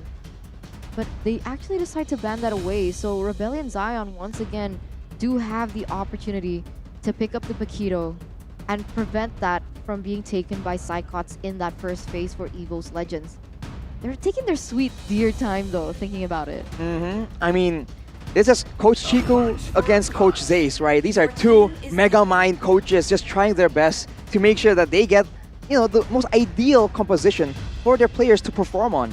Bigetron will be the final selection for Rebellion, and I wonder if they are a bit more paranoid about the possibility of the Fanny, because we see that EVOS, they have no hesitation in picking it up. Now that Wijanarko has shown that he can play other heroes, like the Franco, another counter towards the Fanny, I think EVOS are the ones who are a bit scared to go for the Fanny again, right? Especially after that loss. Taz is definitely going to feel that pressure, right? He's lost more often than he's won on the Fanny. It's a signature pick. Coming into this game, they might just go for the same draft again. The Julian and the Esmeralda. No, what did they pick? Julian? Not Esmeralda in the first game. It was Julian and something. But now they go for the Julian and the Diggy in the first phase, which is pretty interesting to me because Rebellion can just go for the Esme. An Esme that can just nullify all those shielding. Yeah, the Esme that can absorb all the shields and use it in their own favor. Claude will be secured yet again. So one more pick here for the side of Rebellion. And we've seen that in the hands of Bigetron, right? The Diggy was critical. It was able to slow down the tempo of a game where their opponents wants to actually push the pace. So now EVOS, considering they want to go for that late game, if they want to go for that late game, they can slow it down. They can save their members from the engage coming in from Wijanarko, but it will be a Yi picked up. And that's a bit of a signature pick for Suelo. Yeah, with the Lunox being banned away, the second most pick for Suelo is that Yi. So that's definitely the route that they're going to take. But they also have to take into consideration that they can't rely too heavily on the CC with whatever they intend to draft. The real-world manipulation might have not much of an impact just yet because of the time journey coming in from Diggy. As EVOS Legends, they're gonna top it up with an Esmeralda who, as we know, can also dive into the backline, disrupt the real-world manipulation, and even absorb that shielding coming in from that Eve. Yeah, it's a very good pick by EVOS Legends. Rebellion Zion opted to go for the Eve. And now we're jumping into the second phase of the draft. EVOS instantly banning out a hero, a counter towards that Esmeralda. What I do want to talk about a little bit here is that Diggy pick, right? Dreams is a playmaker. He needs those playmaking heroes to be able to enable his team. On the Diggy, it's a very passive, it's a very reactive style of roamer. Sure, you can bully your laner, but you need to be accompanied with a proper bully marksman as well. The Popo and Koopa, the Melissa, and Rebellion have the chance to actually ban both of those heroes. Two heroes that are Clover's comfort. Right, we take a look at the head-to-head between Heis as well as Clover. On paper, at least, Clover usually performs better, but Heis has the, I don't know, in the previous game at least, he has a lot higher of an impact. Look at the stats, the tower damage, the average damage. Clover has it in the bag, but of course, Rebellion has been having a rocky start to the season. This is in a whole different situation. Fanny will actually be banned away by EVOS Legends. That is very interesting. But since they are banning out all the high damage characters, I wonder if their plan is to out-sustain the damage coming in from Rebellion and then doing something afterwards. Because right now, no Lunox available, no Dairoth to try and counter this Esmeralda. So I wonder, for Rebellion, what can they choose that has the same kind of impact, the same kind of percentage health damage, or something similar that can deal with the beefy tanks in the front? You're right. What can they use? Without Lunox, without Dairoth, their selection is quite limited here. Perhaps they're relying heavily on the Paquito and the Claude as well to dish out the damage, but from the side of Rebellion Zion, they're going to be able to eliminate these heroes for Clover that can and perhaps may bully the Claude in lane. And what's left? Brody. Clint. Two heroes that we haven't seen Clover perform the best on. Again, hasn't found a whole lot of success on those two heroes. Something else though, if it's not the Clint, if it's not the Brody. He's used carry before, but it's not that great against this composition. It's very tough against this composition. Again, a whole lot of CC. Obviously Claude as well. I don't think you want to pick carry up against a Claude. You're just scaling together. I don't think you want to scale together with a Claude. So EVOS. Oh, Bruno could be a choice here. We haven't seen it from Clover, but if they want to bully this Claude, it's got to be one, right? Clint, Brody, Bruno. They go for the Clint and Rebellion Zion now to wrap up their draft. Like you mentioned, frontliner. Who is it going to be? Right now, I guess they're relying on the Demon Hunter Sword as well as the potential for Suelo to build a glowing wand. That will be a big threat for the Esmeralda. So we'll just have to see. The frontliner though and the engage. What engage will they go for considering they cannot go for hard engage on that Diggy? You know what? If they can't go for hard engage, just go for the Estes. Let's out-sustain you. There you go. You want to just play passive? We can do it too. We have better scaling currently with the Claude, with the Eve. Pick up another scaling hero perhaps, and the Estes. Oh my god! Yo, let's go! Your boy's just on point today, man. Ooh. The Lancelot though. Woo. I didn't expect the Lancelot, but the Estes. Out, let's go. Sustain battle. You and me. The Estes has been a pick that is still very popular in other regions. We haven't seen it as much in MPL ID, but as you mentioned, it's just so good. Rebellion, they have abundance of DPS right here. They are very happy to just duke it out in close quarters. So if Rebellion goes for the out-sustain route, now EVOs are the ones in trouble. What will they try and do here? Because it looks like Rebellion have a pretty solid composition. I don't really feel like it synergizes well though. Like, I get the point of the Estes, but with the Lancelot diving in, with the Claude diving in, with the Paquito also diving in, I don't see how they're going to clump up together. EVOS Legends, they're going to try and exploit the fact that they are going to get clumped together with perhaps the Xavier, because the Dawning Light will do damage, and it will do more damage if everyone is together. Yeah, and oh, that was such a good pick. Oh, I love the Xavier here. Oh, that Xavier is really good, actually. Like, it literally just stops the momentum, stops the dive potential from the Paquito and from the Lancelot with the Mystic Field. Well, who gets the upper hand, though? The Xavier or the Yve? Depending on how close and how it plays out, right? In these fights, there's a possibility for Rebellion to not even need to engage anyway. So if they just play from long range and out-sustain you, I think Savior will start having an issue, especially because Assassins against Savior is relatively helpless. Yeah, you're right. That's going to be a huge factor here, Miracle. I do understand why the Savior is a really great pick, but against Lancelot, that might be a problem. Oh, it's a massive problem here. Yeah. Let's see, ladies and gentlemen, a somewhat, well, technically two front-to-backs. The composition here already placed in. Let's see what happens in this game. Rebellion Zion 1-0 match point. They need one more to close this series. But for EVOS, they're going to have to come back, forcing a third game. Never mind though, Arashi. It's not two front-to-backs. Rebellion have a dive comp. It's just they have a dive comp with sustain. Well, they also have the Yves, so it's not exactly a dive comp.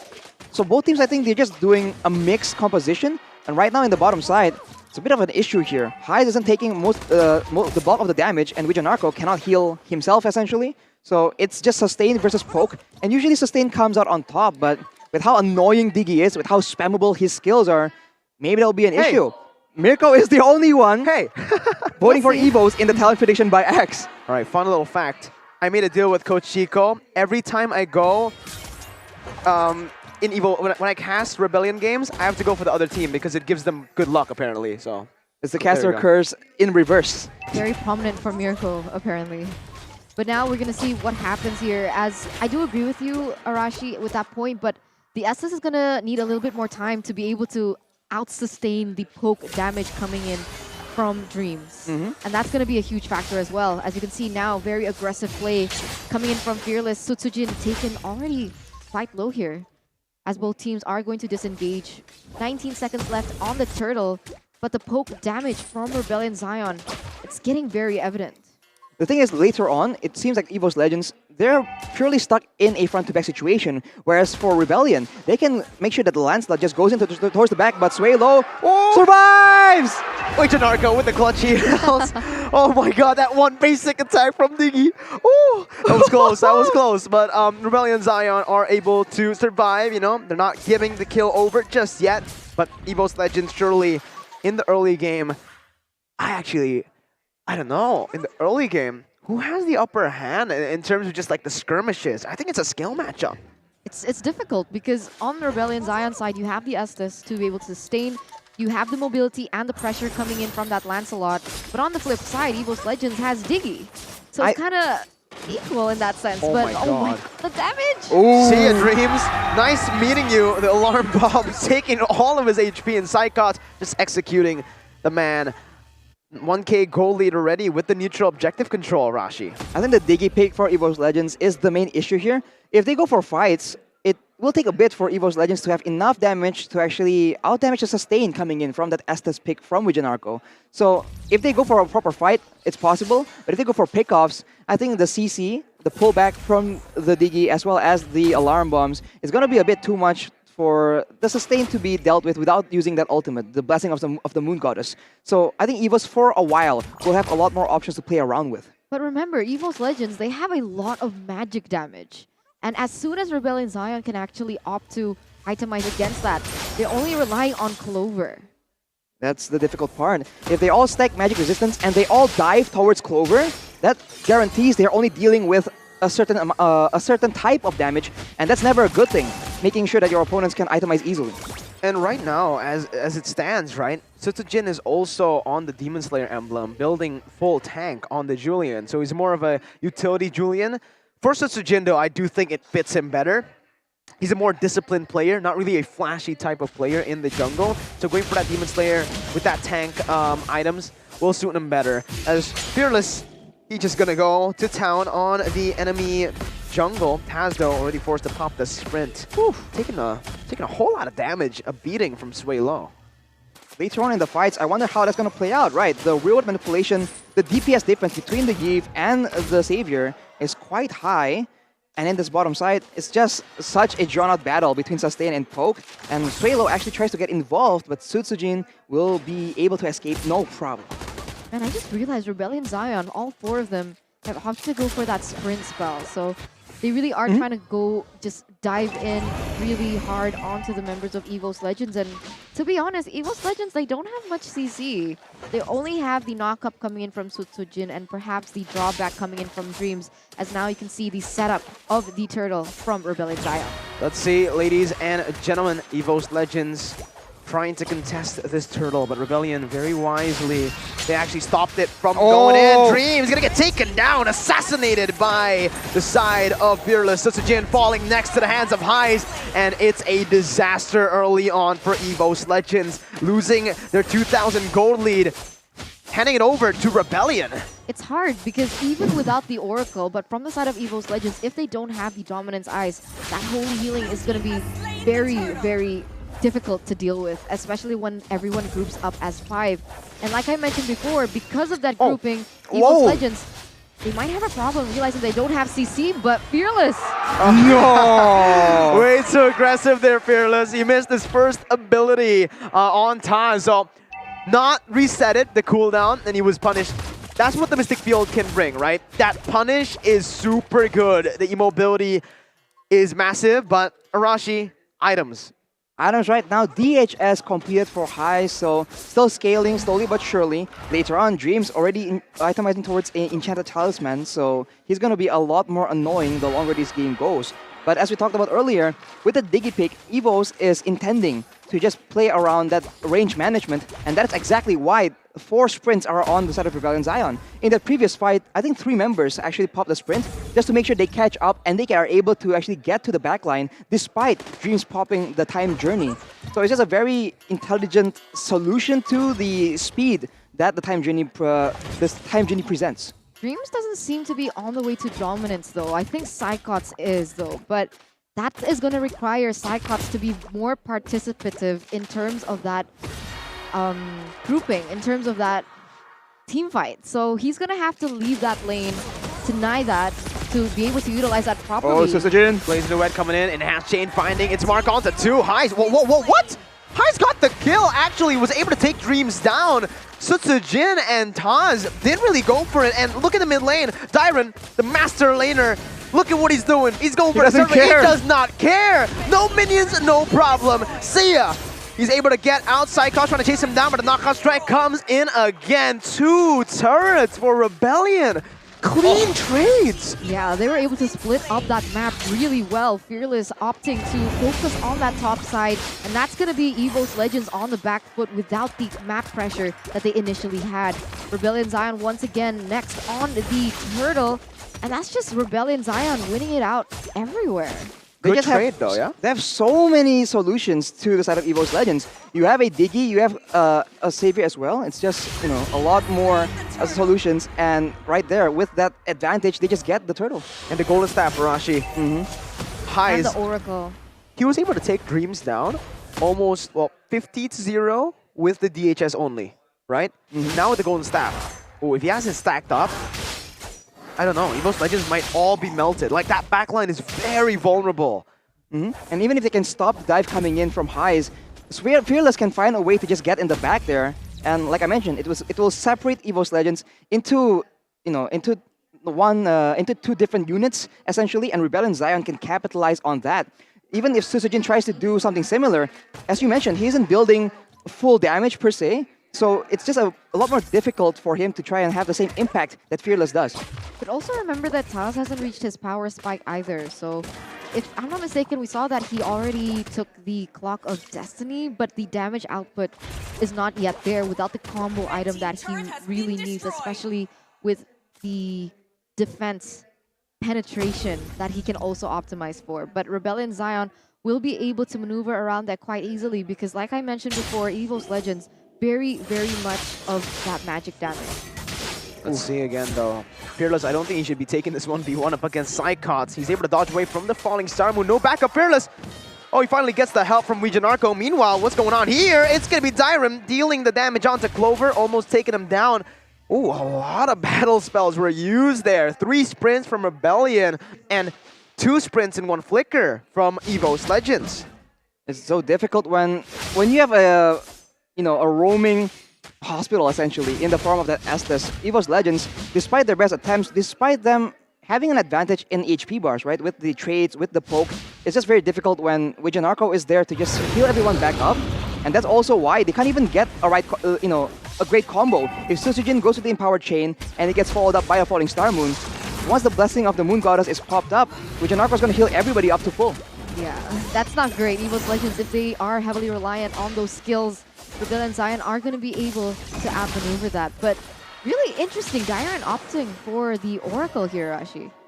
Dairon opting for the Oracle to increase. He has a Bloodlust Axe as well, so it's going to increase the healing from both Estes and himself with that item. It's a very smart situational item for sure. We don't see it as often. And now with that, will they actually take the fight to EVOS, or are they content just waiting it out? Because in the mid lane, Dairon, man, he is so active right now.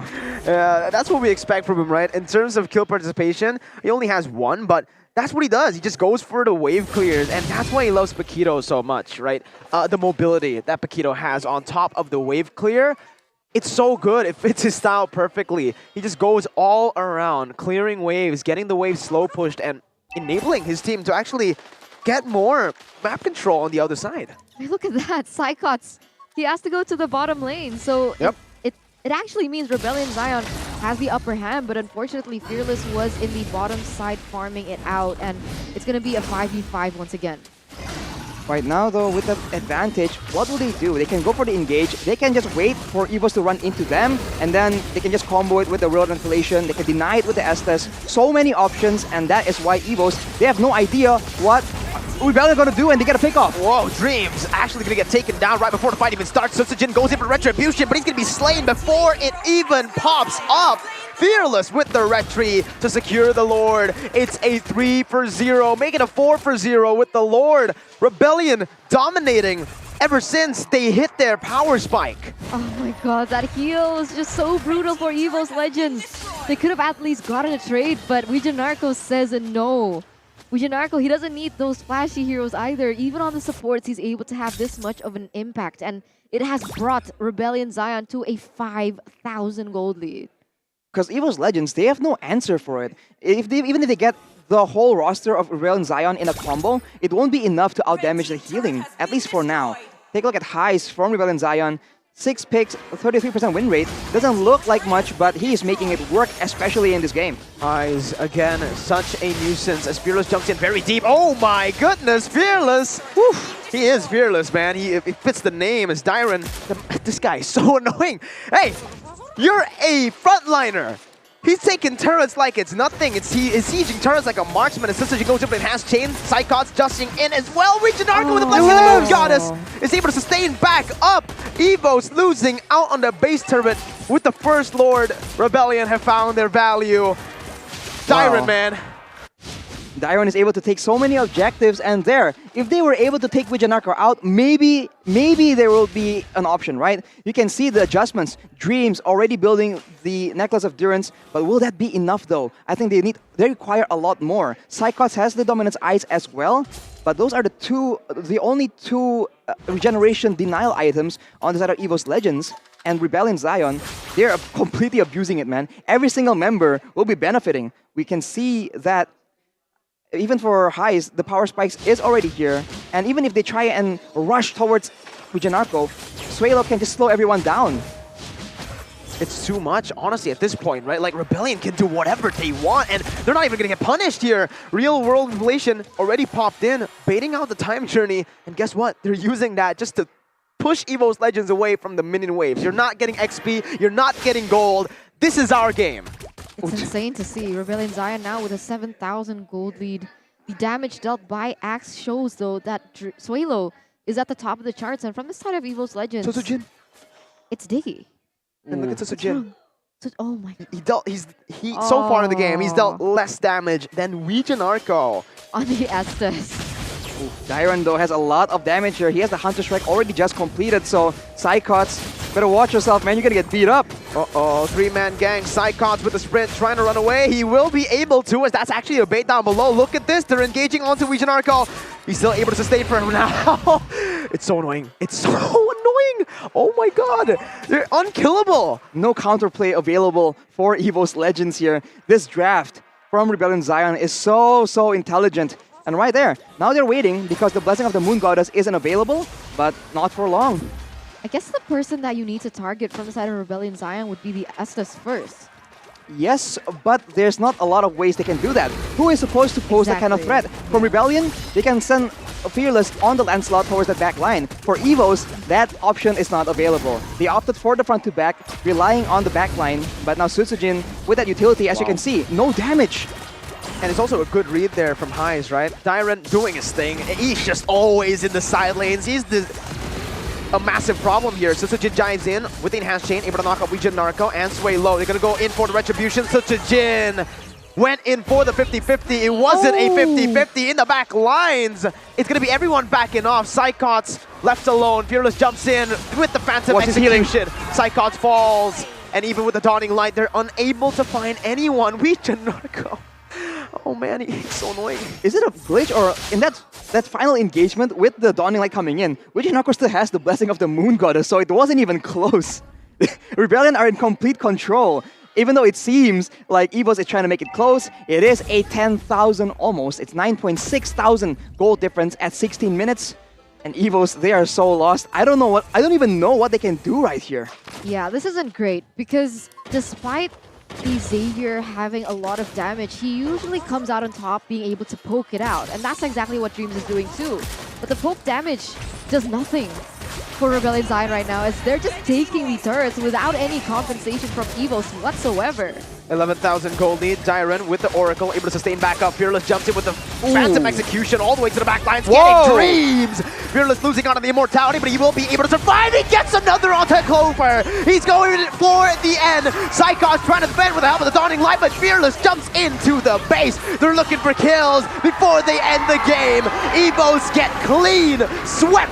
GG to Rebellion Zion. What is this day? The day of upsets. What's going on? That's crazy. You know, a lot of people I know, they've been talking like, okay, tomorrow's a done deal. It's weaker teams going up against stronger teams in the standings.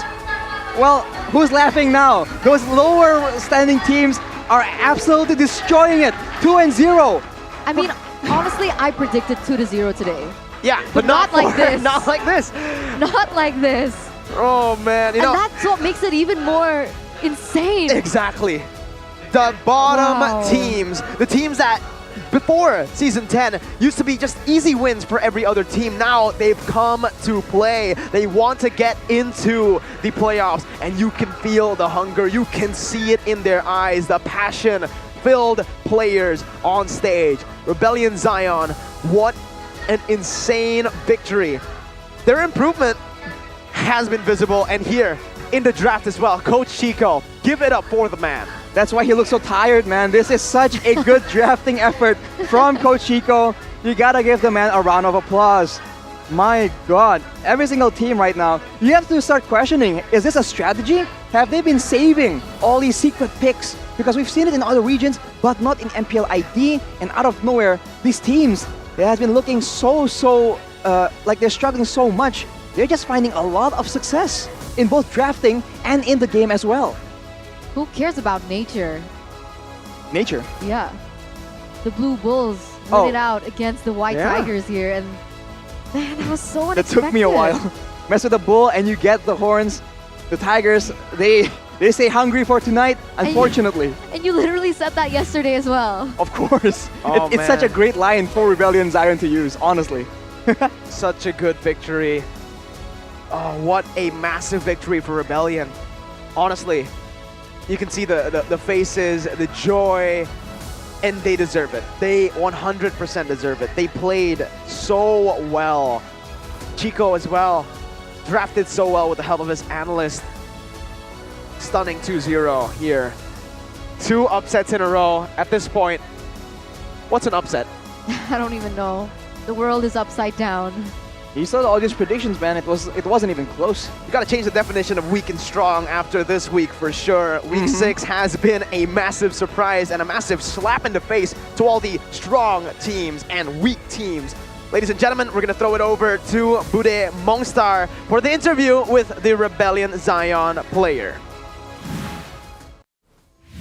Hola, Bude Clara Monster udah bersiap di sini dengan salah satu player yang mungkin udah ditebak-tebak juga oleh para caster. Dan congratulations untuk Rebellion Zion dan ada di sini Wijanarko. Hai. Halo Bude. Loh, oh wong Semarang ya? Iya, Wong Semarang, tapi beda. Kayak medok yang ngapak, beda. Mending kita pakai bahasa Indonesia biar pada ngerti ya. WJ, akhirnya kita bisa ngobrol dan gimana kalian bisa membalaskan dendam rasanya untuk EVOS Legends? Kita cukup lega sih sebenarnya. Pas di leg pertama tuh kita masih kurang persiapan aja. Terus untuk menghadapi EVOS kita sudah siapin semua strategi yang ada lah. Oh, udah mempersiapkan. Tapi kalian berarti udah ngebaca ya? Apa sih yang paling kalian baca dari EVOS Legends untuk match ini tadi? Yang kita baca sih sebenarnya keterbatasan dari hero mereka ya. Bukan bisa dilihat kalau hero yang ini mungkin yang pakai itu gitu ya. Berarti dari draftingannya, kalian mainin dari draftingannya juga ya? Wow, ini menarik sih karena banyak banget caster juga yang melihat bahwa ini draftingan zaman sekarang ini benar-benar mempengaruhi jalannya permainan dan begitu lancar. Tapi momen-momen ada nggak sih yang mendebarkan untuk kamu di 2 game yang kamu mainin? Momen mendebarkan ya mungkin di akhir game aja sih, kita senang banget bisa menang 2-0 lagi. Wow, nyangka nggak ini bakal jadi benar-benar bersih 2-0? Nggak nyangka sih sebenarnya. Nyangka nggak nyangka, galau dia ya. Berarti ada nyangkanya ya. Ada nyangkanya, berarti karena kalian sudah membaca EVOS Legends dan Wijanarko. Kamu tuh di MDL 2 season dan akhirnya naik ke MPL. Apa bedanya yang kamu rasain sih? Yang pasti antusias penontonnya ya, lebih rame dan di MPL itu kan banyak orang dari luar negeri juga nonton, membaca strategi kita tersendiri itulah. Ya. Pressure-nya juga lebih besar dong? Berarti jangan bilang awal minggu kalian ke pressure ya? Apa? Awal minggu kalian ke pressure ya? Sedikit lah. Sedikit. Sekarang udah berarti udah bisa diatasin? Ya lumayan lega, jadi agak ada kelegaan lah. Ada kelegaan. Permasalahan Rebel berarti ini untuk menyesuaikan di panggung MPL dan pada akhirnya akankah berarti sisa-sisa match kalian bisa kalian dapetin? Sisa-sisa match ya kita duduk saja, kita tunjukkan hasil yang terbaik buat penonton MPL semuanya. Wow, dan sang banteng udah nyeruduk EVOS Legends. Tapi kamu melihat banyak banget sekarang prom kamu tuh dengan playstyle yang berbeda. Franco, playmaker, lalu ada juga tadi kamu pakai S10. Banyak banget gameplay yang kamu sajikan dan membawa warna baru bagi Rebellion. Kamu punya ini nggak sih? Mungkin role model dalam ROM? Role model dalam ROM sih nggak ada sih, semua tergantung strategi dari coach yang disiapin buat kita aja gitu, jadi harus siap kemungkinan yang ada lah. Oh, jadi emang kamu belajar sana sini makanya playstyle-mu ada yang ngelakuin cover, ada yang ngelakuin agresif juga gitu WJ? Benar. Oh, benar, luar biasa loh, berarti WJ bisa berkembang lebih lagi, tapi WJ banyak banget mungkin yang kalian bisa dong sapa-sapa warga Semarang yang lagi nonton juga pakai bahasa Jawa dong. Halo wong Semarang sing nonton MPL Arena, jangan lupa tetap dukung kita Rebellion Zion dan jangan lupa kasih semangatnya buat MPL season 10 ini. Wes mantep Pepol. Perlu diartin enggak ya? Pokoknya terima kasih yang udah mendukung dan jangan lupa untuk kasih semangat untuk Rebellion dan juga untuk MPL. Tapi kayaknya thank you banget WJ di sini. Wijanarko masih suka ini ya. Tapi Wijanarko gege banget untuk Rebellion 2-0 yang luar biasa. Hari ini bertabur telur tapi kita akan langsung nge-breakdown game tadi bersama para caster. Silahkan.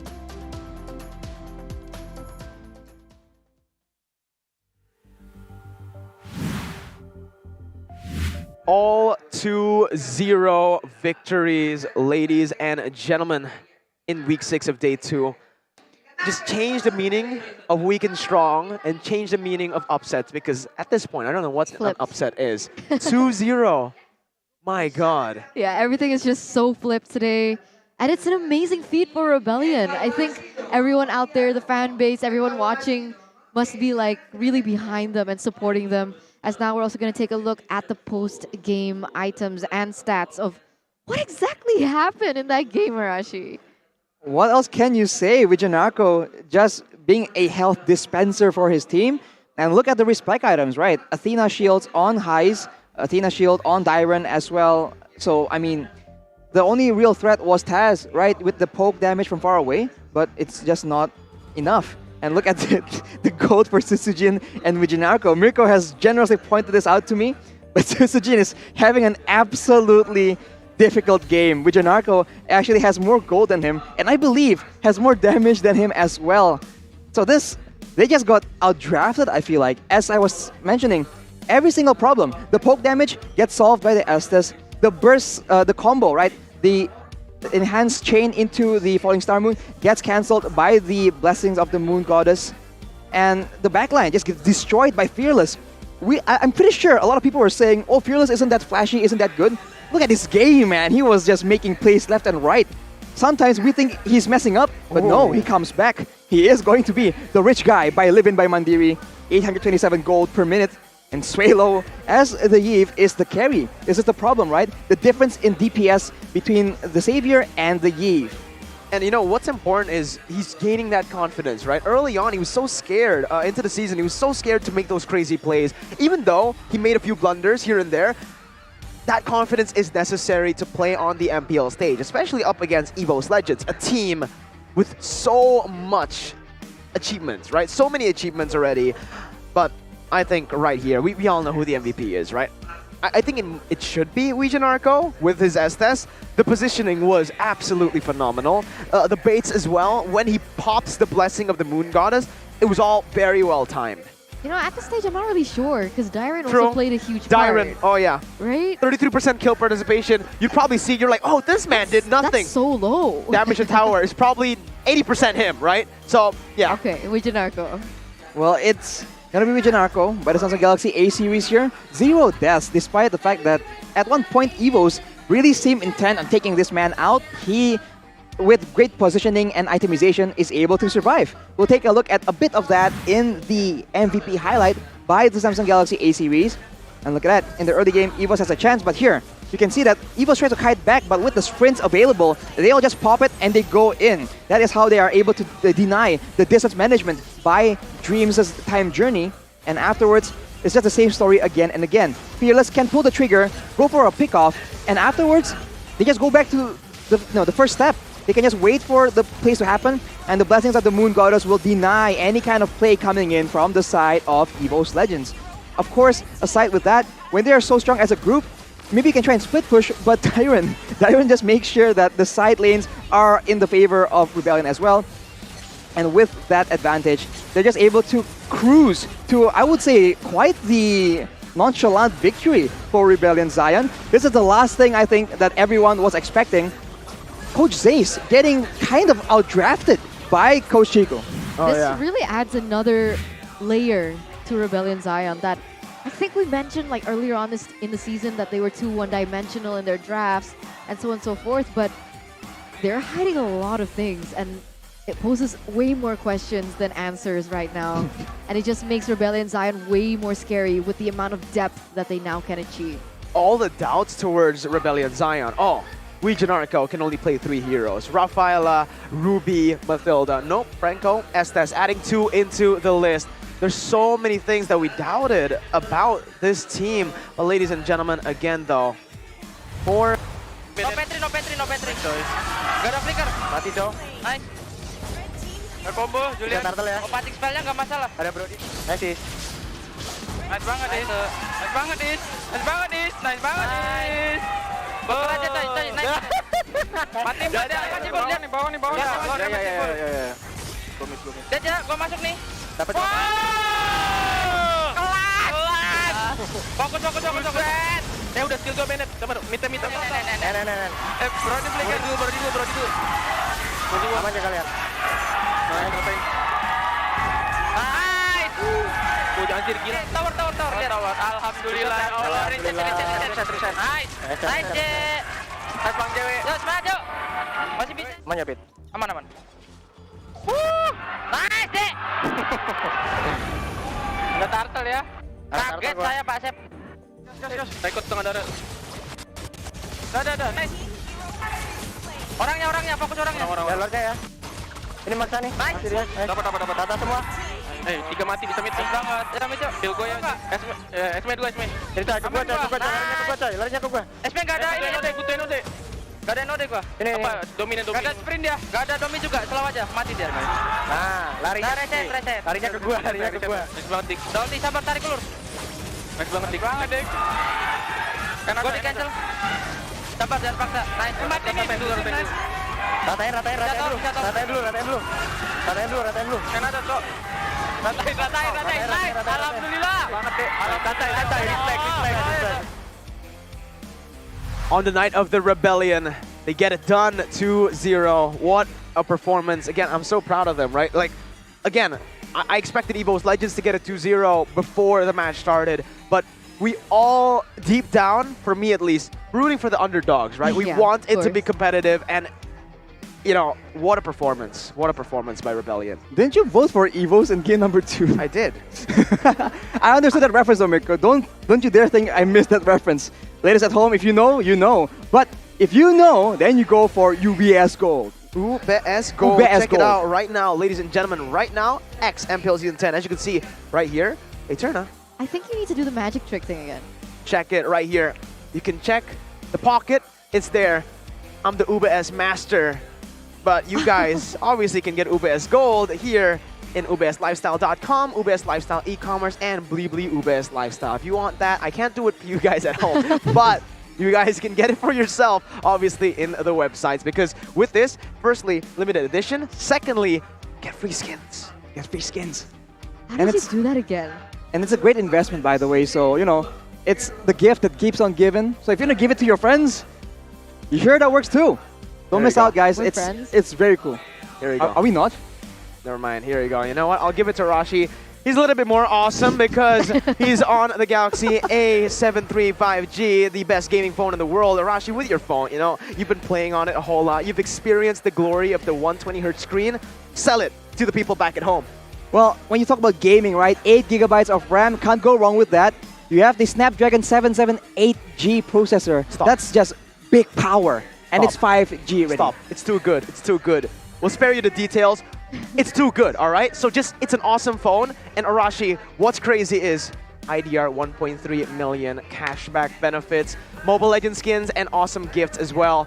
It's just all you can ask for. Now though, Arashi, you don't need to stop for this one. Keys to success, Wijanarko and Rebellion Zion.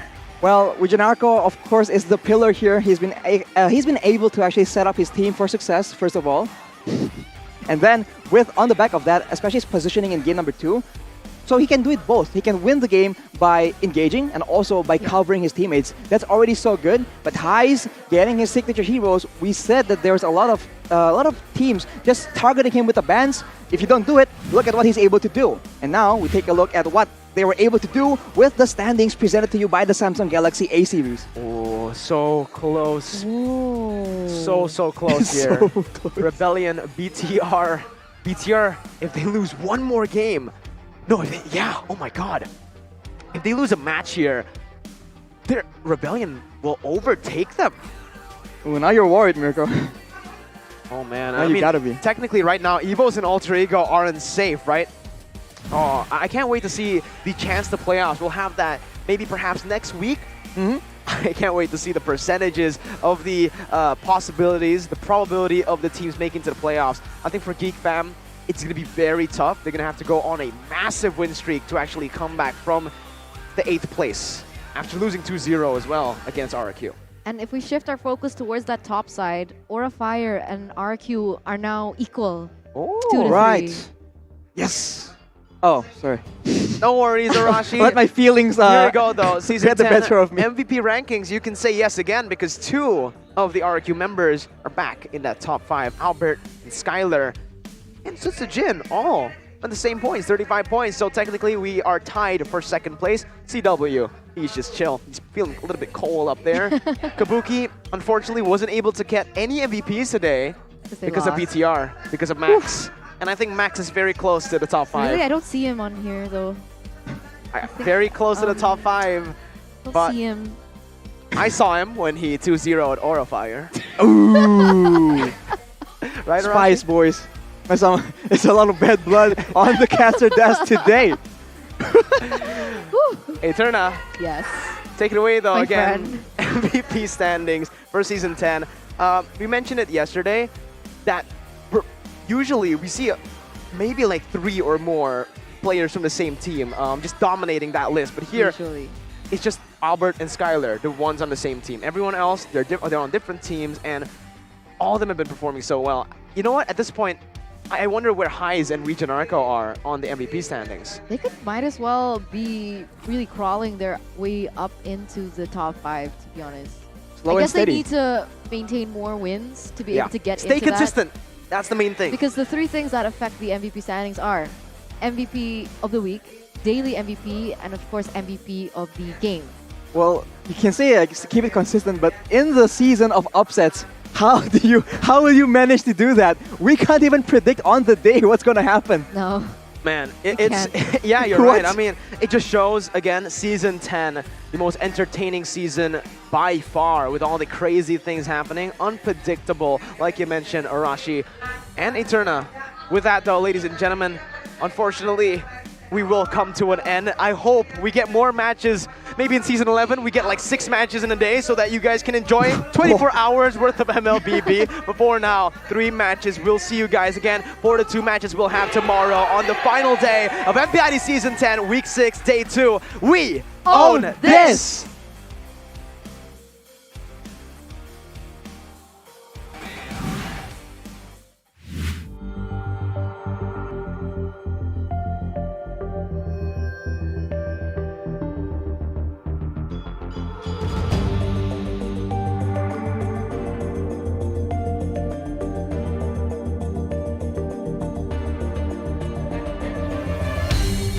Aku kan berdiri dan terus berlari, terus ke arah puncak tertinggi. Ku takkan berhenti, hanya sampai di sini. Kemenangan abadi menanti. You know we won't miss if we unite our focus, and if you haven't noticed, we all live. Nyalakan apimu, hadapi semua tantangan, hadang semua serangan, jatuh bukan halangan. Bakar semangatmu, janganlah engkau menyerah. Kita akan buat sejarah. We all this, we won't miss. We all this, we won't miss. Saatnya beraksi, jalani ambisi.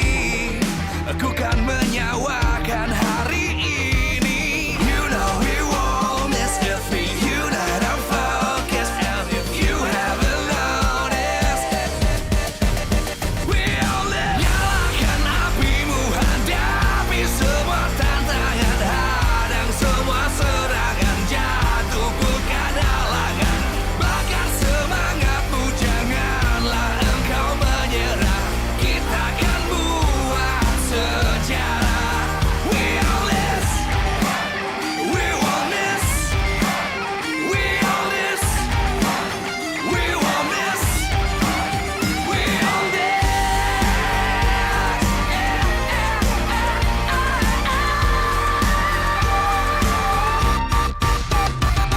Nyalakan apimu, hadapi semua tantangan, hadang semua serangan, jatuh bukan halangan.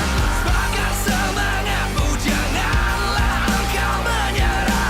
Kita akan buat sejarah. We all this.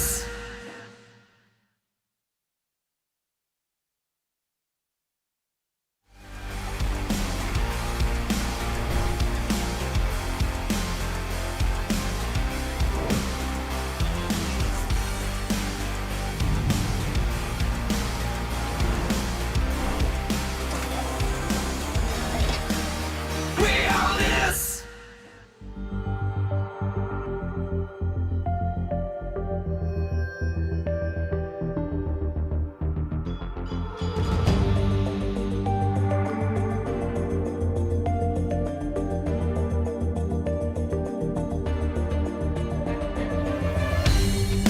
Aku kan berdiri dan terus berlari, terus ke arah puncak tertinggi. Ku takkan berhenti, hanya sampai di sini. Kemenangan abadi menanti. You know we won't miss if we unite our focus. And if you haven't noticed, we all live. Nyalakan apimu, hadapi semua tantangan, hadang semua serangan, jatuh bukan halangan. Bakar semangatmu, janganlah engkau menyerah. Kita akan buat sejarah. We all this, we won't miss. We all this, we won't miss. Saatnya beraksi, jalani ambisi. Aku kan menyawakan hari ini. You know we won't miss if we unite our focus. And if you haven't noticed, we all live. Nyalakan apimu, hadapi semua tantangan, hadang semua serangan, jatuh bukan halangan. Bakar semangatmu, janganlah engkau menyerah. Kita akan buat sejarah. We all this, we won't miss. We all this, we won't miss. We all this.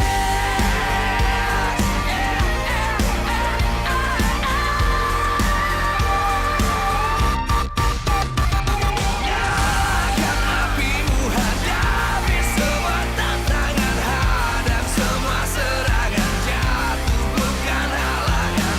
Bakar semangatmu, janganlah engkau menyerah. Kita akan buat sejarah. We all this.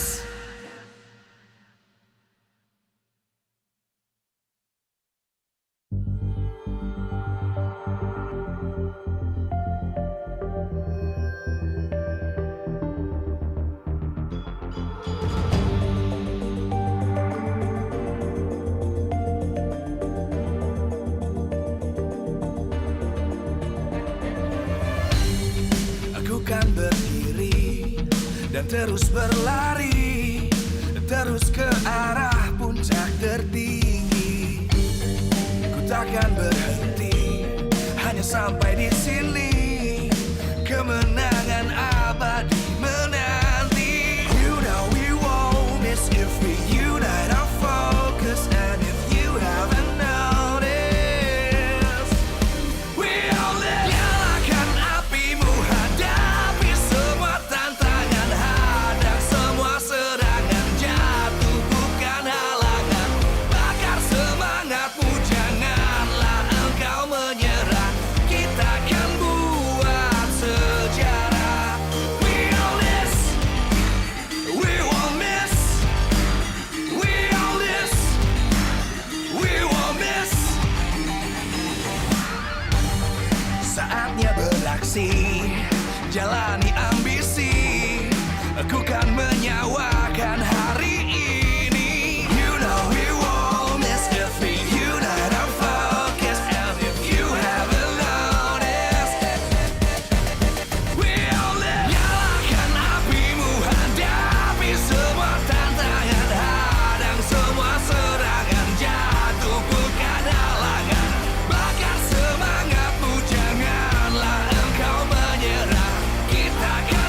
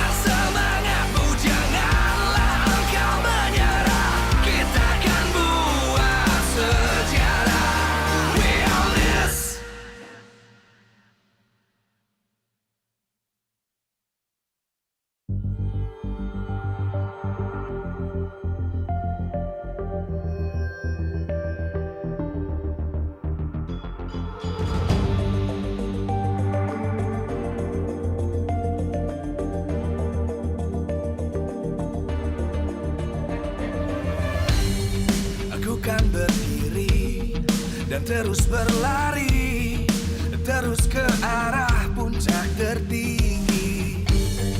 Ku takkan berhenti, hanya sampai di sini.